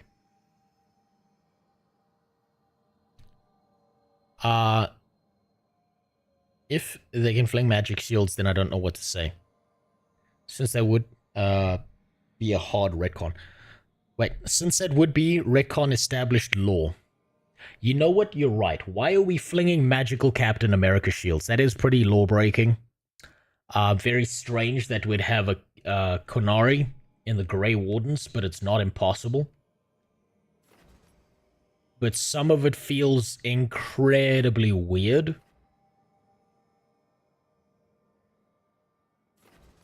So I'll tell you what, we'll go counter blow. Counter blowjob seems to make the most sense to me. We will go for precision. And we'll go up here. And we'll go for Titan Stomp. Then we can go to the right. And we'll go down this way. Wait, no. Not improved throw. That's on... Okay. Yeah, that's shield. Why are there all these shield abilities if I don't want to be fucking Captain America? God damn it. Okay. We'll go down that tree. I'm going to try and avoid shield abilities.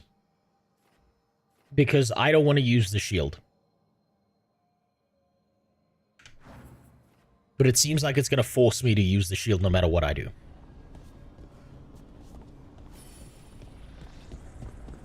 Optional, talk to Neve. Talk to Harding. Okay. Let's see where we're going with this.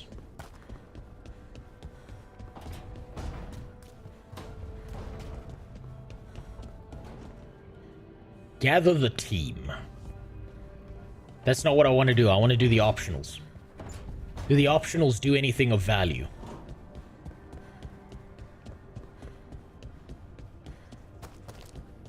So, Warrior, they've kind of broken the law very, very hard. Because super cool magical abilities on the guy with the big sword. He doesn't need to be a badass. He needs to do all this wacky magic shit. I actually really, really liked how tactical Templars were in the previous games.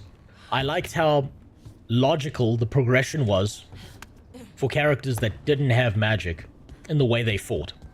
And how they could balance out their skills and take resistance tactics. But that doesn't seem to be a thing in this game. All of that established law and combat is just gone. I swear they're following me. You alright? Strange place you've fallen into, but I'll work with it. You know me.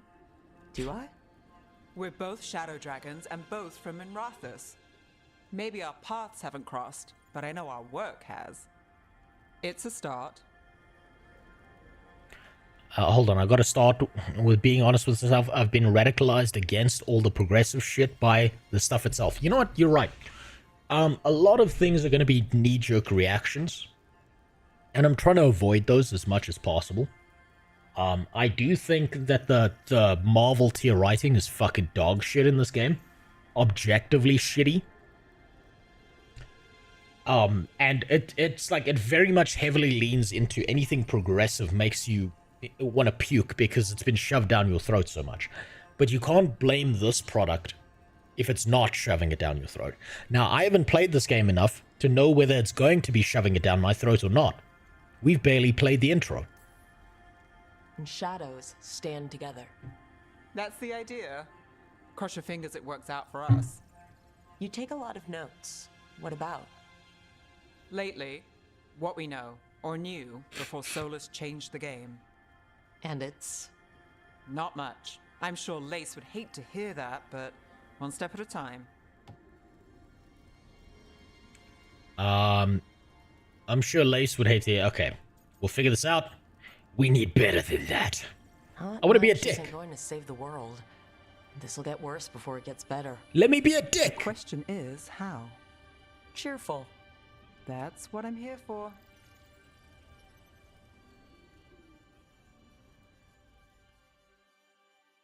You need to know the story on her peg leg. Oh, it's for pegging. Obviously. Duh. Come on.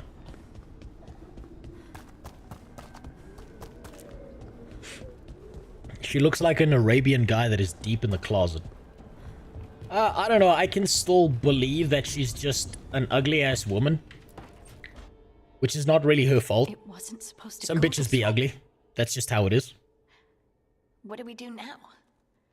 What do we do?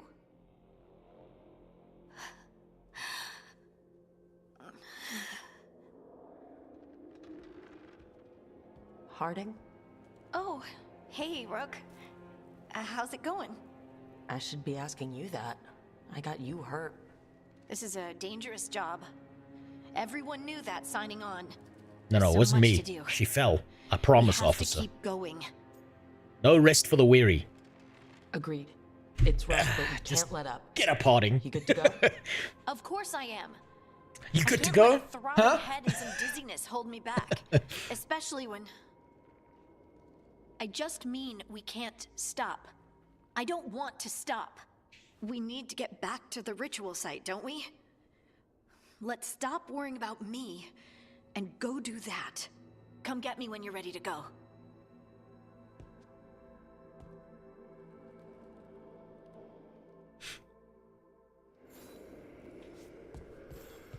Okay, awesome.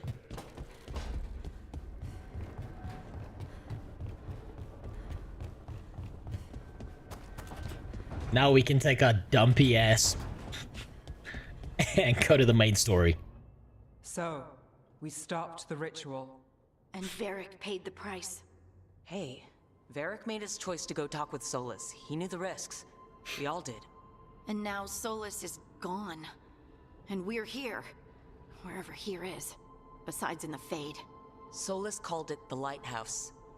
He did? When? He was in my head.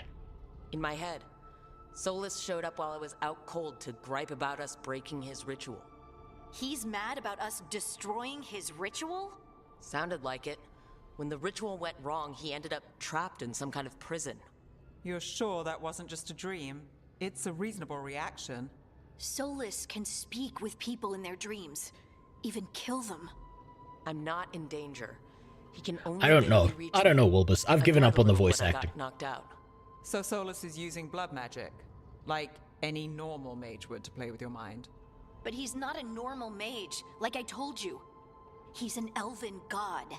Putting together a nice ritual doesn't make him a god. He's a terrifying god, of course he's not. Stop bitching. I don't care about the philosophy. In terms of his power against ours, he's a god. Alright, well, we've stopped the ritual and there doesn't seem to be an immediate danger. For now. You're certain Solus can't use blood magic to affect your mind? I'm not certain of anything. But we're not out of danger. What do you mean? Solus had 2 of the other elven gods imprisoned. When he got trapped, they escaped. So those things we saw come out of the Fade when the ritual went wild, those are... Benji, you're right. 2 of the ancient elven gods that Solus rebelled against. So, Benji, you're right. One of the interesting ways, right, this is actually, let me reveal to you a secret. Benji, you probably already know the secret.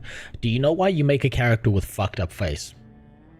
Because if they've got real facial expressions that actually change based on their emotional state, a fucked up face is a lot easier to spot those emotions on. All of these characters are like mannequins, right? So I agree with you. I don't know why you think the facial expressions are bad when there's no facial expressions at all. 0. Warrior now knows that God... Wait, Warrior now knows what God can and can't. Yep. Welcome. No, Zach. Welcome to the worst fucking place on the planet. I just realized your character can never be defeated at poker. My character can never be looked at in the eye because they've both got cataracts and they're both fucking wonky. The stronger than Solus escape is our fault. They're ours to kill.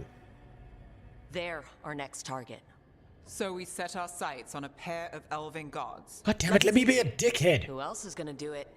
If they're loose, they need killing. They were evil tyrants who enslaved their people. We need to stop them. Solus says Elgernon and Gillinan drew on the Blight for power and became corrupted.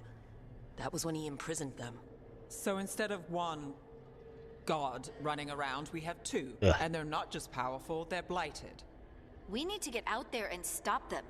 Just like that, without Varric. And you're still getting back on your feet. I'm fine. We can't just sit here and do nothing. We need to investigate. Figure out what we're dealing with before we rush in and make things worse. And how many more people will get hurt, get killed? while we spend time investigating? Okay, can I point something out, Benji? Do you know why the lip actions and movements are actually so shitty? The visual expressions and emotion, terrible, miserable. Do you know why they fucked up all the lip movements?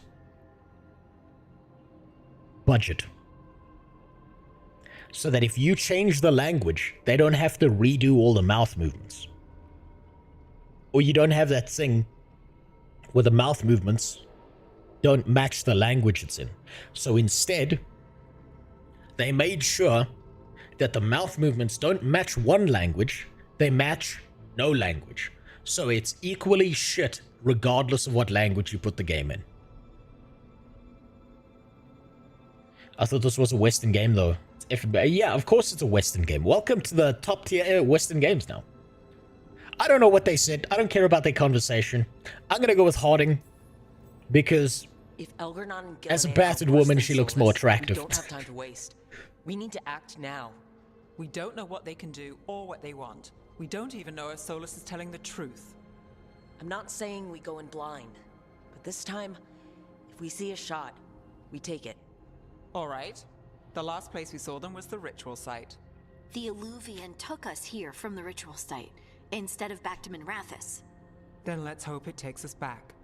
Harding, are you okay to go? I'm not gonna sit back while elven gods destroy the world because I have a headache. All right then. Let's get back to the ritual site. The Illuvian has its own special room. It's just down the stairs.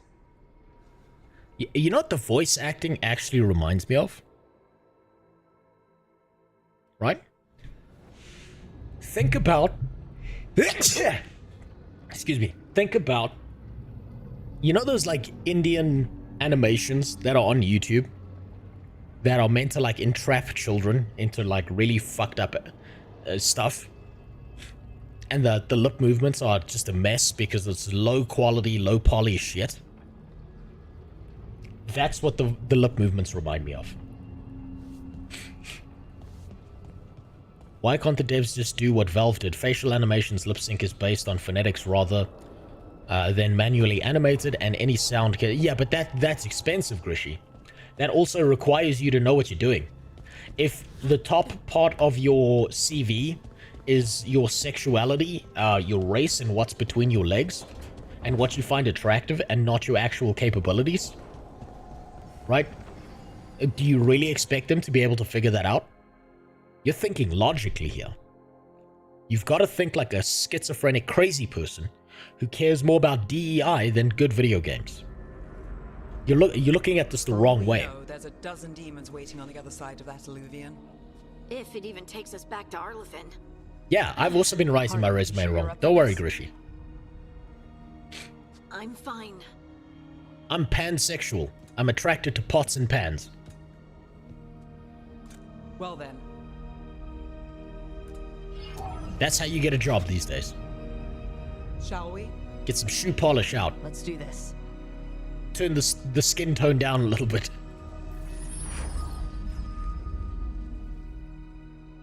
Wear my pants below my ass.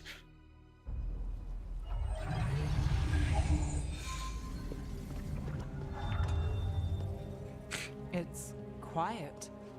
Well, isn't that a surprise? There's the ritual site. But if the gods really did get out, they're not here anymore. Right. Let's take a look around and see if we can find any... Wilbus, I'm not surprised by that. Is that Meryl? Please don't tell me that's Meryl.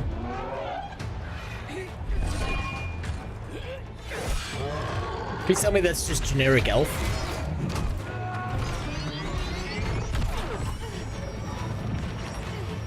Shut it down. I'm trying. Okay, it's Arellan, whoever the fuck that is. It's not working. I can't contain it.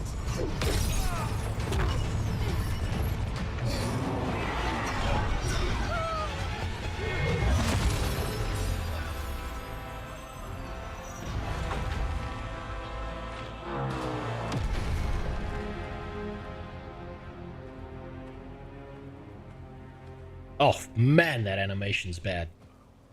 Oh, fuck. Strife? Irlin? It's me, Lace Harding. Harding? What are you doing back in Arlington? It's complicated. I can see that. Oof. Rook, Nev, this is Strife and Irlin. Hold on.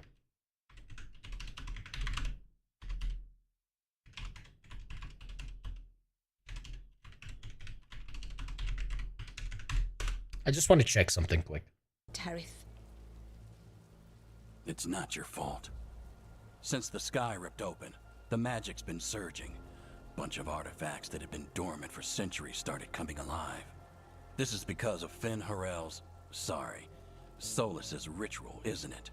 You all were supposed to stop him. Shut up, bitch. Didn't see you volunteering. We put our lives on the line to stop Solus, and we stopped him. And we've got the scars to prove it. Sky's not ripping itself apart anymore, is it? All deep and wild magic. Solus was dragged into the Fade when we interrupted his ritual. But something else got out. Someone else, supposedly. Elgurnon and Gillenane. Mithalanast. Two of the elven gods of old. The Evanurus. What do you mean? Shit. Are you really gonna insult my disabled Kunari? That'll put you on a list, dude. I'll come for you. I just want to look something up quick. Right? I just need to double check something, because I don't know if I'm, like, misremembering this. Yes, the one from the Fade. Interesting.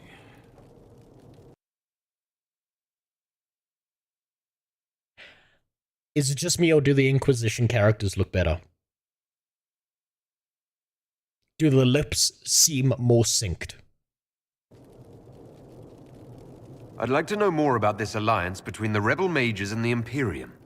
Certainly. Okay, maybe it's just one scene. Maybe it's just one scene, right? Address the court. Lords and ladies, as a nation, we mourn our sons and daughters, brothers and sisters, friends and lovers claimed by war. The sky is torn open, our divine is dead, and many fear the end of all. Ooh, we didn't slide backwards, we fell off a fucking cliff, man. Oh man, you were right. It looked better in Inquisition. What the fuck happened? So Elgurnon and Gillenane are loose, which means what? You thought Solus was bad. He's a bit of a bastard, true. But next to them, let's just say they weren't known for their kindness. There's a reason Solus led the rebellion of Evanurus, and a reason he imprisoned them. But now let me double check something.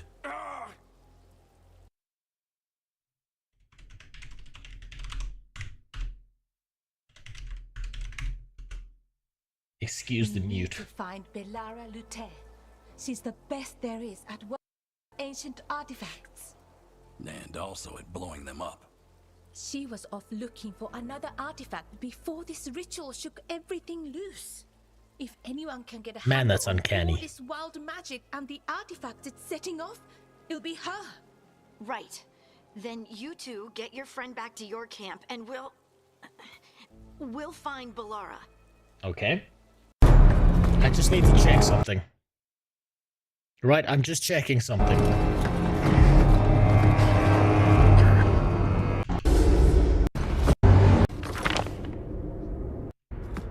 I am Cassandra Pentecost, Seeker of the Chantry.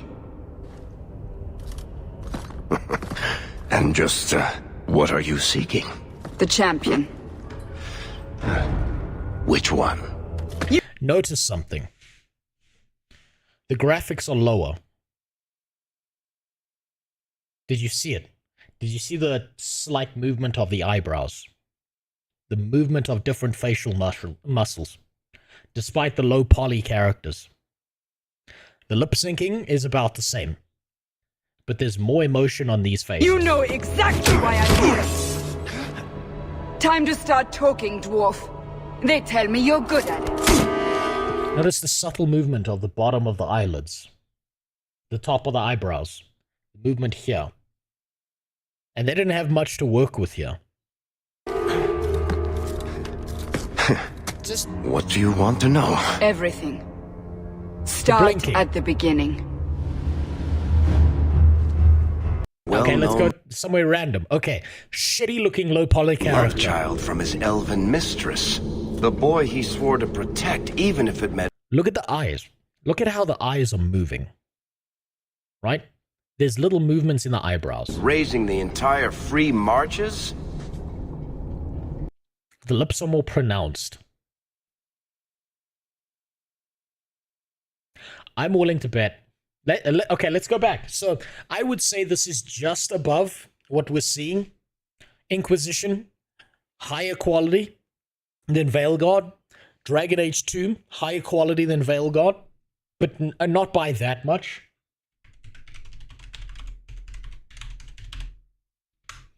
So let's go back a little bit further.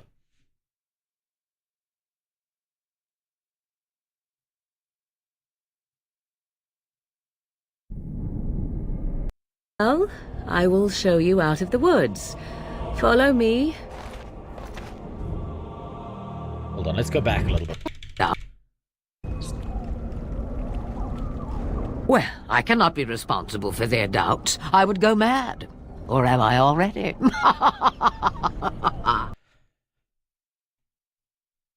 Origins is not even worse. It's the same.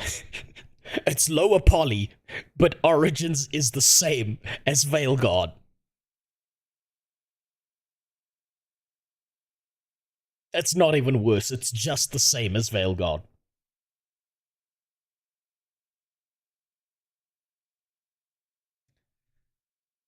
Someone needs to be fired real fucking fast here. Harding, stay here, you little bitch. Harding, I need you to stay with the Veil Jumpers. Nev and I can handle this. I'm fine. No, you're not. Until you've recovered from your injuries, your liability... Man, that's bad. Fine. We'll meet you back at the Veil Jumper Camp. It's just south of here. Look at it, the facial animations are the same as when we were playing Origins. She was 3 days ago. I'd start your search there. Fuck me. Rick. And thank you. That's over a decade ago. That's 2009. Yeah, over a decade ago. 15 years have passed. More than 10% of a century has passed. And the facial animations have not changed. Well, actually, that's a lie. They got better, and then we just went back.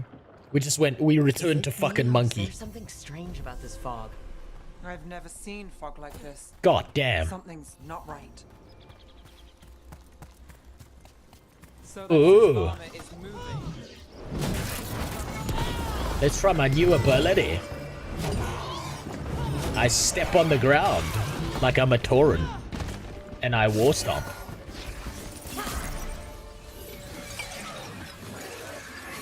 Oh yeah, because that was the threat after I defeated the big one. Gotcha. Oh, people. Asian elves, fuck yeah. We're gonna get that diversity card in. Bellara Luther? Strife and Ireland sent us to find you. Who are you, exactly? Call me Rook. Nev Gallus.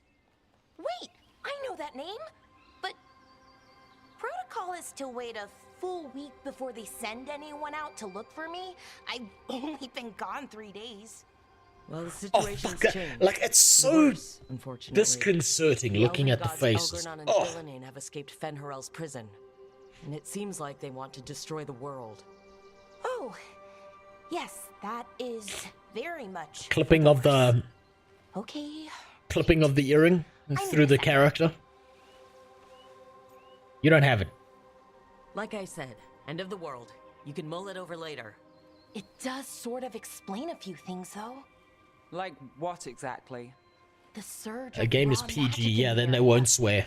These artifacts started waking up a while ago, but in fits and starts. One here, a couple there.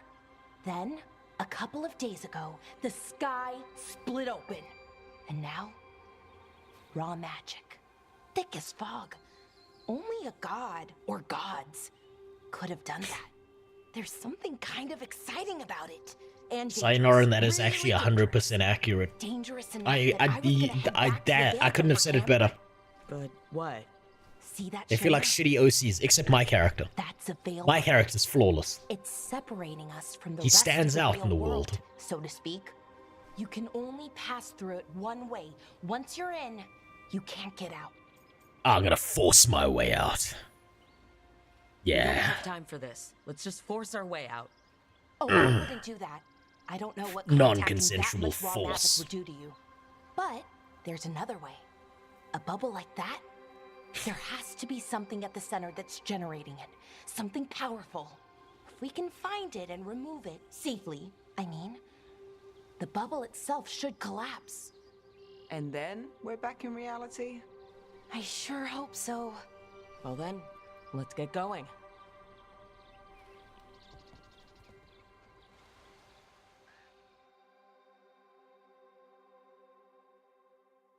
Trying hard to be a dick in the game and it won't let him. I'm trying my best to be a fucking bastard and the game just won't allow it. I've been trying to get to the artifact at the center of the bubble, but these magical constructs keep getting in the way. A few dozen demons shouldn't be a problem. Spirits, not demons. They're animating those suits of armor. The armor's attuned to the artifact, to protect it from threats. Ah, and I'm guessing it sees us as threats.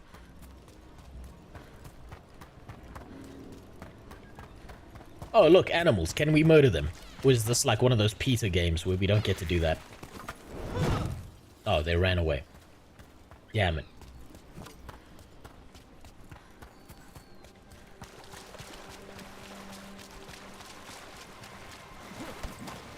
Is that water just swirling into the air? We call that kind the whirlpool. The anomaly, I mean. Never seen one this size, though. Okay. My very shitty minimap tells me that there's a ladder up here. Ah, yellow paint ladder. Fuck yeah.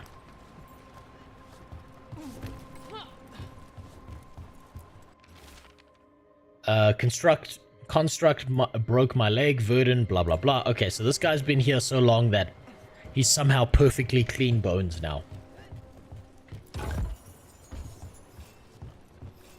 Nug meat. Yeah, don't say that wrong. Oh, nugs. I remember nugs. Those are those little bunny-like shits. That the dwarves used to farm.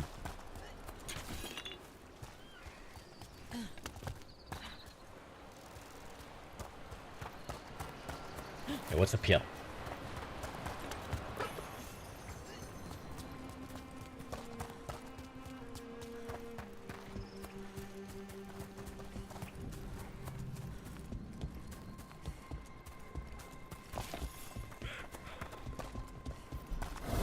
What do you have going on here? Demons! Generic demons with the same skill! Companion abilities. Use tab to select a companion ability. Okay, ultimately freeze the game entirely. I would like you to turn slow. I would like you to fade bolts. And I would like to titty stomp. Okay. This pause freeze system reminds me more of Dragon Age Origins. But it's jarring because in Dragon Age Origins, it was a more tactical combat system than an action combat system.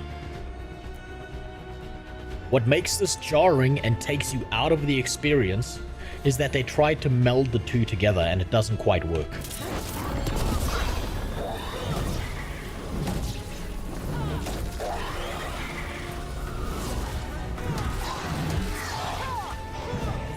Come here, let me bonk you. Let me throw my magic shield, because I'm just a mage now. I'm not a warrior. I'm just a mage that does warrior stuff sometimes. Fuck yeah, break the law. This is our game now. The big maul does look quite satisfying. I'll give it this. It does feel good, right? The maul hits feel chunky. They feel like they work. They feel like they do something. But at the same time, it feels reductive. Right, the combat is I will admit, the combat feels a lot better than what I expected it to feel like. Return to sender. Yeah, we'll go for that. Why not? When we can. Any ideas on what the artifact we're looking for might be? I have a couple of theories, but nothing. We might find some clues in the ruins, though.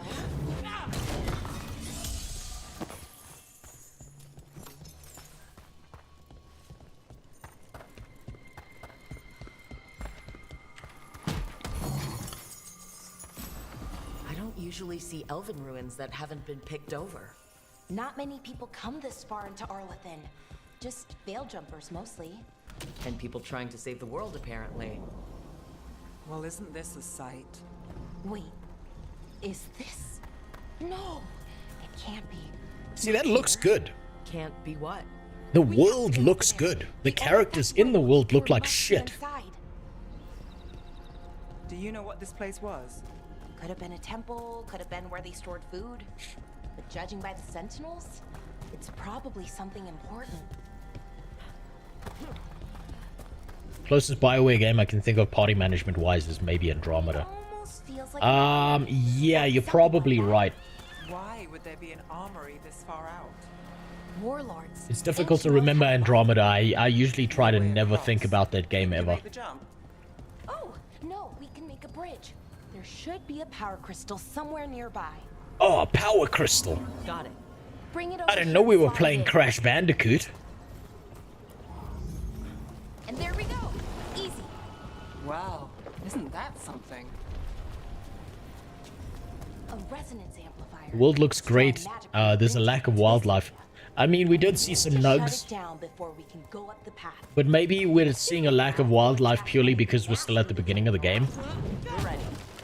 And we're all kind of in like an abandoned area. Be nice to see like a squirrel. Oh, it would be nice to see some birds.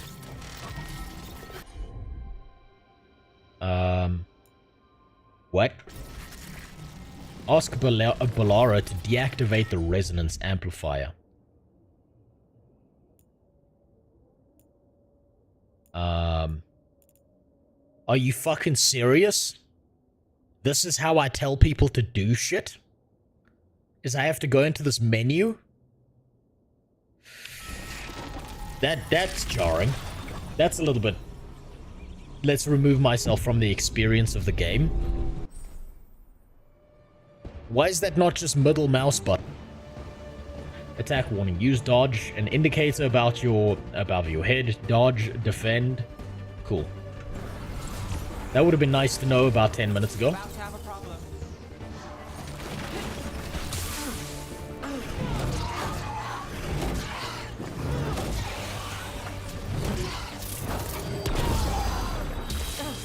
Owie. I didn't block at the right time. Let's see if I can get this right. Here it comes. Nope, didn't block at the right time. Shoot me again. No, goddamn, stop attacking.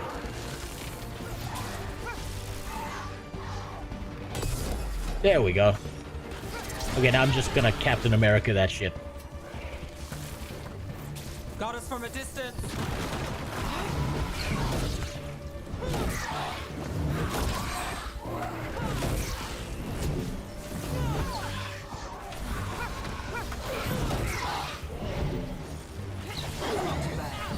Damn it.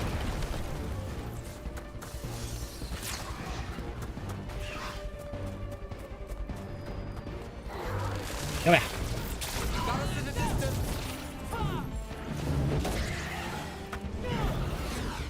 Oh, cool. Now I need to go all the way down there.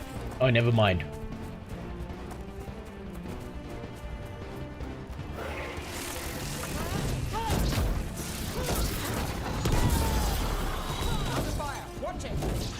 I'm curious to figure out, why do they think I can only handle 3 abilities? The last of the magic energy. path should be clear. Why does the game think I only have the brain power to handle 3 abilities? Right, like, if this is the sum total of my abilities that I can have at an action bar, that's a little bit insulting.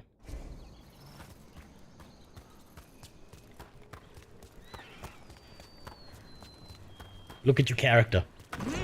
Well, I have no idea what you're talking about, Davilis. My character is obviously the smartest kid in school. His OC told him so. He's gonna show everyone how super cool and smart he is when he shoots up the school.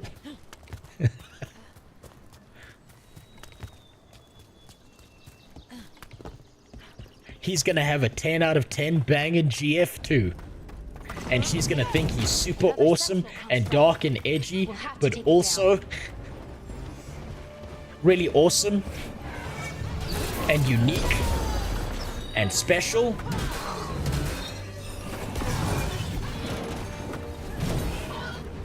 And he's gonna save the world, but he's also dark and cool. And all his gamer tags online have a triple X in them somewhere. I have a theory, but we're miles away from where that artifact should be. Give me the crystal.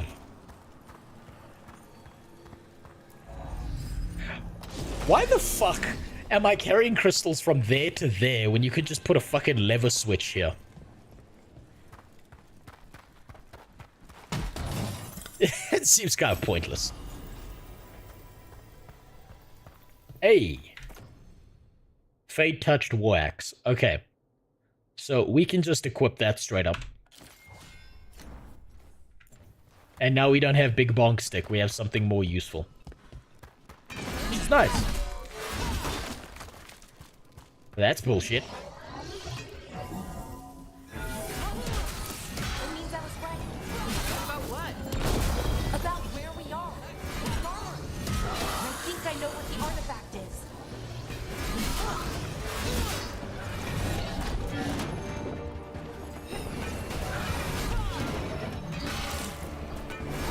Man, the dodge is really forgiving in this game. So is the parry.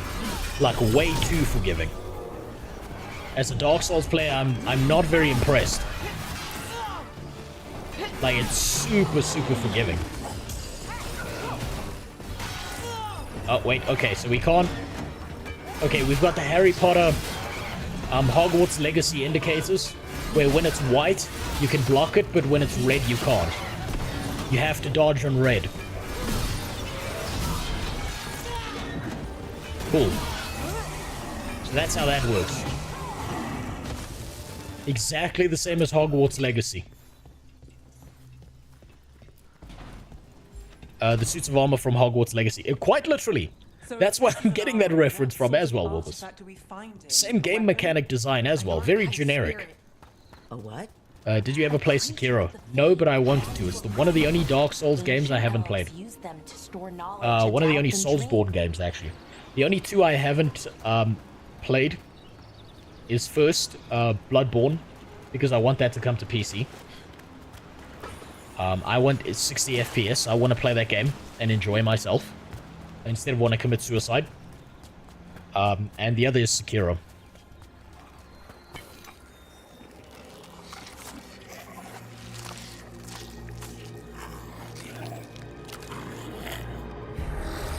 Are those Darkspawn? Those are generic. Darkspawn. Oh man, those are generic zombies. Call of Duty zombies, here we go.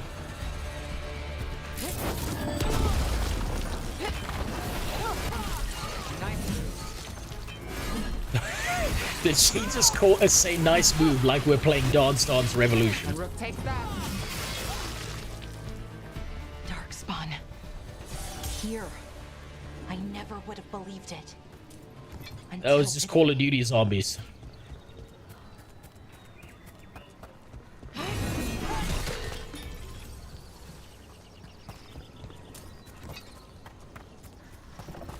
Another one of those resonance amplifiers. Get ready. Once I shut it down, the path ahead will remain. Oh yeah, that's right. I have to do the generic. We've got your back. Is she gonna do it? Well, okay. Now I can do it. She had to have a voice line first. It was really important. We have to let women speak in this day and age. Women have a voice now. What's worse is they can vote.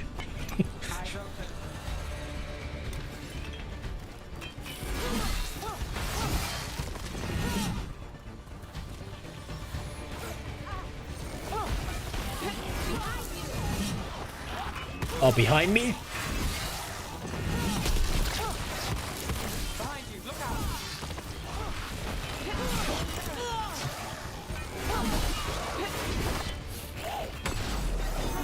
Oh man, that parry is super forgiving. That, like, literally every time I parry and I get like that perfect parry, it literally feels like complete horseshit because I'm pressing the button like 10 seconds late. Oh, I wanted to show you. Oh, that's really forgiving. Maybe the difficulty setting's way too low. The darkspawn. Solus did say they were blighted. You saw those darkspawn though? Something was different about them. And we'll stop them once we get out of this bubble.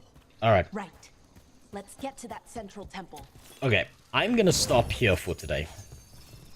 Right? I'm gonna still keep playing this. Because I would like to complete my bingo card.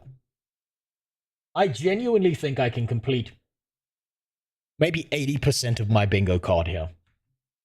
But we're going to stop there for tonight. And I'm going to go get some sleep. I have to go coach a competition on Sunday, so I've got to make sure that I'm awake. I didn't get to do everything I wanted to do. And that's fine. Because guess what? This whole week's been a nightmare for me. Okay, cool. We can just call that save 1.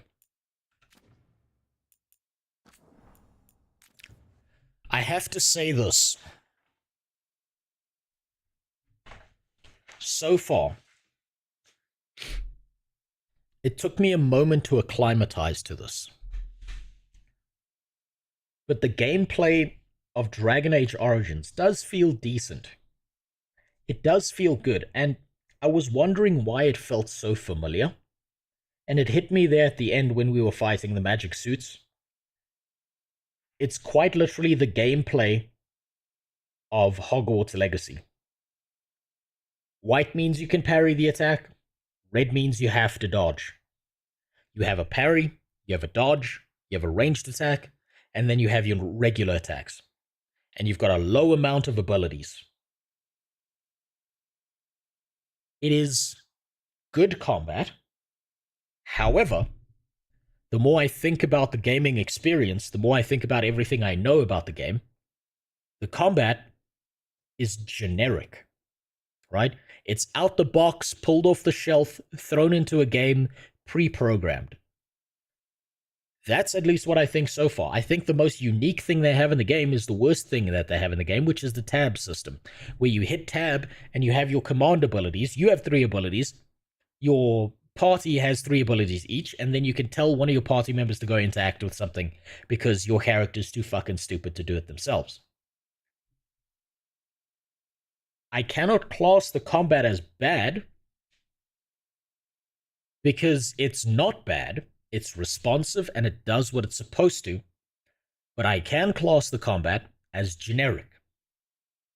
I would give the combat then a 7 out of 10. If I'm looking at the facial animations, the features, the characters themselves, I gotta give that shit a 2 out of 10. The characters are bad, the voice lines are bad, there's no emotion, there's no figuring out. I mean, I just did a comparison on stream where we took a look at Dragon Age Origins, Dragon Age 2, and it's the same level as Dragon Age Origins. And I'm sorry, that's a game that's 15 years old. So, I mean, what the fuck happened? When it comes to the world itself, I gotta give it like an 8 out of 10. It looks good. The world is probably the best looking thing this game has going for it. But the problem is, you can build the best looking world imaginable. But if the characters in your world fucking suck, it's still a shitty game. Now I'm going to keep playing this I'm going to keep filling out my bingo card because I'm willing to bet at some point it's going to get worse. And I'm still seeing the thin, shiny veneer of a game that might be good because it's new and shiny. And the only other thing I have to say beyond that is I think some people at BioWare need to be fucking fired, man. Because I'm willing to bet when I'm 5 hours into this game, the combat's going to be generic as fuck. So yeah, that's my thoughts on this. The group that wanted to boycott Hogwarts Legacy at all costs proceeds to make a generic copy of it. What a shocker. Yeah, this is the thing. Like, think about it. Genuinely think about it. I'm not trying to shit on the game and the gameplay, but the gameplay is... It feels like an almost one-to-one replica of Hogwarts Legacy. And that doesn't make it bad, but it does make it generic. And what this means is I expect in the future that all games that come out of EA or these big bodies like Warner Brothers or whatever, it's going to be the same slop that's been pre-processed until we're so fucking tired of this combat system that no one wants to deal with it anymore because it's not unique, it's not special, and it doesn't do anything that stands out. So, I hope you enjoyed. We're going to keep playing this game. I want to fill out my bingo card. I want to yell bingo like an old lady in a retirement home. And I hope you enjoyed. I'm going to go pass out now. Good night.